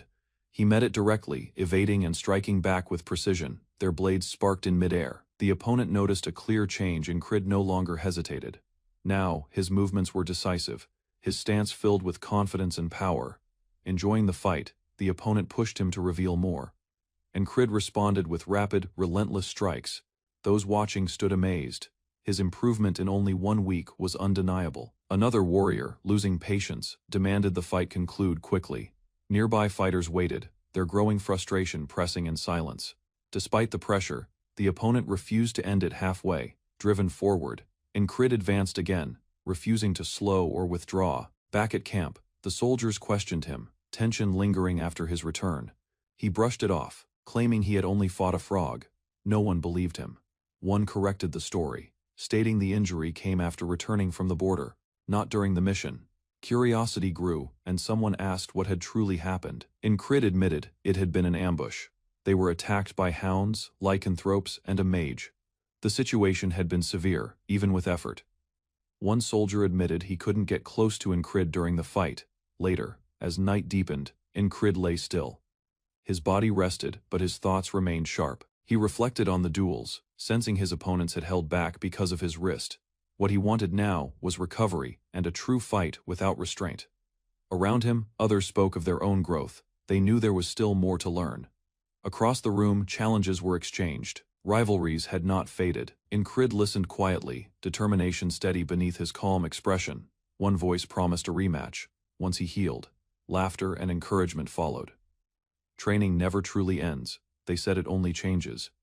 Everyone sought to improve, and Incrid agreed, ready to face them again when fully recovered. Frustration burned within him as he remembered the battle. The frog had left more than injury, it struck his pride. Others joked about easy solutions, unaware of what he had endured. Advice came from every side. Some urged rest. Others warned against arrogance. Eventually, someone asked if it was time to sleep. Silence slowly returned. One by one, the soldiers fell asleep. Outside, the camp rested quietly beneath the stars. Dawn would soon arrive. Incrid awoke later than expected, surprised by the depth of his rest. He sat up quietly. Outside, he greeted a fellow soldier and asked about the others. Most had already gone to the front lines, leaving only guards and support behind. Stepping out, he tried to stretch but flinched as his wrist still ached. For a moment, doubt crept in, questioning whether fighting had been the right choice. Yet the thought of battle reignited his drive. He wanted to swing his blade again. Despite the pain, he resumed training. His left hand awkwardly guided the sword. He thought about his form clumsy and weak, like when he first started, but as he continued, a smile appeared. This was his path refining, relearning, advancing. On the outskirts of camp, Incrid trained alone beneath the rising sun, beginning anew once more. Despite the visible injuries on his body, the power gained through solitary training still flowed within him. Observing from afar, a soldier noted Incrid's ferocity, murmuring about his unusual resilience. As he attempted to fasten the sword strap, his wounded hand struggled with the task. Without hesitation, a soldier approached and criticized, both the weapon and the one wielding it, usually hostile. The man unexpectedly offered assistance, leaving Incrid quietly questioning the sudden kindness. "Jenny," the man muttered, breaking the silence with an unfamiliar name. Brow furrowed, Incrid tried to remember but came up empty. Irritated, the soldier snapped, explaining she was a herb merchant, then struck him in frustration. With anger boiling over, the man stormed away, declaring he was done. Alone once more, Incrid's memories surfaced. He had never returned her feelings. Jenny had worked near the border, and Incrid had visited frequently, though only for supplies. Feelings, however, had grown on her side without his awareness. Unaware, vengeance had also cared for her, quietly nurturing jealousy. Incrid calmly clarified his interest was never romantic, only practical. Thinking back, Incrid remembered how Jenny never looked at him the way she did at Vengeance. He realized she had feelings for someone else all along, making the rivalry meaningless. Without warning, Vengeance snapped again, muttering insults before suddenly walking away, claiming he had duties. Inside his tent, Incrid sat beside Esther. The magical beast curled near his feet, appearing exhausted, concerned. He gently asked if she felt unwell, noticing her fatigue. Esther admitted her condition came from constantly healing him during his reckless training. Despite being positioned in the rear, the atmosphere stayed tense, and rest was scarce. From above, the calm camp arrangement appeared organized and secure near the riverside. 2 guards patrolled along the riverbank, unaware of the danger approaching them. Ripples spread across the water, catching one guard's attention. Just as he turned to alert the others, a sudden strike struck him fatally. Incrid, sensing danger, rushed toward the scene with Esther close behind. A soldier shouted about an enemy attack, throwing the rear camp into chaos. Despite his injuries, Incrid charged ahead, ignoring shouts, telling him to stay back. He pushed past his comrades, ready to defend what others could not. Incrid narrowed his eyes, shocked to recognize the man emerging with the enemy forces. From the shadows of the advancing unit, a familiar figure moved with purpose and command. Mitch Hurrier, clad in dark armor, led the enemy troops onto the battlefield. Sweat rolled down Mitch's face as he locked eyes with Incrid from a distance. He stepped forward solemnly, claiming divine fate had brought them together again. Mitch admitted that Incrid had humbled him before and vowed to surpass him. Raising his sword, Mitch declared his intention to personally bring Incrid down. Incrid called out to Craig and Esther, urging them to prepare. The clash erupted instantly as Mitch lunged, unleashing a brutal strike. Sparks flew as blades collided, both men exchanging heavy blows. Incrid staggered under the pressure, barely keeping his footing. Mitch mocked him, asking if he was already injured and calling it unfortunate. A devastating blow swept across, forcing Incrid to retreat. Vengeance rushed in, defending him without hesitation, shouting for Incrid to run. Vengeance faced Mitch directly despite the danger. A brutal slash struck Vengeance's head, splitting it open in a burst of blood. Frozen in place, Incrid stared in shock, unable to comprehend the sudden loss. The gruesome image of Vengeance's head flying through the air etched itself into his memory as the body collapsed. Rage surged through Incrid's body, his eyes igniting with burning fury. Mitch sneered, calling Vengeance insignificant, unaffected by what he had done. Without pause, Esther charged toward Mitch, her instincts flaring with protective fury. Panic flashed across Incrid's face as he realized Esther was rushing straight into danger. Reaching out his arm, he shouted a warning, but she was already airborne. A violent impact followed as Esther collided with Mitch's armored body. Craig leaped forward to support her, determined not to let her fight alone. Incrid sprinted with all his strength, driven by fear and urgency. Another fatal strike came too quickly, blood splattered, and Craig fell before reaching his target. Coldly, Mitch remarked that if Incrid's wrist had healed, he might have been a threat. Their swords clashed again, violence painting the battlefield with crimson arcs. From above, the ground was drenched with blood, bodies scattered between clashing blades. Tents stretched across the campsite in strict formation, shadows lengthening under morning light while silence blanketed the soldiers' territory. Inside a single tent, Incrid awoke from uneasy sleep, his motion stopping as pain surged through his wrapped wrist. He tightened his jaw in irritation. With his dominant hand damaged, he was rendered helpless, unable to raise a weapon or shield anyone. Another soldier shouted nearby, yet Incrid stayed intent. He understood the Grey Hounds would attack before dusk. Instead of resting, he moved onto the field, practice sword held firmly in his left hand. His swings sliced through the air, with increasing accuracy, compensating for what his right hand could no longer offer. Voices of a superior's contempt returned phrases that cut deeper than any sword. Recollections of fallen allies lingered around him, their sacrifice pressed heavily upon his spirit.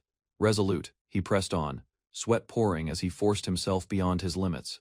Someone laughed, calling his effort excessive, nearly obsessive. Unmoved, Incrid whispered that he would make this hardship meaningful. He looked ahead, gaze unwavering this time. He would protect them all. Quietly, he apologized for Jenny.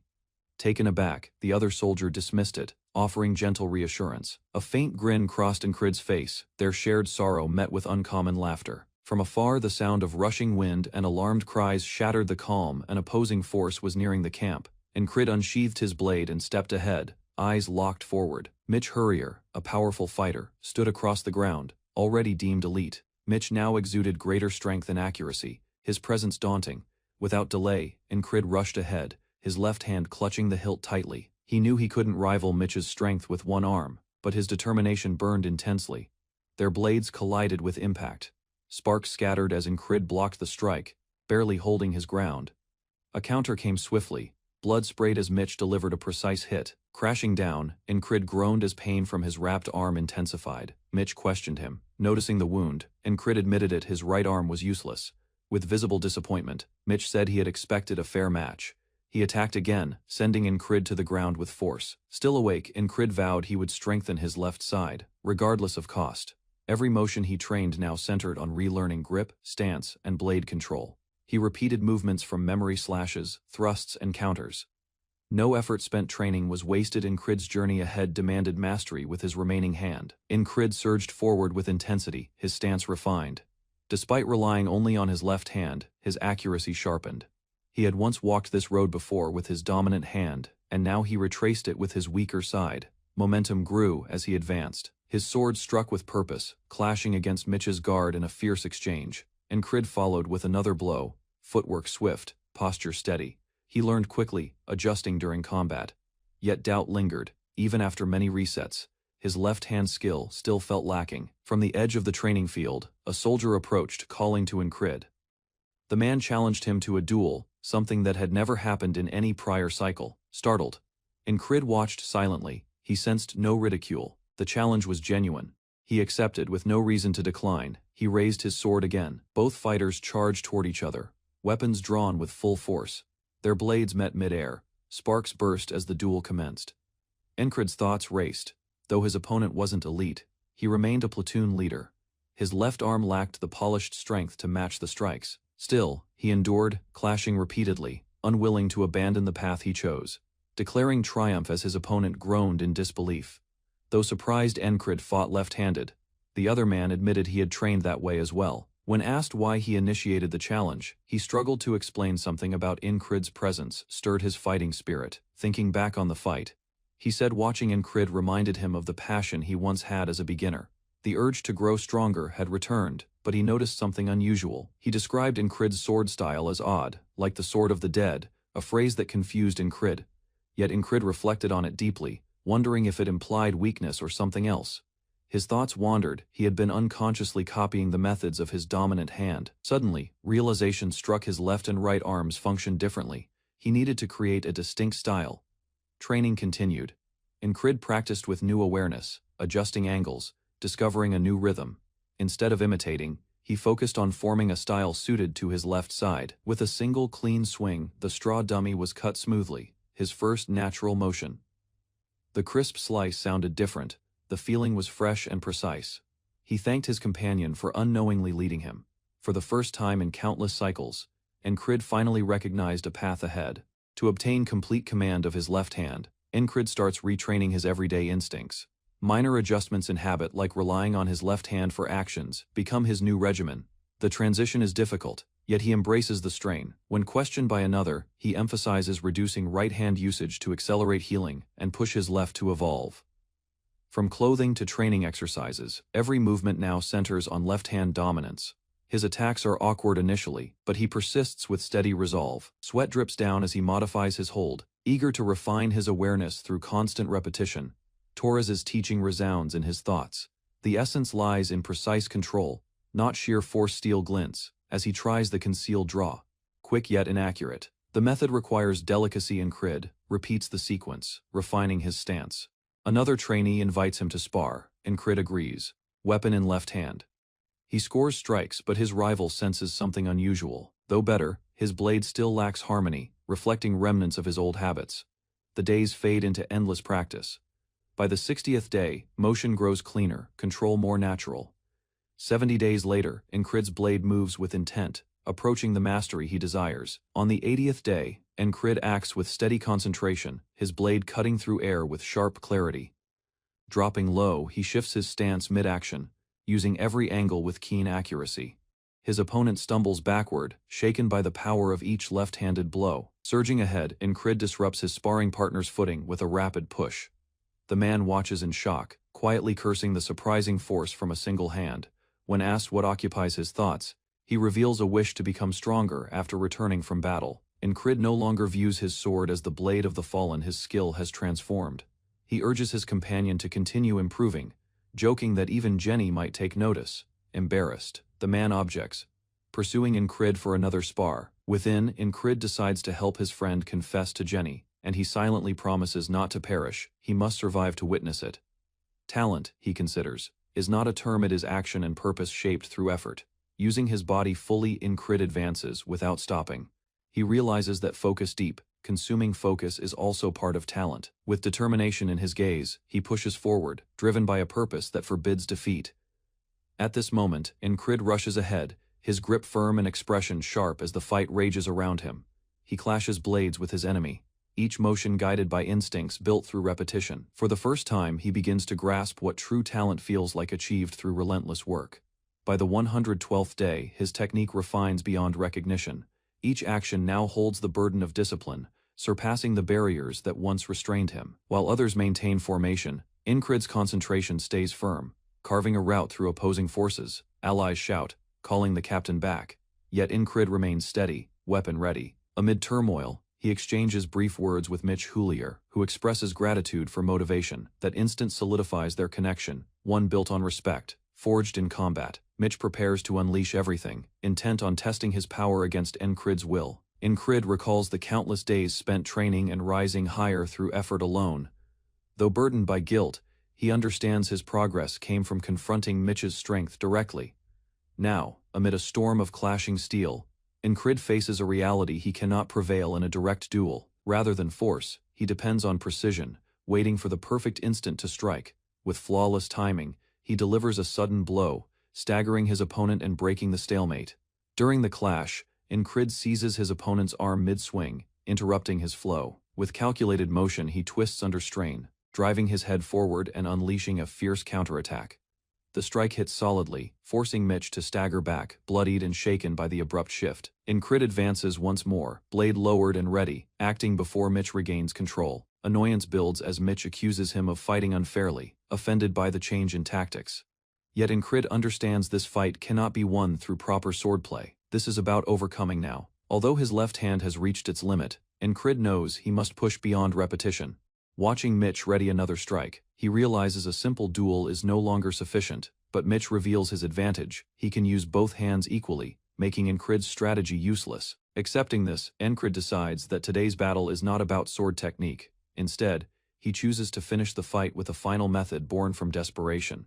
His eyes shine with determination as he prepares the hidden move of the mercenary sword style. With full strength, Incrid propels himself forward, abandoning structure for raw aggression. He crashes into Mitch mid-air, overpowering him with a wild, uncontrolled strike. This is no longer a duel, it is a brawl, and Incrid refuses defeat. With a sudden surge of speed, Incrid rushed ahead, his eyes burning with lethal intent. His punch slammed directly into the armored man's face, the impact sending ripples through the air as his opponent's body twisted violently. Not allowing a moment to recover, Incrid seized and flipped him, driving him hard into the ground. Another enemy collapsed beneath Incrid's force, the earth fracturing from the weight rather than retreating. He lowered himself, one hand pressing into the soil, as he readied his next strike. His fist crashed into flesh, driven by sheer resolve and a relentless will to prevail no matter the cost. Incrid grabbed another foe by the head and smashed him into the ground without hesitation. His momentum carried his next blow forward, landing mid-air and disrupting the enemy's flow. With a quick motion, he threw the man aside like useless armor. A voice demanded a fair fight, yet Incrid's gaze showed no regard for honor. Rushing once more, he closed the gap with terrifying determination. He fought with purpose, not dignity. Weapons collided fiercely, their echoes ringing across the battlefield. A precise dodge saved him as a blade brushed his cheek. With calm composure, he said, "I am completely serious right now." A sudden slash cut through the air, severing his opponent's hand as blood burst forth instantly. Without delay, Incrid countered by smashing his fist into the man's jaw, his knuckles drenched in blood. Pain filled his opponent's eyes, yet Incrid showed no sign of slowing. Another punch followed, shaking the man further as his balance gave way under relentless pressure. Even as steel tore into his flesh, Incrid's expression stayed steady, analyzing the battlefield with clarity. He acknowledged his limits, his wrist strained, his shoulder weakened, and understood the danger of losing. Incrid made his choice. He needed to finish it now. Charging with full force, he shattered his opponent's defense and drew blood. Even when his enemy lifted his weapon again, Incrid advanced without hesitation.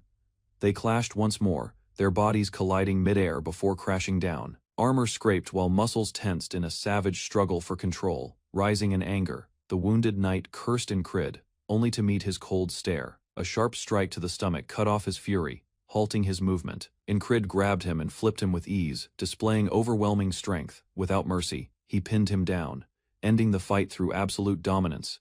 Mitch's face twisted into wild laughter, his eyes glowing red with fury and disbelief. Trapped beneath Incrid's weight, he shouted uncontrollably, unable to accept defeat. From the sidelines, others watched in shock as the once proud knight collapsed.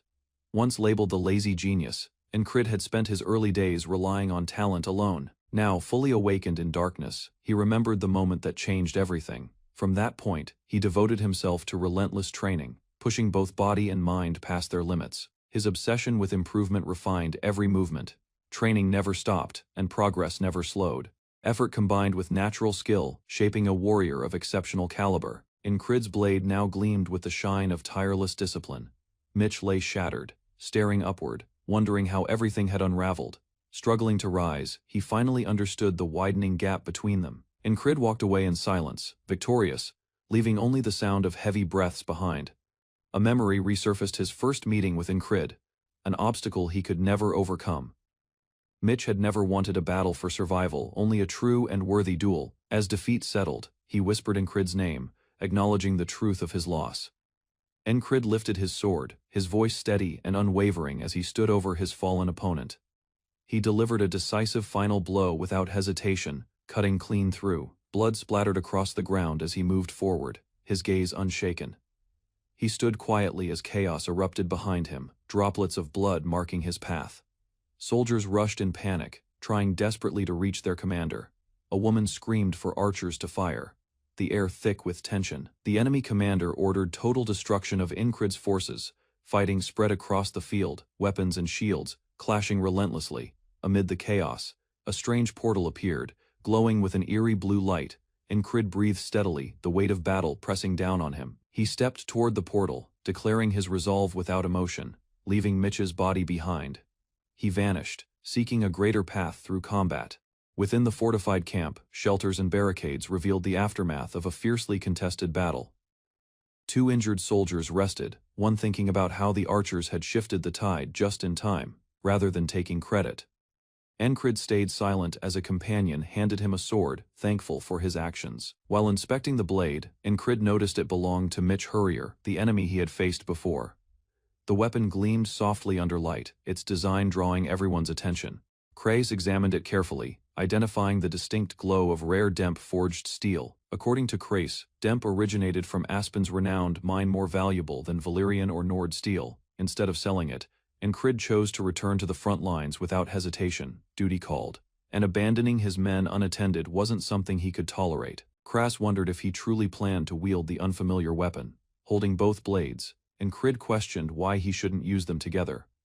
Their comrades watched, sensing his readiness for greater trials ahead. From behind, a seasoned warrior quietly acknowledged Incrid's progress. He thought that it was time to train Incrid's joints, not only his strength step by step. He would build a body resistant to every injury. A sudden blow struck hard across the recruit's face, shocking the nearby trainees into silence. While the others remained frozen, the instructor resumed jogging as if nothing had occurred. Mockery followed, the older man taunting his brother for still lacking proper discipline. Another recruit struck out, determined to answer the insults with brute force. However, his advance was halted when he was thrown effortlessly onto the ground. Others muttered as they passed, blaming laziness and disorder for his failed attack. Watching silently, a blonde warrior reflected on Incrid's training and its purpose.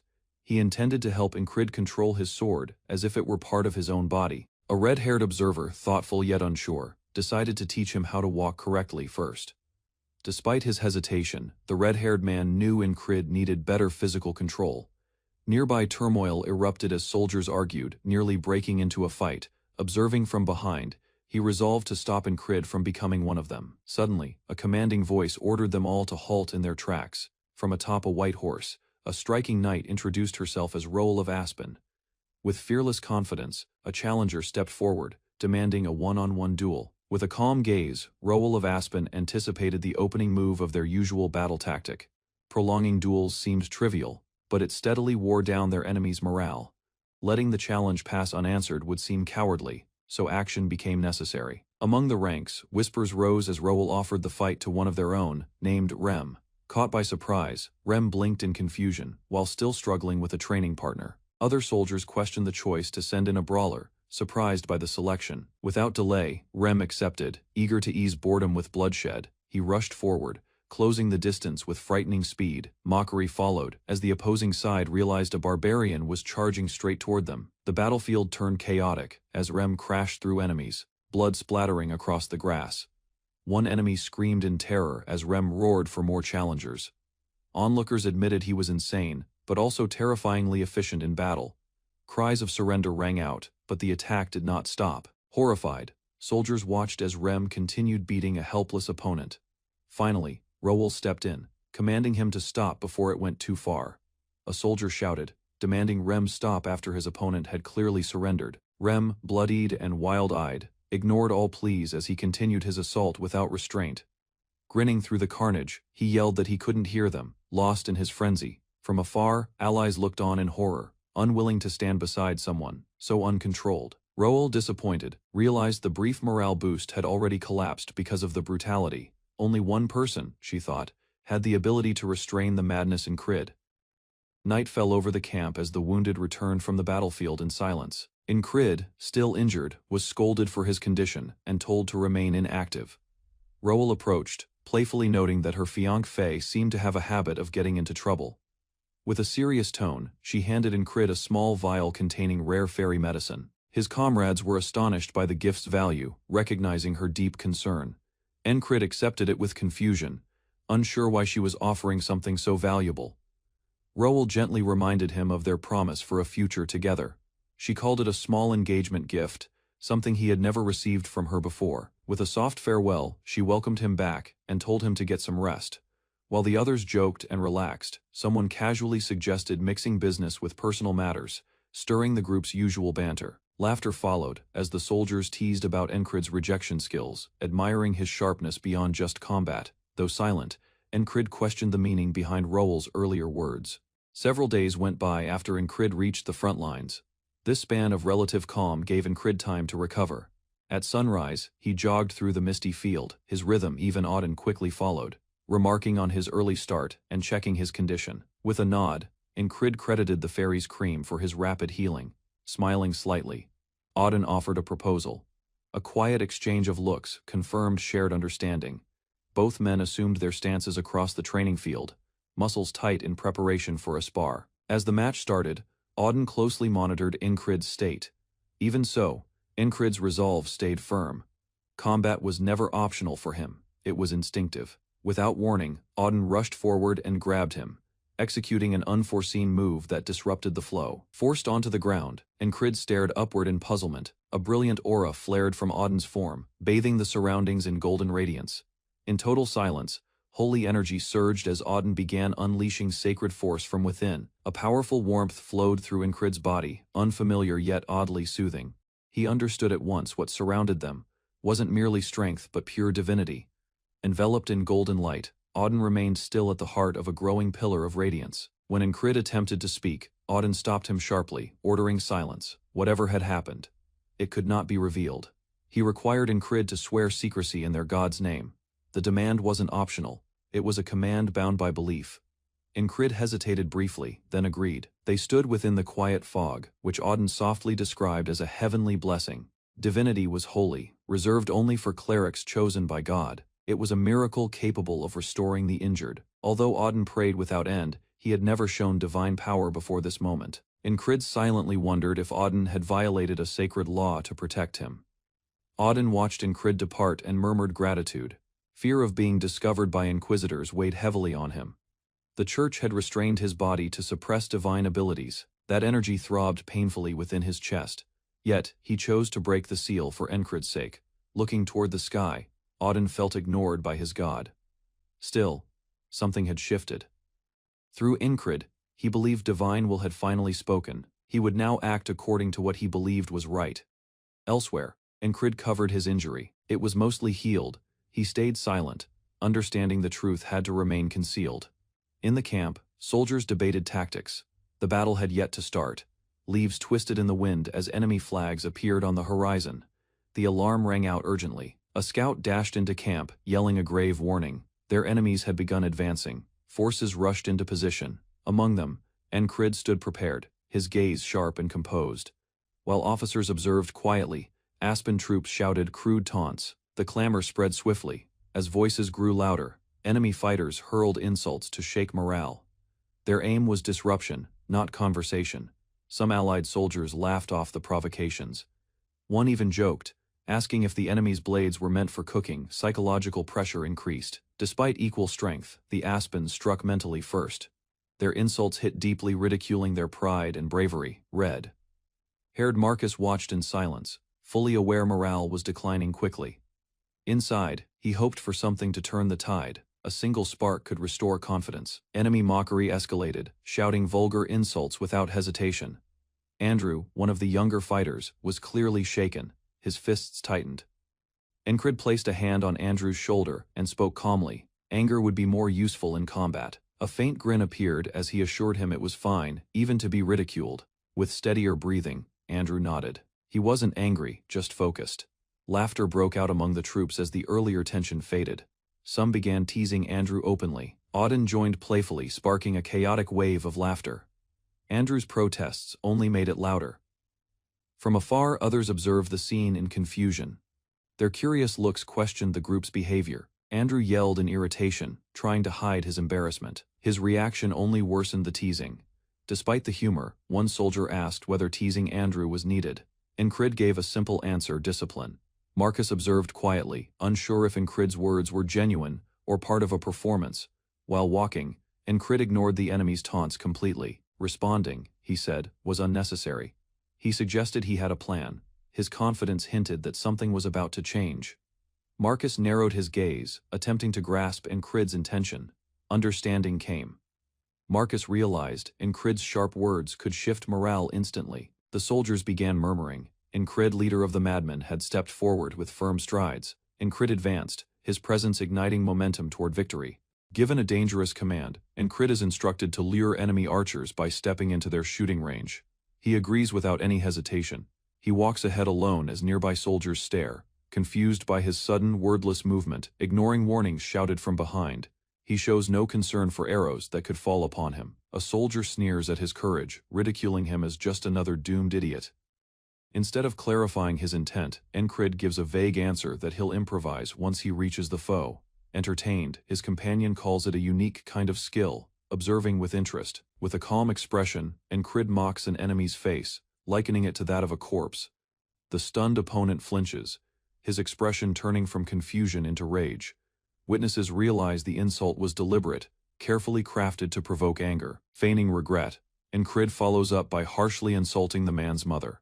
The reaction is immediate, as fury overwhelms reason. Laughter breaks out among the soldiers, some questioning if Incrid has lost his mind. More taunts follow, now targeting Incrid's own looks. Nearby, another soldier considers how Incrid provoked such a response.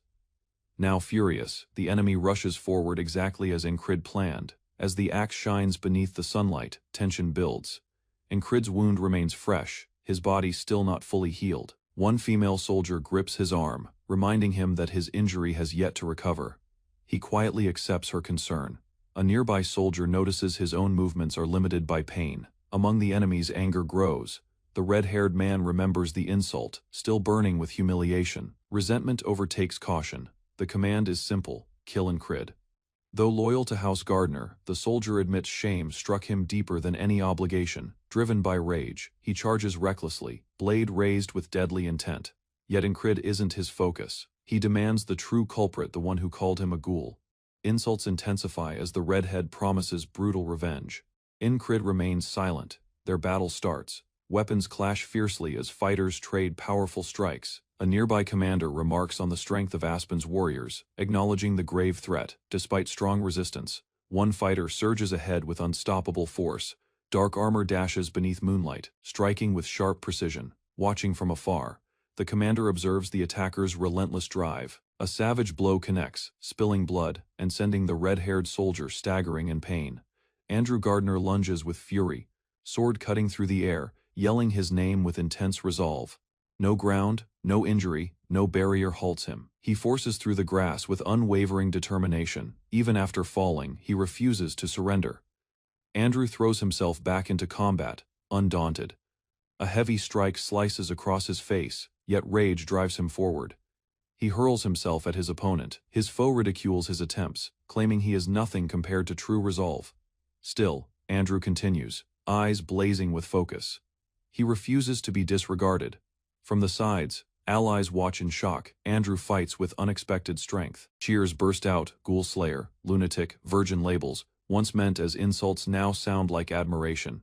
One ally laughs, embracing Andrew as one of them, a true war-crazed fighter. Laughter echoes, though confusion remains. Some cannot grasp Andrew's purpose amid the turmoil. Incrid smirks slightly, knowing everything unfolded as planned. And crazed soldier comments that although the boss never swung a blade, the result benefited their side. Seizing the chance, the commander signals forward. Now is the moment. With a shout, commands are given to break Aspen's formation at once.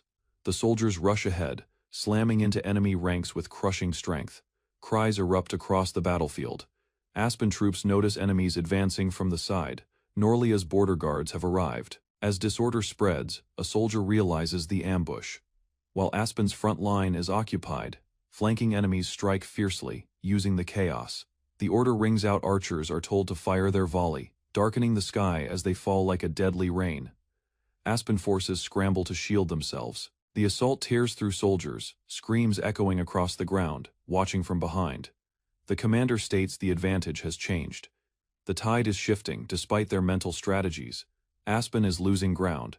Their troops begin to falter under pressure. The Greyhound Company is summoned. Their commander appears ready to take charge of the battlefield. With steady precision, he confirms all preparations are ready. The next stage of combat begins. Morale rises among Norlia's forces. Cheers erupt as Aspen troops start to withdraw. They rejoice too early. One soldier wonders how success came so easily. Doubt increases.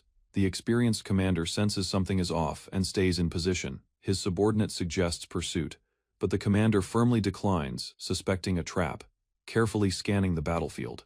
He warns they must not advance recklessly. They are plotting something, he murmurs, eyes narrowed, preparing for what may come.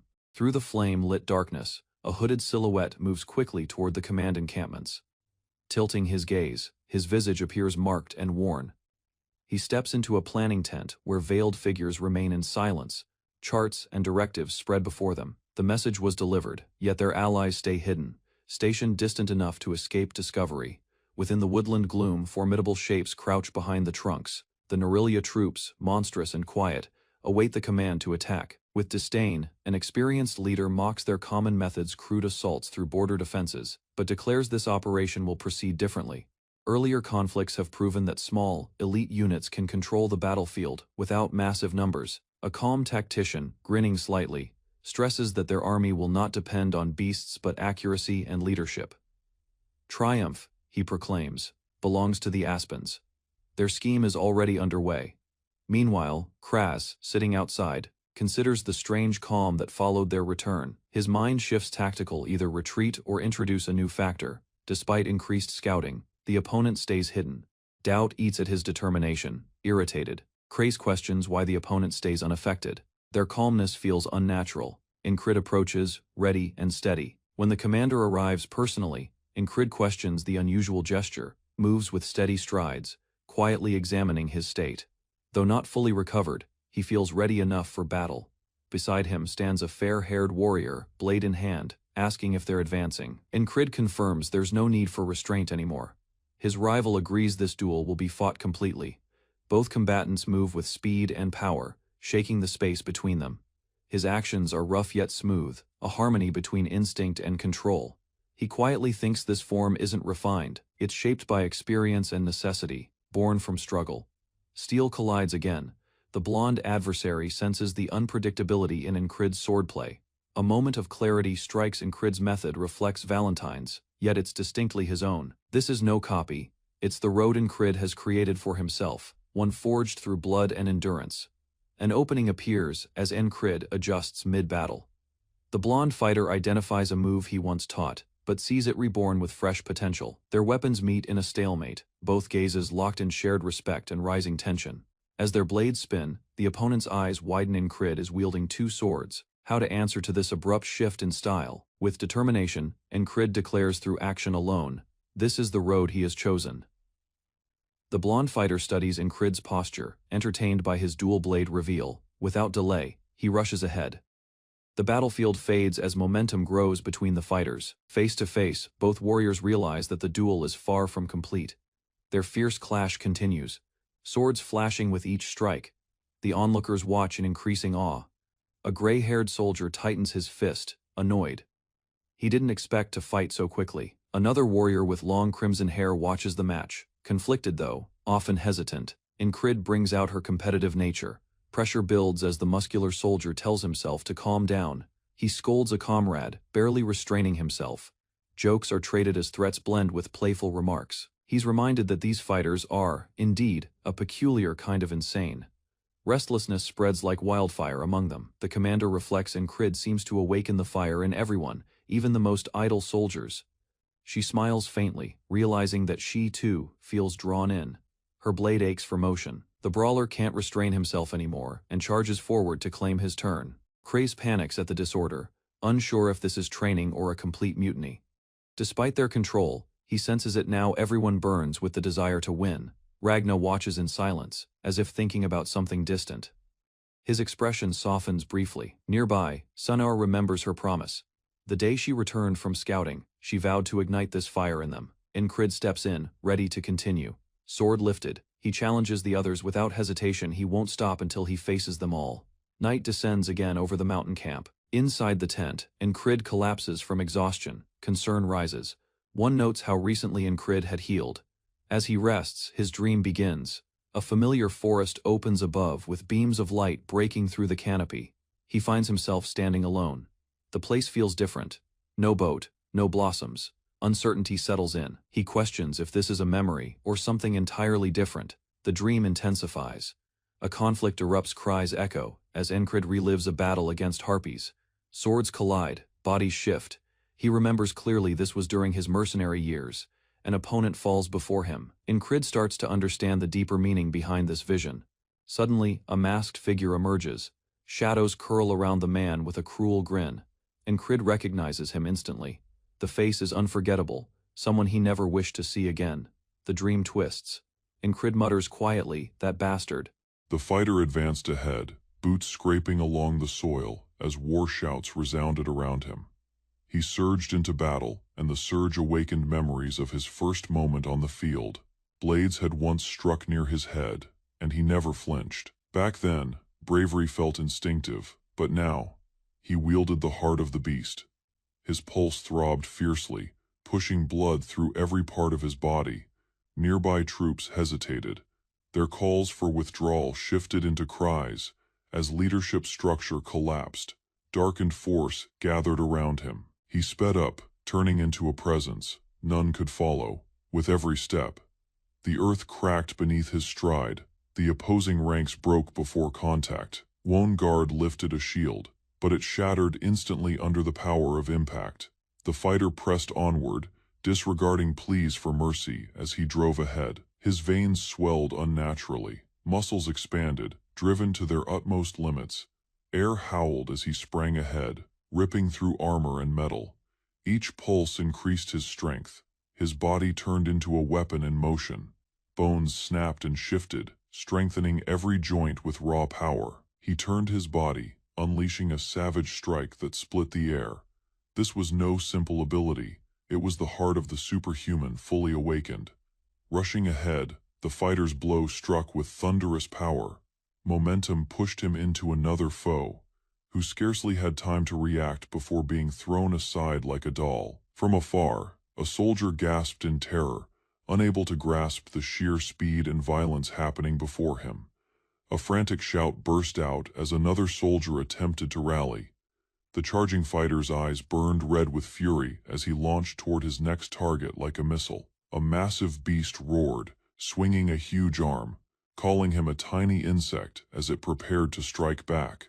Their weapons collided fiercely. Sparks burst with each brutal clash. Jumping midair, the fighter twisted and slammed down his full weight in a crushing strike. A cry of pain burst from the beast's throat as blood splattered across the battlefield. His eyes searched the field for a suitable weapon. One soared through the air toward him, a spear shining beneath the sky. Without hesitation, he caught it midair, ready to continue his assault with renewed force. Troops regrouped behind him. One yelled with resolve, eyes fixed on triumph. Hearing the rallying cry, the fighter smirked and answered their effort with a growl. The command rang out, support the madman and keep his hands armed. Rem confronted the towering beast directly, drawing focus while others attacked from below. Amid the chaos, a young fighter watched, his thoughts racing. Rem wasn't just equaling the giant, he was overpowering it. That strength defied reason.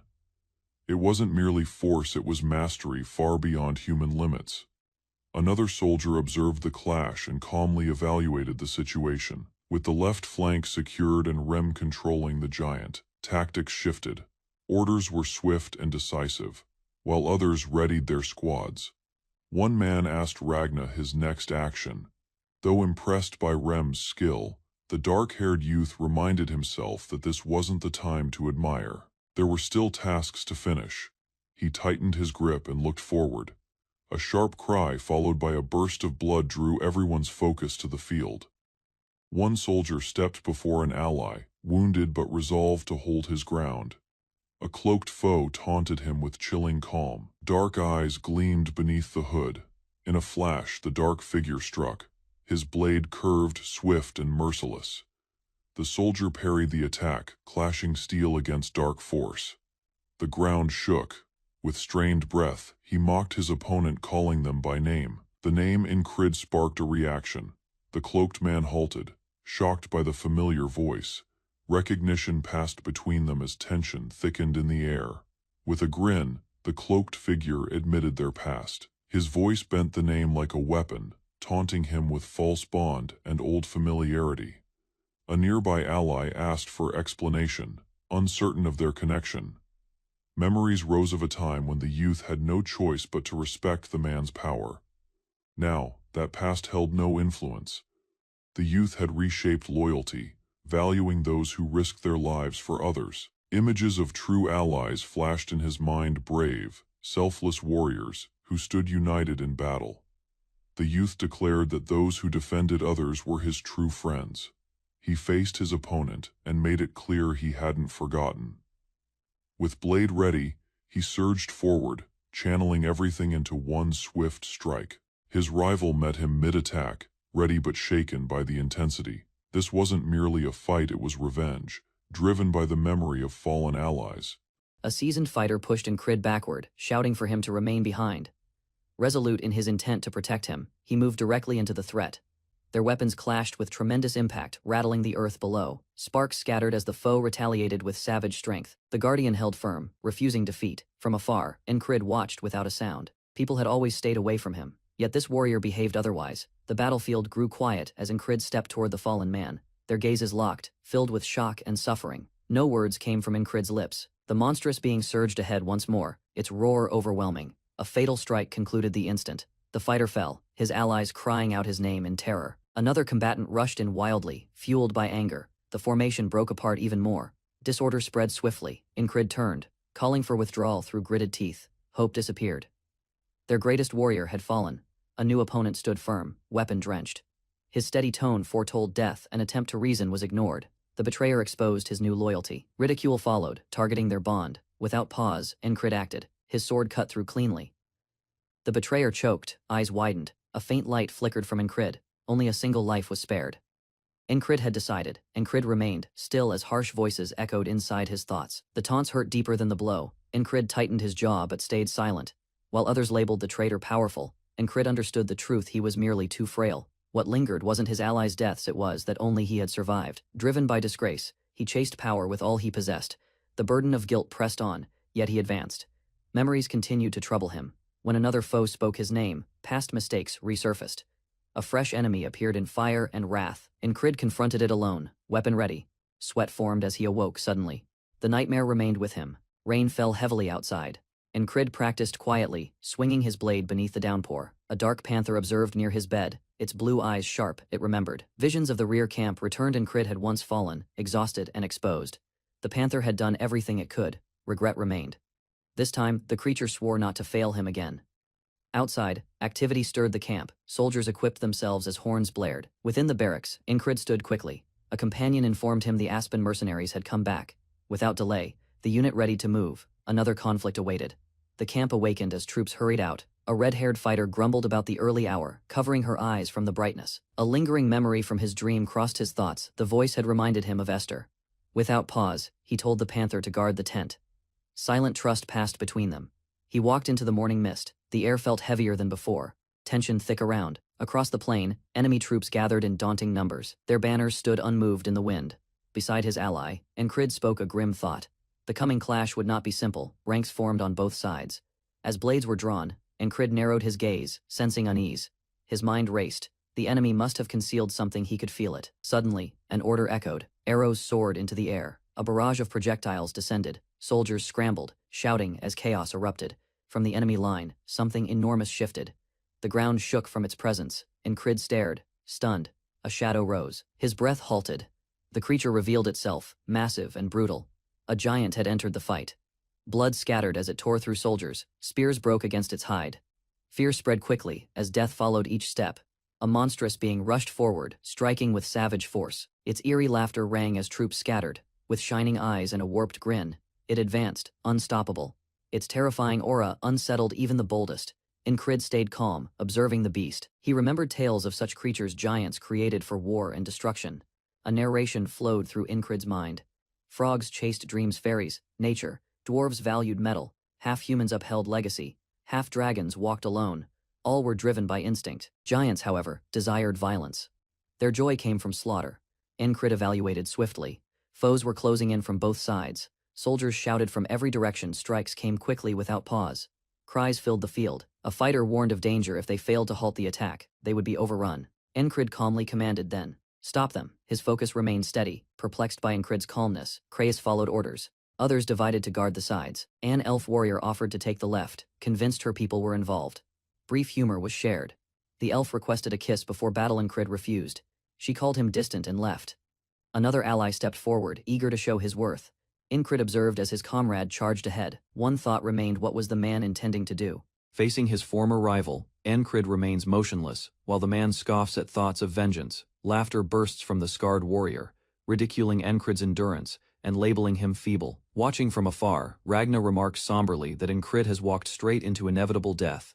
One of the opponent's comrades considers how even their united strength failed to overcome their ruthless commander. Ragna senses the assassin's presence forged through genuine combat, their weapons craving violence. Bragging about a destined noble rank, the foe proclaims this triumph will keep Incrid beneath him always. Instead of responding with emotion, Incrid replies with composed indifference, his tone quiet. That frozen gaze infuriates the man, who grits his teeth, shaking with anger. With a shout, he charges ahead, weapon lifted to cut Incrid down. Responding immediately, Incrid parries with precise timing, slipping aside from the reckless strike. His mind remembers the chi blade, slender, rapid, designed for mastery and fatal accuracy. Gliding forward, he retaliates.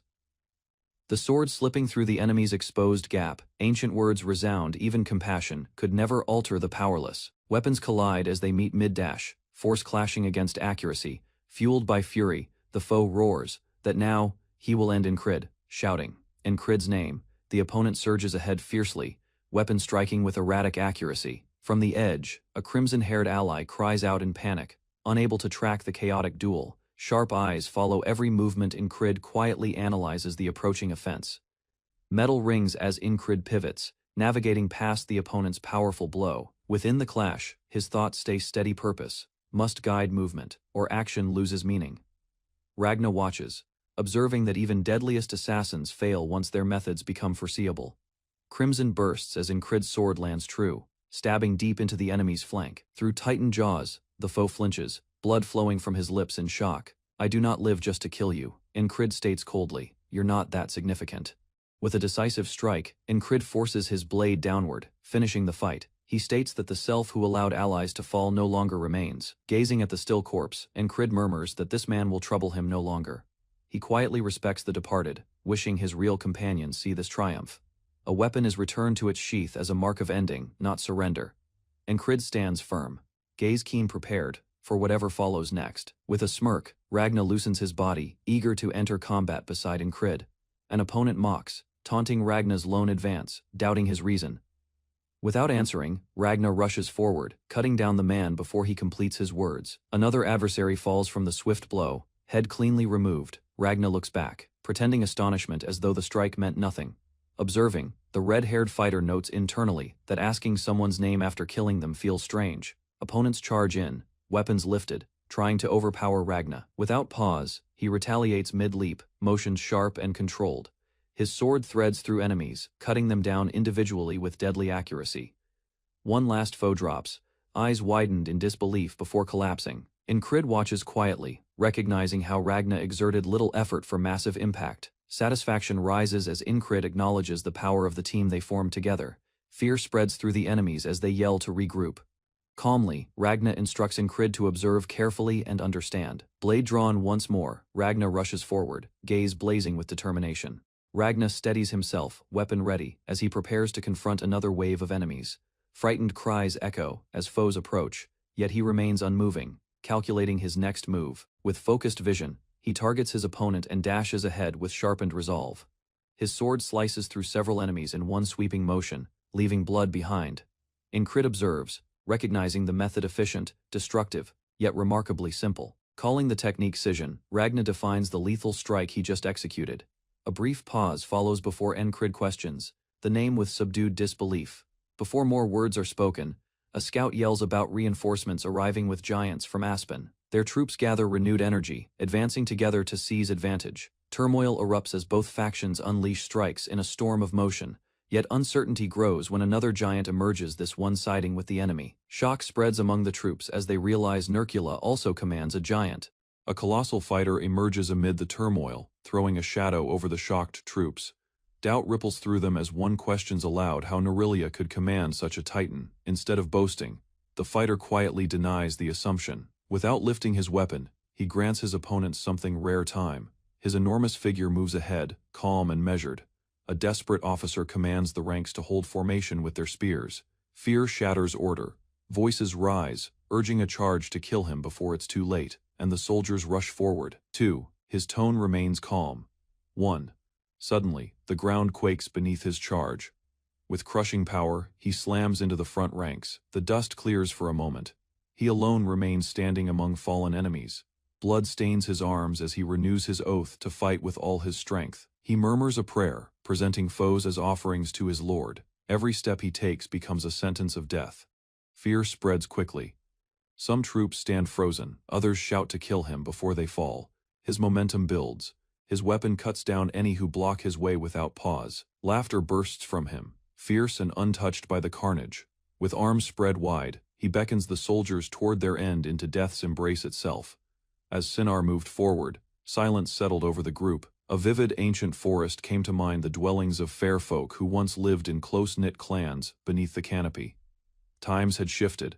Sinar explained that even their kind had evolved.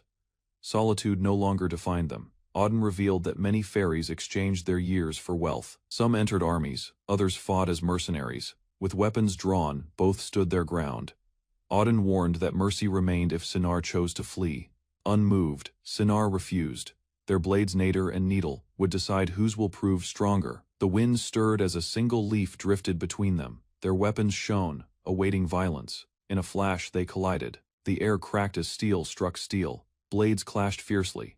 Accuracy and power met in a blur of motion. Auden pressed forward with relentless speed. Sinar answered, refusing to fall behind.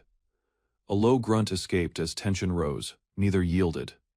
Among fairy weapons, power held no rank, only mastery mattered. Sinar narrowed her gaze. Skill would determine the outcome, not status or name. Auden lunged, but she turned it aside with a swift motion. With fierce resolve, Sinar drove forward, her blade flashing as the fight continued.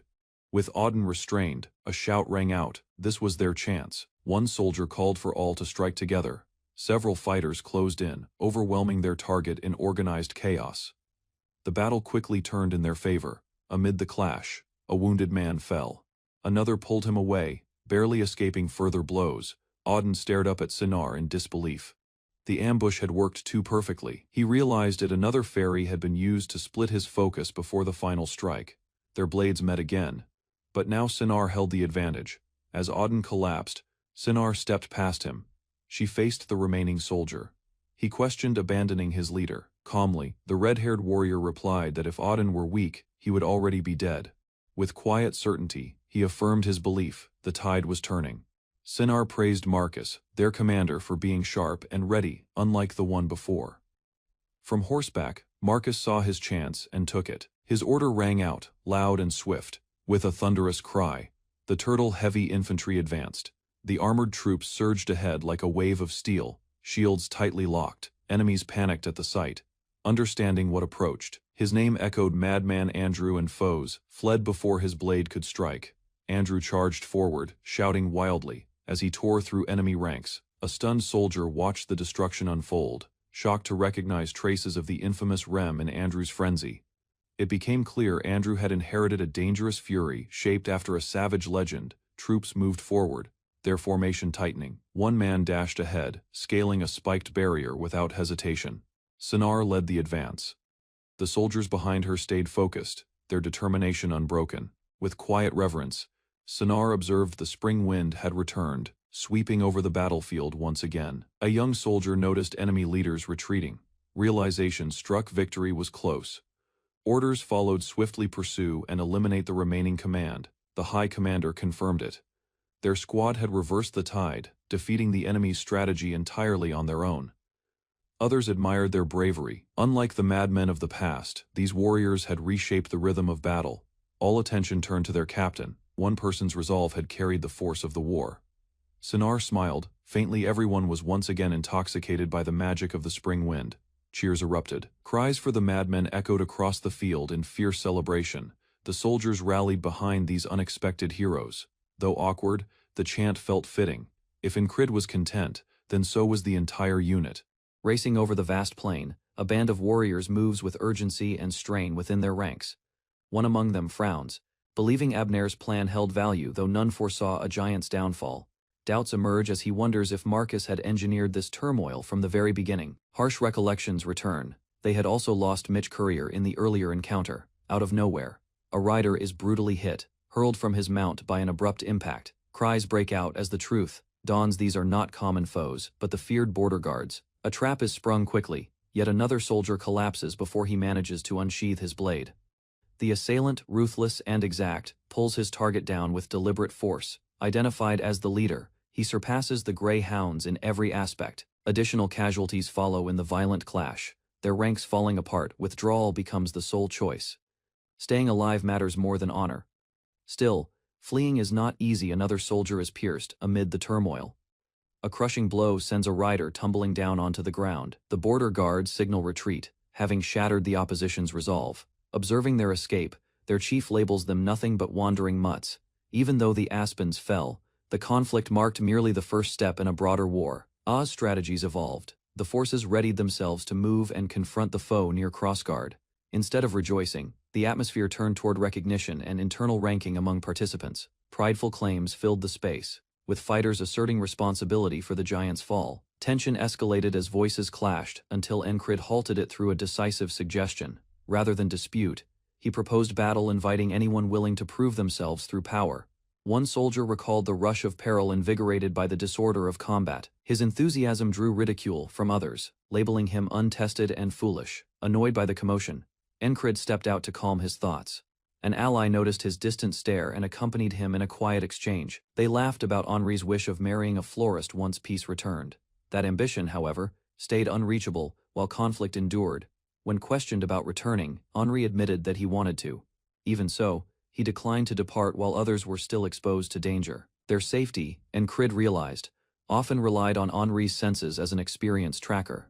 Henri's instincts once rescued the group by exposing snakes hidden beneath stones before an ambush struck.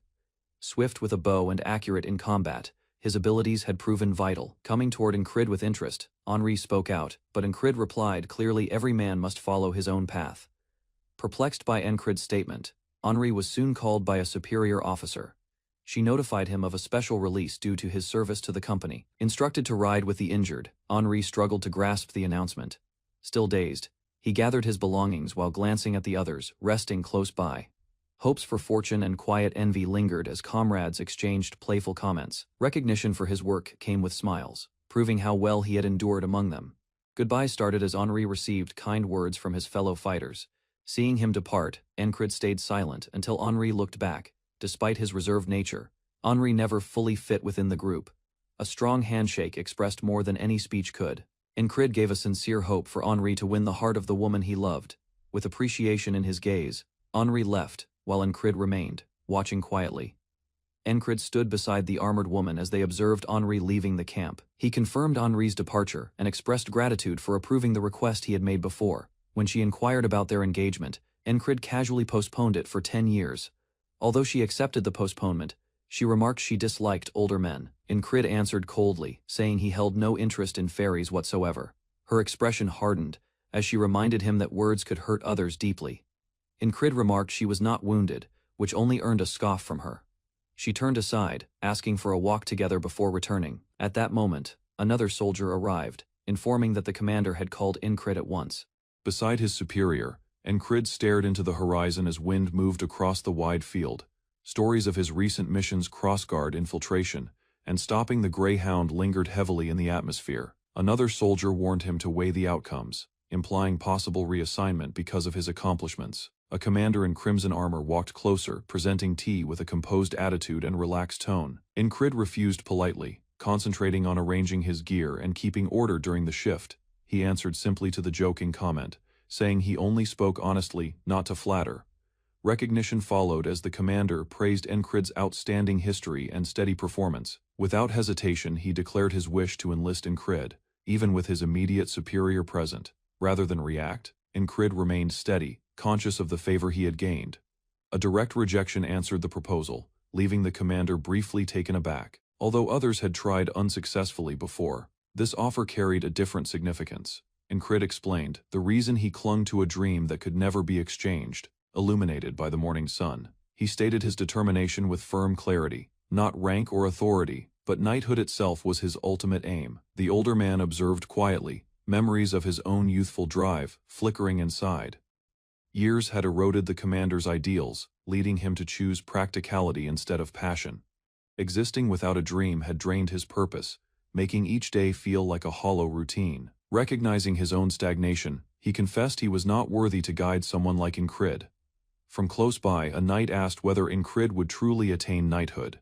The elf gave a neutral response. It was not destiny, but Incrid's will that would determine it. Looking at the sunrise, the commander silently promised to revive his own ambitions. He once stood among the elite, holding authority under Norlia's royal command. Now, carrying a sealed letter, he decided to leave prestige behind for a personal pursuit. The army's movement continued steadily, marking both transition and closure. Some soldiers enjoyed their earned rest, yet the quiet soon became monotonous. Training appeared as a welcome escape, fueled by the belief that strength requires effort, without delay. Incrid stood, devoted to improvement even in moments of rest. Before blades met, fellow fighters shared scattered tips on motion, stance, and balance. From a shaded area, a red-haired woman stressed sensing one's environment, surprised by her distant voice. Incrid looked back, silently absorbing the advice. A sudden shout broke the calm as a large soldier yelled, disrupting those nearby. Smiling proudly, he reminded everyone of their notorious unit, boldly named the Super Lunatics. Meanwhile, others struggled to set up tents, slowed by the disruption caused by the loud group. A silver-haired fighter stepped ahead, issuing a cold command for them to step aside. Tension filled the air as the offended man shifted blame toward his bigger companion.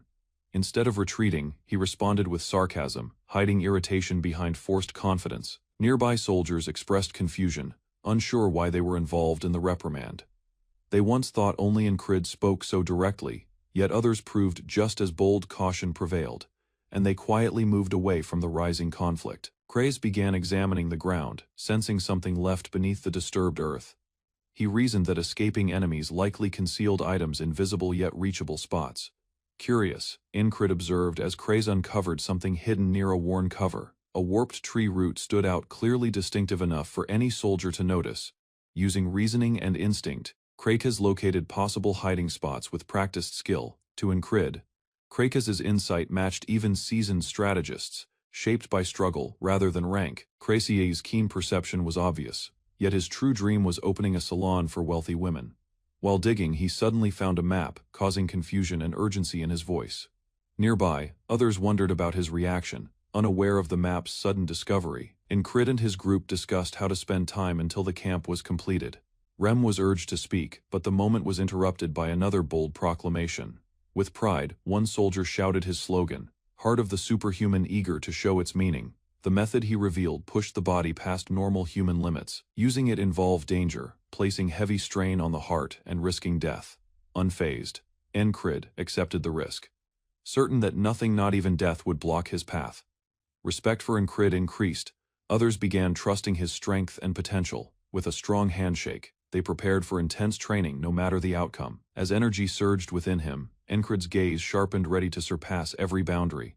While practicing in an open field, Rem presents a method that lets humans tap into superhuman power.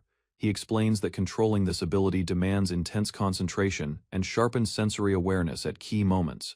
Rem considers Incrid's past, recognizing the many mentors who contributed to shaping his abilities. To trigger the power, Rem tells Incrid to intensify his heart's energy without exceeding safe limits.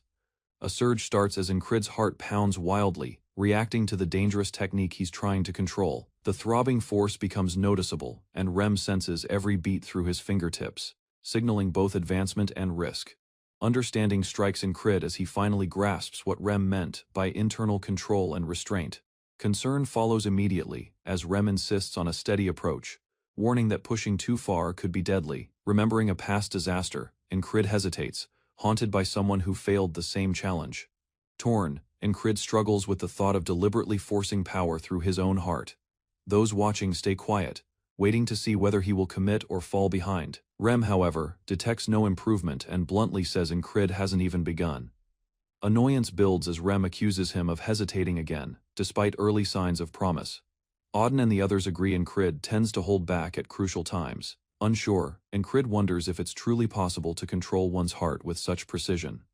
Rem snarls in frustration, confronting Incrid and questioning his dedication to the training.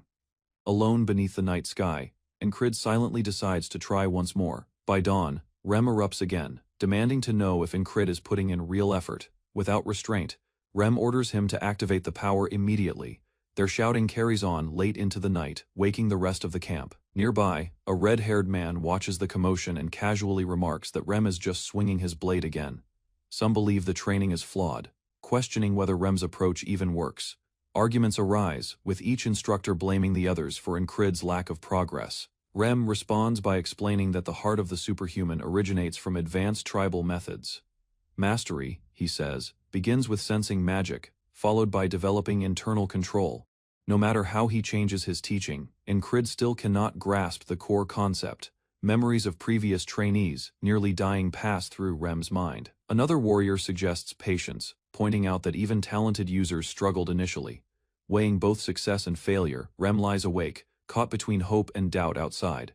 Incrid trains beneath the moonlight, refusing to give up his determination. His focused gaze shows his unwillingness to quit, even as exhaustion burdens his body. With a sudden move, he lunges forward, gripping hands with Rem to resume training. Nearby, the others watch quietly, unsure whether to admire his persistence or question his limits. Rem proposes ending the session, sensing no breakthrough will occur. Despite this, Incrid insists on continuing, demanding stronger stimulation to push his heart further. Although Rem attempts to reason with him, Incrid interrupts, asking for more pressure without hesitation. Warnings about his heart's limits are ignored. Incrid insists they continue anyway, shocked. Rem asks if he's being told to kill him. Incrid's response is firm and fearless, telling Rem to proceed without holding back. Uncertainty crosses Rem's face as he hesitates, aware of the danger. He weighs the possible results, knowing death or lasting injury could happen. Still, something in Incrid's resolve stops him from refusing the reckless demand. Rem reaches out, activating the method while preparing for the outcome. He wonders how far Incrid is willing to push himself for strength. As energy rises, Incrid's heartbeat roars intensely, his body shaking under the strain. Rem briefly thinks they made the correct choice, believing Incrid remained stable after the attempt. A sudden spike from Incrid's heart destroys that belief, causing internal damage from within. Blood erupts from his mouth as he falls, shocking everyone nearby with the violent result. Rem rushes to catch him, trying to stabilize Incrid before further harm occurs. Auden steps forward angrily, striking his brother and demanding answers for the recklessness. Meanwhile, Incrid slips into unconsciousness, his body failing while his mind remains aware. Within his mind, Incrid feels his heart weakening and fading into darkness. A strange void surrounds him, where he reflects on his failure and confusion. He understands his error, realizing he treated the current day's limits as an unbreakable wall. Incrid gathers himself and regains control, declaring he can define his own boundaries. A spirit questions his motives, seeking to understand his stubborn resolve. He replies with confidence, stating he followed his own method to master the heart of the superhuman. The moon observes quietly while Incrid reflects on the day, destined to repeat yet again. A sudden pulse beneath his glove causes him to stiffen. His chest tightens from Rem's lingering influence. Unable to handle it himself, he admits the immense force he's attempting to control. Still, giving up isn't possible. Yielding now would mean accepting stillness. Knees pulled close, he steadies his breathing, stating that stopping means death in this endless cycle. Instead of fear, he chooses concentration. His power lies in refining everything into one strike. A thought emerges: what needs to be done to awaken the heart of the superhuman? Eyes focused, stance steady, he understands only true danger will uncover the path ahead. Before a choice forms, a sharp pain erupts within him, and panic spreads as Rem collapses. Others yell, shaking Rem's body, but no answer comes from the bloodied man. A voice snaps at Incrid, must he continue dying from the same failure? Real strength, he realizes, is forged from mortal danger, and can't be called freely. Accepting this, he decides only imminent death will activate the skill. Even the possibility of agony won't cause him to withdraw. If enduring that pain leads forward, then he'll continue moving no matter the cost. Morning rises brightly across camp, yet the tension between Incrid and Rem stays unchanged. Rem places a firm hand on Incrid's shoulder, insisting the attempt will not succeed today. Despite the failure, Incrid quietly notes it's already the 27th loop, and still no breakthrough. Hopeful yet desperate, he asks Rem to press harder against his heart to trigger the shift. A shocked expression crosses Rem's face as he questions if Incrid truly seeks death. Without hesitation, Incrid confirms, death is acceptable if it brings progress. Rem scoffs at the thought, refusing to take part in Incrid's madness. He turns away, declaring he won't be the one to kill a superior officer. Confused, Incrid notices Rem's tone and behavior aren't matching the usual pattern of this loop. Later that night, Incrid reflects alone, determined to break through the wall he created himself. Though the reset grants him endless chances, something about Rem's behavior today felt different.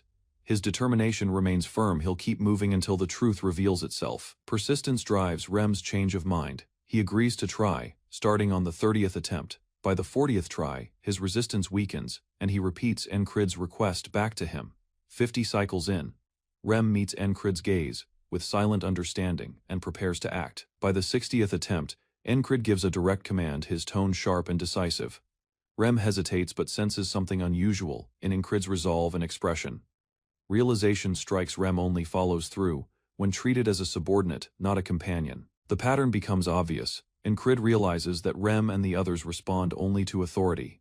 They were never rebellious by nature, they simply lacked clear instructions to follow. He regrets assuming they wouldn't obey, understanding now how authority shapes their actions. Incrid shifts attention back to his goal, unlocking the heart of the superhuman. Adrenaline surges through his body as his heart accelerates unnaturally. Each beat drives his muscles beyond their limits, preparing him for the unknown. Rem responds firmly, repeating the activation phrase with unwavering determination. Pain intensifies, blood rushes and vision blurs, but Incrid refuses to yield. Despite the suffering, he clings to consciousness and calls out Rem's name. Rem delivers a powerful blow, striking Incrid's heart with brutal precision. Blood spills from his mouth as the pain threatens to overwhelm him. At the edge of collapse, his heart pulses violently, sunlight breaking overhead as Rem wonders if it worked. Through repeated strain, Incrid's heart finally reacts, surging with awakened power. A grin spreads across his face after countless failures. He now activates the skill alone. With the sun rising behind him, he lifts his sword, aware that over 100 loops have passed. From afar, Rem and the others watch, amazed by what he has become. Without hesitation, Incrid charges forward, his body moving faster than before. His heart pounds wildly, pumping more power than any normal body should sustain. A strike lands with such force, it fractures the ground beneath him. Dust clouds rise as debris scatters into the air from the impact. He has finally surpassed the barrier he built through fear, doubt, and hesitation. His comrades silently recognize his change, whispering a single word: strong. Rem steps forward, curious, and asks 2 questions: origin and ability. Without hesitation, Incrid answers firmly. He's neither from the West nor a genius, just persistent. Incrid manages to learn the heart of the superhuman technique while training at the military camp. Yet, the method brings severe side effects, and he collapses due to extreme exhaustion. Unable to move at all, Incrid asks whether such a reaction is normal, and Auden assures him it is expected. Even after the warning, Incrid is consumed by the pain spreading through every muscle in his body. He contemplates Heart of the Superhuman, a battle skill that greatly enhances one's capabilities. Knights who perfect this ability wield power like a god, while still maintaining human form. Incrid admires such strength, realizing how far he remains from becoming a true knight. Auden tells him to rest for a day, recognizing the strain the training has caused. Auden refers to his treatment approach as blood, sweat, and tears, and prepares to start recovery therapy. Without any warning, Auden presses hard on Incrid's muscles, making him cry out in pain. Encrid clenches his teeth, likening the pain to a barrier formed by death itself.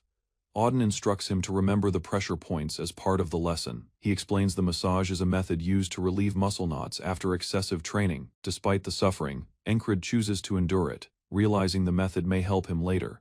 As tears form in his eyes, another voice shouts in worry, fearing the massage might kill him. Sunlight filters through the trees as Encrid reflects on barely surviving Auden's harsh treatment. His bruises remain, yet the tightness in his muscles has eased considerably. Ordered to rest, he struggles with doing nothing, and decides to check his weapons instead. Before he can continue, Auden appears behind him, and immediately stops the attempt. Although Encrid tries to explain, Auden takes the weapon, enforcing full physical recovery. Unexpectedly, another soldier offers to clean the sword for Encrid. Naturally, the red-haired soldier asks for payment, surprising Encrid. When questioned, he defends the high cost by praising the weapon's outstanding quality. Without hesitation, he reminds Encrid that dual wielders naturally pay twice. As the man walks away, Encrid wonders why no one protested his dual-wielding choice. He expected concern. Yet his comrades seem strangely indifferent to the danger. Auden views dual-wielding as inefficient and avoided even by skilled swordsmen. A lack of control and strength makes the style impractical without heavy training. Despite these drawbacks, Encrid questions why no one opposes his path. Auden answers calmly, leaving Encrid to think about the real reason. While sharpening his weapon, a soldier casually calls Encrid stubborn, watching him refuse to let it go. Auden agrees, pointing out how Encrid still rejects what they just explained. Instead of arguing, Encrid clarifies that he's not being defiant, he simply wants to dual wield. Using both swords together, he explains, just felt natural. That feeling reminded him of his childhood dream to become a knight who ends conflicts among friends by the fire. He once called this dream Sir Peacemaker, only to be ridiculed. The same group dismissed his ambition as foolish, insisting it wouldn't make him a knight. Despite the mockery, Encrid swore to pursue what he believed in. That resolve has not changed, even now. Not only does he keep dreaming of knighthood, but also of mastering twin blades. The others quietly observe, sensing something different within him. Auden reflects on how Encrid started with nothing, yet never stopped progressing. That spirit earns Auden's rare approval. The others find it odd, but he assures them he dislikes everyone else. Even so, one responds with a grin they feel the same way.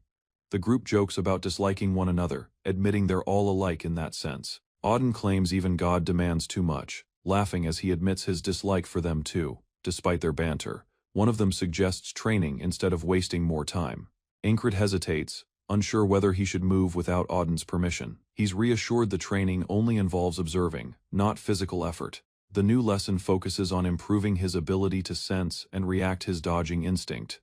Outside the camp, the red-haired soldier admires the shine of a freshly cleaned sword. He mentions the extended battle and senses something unusual in the air.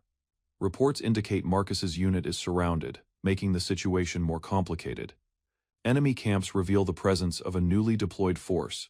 The soldier suspects they are regrouping for another strategy after their earlier defeat. He realizes urgent information is required, fearing the Aspens are preparing a new plan. Practice starts with the trainer stating that evasion relies on spotting dangers clearly.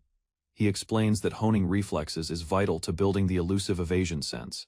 To test this, he prepares to throw rocks labeled with letters, tasking Encrid with reading them mid-air. The first attempt ends in failure, leaving the mentor unimpressed and quietly urging a retry. As dusk falls, stones continue flying, but Encrid still cannot discern the markings. A sudden strike catches him off guard, smashing him into the ground in pain. Inside the recovery tent, a fellow soldier encourages him, noting progress, pushing through soreness. Encrid stands, wary of the silence around him. Without warning, another rock rattles nearby, clearly timed to catch him vulnerable. The instructor reminds him that combat offers no mercy or pause. Outside, a rock slices through thick leaves, launched with precise accuracy. It rushes forward, gleaming as it breaks through to open ground. Encrid narrows his eyes, barely catching the word attack as it whirls toward him. Recognizing the signal, he dashes forward, muscles tight and alert. Shouting erupts, enemy contact is announced, and soldiers are ordered to assemble immediately. Confused, Encrid confirms the letters he saw were CR, expecting feedback on his performance. Rather than praise, his mentor sarcastically notes it took 40 stones before Encrid succeeded. Suddenly, urgent shouts break the moment. Someone has spotted an ambush, and soldiers begin sprinting. A panicked soldier demands to know where the enemies are, frantically searching the area. Meanwhile, Incrid observes another warrior venting his frustration from long-standing restraint due to injury. Still restless, that same man pleads for a fight while the others gather into position. Incrid confronts the idle soldiers, frustrated by their lack of urgency. Another fighter explains the situation: just one arrow was launched before the enemy fled. Despite this, the group assumes the border guards will handle the chase on their own. Attention shifts to the recovered arrow, which features reversed feathers and extended length.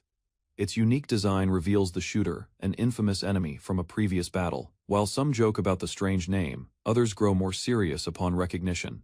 Incrid questions the hazy memory of his companion, who explains time feels different for him. He recalls the archer's ruthless attacks in a brutal past encounter. Only with the help of a soldier named Bell did Incrid survive that day. The enemy's identity is finally confirmed. He is known as the Claw of the Hawk. News of the attack spreads through the camp while some soldiers remain unaware. Inside a command tent, Ragna casually reacts to the incident, revealing he spent the day sleeping. Changing topics, Ragna discusses Incrid's dual swords, suggesting a new method for mastering them. Rather than training drills, he recommends adapting physically by treating the swords as constant companions. He jokingly compares the swords to girlfriends, prompting playful confusion from nearby soldiers. As night falls, Incrid lies in bed with both swords by his side. A panther-like creature named Esther watches quietly, finding no space to join him. Irritated, Esther mutters about Incrid's relentless dedication even while asleep. Suddenly, a cry signals another attack, jolting everyone from sleep. The enemy once again fires a single arrow and disappears before retaliation. Frustrated, Esther scolds Incrid and demands he sleep properly for once. Elsewhere, another soldier reacts to the disruption, realizing it's the second ambush. Morning arrives, but training continues under the constant threat of assault. Incrid focuses as arrows from the Claw of the Hawk still fly without warning. A fresh arrow strikes the ground, sparking alarm and confirming the attacker's persistence. Soldiers react quickly, but frustration grows as the archer remains unseen and untraceable. Meanwhile, Incrid calmly reads the next carved word bar and shouts that another ambush has begun inside. Esther hisses, sensing danger as another arrow lands nearby without warning. Incrid joins his instructor outside, identifying the new letters engraved as Ian. Piecing together the message, he realizes the combined words spell Ian Crazy Barbarian, training resumes. But Jackson escalates into a fight, declaring he'll retaliate violently. The instructor scolds him, pointing out Jackson's tendency to start unnecessary brawls. Elsewhere, soldiers grow frustrated that the enemy leaves no tracks and continues vanishing after each strike. The red-haired soldier evaluates the situation, warning that the attacks are only beginning. Although hesitant, he admits someone must act and steps forward to take initiative. Incrid approaches and proposes discussing a plan with their superiors before more attacks come. Inside the battle tent, officers debate over Aspen's provocations. One pushes for a strike, while another cautions about a trap. Tension rises as no workable strategy appears. The commander, more adept in fighting than advising, finds the situation exhausting. A woman's abrupt arrival interrupts the strain. Her presence delivers awaited news and redirects the room's attention. She states that Incrid, leader of the Lunatics platoon, asked for temporary authority to carry out a plan. While some question Incrid's ability, she notes that the idea came from a subordinate called Crace. Instead of rejecting it, the commander requests specifics, intrigued by the unexpected origin of the proposal. After examining the plan, he grants approval. The army is instructed to move immediately. Meanwhile, the Lunatics platoon is assigned a different task titled Hawk Hunting. Their march starts across rugged hills, some members enthusiastic, others cautious of what awaits. A soldier expresses confusion about advancing through enemy territory without direct pursuit. Rather than chasing, they aim to hit supply routes, compelling the enemy to react. If the opposing commander bites, they will face him. If not, they will still cause harm. Uncertainty returns as one labels the plan overly complex. Laughter follows. With a teammate joking but supporting the tactic's intention, alertness returns. One cautions another to remain vigilant, reminding them danger stays nearby. As they travel through harsh terrain, Incrid checks their position. Pin scans the distance and identifies their target. High speed defines this mission. Striking quickly and disappearing just as fast forms the plan's core. To guarantee safe travel, Incrid asked for support. That's how Pin became a squad leader under his authority. Curiosity arises when Incrid asks why Pin fully joined instead of helping briefly. Giving no clear explanation, she dismisses it with a vague yet assured reply. Rather than pushing further, Incrid quietly thanks her. She grins and tells him to repay her someday with something meaningful.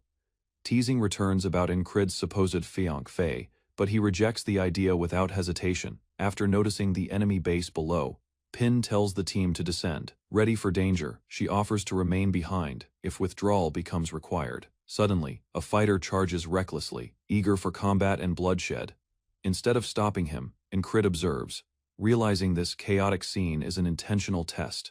Realization comes that this isn't only a mission, it's a personal trial of readiness. Even in danger, Incrid treats the moment as part of his continued training. Nearby, a teammate distracts the enemy by yelling at the gate with a smile. The guards, confused by the single intruder, question who he is and what he's doing. Rushing with intensity, the lunatic warrior attacks without pause, catching the guards unprepared.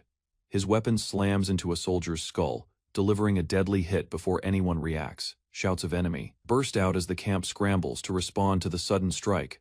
The pace intensifies as the warrior's motion leaves chaos behind him. Incrid watches quietly, amazed by the man's unnatural speed and accuracy. That skill sparks a desire he wants to learn it himself. Enemy troops yell in fear, identifying their attackers as the notorious Norillia unit without hesitation.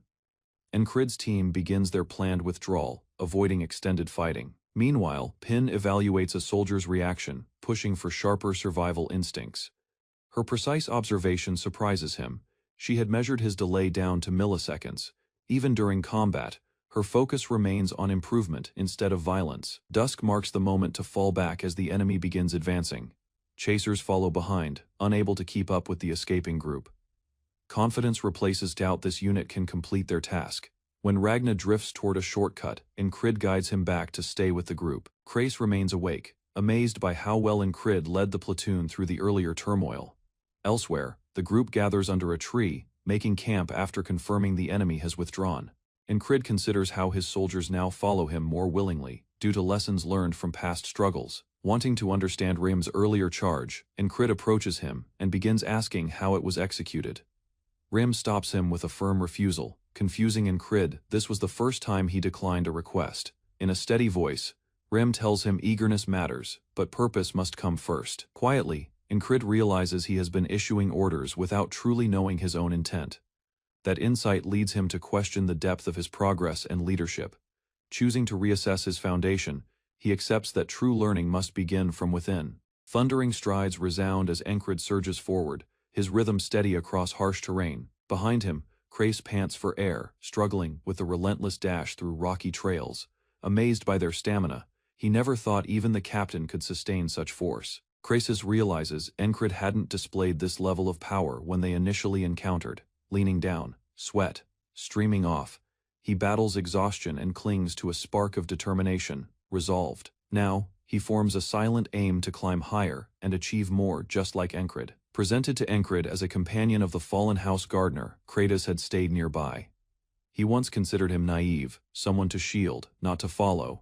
That belief collapses now. Incrid emanates authority, inspiring hope in House Gardener's return. Describing his surge technique, Incrid attributes it to mastering the heart of the superhuman. Shortly after, the team pauses atop a ridge, staring at a suspiciously arranged enemy camp, with exit paths easily cut off.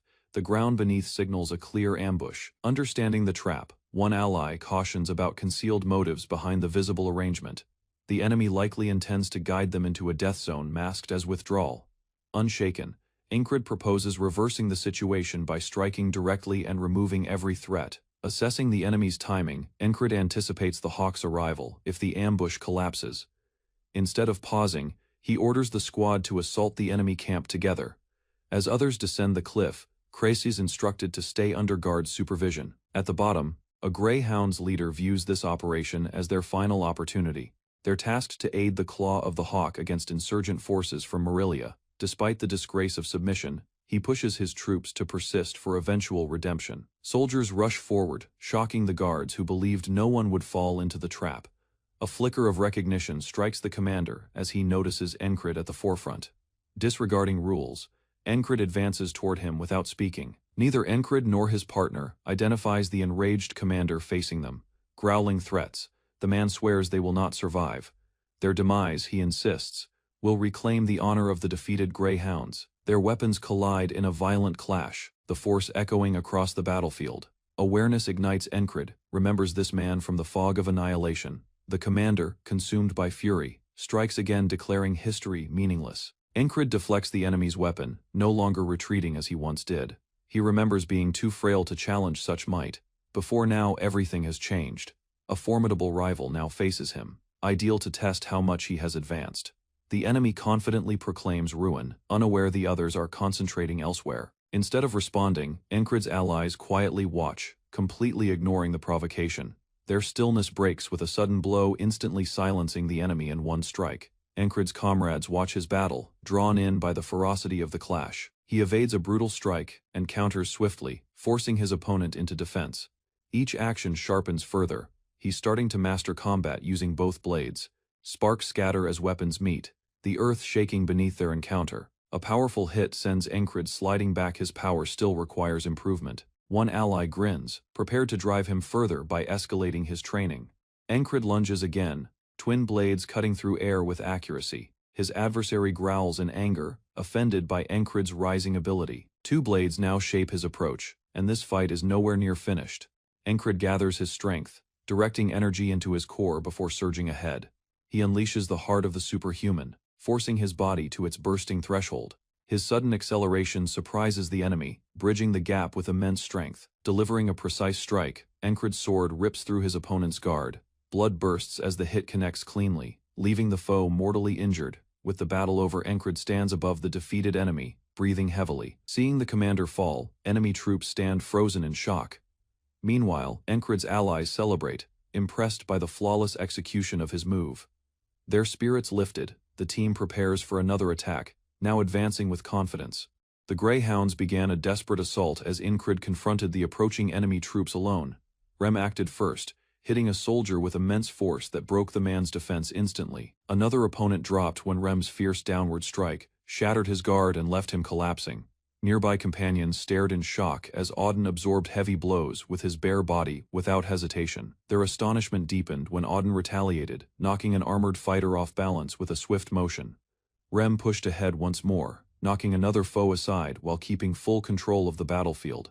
Enemies tried to overwhelm Rem together, yet his quick evasion caused one soldier to stumble helplessly. He instantly counterattacked, charging into the disoriented group and forcing them apart from the impact.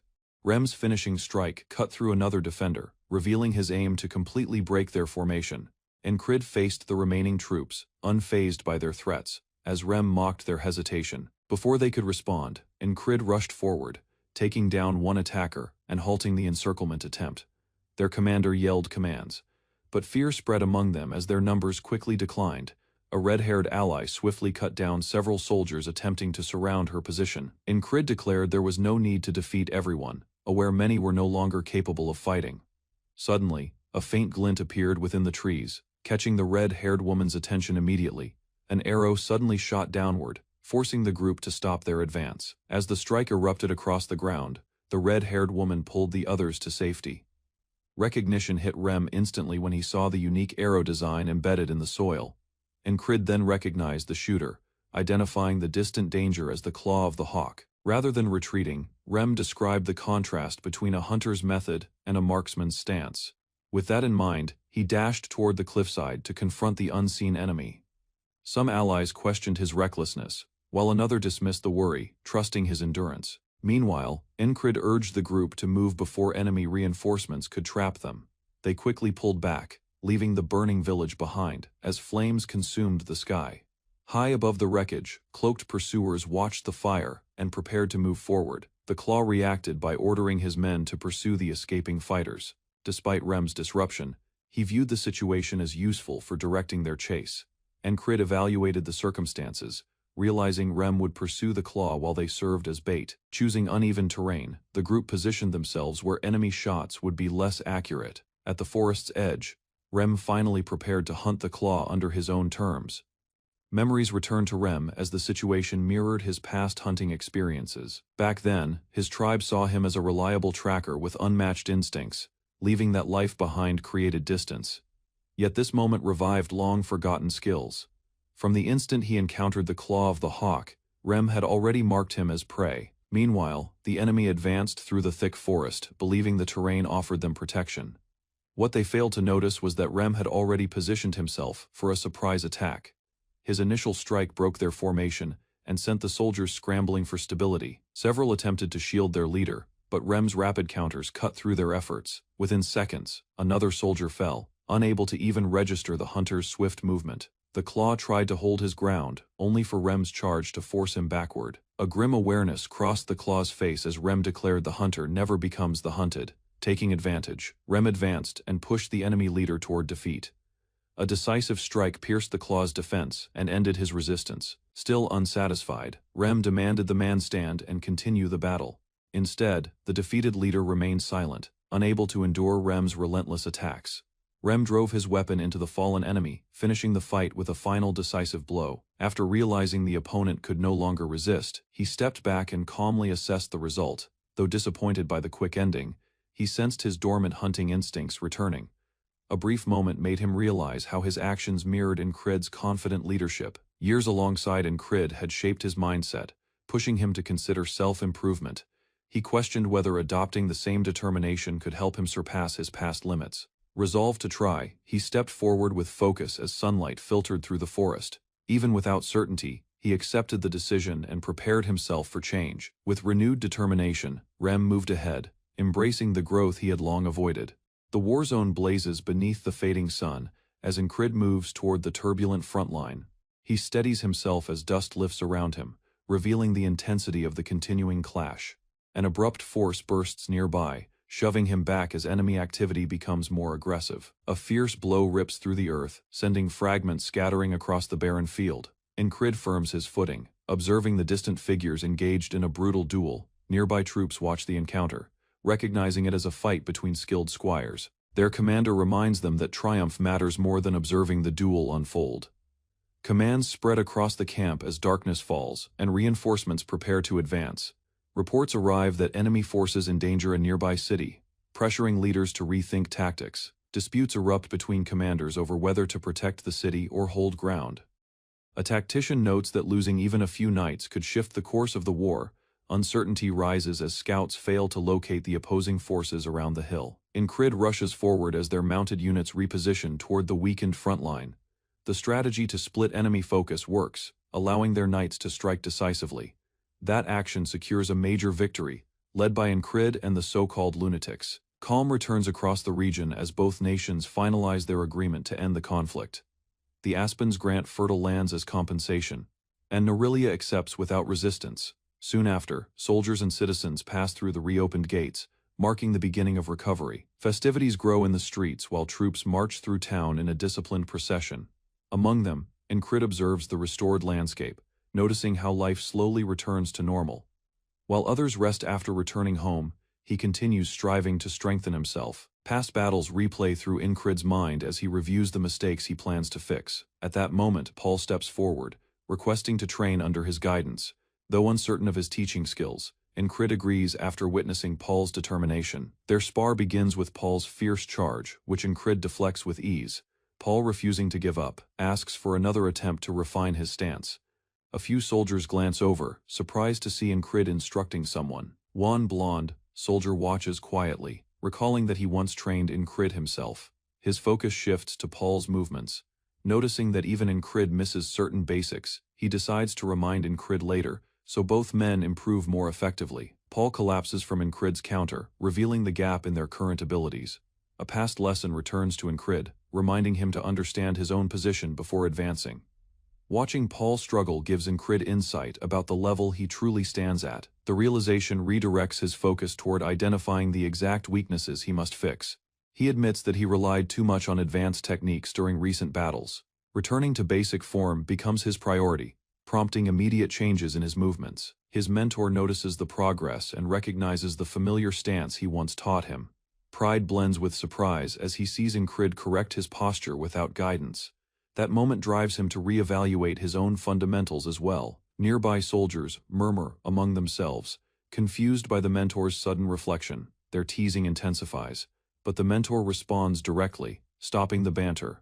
Incrid intervenes, reminding everyone to avoid pointless disputes. Another companion approaches and notes how attention in the camp often follows Incrid.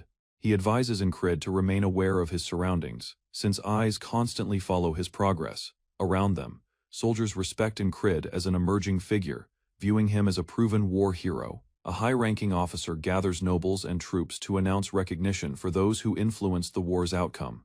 He emphasizes that the true impact came from individuals whose actions exceeded expectations on the battlefield.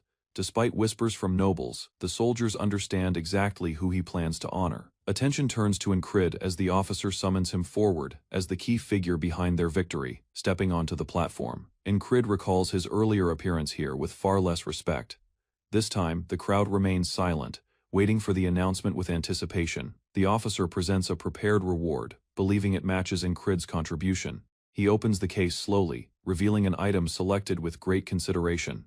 Incrid sees the royal dagger, recognizing it as a mark of exceptional merit. The commander proudly displayed the ceremonial dagger, stressing its function as a mark of royal acknowledgement around him. Soldiers observed closely as the explanation underscored the privileges awarded to its bearer. Incrid observed the blade quietly, knowing that its worth rested in honor rather than real combat utility. An abrupt call of his name captured his attention, indicating a shift in everyone's focus. Voices from the gathered troops rose one by one. Amid their cheers, he considered how true knighthood demanded more than mere strength. With a firm hand, he confirmed his belief that skill should become the basis of honor. His movement toward the front felt intentional, signifying an important step in his journey. The crowd's response strengthened the notion that this moment would shape his route toward future knighthood. Nearby comrades reacted noisily, astonished that the commander kept calling only for Incrid. Their spirited shouts formed a surge of encouragement. The commander approached Content, assured that the reward matched the young soldier's dedication. Another statement followed as the commander announced he had arranged an extra gift for Incrid. Interest grew within the young man as he listened, without knowing what else awaited him. A feast was proclaimed for the evening, inviting everyone to take part in celebration. Incrid watches quietly as a fellow soldier delivers another loud proclamation before the gathering starts. Instead of joining the others, he reflects on how unfamiliar the idea of celebration seems. Laughter and drunken cheers burst around the fire as the night turns into a chaotic feast. Nearby, two men argue over the drink, one declining because of its barbaric source. Tensions rise swiftly, leading to a barrel dunk punishment for the stubborn soldier. Without raising a hand, Incrid casually suggests flipping the troublemaker upside down. He notices the irony of a man once threatening violence over poor wine, now drinking happily. Jaken's absence passes through his thoughts, bringing questions about the man's location. Though surrounded by laughter, Incrid admits he would rather be practicing with his sword. Footsteps break the moment as a figure approaches with intent. A woman's voice slices through the noise, accusing Incrid of betrayal and heartbreak. He responds bluntly, rejecting her claim with an icy stare. Gasps spread across the camp as her accusation shocks the spectators. While Incrid denies involvement, another woman supports him though, not without sarcasm. Frustration spills over as the blue-haired girl accuses him of abandoning their task. The blue-haired girl lashes out, enraged that Incrid appears to be wasting time socializing. Incrid repels the angry leopard beside her, causing gasps from nearby soldiers. One observer, fueled by envy, loses his composure and storms off to confront him. Nervous yet resolved, the challenger braces himself as the crowd starts to cheer and mock. Incrid accepts the duel with a confident grin, amused by the unexpected challenge. The soldiers shout for a fight, placing bets while supporting the would-be avenger. Among the onlookers, an elf presents a newcomer she wants Incrid to meet. The man, unfamiliar with Central Command, listens as he's informed about Incrid's reputation. She cautions that now could be the worst time considering Incrid's current mindset. Engaged in sparring, Incrid defeats his opponent easily, hardly entertained by the duel. Disappointed jeers resound as the crowd demands someone stronger to challenge him next. Frustration builds within him. He longs for a fight that truly tests his limits. The elf quietly considers stepping forward as others hesitate or retreat. Even experienced warriors shrink from the thought of dueling the relentless fighter. Despite warnings, one man silently accepts the challenge, ready to confront Incrid directly. Andrew steps forward, declaring his aim to prove himself before the assembled soldiers. The crowd watches quietly as he leaves a wounded comrade and moves toward the center. Incrid turns to face him, expression steady, showing readiness without speaking. Andrew recalls childhood memories and his wish to bring honor to his family. He admits to feeling lacking, yet views Incrid as both model and ambition, with determination. Andrew challenges Incrid openly, naming him as the one he must overcome, refusing to be surpassed. Andrew confirms his own training and preparation. Incrid listens in silence, the air between them filled with tension. Wind moves around them, marking a shift as both ready themselves for combat, weapons lifted. The duel officially begins under torchlight and watchful eyes. Incrid calmly accepts the challenge, matching Andrew's stance with equal determination. Both fighters prepare to collide, each pledging to give everything in the battle ahead. A fierce confrontation unfolds as Incrid slashes his weapon with precise intent toward his rival. Past memories return when the opponent recalls a moment once marked by failure. Instead of hesitating, Incrid reacts swiftly, pushing the man to surpass his earlier shortcomings. Studying Incrid's actions, the man detects a shift in both agility and precision. He retaliates with a powerful downward blow, answered by strong resistance and steady determination. Close by, soldiers cheer and yell, recognizing the leader's endurance and refined discipline. With every movement, Incrid advances with calculated purpose, narrowing the gap with ease. No longer driven by feelings, his gaze shows confidence built through endless repetition. Both warriors trade strikes, now evenly matched in power, yet motivated by separate ambitions. An unexpected hit throws the man off balance, forcing him to retreat under pressure. Unable to match the pace, he falters while Incrid sustains constant forward pressure. His hands shake, the burden of exhaustion and awareness beginning to settle in. The fight concludes as Incrid turns away, declaring his exit without pause. His resolve is evident: House Gardner will ascend, and he will guide that future. With respect, the man agrees, acknowledging the power represented by the royal blade. Joy bursts across Andrew's expression as he pumps his fist, unable to hide his excitement. Incrid answers calmly, confirming the future ahead and their shared journey to rebuild House Gardner. Smiling with pride, Andrew embraces the plan, while another ally questions his choice curiously. Tears flow down Mac's face, overcome by the importance of the moment. Rem steps forward with cloth in hand, triggering loud laughter and chaotic scuffling among them. Even amid the noise, Incrid stays composed, thinking about how brief such moments are.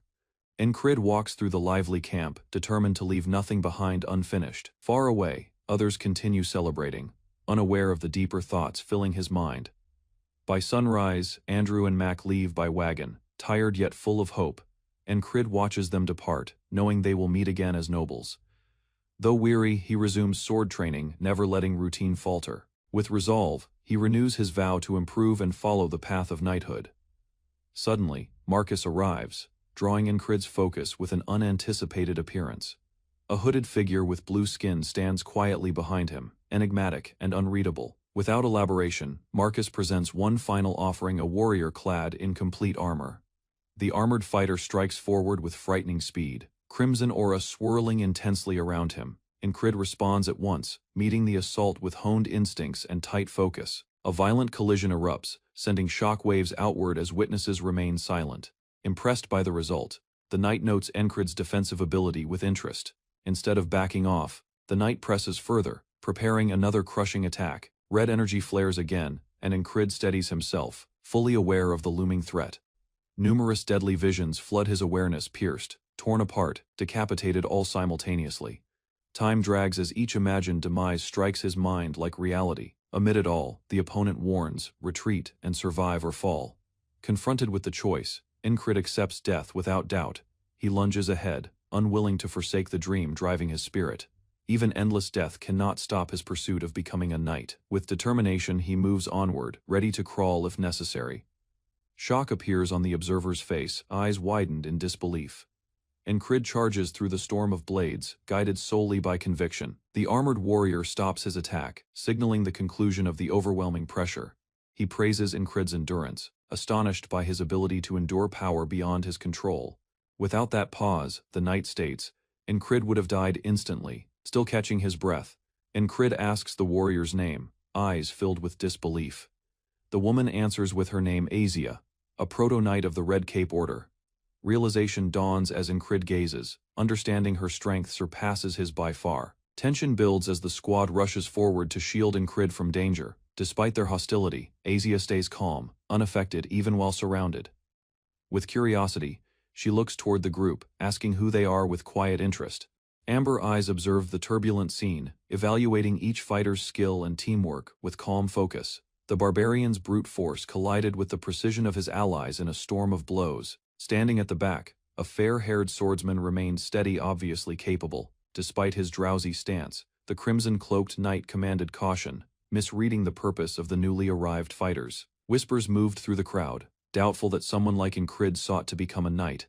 Even the boldest warriors hesitated when that idea was raised, uncertain how to react. Called upon by Marcus, the veiled woman clarified her duty, judging talent with eerie accuracy. She examined Incrid's fallen body. The clash had been a deliberately arranged test. Even so, her verdict remained unchanged. Knighthood was beyond his grasp. Though he had fallen, Incrid's effort gained silent admiration for reaching such a point unaided. The woman glanced toward her ally, measuring his interest in the defeated youth. He rejected the notion immediately, refusing to acknowledge Incrid's promise. Their unity depended entirely on strength. They followed nothing else. Her role finished. She accepted the refusal as a courtesy to Marcus. While others withdrew, she decided to stay. Something about Incrid drawing her focus. Instead of agreeing to lodging, the cloaked woman stopped to make a particular request. Though others believed her attention was on the blonde swordsman, that wasn't her real interest. Her gaze shifted unexpectedly toward Incrid, stirring the curiosity of the scarlet-haired knight. Facing the full force of her aura, Incrid achieved what none before him had. He stepped ahead. No earlier challenger had endured that pressure, much less advanced through it. Yet, untamed potential alone couldn't secure a future in knighthood. From afar, a guard hurried back, alarmed by the disturbance near camp. Everyone in the unit knew of Incrid's ambition, his wish to become a knight, never concealed. Despite rumors and skepticism, he remained resolute, never once rejecting his goal. Even now, the guard struggled to believe that Incrid's path might be over. His stride hastened, worry growing heavier with each step toward the quarters. Meeting him at the entrance, a companion joked, unaware of the rising tension behind the visit. Inside, Incrid lay unconscious beside the cloaked woman, leaving all astonished. No one questioned her presence, treating it as though it were completely ordinary. Yet a single voice reminded them all their leader's dream had just collapsed, and he might shatter. Incrid slowly stirred awake, confused and uncertain of his surroundings. Seeing him conscious, the woman confirmed it without feeling, standing quietly nearby. One man bluntly told him that others believed he'd never become a knight. The cruel statement sparked anger, prompting another to step in and stop the insult. Incrid, however, showed no reaction. His reply was soft, yet surprisingly steady. Perplexed, his comrades watched as he processed everything with composed detachment. Without delay, Incrid stated he would continue training, urgency evident in his tone. He regretted missing even one session and refused to lose more time. Encouraged by his determination, another member quickly followed behind him. From the corridor, amused eyes observed the situation unfold with quiet interest. A companion questioned Incrid's unusual calm after such discouragement. The reply was simple: his stubborn nature was unmatched. Even a knight once said Incrid would stay the same, frog or otherwise. Though hardship constantly surrounded him, defeat never once crushed his spirit. Reignited with motivation, the last among them stood ready to train just like Incrid, resolved not to lag behind. One soldier pushed harder, vowing to outdo Incrid's growth. While training, he remembered the crushing force of a proto-knight's aura. That pressure was no ordinary feeling. It resembled a lethal storm of intent and blades. Nearby, the cloaked woman asked whether Incrid felt curious about Asia's strange abilities. Incrid considered the idea of intimidation, trying to comprehend the power he had felt. He then questioned what truly separated knights from those still striving. A blonde knight answered that wishing wasn't enough strength, had to awaken to progress. Only 1 in 10,000 could even start to grasp this rare power. Despite the odds, Incrid continued onward, eager to understand the nature of knighthood. He asked to learn more, unshaken by warnings or hardship. The woman explained that this form of knightly strength extended beyond intimidation alone. Ultimately, the name for it was simple, yet absolute. It was called will. Ragna states that will arises from intent and stands as humanity's strongest inner power. Reaching it demands confronting limits directly and attempting to overcome them through effort. Instead of elaborating, he informs Incrid that understanding only forms through lived experience. A hooded individual appears, explaining that will manifests uniquely within each person. In their view, nobody grasps it without first exceeding their own boundaries. Although Incrid questions the method, he is told the answer must be discovered internally. Clutching his blade, Incrid returns to practice, selecting repetition as his solution. The watcher observes, doubtful that mere repetition alone produces improvement. They argue that experience, rather than instinct alone, shapes genuine growth, thinking of others. The figure remembers numerous warriors they have judged. Skill and determination are the two qualities they seek. Still, Incrid's presence unsettles, even that experienced perspective. Each strike shows intense commitment, even without refinement. His will, unlike anything seen before, holds the figure's full focus. To them, Incrid remains an enigma driven by unparalleled determination.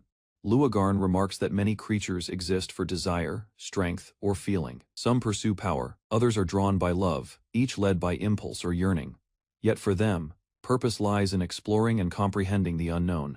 Moving closer, they present themselves to Incrid as part of the lunatics.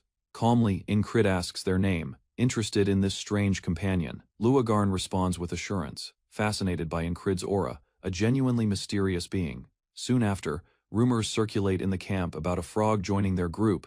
The odd presence attracts attention and whispers among uneasy troops. Distrust builds, increasing tension within the gathered soldiers. One soldier loses composure, shouting for everyone to stay back. Disputes break out, ridiculing one another's conduct and manners. Emotions flare, and a disorderly fight quickly erupts. Amid the chaos, Luagarn silently evaluates the group's natural potential. They have exceeded limits. All four demonstrate evident promise. However, without fortune and self-awareness, none are ready to become knights. One observer comments on their honesty, certain the conflict will fade on its own. Disorder intensifies when weapons are drawn, causing nearby soldiers to panic. Within the turmoil, Incrid casually inquires about lodging from Luagarn. Luagarn replies immediately, deciding to remain beside Incrid. That choice provokes anger from others who consider the place valuable. Unaffected, Luagarn jokes about their madness while excusing their appearance. The group keeps eating as Incrid apologizes on behalf of the others. Luagarn admits they care about looks, and spares Incrid because of his appearance. Interested, they encourage Incrid to ask anything freely. Rather than speak, Incrid suggests a duel to continue his practice. His companions label him reckless for seeking more battle after an exhausting day. Luagarn inwardly recognizes Incrid's mental endurance as exceptional. Curious, they consider what Incrid might become if his will awakened. Despite the humor, Luagarn affirms their interest is sincere. Eager, Incrid agrees to the challenge, exactly what he desired. A solitary officer reflects on earlier defeats following their commander's death. Their army collapsed, strategies failed, and a powerful ally was lost. At the heart of the turmoil stood Incrid, leader of the lunatics platoon. Although conflict paused, the officer expected Aspen's next action once the truce ended. Despite prior efforts, they believed removing Incrid was still the only solution. With resolve set, they ordered an assassination targeting Incrid specifically. That night, a killer slipped into the camp beneath moonlight, weapon ready in silence. Incrid was seen through a window, confirming the objective. Before attacking, the assassin was halted by someone confronting them during the approach. In the silent night on Aspen's outskirts, an ancient stone structure stood alone beneath the moonlight. The Monterrey Guild, recognized for its hidden influence, confronted a grave issue. Several assassins sent to eliminate a target had disappeared, their outcomes unknown. Even after sending a seasoned killer, the guild failed once more. Their newest assassin, like the others before, had been quietly neutralized, proving the opponent was far more dangerous than anticipated. The guild's leader disclosed that the assignment came directly from Aspen's royal authority. Refusing it would endanger the guild's future, making victory not merely an objective but a necessity. Understanding the seriousness of the order, the guild chose to escalate. Only their most elite killers could hope to accomplish the task. The Locks brothers, the deadliest assassins within the group, were summoned. They were given instructions to eliminate the mysterious force that had been eliminating their operatives. Morning arrived in Aspen, and the town returned to peaceful normalcy. Civilians walked through the streets under the protection of soldiers assigned to maintain order. Among them was Incrid, their hero. As he patrolled the town, townsfolk greeted him with admiration, thankful for his efforts in keeping the area secure. One man offered a gift to Incrid, thanking him for rescuing his son's life. Though Incrid initially declined, the man insisted, overwhelmed with gratitude for the hero's past action. Others gathered, recognizing Incrid and expressing appreciation. He had become a symbol of safety for the townspeople. A merchant handed him a bottle, suggesting he return later for more. The atmosphere around Incrid was welcoming. However, above the crowd, a cloaked figure quietly observed the hero's position. The Lox brothers had already infiltrated the area, and their target was now clearly visible. Suddenly, a dagger cut through the air, flying toward Incrid with lethal precision. The strike was silent, executed with expert timing from the shadows. Reacting quickly, Incrid grabbed a nearby child and shielded them. The blade narrowly missed, deflected at the final moment, with lightning reflexes. The weapon struck the ground with force, embedding itself into the stone. The assassin's attempt had failed. Incrid's instincts had saved a life again, but the threat had only begun. Incrid immediately identified the danger after deflecting the earlier strike. His eyes scanned the crowd as tension rose, but the assassin had already vanished from sight. Before anyone could respond, a bystander collapsed with blood at his mouth, struck down by an unseen enemy. From above, one of the Lox brothers recognized Incrid as the obstacle to their guild's success. Without hesitation, he launched himself into action, blade ready to kill. The assassin descended with force, aiming directly for Incrid, but he was met with a counter from another attacker, revealing the second Lox brother's presence. The siblings moved with deadly coordination. Their objective wasn't only Incrid, but also to destabilize the area and spread chaos within the town center. Saxon, observing from a distance, studied their tactics. He realized this ambush wasn't random. It was part of a structured operation to eliminate a threat the guild couldn't control. Incrid approached him quietly, concealing his intent. His movements were precise as he checked on unconscious civilians. He, carrying a child to safety, noticed Saxon nearby and questioned his presence. Saxon avoided the concern by claiming he had moved some drunkards out of danger. With the threat briefly gone, Saxon calmly explained that he had relocated the fallen to prevent them from being trampled, maintaining a facade of concern. Incrid noticed the scent of alcohol lingering in the air, and although puzzled, let the matter go. Saxon questioned Incrid's willingness to help strangers, but Incrid dismissed it and prepared to leave without argument. As Incrid walked away, Saxon remained behind, observing silently. His demeanor suggested thoughts he wasn't ready to express aloud. Saxon's internal monologue revealed his true focus. He believed Incrid should devote all his energy to becoming stronger, free from trivial civilian concerns. He viewed the surrounding townspeople as distractions, obstacles to Incrid's growth, and resented their continued involvement. With growing frustration, Saxon reflected on past encounters and his rivals, vowing to clear the path for Incrid. His final thought was a silent challenge to those who dared interfere on his territory. As the evening settled over the town, the streets began to quiet down. Citizens returned to their homes. Saxon entered a tavern, his expression stern.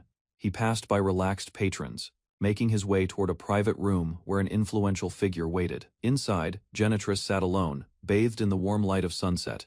Her composed silence suggested she had already been informed about the escalating situation. Saxon stood before Genitress, reporting his earlier actions.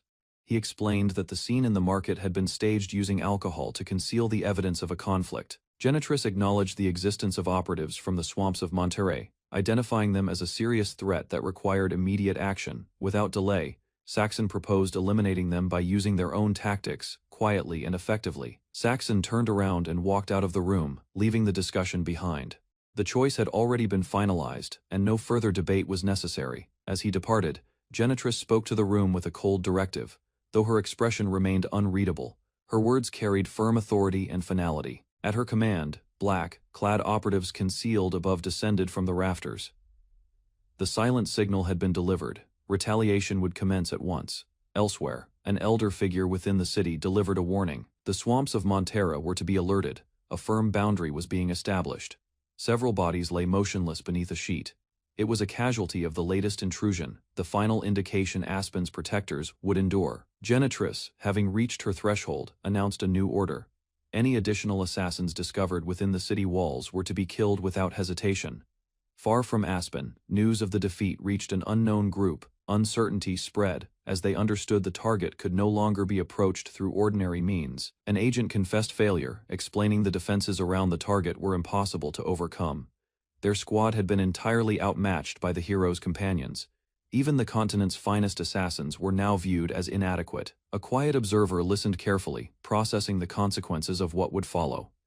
The unknown nobleman received the newest report. Accepting that assassination would fail, he decided to cancel the plan to eliminate Incrid. He calmly withdrew the command, acknowledging the circumstances. Instead of wasting more resources, he chose to wait for a more suitable confrontation. Gazing out the window, the nobleman contemplated Incrid's strength. He concluded that if the man was truly exceptional, they would meet again someday. This time, in direct combat, 3 months passed, and the border guards resumed their normal routines. The sky remained clear, and the land was tranquil. 2 guards rested beneath the trees, feeling sluggish. They blamed the warmer weather for their lack of energy. Despite their laziness, they observed Incrid's steady discipline. Even now, he continued to train alone every day without stopping, never missing a single session. Incrid's consistent training gained respect. The others began to realize that his strength wasn't luck, but the result of continuous effort and discipline. Some rejected the admiration, claiming their instruction had shaped him. Still, they couldn't deny his improvement had surpassed anything they anticipated. While they joked about curses or divine consequences for being overtaken, the truth was evident, and Incrid had grown through his own determination, not through chance. From afar, Saxon observed with troubled thoughts. His breathing was steady, and uncertainty filled his mind as he watched Incrid's development. A memory surfaced in Luagarn's thoughts. Saxon remembered her words and careful judgment. Luagarn had once thought Incrid was no different from her, lacking talent. But now she reaffirmed her earlier belief. Incrid's journey was built on effort, not natural ability. Incrid kept running through his training routine, pushing his limits under the sunlight. Sweat streamed down his face, yet his concentration never faltered. He was accused of being in decline, but Incrid refused to accept it. What others failed to notice was the internal change happening within him. Though unseen by those around him, Incrid trusted in his progress. He understood he was improving, slow, consistent, and genuine. One quiet step at a time. At daybreak, the silent village lay beneath a muted sky, with merely the occasional whisper of the breeze passing along the deserted paths and timber homes. Within the barracks, a soft murmur drifted as one of the soldiers attempted to understand the writing before him, while others stayed asleep beneath heavy blankets. Kreese remained bent over a book, turning pages beneath the light of a lantern, irritated by the unfamiliar symbols he failed to interpret, no matter how often he tried. His reading was broken as Luagarn came closer, annoyed by the sound, startling him with a sharp comment as she rose from her bed. She asked about his behavior as she stood near him, interested in what had driven his early morning restlessness and ongoing muttering. Kreese gestured toward the book, astonished to discover Luagarn could understand the unusual script, igniting a feeling of urgency and hope across his face. As the sun climbed past the horizon, its glow spread across the hills, marking the beginning of yet another day at the outpost. Incrid, still exhausted, lifted himself as the others in the room started to awaken from sleep, the pull of training calling them once more. Without hesitation, he declared the beginning of morning drills, guiding the others outside into the training grounds despite the weariness on their faces. Outside, the veteran soldiers watched from afar, murmuring concerns about Incrid's slow development and absence of clear progress. Even knowing his decline, Incrid held a cheerful look, puzzling those who could not grasp his calm within frustration. As training went on, one of the soldiers came forward and told him that Commander Marcus had called for him for a meeting. Inside the command tent, Marcus gave Incrid a mission scroll, assigning him a risky task under mercenary classification. The mission required destroying a monster colony near the outskirts, where creatures gathered and increased in number during summer. A significant danger had appeared, and Incrid was granted full command of the town's defenses, signaling the start of a crucial operation. As Incrid got ready to leave, the village stayed still, the rooftops observing quietly as another mission started to unfold. Inside the barracks, Finn watched Incrid preparing carefully. Weapons, equipment, and even a small creature were secured, each piece arranged with intention. Luagarn and Kreese observed as Incrid described the importance of complete readiness. A vast colony of monsters waited, and sheer numbers alone could crush the careless. Incrid examined the request scroll closely, verifying every detail before heading out on the mission. He quietly considered the worth of whistle daggers, uncommon weapons they had once obtained from a half-elf. Getting more was no longer possible. At that instant, Kreese looked over the document and identified the location stated. His response was immediate, filled with urgency and surprise. Overcome with excitement, Kreese abruptly shouted to Incrid, insisting to accompany him on the mission without delay. His eyes shone with enthusiasm as he grasped Incrid's arm, brimming with determination and anticipation. Though Incrid attempted to dismiss him, Kreese persisted, arguing this journey might be a once-in-a-lifetime chance. While strolling outside, Kreese disclosed the real reason for his eagerness, a concealed treasure buried near the border town. He spoke about legendary riches left behind by a renowned merchant, Dolph, whose name was murmured in stories of fortune. Incrid gazed at the map Kreese produced, remembering it as the same one discovered on the previous battlefield. Kraze explained that Dolph's wealth was widely known among treasure hunters, and believed to rest in an ancient long-deserted dungeon. Despite his excitement, Kraze confessed he couldn't understand the script written on the map, as it appeared to be a forgotten language. Luagarn stepped forward calmly, revealing that she was the one who assisted with the translation, her academic background enabling her to interpret old texts with ease. While discussing strategies, Encrid was surprised to discover that Luagarn, despite her combat instincts, identified herself as a scholar capable of decoding ancient texts. Kraze, overwhelmed with enthusiasm, asked Encrid once again to approve the journey. With a nod, Encrid agreed, as long as it wouldn't take too long. With the choice settled, the group began preparing to leave the following morning, their spirits lifted by the mission ahead. Not everyone was eager. Rem refused completely, claiming he sensed no divine guidance urging him to participate. Auden dismissed the journey entirely, choosing rest over action and declining involvement without hesitation. Also, Ragna mentioned personal obligations. One by one, Saxon too withdrew from the plan, leaving a smaller team behind. As the others exited the room, Kraze expressed confusion about their behavior, noting how close they had once been with Encred. Their numbers were limited, and Kraze worried about whether they had sufficient people to carry out the task effectively. Luagarn stepped ahead and volunteered without hesitation, explaining that she had no reason to remain if Encrid was going. Despite the smaller team, Kraze stayed confident, joking that Luagarn's presence alone could make up for their strength. Encrid stood silently for a moment, reflecting on those who had refused and those who remained. He looked around the room, his expression calm yet focused, committing to the journey with the few companions still beside him. The sun began to rise over the village as the group gathered outside, prepared for the mission that awaited them. Luagarn took the lead with firm determination, and the others followed.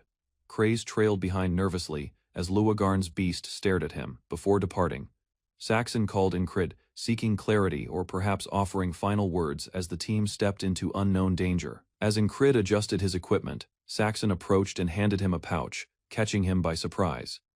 Inside the pouch, Encrid found a complete set of rare whistle daggers, unexpected weapons, thought to be nearly impossible to obtain again. Saxon gave no detailed explanation, simply stating he had his ways, and expressed his belief that Encrid would need every advantage he could gain. Meanwhile, the remaining soldiers lounged in their bunks, indifferent to the team's departure. Despite their apparent disinterest, Rem, lying still, quietly acknowledged the real reason behind Encrid's actions.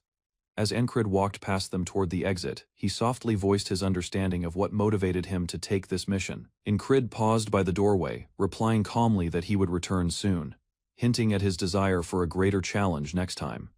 Saxon and the others watched him leave in silence, unsure what thoughts were hidden behind his composed expression. Rem wondered aloud about Encrid's mindset, questioning what he truly aimed to achieve, despite lacking visible progress. Auden remembered past moments where Encrid's growth had surged suddenly, despite periods of stagnation. He placed his trust not in current strength, but in Encrid's confidence and unpredictable potential. As Encrid departed, the soldiers remained behind, uncertain how much stronger he would become, but curious to find out. The quiet room became active again, as Ragna proposed a sparring match, suggesting they risk half their strength on the result. Despite their earlier refusal, several soldiers prepared themselves for battle, no longer willing to remain idle. Though their words were sharp, their actions revealed support. As Encrid's squad marched ahead, the others stayed behind, quietly preparing themselves for what was to come. The party advanced carefully across monster-ridden land, aware that colonies attracted perilous creatures. As expected, their path toward the settlement faced constant interruption. Encrid and his squad repelled successive waves of foes. Precise actions and synchronized attacks held the creatures back, though exhaustion steadily increased. Although weary, the group continued onward. They faced 6 packs of beasts within a brief span. Even after Finn took a mistaken route, they regrouped and pressed ahead. Beneath the haunting glow of 2 moons, the group stepped onto a bramble-lined forest trail. They followed a path thought to be avoided by monsters, relying on Pin's guidance. Even after selecting this safer trail, monsters struck again in ambush. Their appearances were abrupt and too frequent to dismiss as mere coincidence. Despite the colony's known effect, the repeated clashes felt unusual. The group questioned the source of the relentless assaults within a supposedly safer zone. Encrid assessed the surroundings and verified it was not Devil's Gate. His uneasiness deepened, especially given how constant the monster presence had grown. He remembered the tale of Devil's Gate, a cursed region unreachable by humans, and rumored to be the birthplace of all creatures and monsters. Still cautious, Encrid felt something was wrong. His instincts warned him of a strange danger as he readied himself for another sudden clash in the darkness. At last, the party arrived at a fortified settlement. A local individual welcomed them, introducing himself as the town's chief and recognizing their arrival. Encrid described their purpose, mentioning a mercenary contract and suspicions about a nearby colony affecting monster behavior. They agreed to examine the matter further, yet before continuing, someone among the townsfolk reacted in surprise upon noticing one of the newcomers. A stern man stepped forward, one eye covered by a patch, identifying the newly arrived party. His presence suggested authority and experience from the past. The man greeted him and introduced himself as the captain of the town watch. Encrid then revealed his rank and ties to the border guard unit. The man disclosed vital information: the colony had already been eliminated. His statement suggested another cause behind the recent attacks. Deutsch, the leader of the watch, assured Encrid's group that the town's protection was more than adequate.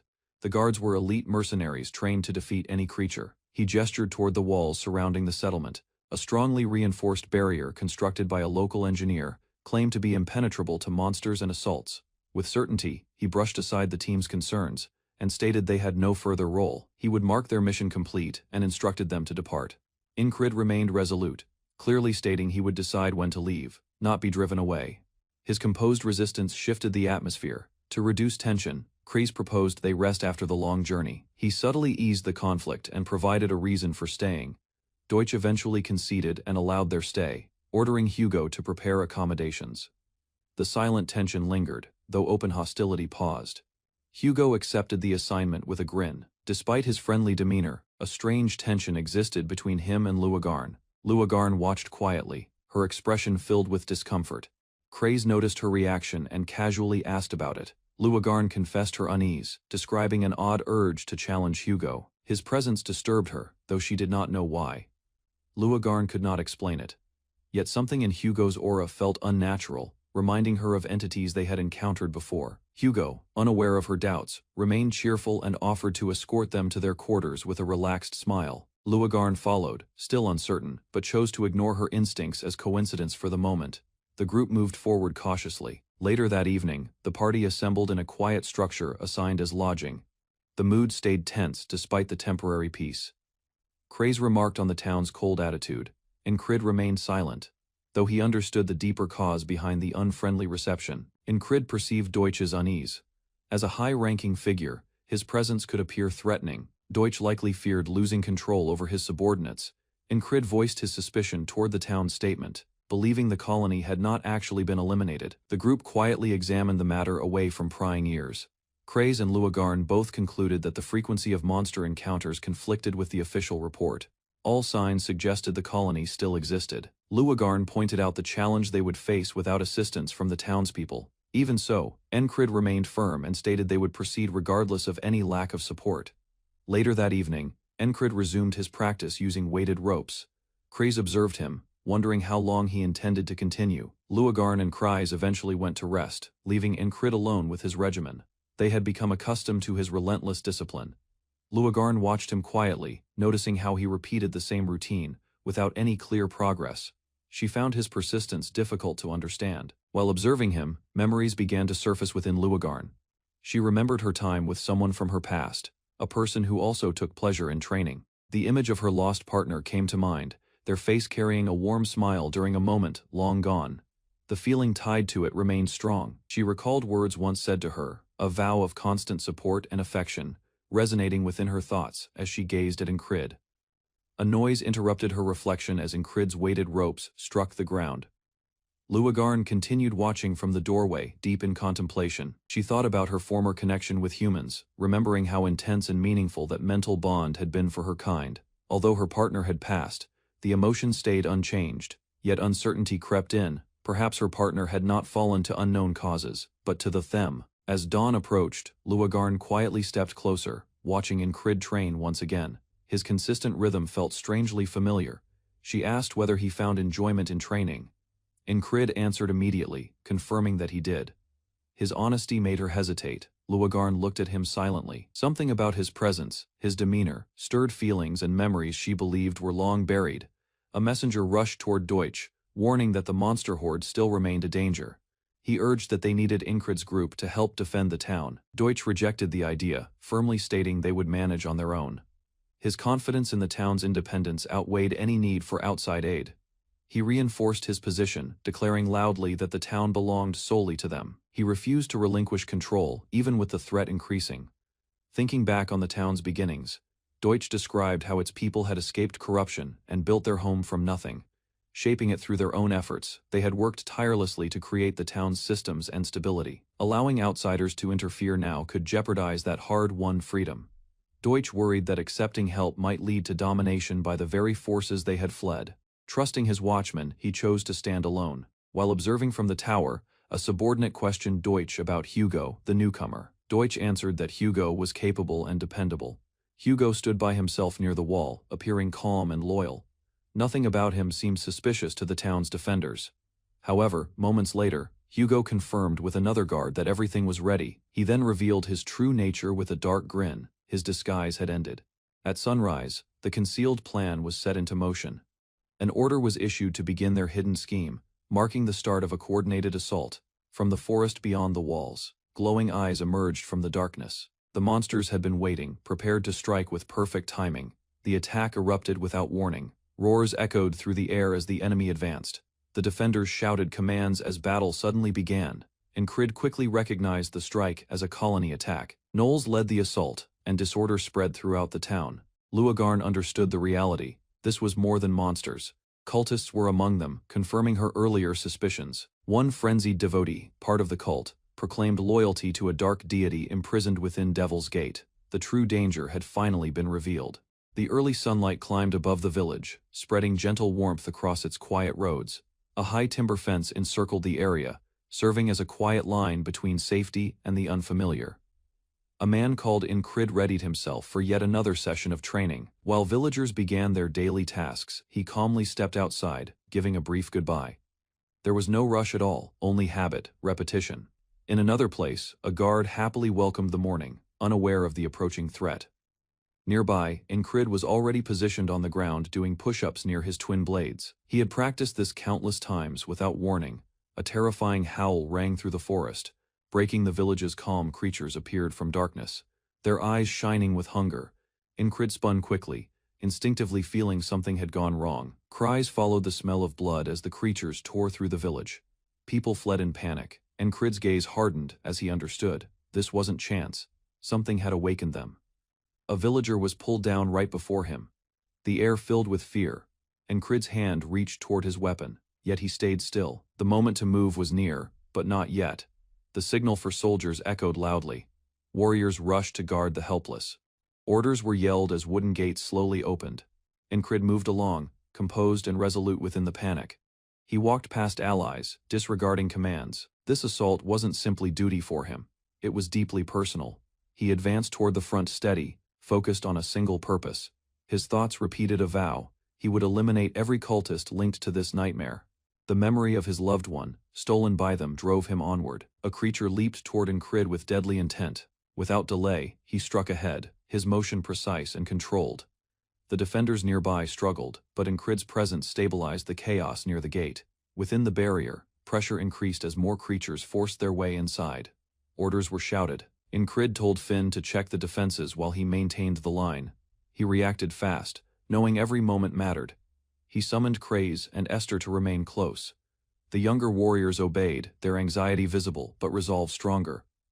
Incrid's concentration never wavered. The battle grew brutal as several creatures attacked together. Villagers and soldiers fought with desperation. Incrid moved across the fight, watching every danger, his blade always in motion. A creature clamped its jaws on a fighter beside him. Blood burst out as the man dropped. Incrid responded immediately, striking the creature down mid-attack. He couldn't hesitate. Not here. Within the turmoil, Incrid stood like a barrier. He slammed into a creature from above, hitting it with accuracy. He fought to push the front back, giving others room to recover. At the center of battle, Incrid's thoughts stayed sharp. He remembered escaping death before. Waves of monsters were familiar to him. His calm came not from pride, but experience. He followed the method learned through suffering: separate targets, strike quickly, and move before the next foe could respond. He cut down 2 creatures before they finished their growl. Incrid sprang upward, dodging a claw attack. He landed forcefully, blade first, driving into a creature's skull. The strike was precise. The memory of his promise drove him onward again. Incrid's sword drove through a creature's skull, blood scattering as it fell. More creatures surged forward, forcing defenders backward. Incrid barely paused as another opponent rushed closer. He managed to respond, yet the creature's strength had changed. They were not merely wild, they were driven. Unlike ordinary beasts, they attacked in groups, coordinated, relentless. Everywhere people struggled to survive. The village defenders were being overrun. Incrid saw allies dragged down, and still, the enemies advanced faster than they were defeated. Cries echoed loudly. Terror spread across the battlefield. Soldiers collapsed one by one. The defenders kept losing ground with every second passing. Among the fallen, a leader swore in frustration, unable to halt the tide. He shouted commands, but his voice was lost in chaos. Hope faded with every backward step. After that, stillness fell. A monstrous wave had surged through, leaving the village, once vibrant with life, in ruins. Fire burned in the distance, devouring houses and memories alike. The village, its will and defenses destroyed, was crushed beneath the monster swarm. The survivors couldn't mourn. They either fled or faced death. Incrid, his chest shining crimson with energy, rushed across the battlefield. His blade swept in a broad arc, cutting down two creatures at once. His power exceeded normal bounds. Still, it wasn't sufficient. Even with skill and fury, the enemy numbers continued to rise. Incrid understood this wasn't just another battle. It was a sign. Something more sinister guided this force. Kraze, wounded and frustrated, attempted to stand firm but was hindered by a hidden curse. The affliction drained him, forcing him to fall back as a beast approached. He cursed his weakness but accepted retreat as the only choice. He chose to leave the fight, vowing to meet Incrid again once he had grown stronger. Elsewhere, another individual moved through the chaos. Concealed within smoke and flames, he slipped away unnoticed. The scheme he followed had already started, its purpose unclear to the others. The unknown man reached a hidden chamber. A radiant glow erupted as Luagarn, a blue-skinned cultist, appeared mid-ritual. Energy burst outward, shaking the surroundings. Her strength was undeniable. She spotted the intruder and attacked instantly. He narrowly avoided her strike, recognizing her at once, one of the corrupted followers behind the attack. Luagarn's fury surged, her eyes burning brightly. Her expression showed cruelty and fanatic devotion. The man realized the truth.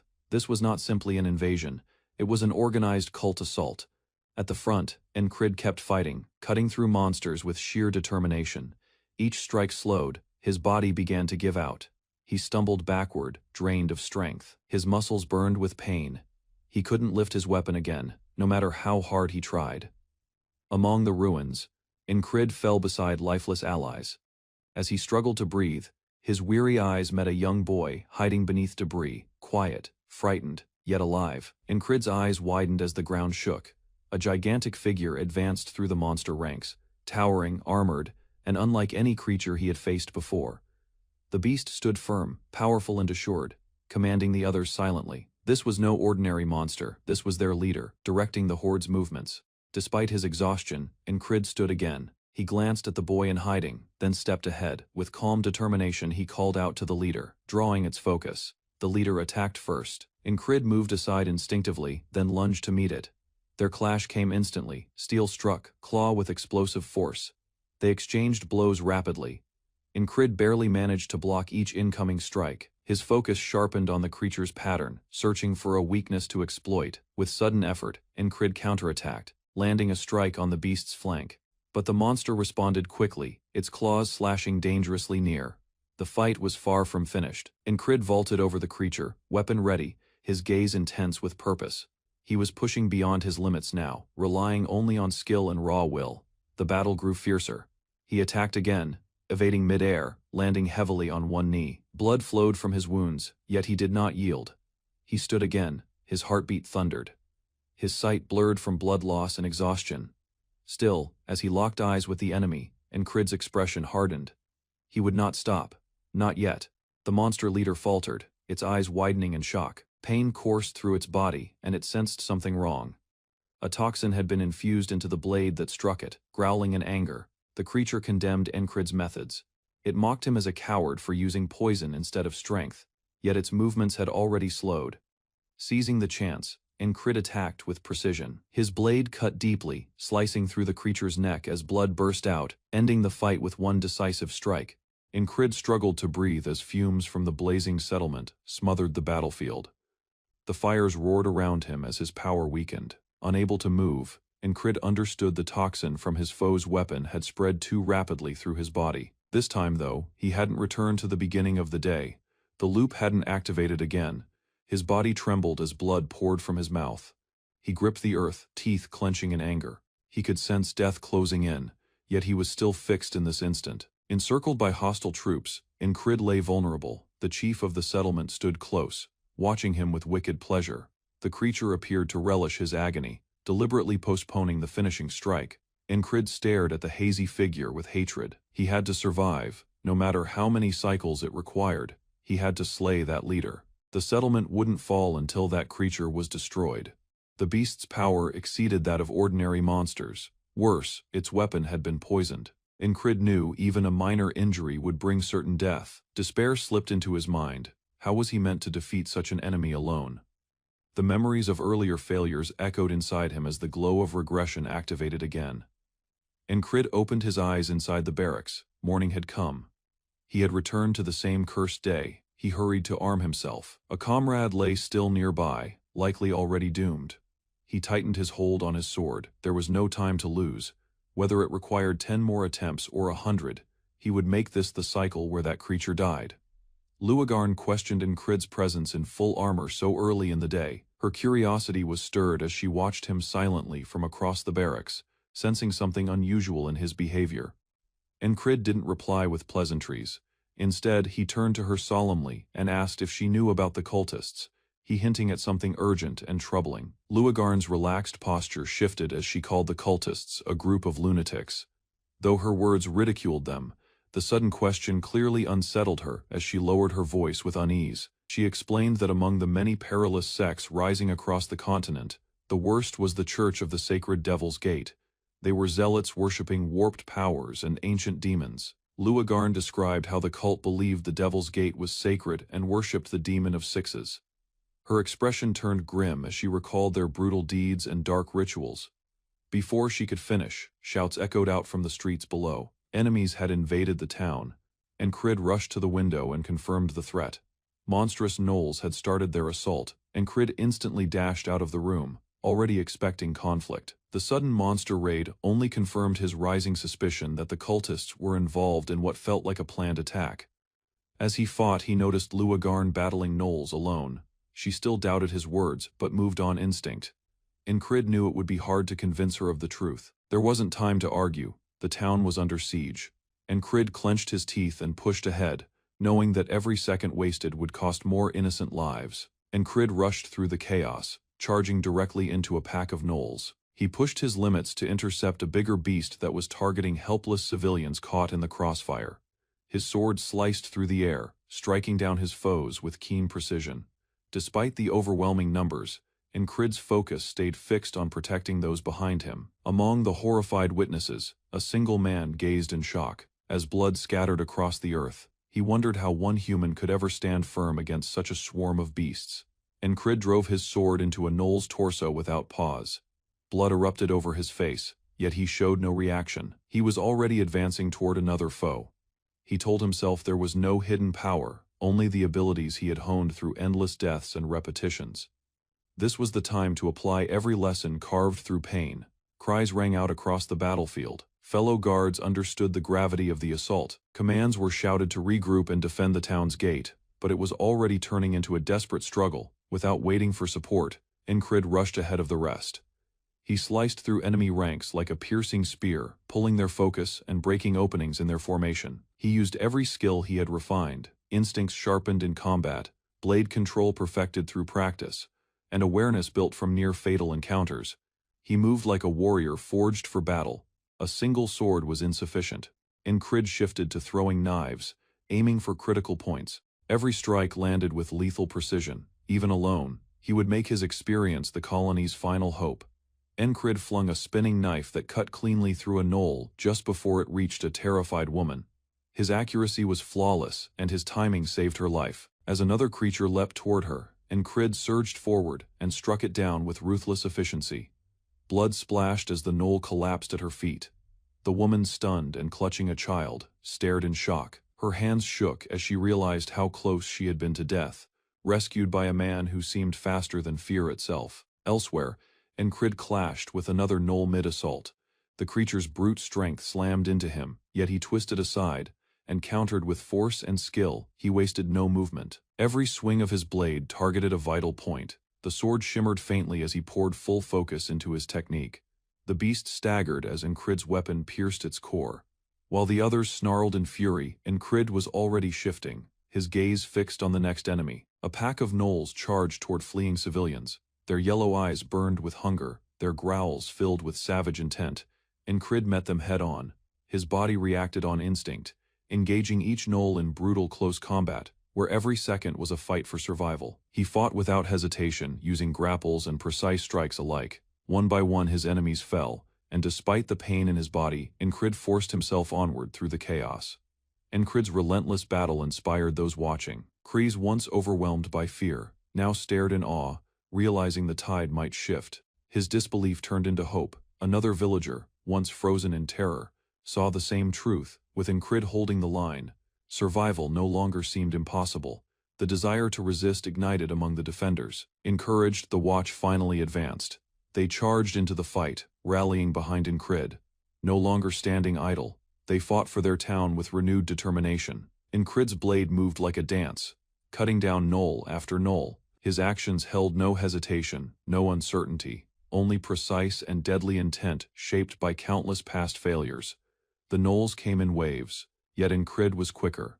Blood sprayed in every direction, but he stood firm, adapting to each new threat without pause. The battlefield descended into chaos, but at its heart, Encrid stood steady, surrounded, outnumbered, yet unyielding. He continued carving through the horde, giving the town a chance to survive. Then, a new danger appeared. A massive gnoll commander stepped forward, its movements calm but lethal. Its presence sliced through the chaos like an omen of death. Its gaze fixed on Encrid, it charged with terrifying speed, and the force of its approach sent fear through the ranks. Soldiers faltered as they watched the beast surge forward. Even those who had just gained courage began to waver. The true battle had only begun, and now Encrid faced the real enemy, the leader of the colony. As Encrid confronted the monstrous leader, a chilling voice echoed in his mind, labeling him worthless. The words burned with cruel certainty, feeding his deepest insecurities. A crimson memory resurfaced, a brutal moment from a previous loop where he had fallen overwhelmed and shattered. The failure replayed endlessly, forcing him to relive the agony. Yet through the haze, his determination hardened. Even if this was his final stand, even if defeat awaited, Encrid tightened his fists and chose to keep fighting. Encrid rushes across the battlefield, wounded yet relentless, his augmented body straining far past mortal boundaries. The emblem of the heart of the superhuman throbs within his chest. A massive gnoll commander swings its weapon, yet Encrid confronts the creature directly. Their collision sends shock waves through the air, steel clashing, and raw strength challenging determination. The gnoll's savage strikes are vicious. Slipping low, Encrid rolls under a sweeping blow. With a burst of speed, he turns behind the creature, delivering a heavy slash. The beast roars in agony, and Encrid, wincing, readies himself for the next attack as more foes draw near. A pack of gnolls charges to assist their leader, growling and lunging with claws outstretched. Encrid's comrades intervene, clashing with the beasts to grant him precious moments. A cloaked swordsman intercepts a gnoll mid-leap. Weapons gleam as Encrid's allies cut down several enemies. The momentum briefly shifts, yet Encrid stays focused on the leader. Around them, disorder spreads as blood pours and cries echo across the battlefield. Through the haze, a huge gnoll with pale fur and icy eyes steps forward. It is another elite adversary, far deadlier. Feeling its presence, Encrid tightens his hold. The gnoll leader strikes again, yet Encrid ducks and drives his blade deep into the creature's skull, finishing it with ruthless finality. Blood sprays violently as the body collapses. Before he can recover, another gnoll seizes him from behind. Encrid twists and stabs its leg with a backward thrust, breaking loose with strength. As Encrid stands among fallen foes, his shadow stretches outward. More gnolls advance, yet so does his resolve. He refuses to fall again today. A soldier beside Encrid is caught off guard and slain instantly by a gnoll, the enemy's claw ripping through his throat. The battlefield grows more chaotic as their front line begins to break. A female knight, Finn, strikes down a gnoll in response, her face filled with rage. At the same time, Encrid drives his sword into another foe's side, the movement swift and forceful. Incrid lowers into a crouch, scanning the area. His gaze sharpens as he spots the enemy leader waiting just beyond the clash, ready to attack with measured patience. The Gnoll leader rushes toward Incrid, taking advantage as his opponent's posture weakens. Incrid steadies himself for the incoming impact, injured but still standing. Incrid studies the timing. The enemy had waited until he was weakened before engaging. It was not wild instinct, it was calculated strategy. As Incrid tries to reposition, the Gnoll leader's blade grazes him, drawing blood. The hit was slight, but the intent was obvious: slowly wear him down. Incrid counters with a strong swing, his sword slicing the air. Blood scatters, yet it is not a lethal strike. The Gnoll evades at the final instant. Another cut opens on Incrid's face. The enemy's blade keeps slipping through small gaps, gradually breaking his guard. Incrid is pushed backward, knocked onto the ground. Incrid gasps in pain. He realizes the Gnoll is not trying to end him quickly. It is enjoying his suffering, prolonging the fight to disgrace him. Incrid lies on the ground, barely aware. The Gnoll leader slowly walks past him, certain that victory is assured. Incrid's body is still, yet his eyes begin to refocus. Other Gnolls roar nearby, overwhelming the human defenders. Their forces are driven back as cries and blood spread across the battlefield. Incrid exhales unsteadily, surrounded by bodies and smoke. His vision tightens as his eye glows once more, with a familiar blue light, showing his will to fight remains unbroken. The sun rises again, marking another day. Time rewinds as Incrid is drawn back once more by the power of regression. He charges into the battlefield for the third time, cutting down a rushing Gnoll with practiced precision. Despite his effort, the enemies continue arriving in overwhelming numbers. Incrid dashes across the field, calculating everything. He has realized that no matter how fiercely he fights, the Gnoll leader only appears after he has been heavily injured. He considers whether taking damage early could lure the leader out sooner. Yet the idea is rejected. The Gnoll's speed and reflexes make it too dangerous if he is already wounded. The Gnoll emerges mid-charge, faster than most knights. Incrid knows from experience, he cannot defend himself properly while weakened. In frustration, Incrid wonders if no other strategy exists. His thoughts race against the barrier blocking his progress. The battlefield fades, replaced by the image of the impossible wall he must surpass. Recalling the day before the war, Incrid reflects on advice once given by Saxon during training. His dodging, though quick, lacks an essential element beyond mere reaction. A memory returns. Saxon had said dodging is not only about sight and reflex. It is about aligning movement with intent, closing the gap between perception and action. Incrid rises, realization forming.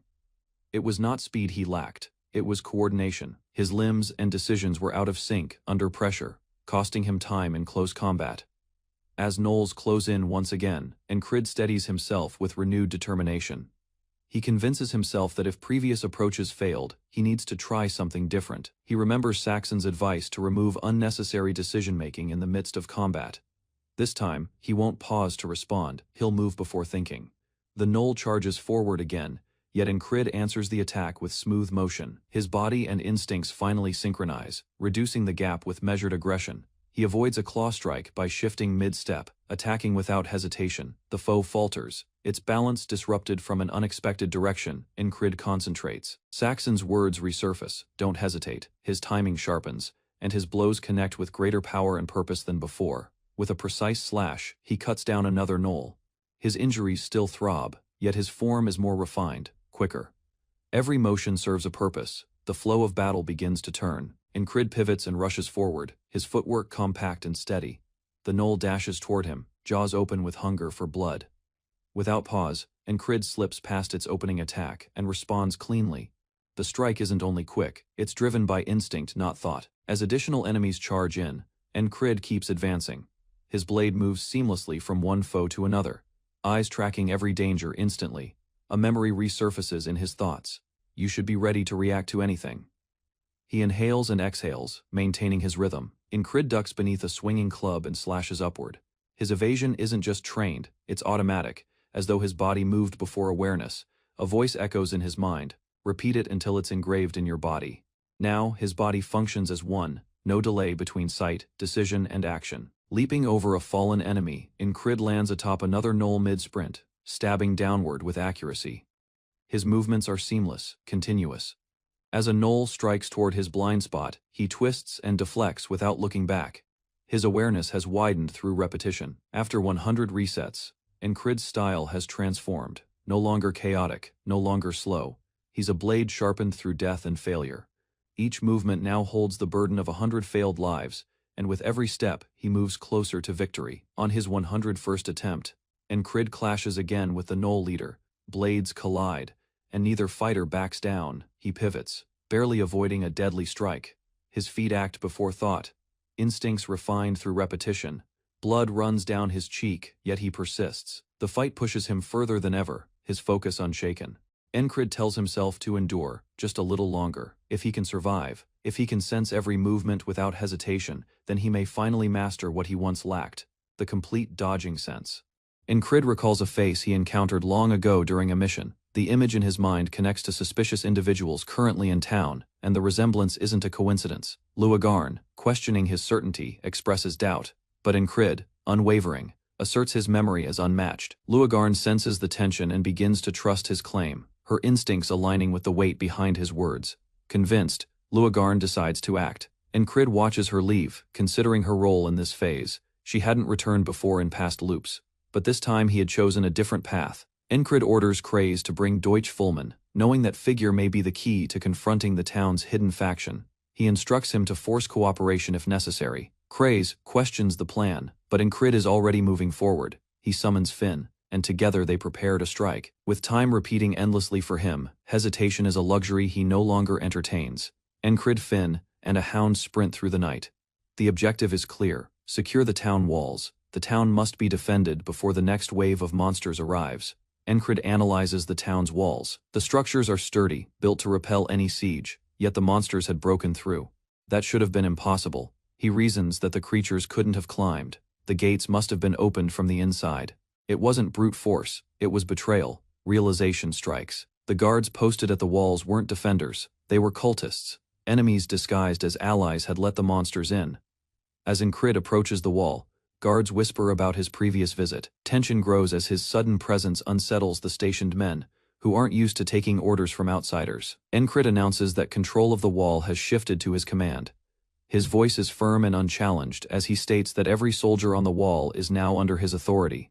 The guards are confused, uncertain whether this sudden command change is sanctioned. One questions if Deutsch, the usual commander, knows anything about this, but no one moves to stop Incrid directly. Incrid declares that any form of disobedience will lead to immediate execution. He draws his weapon without hesitation, leaving no room for interpretation. Agard shouts in outrage, but Incrid ignores the anger. He focuses only on the situation, recalling that when the town was attacked, the bell had rung, a sign that someone had raised the alarm.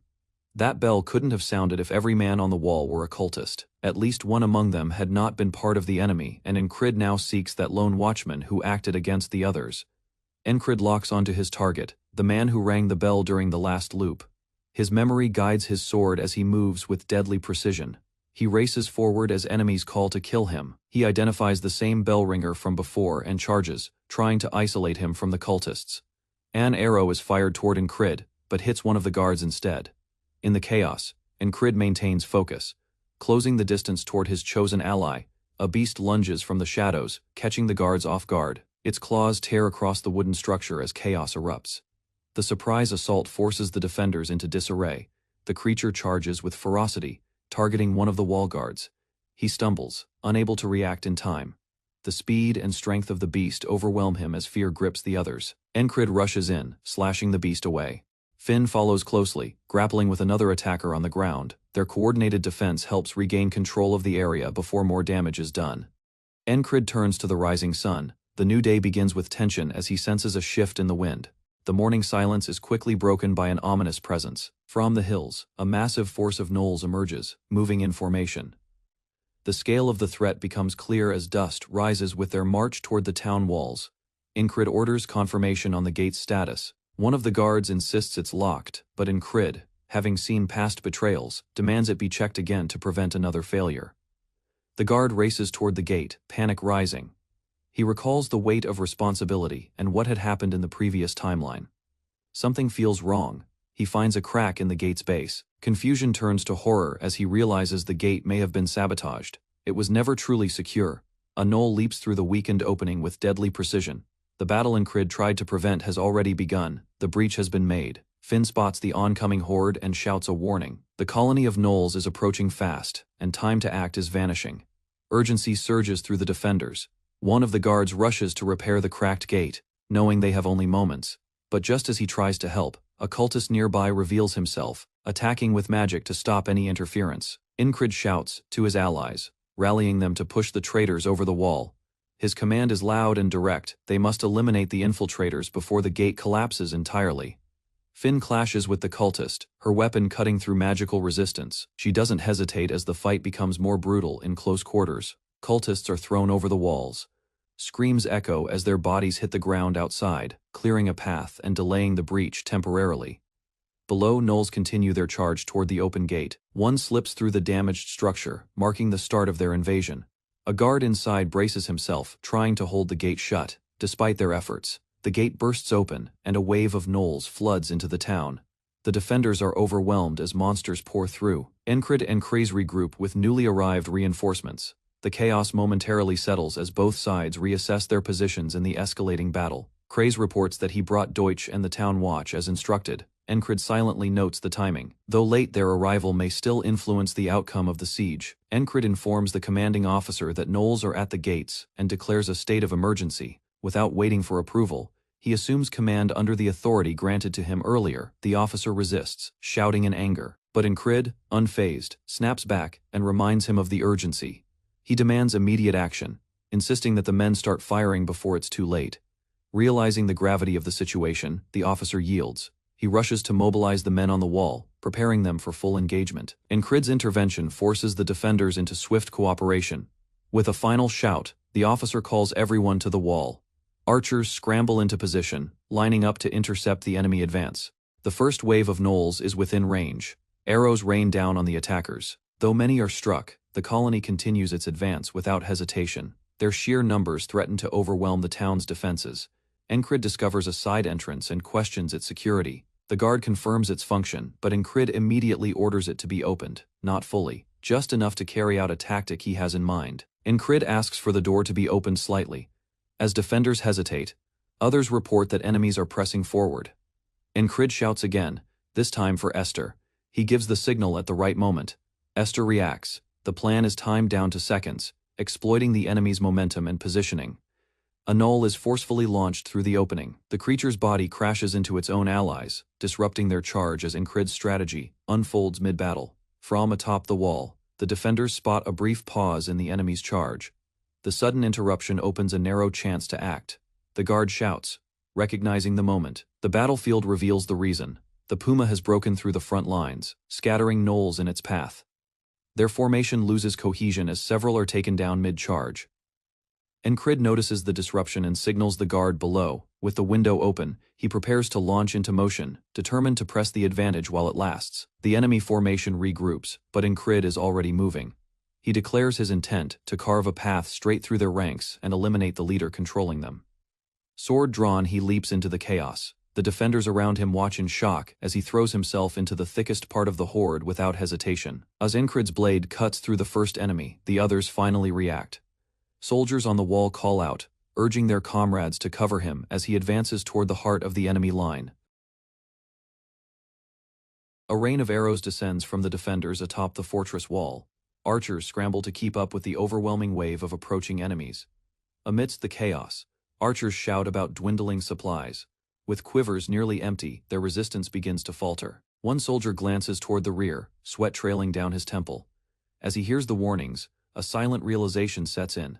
They cannot hold out much longer without reinforcements or a shift in tactics. Inside the stronghold, Krace hears someone shout Incrid's name, alerting him that the knight has gone outside the walls. He observes the deteriorating defenses, crumbling stone, weapons unfit for a siege. As he assesses the scene, he understands they are merely delaying the inevitable breach. Steadying himself, Krace clenches his fists. Rather than collapse into fear, he regains control of his thoughts. Krace begins shouting new orders. If arrows are gone, they must use whatever remains: stones, rubble, anything to strike back. Acting on instinct, he directs civilians and fighters alike to assist. No one is spared from duty. Incrid, meanwhile, races forward beyond the gate. His role is different, not to defend from above, but to divert attention. Charging headlong into the battlefield, and Crid slashes through foes without hesitation. He drives deeper into the horde, cutting through resistance above. Cressy shouts the signal to launch the rocks. Defenders take hold of boulders gathered from the quarry and hurl them over the edge. Stones crash down from the fortress wall, striking the enemy lines. The impact crushes several attackers in an instant, disrupting their advance and breaking their momentum. Those who survive the initial assault stumble and scream. The surprise countermeasure inflicts panic and chaos, as more rocks continue to fall with terrifying force. From below, Crid lifts his gaze for a moment, his eyes narrow with resolve. Crid identifies a vulnerable point in the enemy's defense and adjusts his position with precision. Without hesitation, he instructs Esther to handle the surrounding enemies. The beast charges ahead, its eyes locked on the nearest threat with unrelenting focus. Leaping into action, Crid evades an incoming strike and retaliates swiftly. Simultaneously, Esther barrels through enemies, creating the necessary opening for Crid's advance. Esther rips through the enemy line, throwing gnolls into disarray. The chaos spreads as their formation collapses under the surprise attack. Meanwhile, Crid spots the commotion from above. His expression tenses as he loses sight of Crid, uncertainty gripping him. As Esther charges along the wall, Crid calls out in confusion. Despite the battlefield noise, he searches frantically for any sign of the commander's next move. Amid the blood-soaked field, Crid drops into cover beside fallen enemies. Positioned low, he crawls between twisted roots and debris. By leveraging the terrain, he reduces the risk of direct encounters and protects his stamina. This detour was always part of his original route. Using it now allows him to bypass most patrols while heading for a key position beyond the enemy lines. Suddenly, disturbing memories flash in his mind, bodies of the fallen and images of past losses. Shadows of former battles stir in his thoughts, fueling both anger and sorrow. Despite the pain, his instincts drive him forward through the dense brush. Determined not to witness the same tragedy repeat, Crid pushes his body into motion. Weapon ready, he begins climbing toward the cliff's edge. A quick glance at the distant battlefield reminds him of what's at stake. He recalls his purpose: not survival, but intervention. Upon reaching the height, Crid prepares to strike. The next step in his plan begins now, with the enemy unaware of the storm above them. Crid advances toward his true objective, a calculated strike to eliminate the gnoll leader, while still unharmed. Climbing the ledge, he spots his target in the open. Without hesitation, he launches a decisive attack, aiming to end the threat in a single blow. Then he, noticing the incoming danger, lets out a warning roar.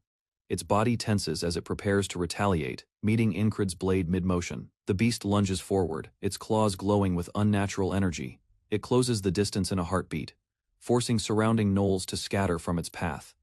As expected, the leader only surfaces when it senses dominance. It shows itself now that Crid appears isolated and vulnerable. He remembers the previous encounter. The beast emerged only when he was wounded, likely hoping to crush him in front of its forces as a show of power. With blinding speed, the leader charges. Its golden eyes remain locked on Crid, unwilling to let its prey slip away. They clash in a flurry of movement, each side exchanging rapid blows. The sound of steel and claws colliding fills the battlefield. Crid retaliates with precise strikes, using momentum to match the beast's ferocity. The gnoll leader reveals its motive: no human, capable of challenging its dominance, can be allowed to survive. Crid's eyes stay sharp even under pressure. He knows this isn't just a battle, it's a message the enemy wants to send. Determined not to fall, he prepares his next counter. The leader lunges again, but Crid shifts stance, analyzing every movement for an opening. In a sudden move, Crid strikes high. The blow cuts clean through a charging minion, stunning the leader just briefly. Blood stains the beast's fur. It snarls in rage as Crid pushes forward without pause. Surrounding gnolls look on as their commander falters. From the watchtower, Crid observes the battlefield in disbelief. The once dominant enemy formation now ripples with confusion and fear as dust settles from the final clash. His eyes widen at the sight of Crid still standing. The shock of witnessing the impossible becomes a spark of admiration and hope. On the ground, the gnoll leader lies slain. Crid's final strike ended its reign, sending tremors of panic through the enemy ranks. With blood dripping from his blade, Crid turns away from the corpse. The enemy may have roared and threatened before. His mind remains clear. No matter how fierce the creature once was, it was still just another opponent to defeat. The surrounding gnolls erupt in chaos. Without direction, they howl uncontrollably. From atop the wall, Crid yells a warning. The enemy, now leaderless, behaves erratically, attacking anything in sight without strategy or restraint. Crid senses the danger escalating. Red-eyed gnolls charge blindly, and he barely avoids their frenzied assaults. With no time to hesitate, he darts through the chaos, Every step is a gamble, dodging the growing horde pressing in from all sides. Noel's attempt to cut off Incrid's retreat. He leaps into the air, vaulting over attackers and crashing back down into a sprint. Blades clash as he pushes forward. His movements remain sharp despite exhaustion, weaving between enemies with practiced agility. The battlefield becomes a swarm of enraged beasts. Behind him, the fallen leader's death has only further unchained their fury. From inside the fortress, soldiers rush to respond. Determined to assist, allies pour out with weapons drawn. They shout to Incrid, urging him to make it to safety through the newly cleared path. Incrid doesn't slow down. Eyes forward, he charges through the chaos, knowing this is the only chance to escape the madness that follows a fallen king. A surge of red energy radiates from the core of a beast's chest, its pulse igniting the battlefield. The awakening triggers chaos as nearby enemies brace for impact. Sensing a shift in the tide of battle, a lone warrior charges headfirst toward the heart of the conflict. With a steel grip on his weapon, he strikes a beast mid-leap, pushing back the monstrous line with force. He moves between the attackers, slashing two in rapid succession. Blood spills as his relentless momentum drives the creatures back, disrupting their coordinated advance. Elsewhere, allied soldiers engage in brutal combat, their formation barely holding. A commanding voice cuts through the din, signaling a decisive moment. The order given is clear: the time to strike has arrived. The frontline knight rushes forward without hesitation, his blade raised. He pierces through another beast's defenses with sheer precision and force. Continuing the offensive, he delivers another killing blow, striking deep into the creature's upper chest. The enemy collapses, lifeless, at his feet. Two allies sprint across a barricade of wooden posts, their urgency mirroring the frontline's desperate push. Boots slam against the dirt path as the knight races toward the fortress gate. The commander bellows the retreat command. All soldiers are ordered to fall back and regroup behind the city gates. Warriors scramble in disorder as beastmen pursue them. Panic spreads while the defenders rush for safety. A large creature barrels forward, breaching the defensive line. It closes the distance with alarming speed. More beastmen rush the retreating soldiers, their numbers overwhelming. The defenders begin launching their countermeasures. Projectiles are thrown from behind the walls as a last effort to halt the advance. Reinforcements at the barricade prepare another wave of defense, awaiting the moment the enemy breaks into range. From the high walls, soldiers observe the bloodied field now silent. The last of the enemy is down, and the threat has passed. A red-haired warrior raises his fist skyward, declaring the victory with triumph. Shouts echo as survivors confirm the enemy colony's destruction. Celebration erupts across the gate. Relief sets in as men cry out in joy, knowing they have survived another day. Amid the cheers, Enric collapses to his knees, drained from battle. The commander approaches, observing the toll the fight has taken. Reflecting quietly, the officer acknowledges the scale of the threat they barely overcame. Despite the odds, their temporary ally had made all the difference. He watches the kneeling knight, deeply aware that the outcome of the battle was changed by someone who had no obligation to this town. Enric, weakened but alert, glances up. The commander meets his eyes, his tone shifting to concern. The officer chooses to delay questions. Instead, he promises to summon a doctor, recognizing the knight's injuries. He turns away, instructing the young man to prioritize healing. The matter of answers can wait. As dawn breaks, peace returns to the town. Morning light reveals the battered yet standing buildings. Inside, a revelation stuns the officers. Cultists had been hiding among their own ranks. The red-haired knight explains the anomaly. Such a large and armed beast colony could only exist through outside support. Suspicions deepen. A knight questions the cultists' motives for targeting such a remote town. His comrade responds coldly. Cultists need no reason, they exist to spread chaos and bloodshed. Enric, sitting in silence, reflects inwardly. The loop had ended with the death of the enemy leader, but an uncertain future still lingered. Inside the war room, tension builds as they discuss the remaining threat. The cultists Luagarn once pursued have not been found. A knight raises concern, recalling Hugo, a suspicious figure who vanished during the chaos. Suspicions point to Hugo as the mastermind. They acknowledge that if left unchecked, the cult could still endanger the town. Trust is placed in Luagarn to intercept him. In a distant field under the fading sun, two figures sprint across dry grass. The chase is still on. Luagarn launches a magical strike at the cloaked target. A deep purple glow trails his attack. The hooded figure is struck but continues moving. He grimaces in pain yet refuses to fall, dodging through the terrain. Luagarn's eyes widen as the cultist vanishes into dark mist once more. He mutters in frustration. The escape technique used is a power granted by cultist authority. It is a common ability among those blessed by forbidden worship. Hugo reappears at a distance, fleeing again. His control of the cult's power has prolonged his survival and allowed him to evade capture. Suddenly, Luagarn intercepts and clashes directly. His whip coils toward Hugo as both sides exchange attacks. A sharp maneuver from Luagarn knocks Hugo off balance, forcing him onto the defensive.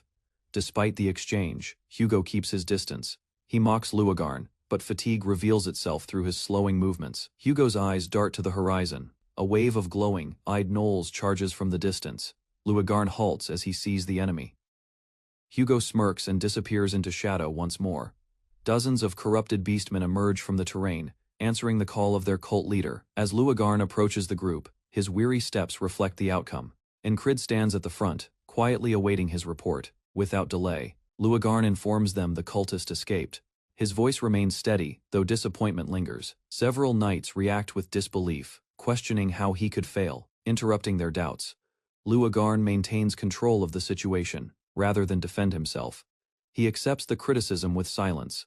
Incrid, however, comments on his title, prompting tension. Explaining further, Luagarn reveals Hugo merged with the Gnoll Pack and vanished during the chaos. The interference proved decisive. Recognizing the danger, one of the knights warns that the cultist will likely return. The fight isn't finished. Not allowing hesitation, Incrid shifts to strategy. A scattered enemy still poses a real threat. He proposes an operation to eliminate both Hugo and the remaining gnolls. Timing, he emphasizes, will be key. Offering support, the red-haired knight notes that while monsters are wild, human intent can be predicted. That may be their advantage. Throughout the night, preparations unfold under quiet urgency. The group aligns for a pre-dawn assault. Far from the town, gnolls gather once more beneath the blood-red moon. Their movements carry dark intent. Watching from a distance, Hugo conceals himself among the beasts. His expression confirms he's not finished yet. A hawk soared above the forest, its piercing cry cutting through the cold night air as it circled under a blood-red moon below. Unease spread like wildfire among the villagers. Panic gripped the crowd as word of another gnoll pack sent waves of fear across the camp. One man recalled they had already sent for aid from Viscount Ventra's lands. Amid the gloom, Incrid stepped forward with resolve.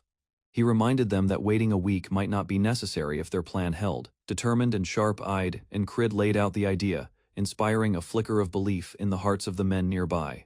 With firm resolve, he refused to let gnolls destroy what they had built. Incrid's will hardened. This time, he would stand in the gap, regardless of what came. At sunrise, the defenders stood ready, weapons drawn, armor strapped tight, and eyes locked on the tree line. The first wave of gnolls charged under the harsh glare of morning light. Dark energy crackled as twisted gnoll cultists hurled themselves at the defenses. Their movements were faster, their aggression unrelenting. Shocked gasps rippled through the defenders. From the wall, soldiers spotted new figures, enemies cloaked in shadows. Their arrival brought a fresh wave of unease. As ladders slammed against the walls, defenders realized the gnolls had evolved. Luagarn, standing beside Incrid, recognized the dire threat. If the creatures breached the wall, their stand would collapse. With a deep breath and narrowed eyes, Incrid gave the order. The time for planning was over.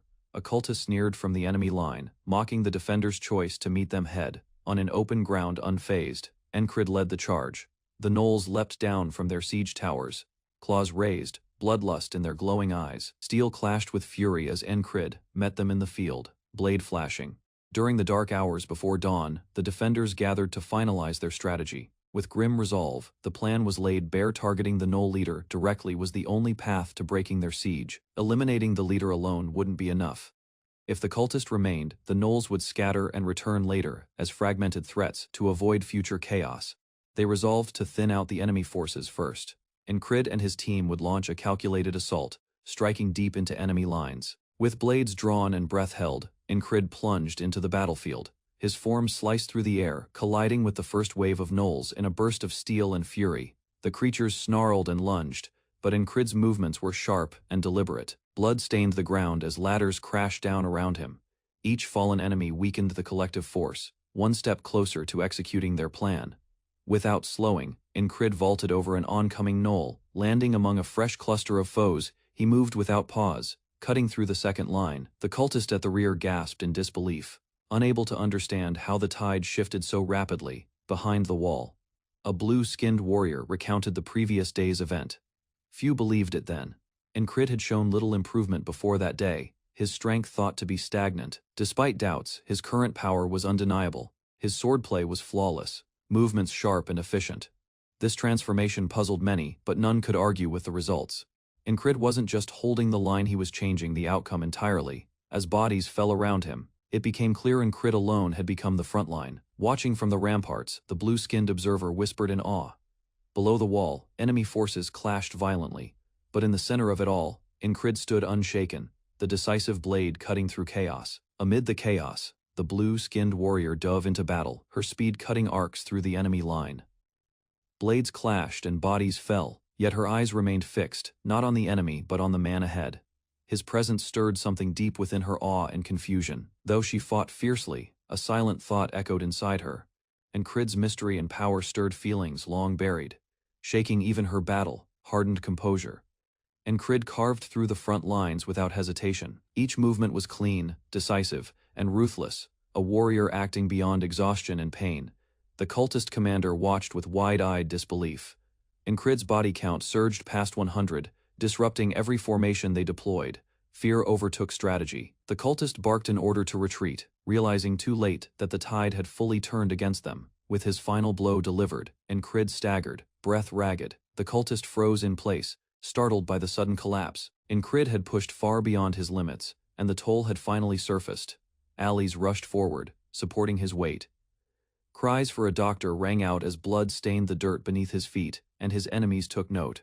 Back behind the lines, commanders assessed the situation. Even with Incrid's feats, the cultist remained a problem that couldn't be ignored.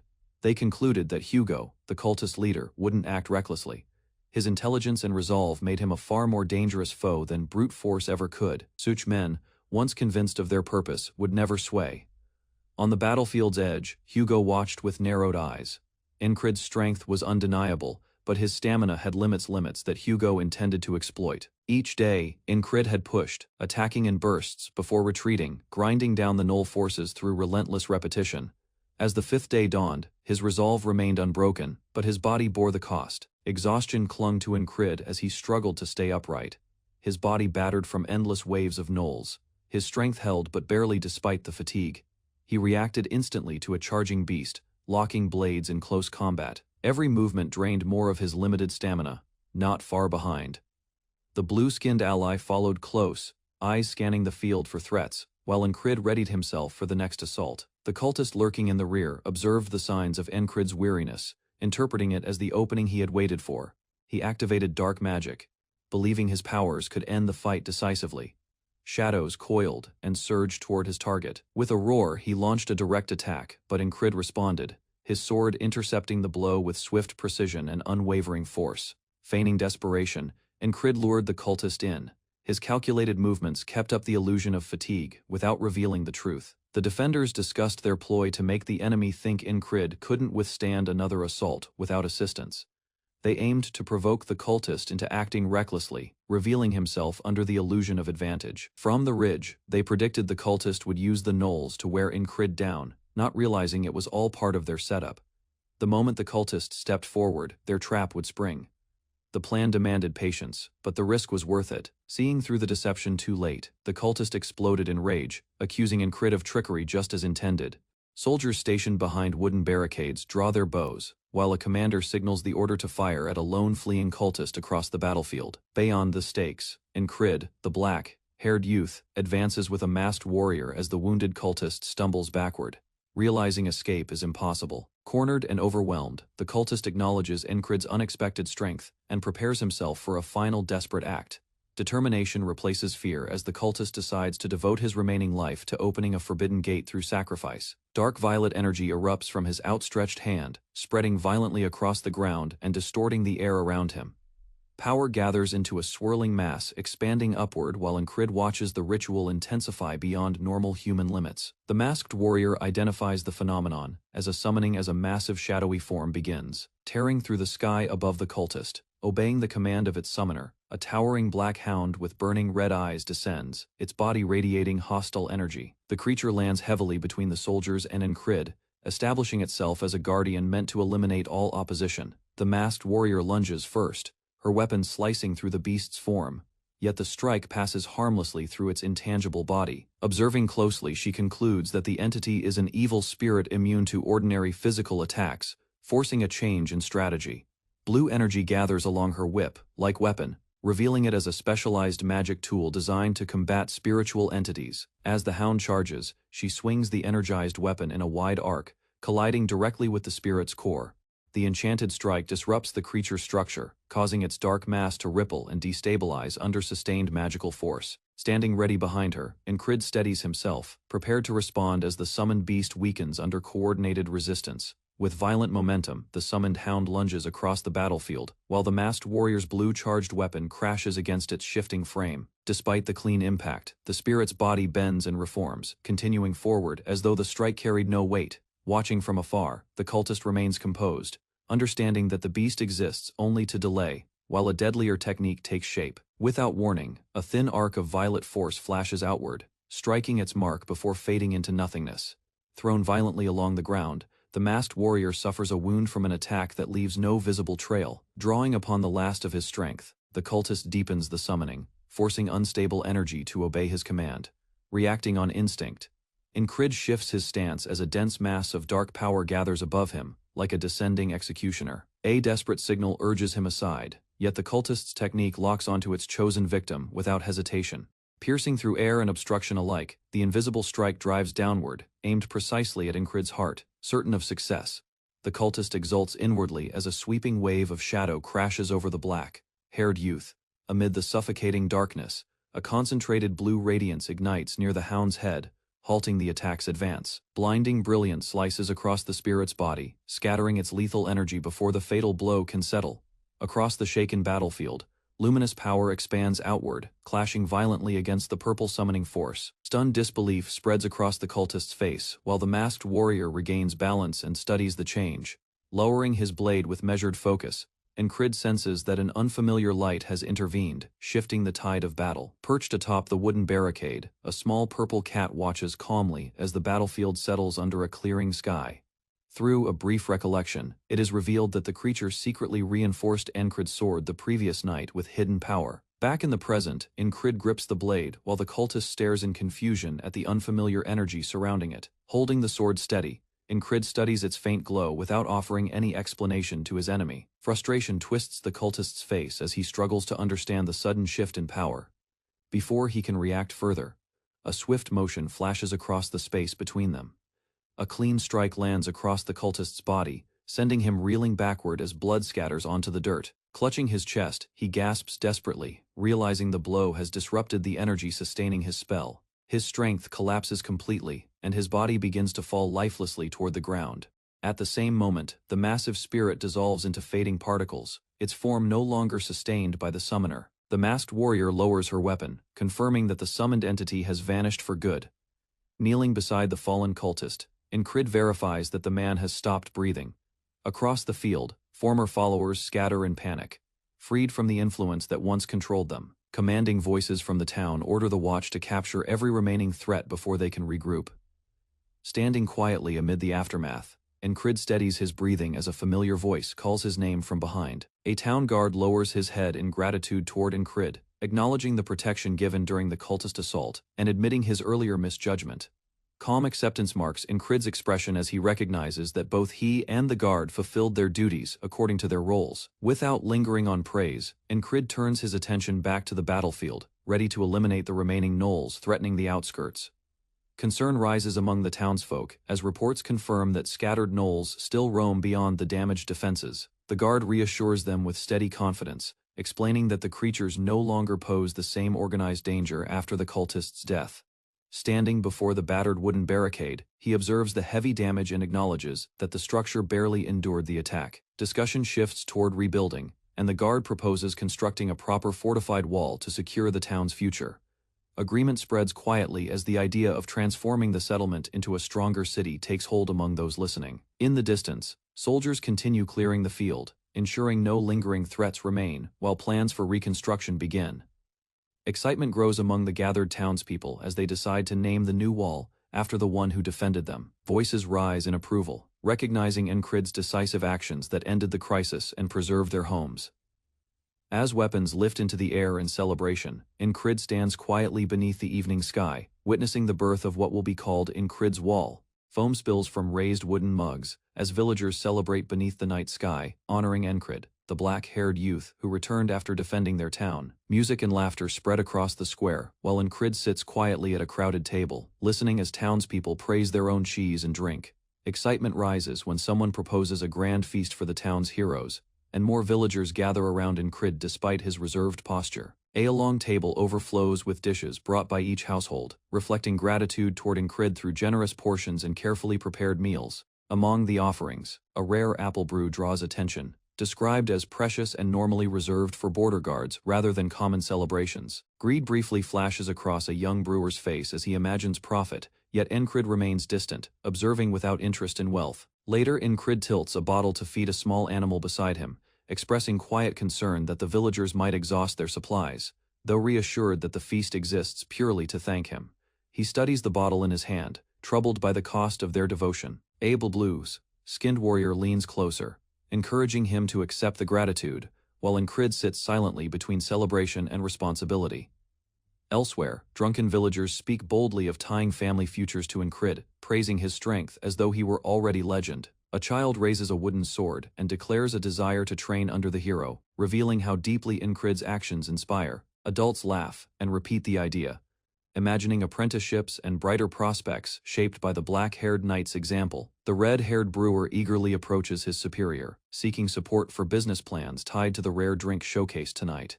Suggestions emerge to commemorate the victory annually, even proposing a festival bearing Incrid's name to honor his protection. Hearing this, Incrid lowers his gaze and finally allows a faint smile, accepting the warmth of a peace he rarely enjoys. For 4 relentless days, Incrid has confronted the same overwhelming wall, clashing against limits that once seemed immovable and discovering faint cracks within them. Memories of shattered steel and fallen enemies linger in his mind, proof that he has already surpassed boundaries that previously defined his strength. Despite progress, he recognizes that raw power alone is insufficient, sensing that something deeper, a force called will, remains beyond his grasp. Across the table, the blue-skinned warrior studies him closely and suggests that awakening will is not as distant as he believes. She explains that proto-knights can trigger will briefly through precise actions, demonstrating with calm gestures how controlled intent shapes power. Listening carefully, Incrid connects her words to battles he has witnessed, recalling intimidation and explosive bursts of speed fueled by focused resolve. Visions of seasoned fighters surge through his thoughts, their movements sharpened by will that transforms ordinary strikes into overwhelming force. From her explanation, he understands that proto-knights access will situationally, while true knights command it freely whenever they desire.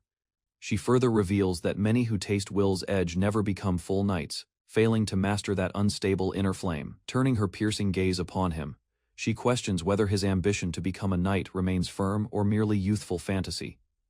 Under the vast night sky, Incrid reflects on years spent chasing that distant title, acknowledging it as a dream rooted deep within him. Around them, villagers continue celebrating, unaware that this quiet exchange weighs heavier than any feast or praise offered earlier.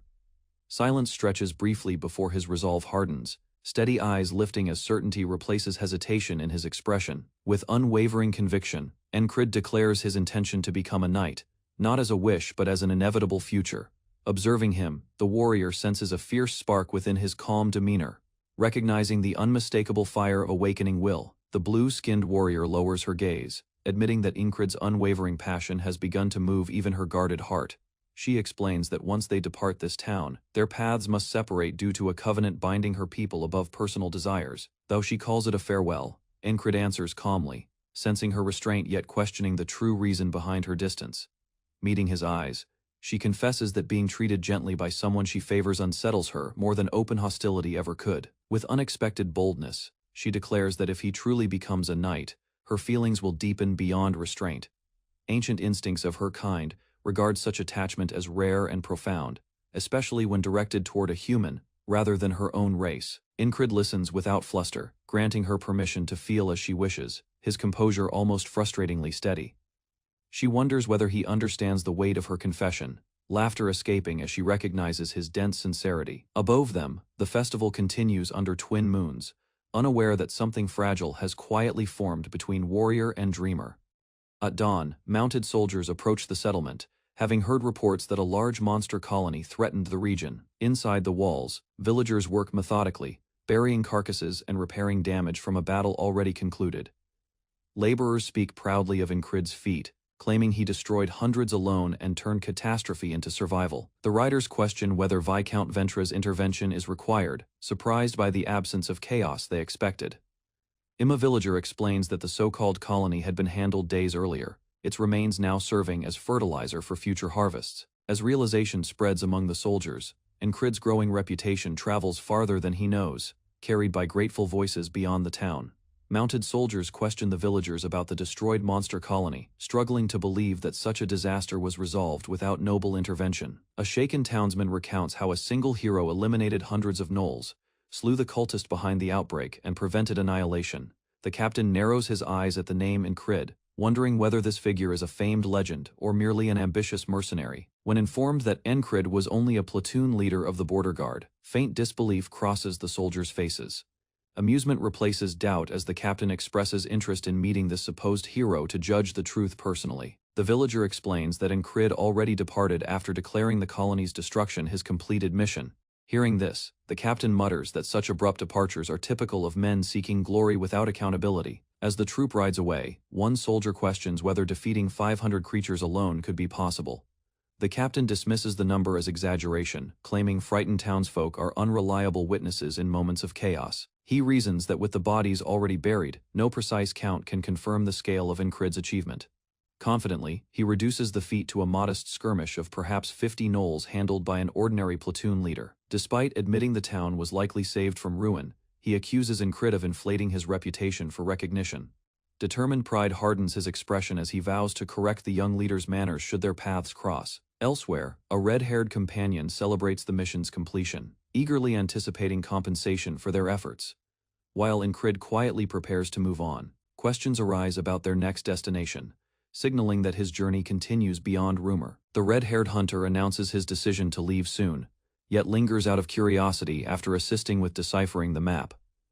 Although he expected a simple division of profit, Incrid's distant attitude unsettles him, revealing tension beneath their temporary partnership. Suspicion grows as he studies Incrid's silence, sensing that the black-haired platoon leader is hiding intentions beyond shared treasure. The blue-skinned warrior confirms the treasure lies a day's walk away, cautioning that even old traps could still pose danger. While Incrid remains composed, the red-haired hunter boasts about superior experience, masking inexperience with loud confidence. Confidence replaces doubt as he urges them forward, determined to prove his capability and display proper treasure hunting methods. Incrid, a black-haired young man traveling with a small group of treasure hunters, walks through a quiet forest path while listening to the long history of Dolph's legendary treasure dungeon. The party studies a worn map while moving toward a large rock marked as a possible entrance, believing the hidden dungeon may lie somewhere beneath it.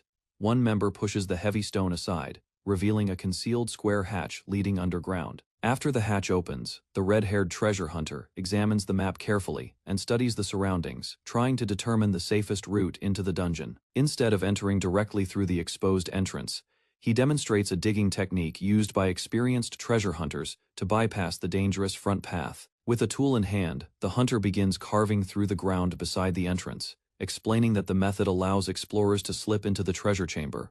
The red-haired hunter continues smashing the rocky soil with force, scattering fragments across the forest floor as the improvised tunnel slowly forms. Incrid watches the reckless digging with a calm expression, realizing the shortcut may avoid traps, but also create new risks for the group. Another companion criticizes the crude approach while observing the collapsing dirt. Evening approaches as the sky darkens, and a hooded ranger with blue skin calmly suggests spending the night below the ground rather than outside. The group peers into the exposed opening, where stone stairs descend into a cold underground corridor hidden beneath the forest floor. Excited by the discovery, the red-haired hunter claims the treasure eagerly while the others prepare equipment and decide to send a ranger ahead. The ranger carefully descends first, stepping quietly into the narrow corridor, while holding a rope for balance as dim light reveals the ancient stone hallway. Inside the silent dungeon, he advances slowly across cracked bricks while examining the floor and walls for traps or hidden mechanisms. After reaching a chamber containing a sword embedded in stone, the scout calls the others down, confirming the corridor appears safe for now. Inside the dungeon chamber, the ranger explains that most traps can be detected by trained eyes, making excessive enchantments unnecessary for a wealthy ancient owner. As the group studies the stone room, a small purple beast prowls cautiously along the floor, drawing brief confusion from the explorers. Ignoring subtle tension in the air, the red-haired hunter kneels beside a chest and prepares to force it open without further inspection. While working on the lock, he boasts about earning more krona, revealing his obsession with wealth and future ambitions beyond simple treasure hunting. Encrid, the black-haired young knight, watches silently from behind, measuring the man's greed against the risks hidden within the ancient structure. Nearby, the purple beast stiffens and sniffs the air, sensing a faint but unnatural presence surrounding the chest. Suddenly, realization spreads among the party, as they notice the chest emitting a strange aura that does not match ordinary dungeon mechanisms. Before anyone can react properly, the enchanted chest activates, releasing a violent surge of energy into the confined stone chamber. The shockwave expands rapidly, striking the red-haired hunter first, and throwing him backward with crushing force. A swirling barrier of compressed air forms around the chest, distorting the space and pushing Encrid and the others away from its center. The ranger and the blue-skinned mage are knocked off balance as the wave spreads, unable to stabilize themselves against the sudden blast. Amid the chaos, the purple beast leaps forward instinctively, attempting to escape the expanding sphere of enchanted pressure. The magical current sweeps across the stone floor, dragging debris and dust into its spinning arc, while the beast struggles to outrun it. Encrid braces himself and lunges toward the animal, pushing through the turbulent air despite the force pressing against his body. With determined movement, he reaches the creature and shields it as the enchanted wave continues to roar through the chamber. Within the swirling barrier filling the chamber, Encrid steadies himself, while the others struggle against the spinning current that seals every exit.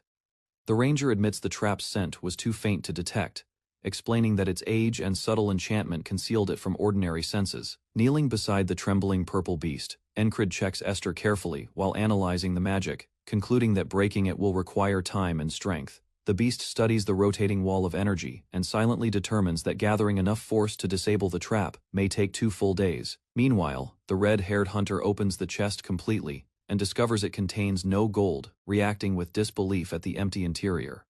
Despite his frustration, another member notices a folded note resting inside, suggesting the chest still holds something important. After unfolding the paper, the ranger reads the message aloud, revealing that only those who find the true treasure can leave the dungeon.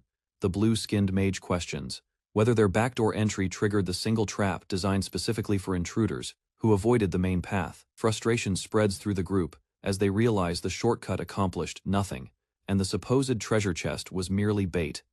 Encrid calmly gestures toward a sword embedded upright in stone, suggesting that object may be the genuine prize hidden within the chamber. The blade appears worn with time, its edge dulled, yet the steel remains intact and unusually well-preserved compared to the surroundings. Though unimpressed, the red-haired hunter grips the sword and decides to claim it as the only tangible reward available. The moment he pulls the weapon free, the chamber distorts and the air shifts violently, dragging him into an unfamiliar luminous space. Disoriented, he looks around in confusion before a towering armored figure with glowing eyes materializes and raises an enormous weapon. As the phantom strikes downward with overwhelming force, the others watch in shock from within the chamber, realizing the true trial has begun. The red-haired hunter suddenly collapses against the chest, gasping that he faced a swordsman within a distorted space. Though the others saw nothing unusual, confusion spreads as his companion insists he merely grabbed the sword, suggesting the vision occurred only inside his mind. Determined to confirm the truth, the woman in blue armor steps forward and reaches for the embedded blade. As she touches the sword, a towering armored figure with glowing eyes manifests before her, raising a massive weapon overhead. The phantom strike crashes down in her vision, forcing her back with terror, while the chamber outside remains unchanged. Realizing the danger, she withdraws, allowing the blue-skinned mage to attempt drawing the blade instead. The mage grips the hilt carefully, but her slick skin slides against the handle, preventing her from securing a firm hold. Encrid observes calmly and explains that weapons without finger holes are difficult to grasp for someone with slippery hands. Understanding the design flaw, the mage concludes the sword was never meant for her kind to wield. After analyzing the note again, she declares the weapon a demon sword inhabited by an evil spirit guarding the true treasure. She warns that pulling it carelessly would result in immediate death, as the spirit would strike before anyone could react. Encrid steps forward without hesitation, taking hold of the sword, despite being told spirits cannot be defeated by physical strength alone. The moment he grasps the hilt, the chamber dissolves around him, and he is drawn once more into the luminous battleground, facing the armored apparition. Incrid senses overwhelming power, yet recognizes patterns within the spirit's movements and energy flow. Though uncertain how to defeat an incorporeal enemy, he steadies his breathing and prepares to confront the trial directly. Incrid stands within the distorted space as the towering armored spirit lunges forward, swinging a massive blade toward him with overwhelming force. Instead of resisting directly, he shifts his stance and intercepts the strike at an angle, causing the spirit's weapon to deflect unexpectedly. Realizing the clash produces a reaction within the phantom's body, Incrid questions why his physical defense is affecting an incorporeal enemy.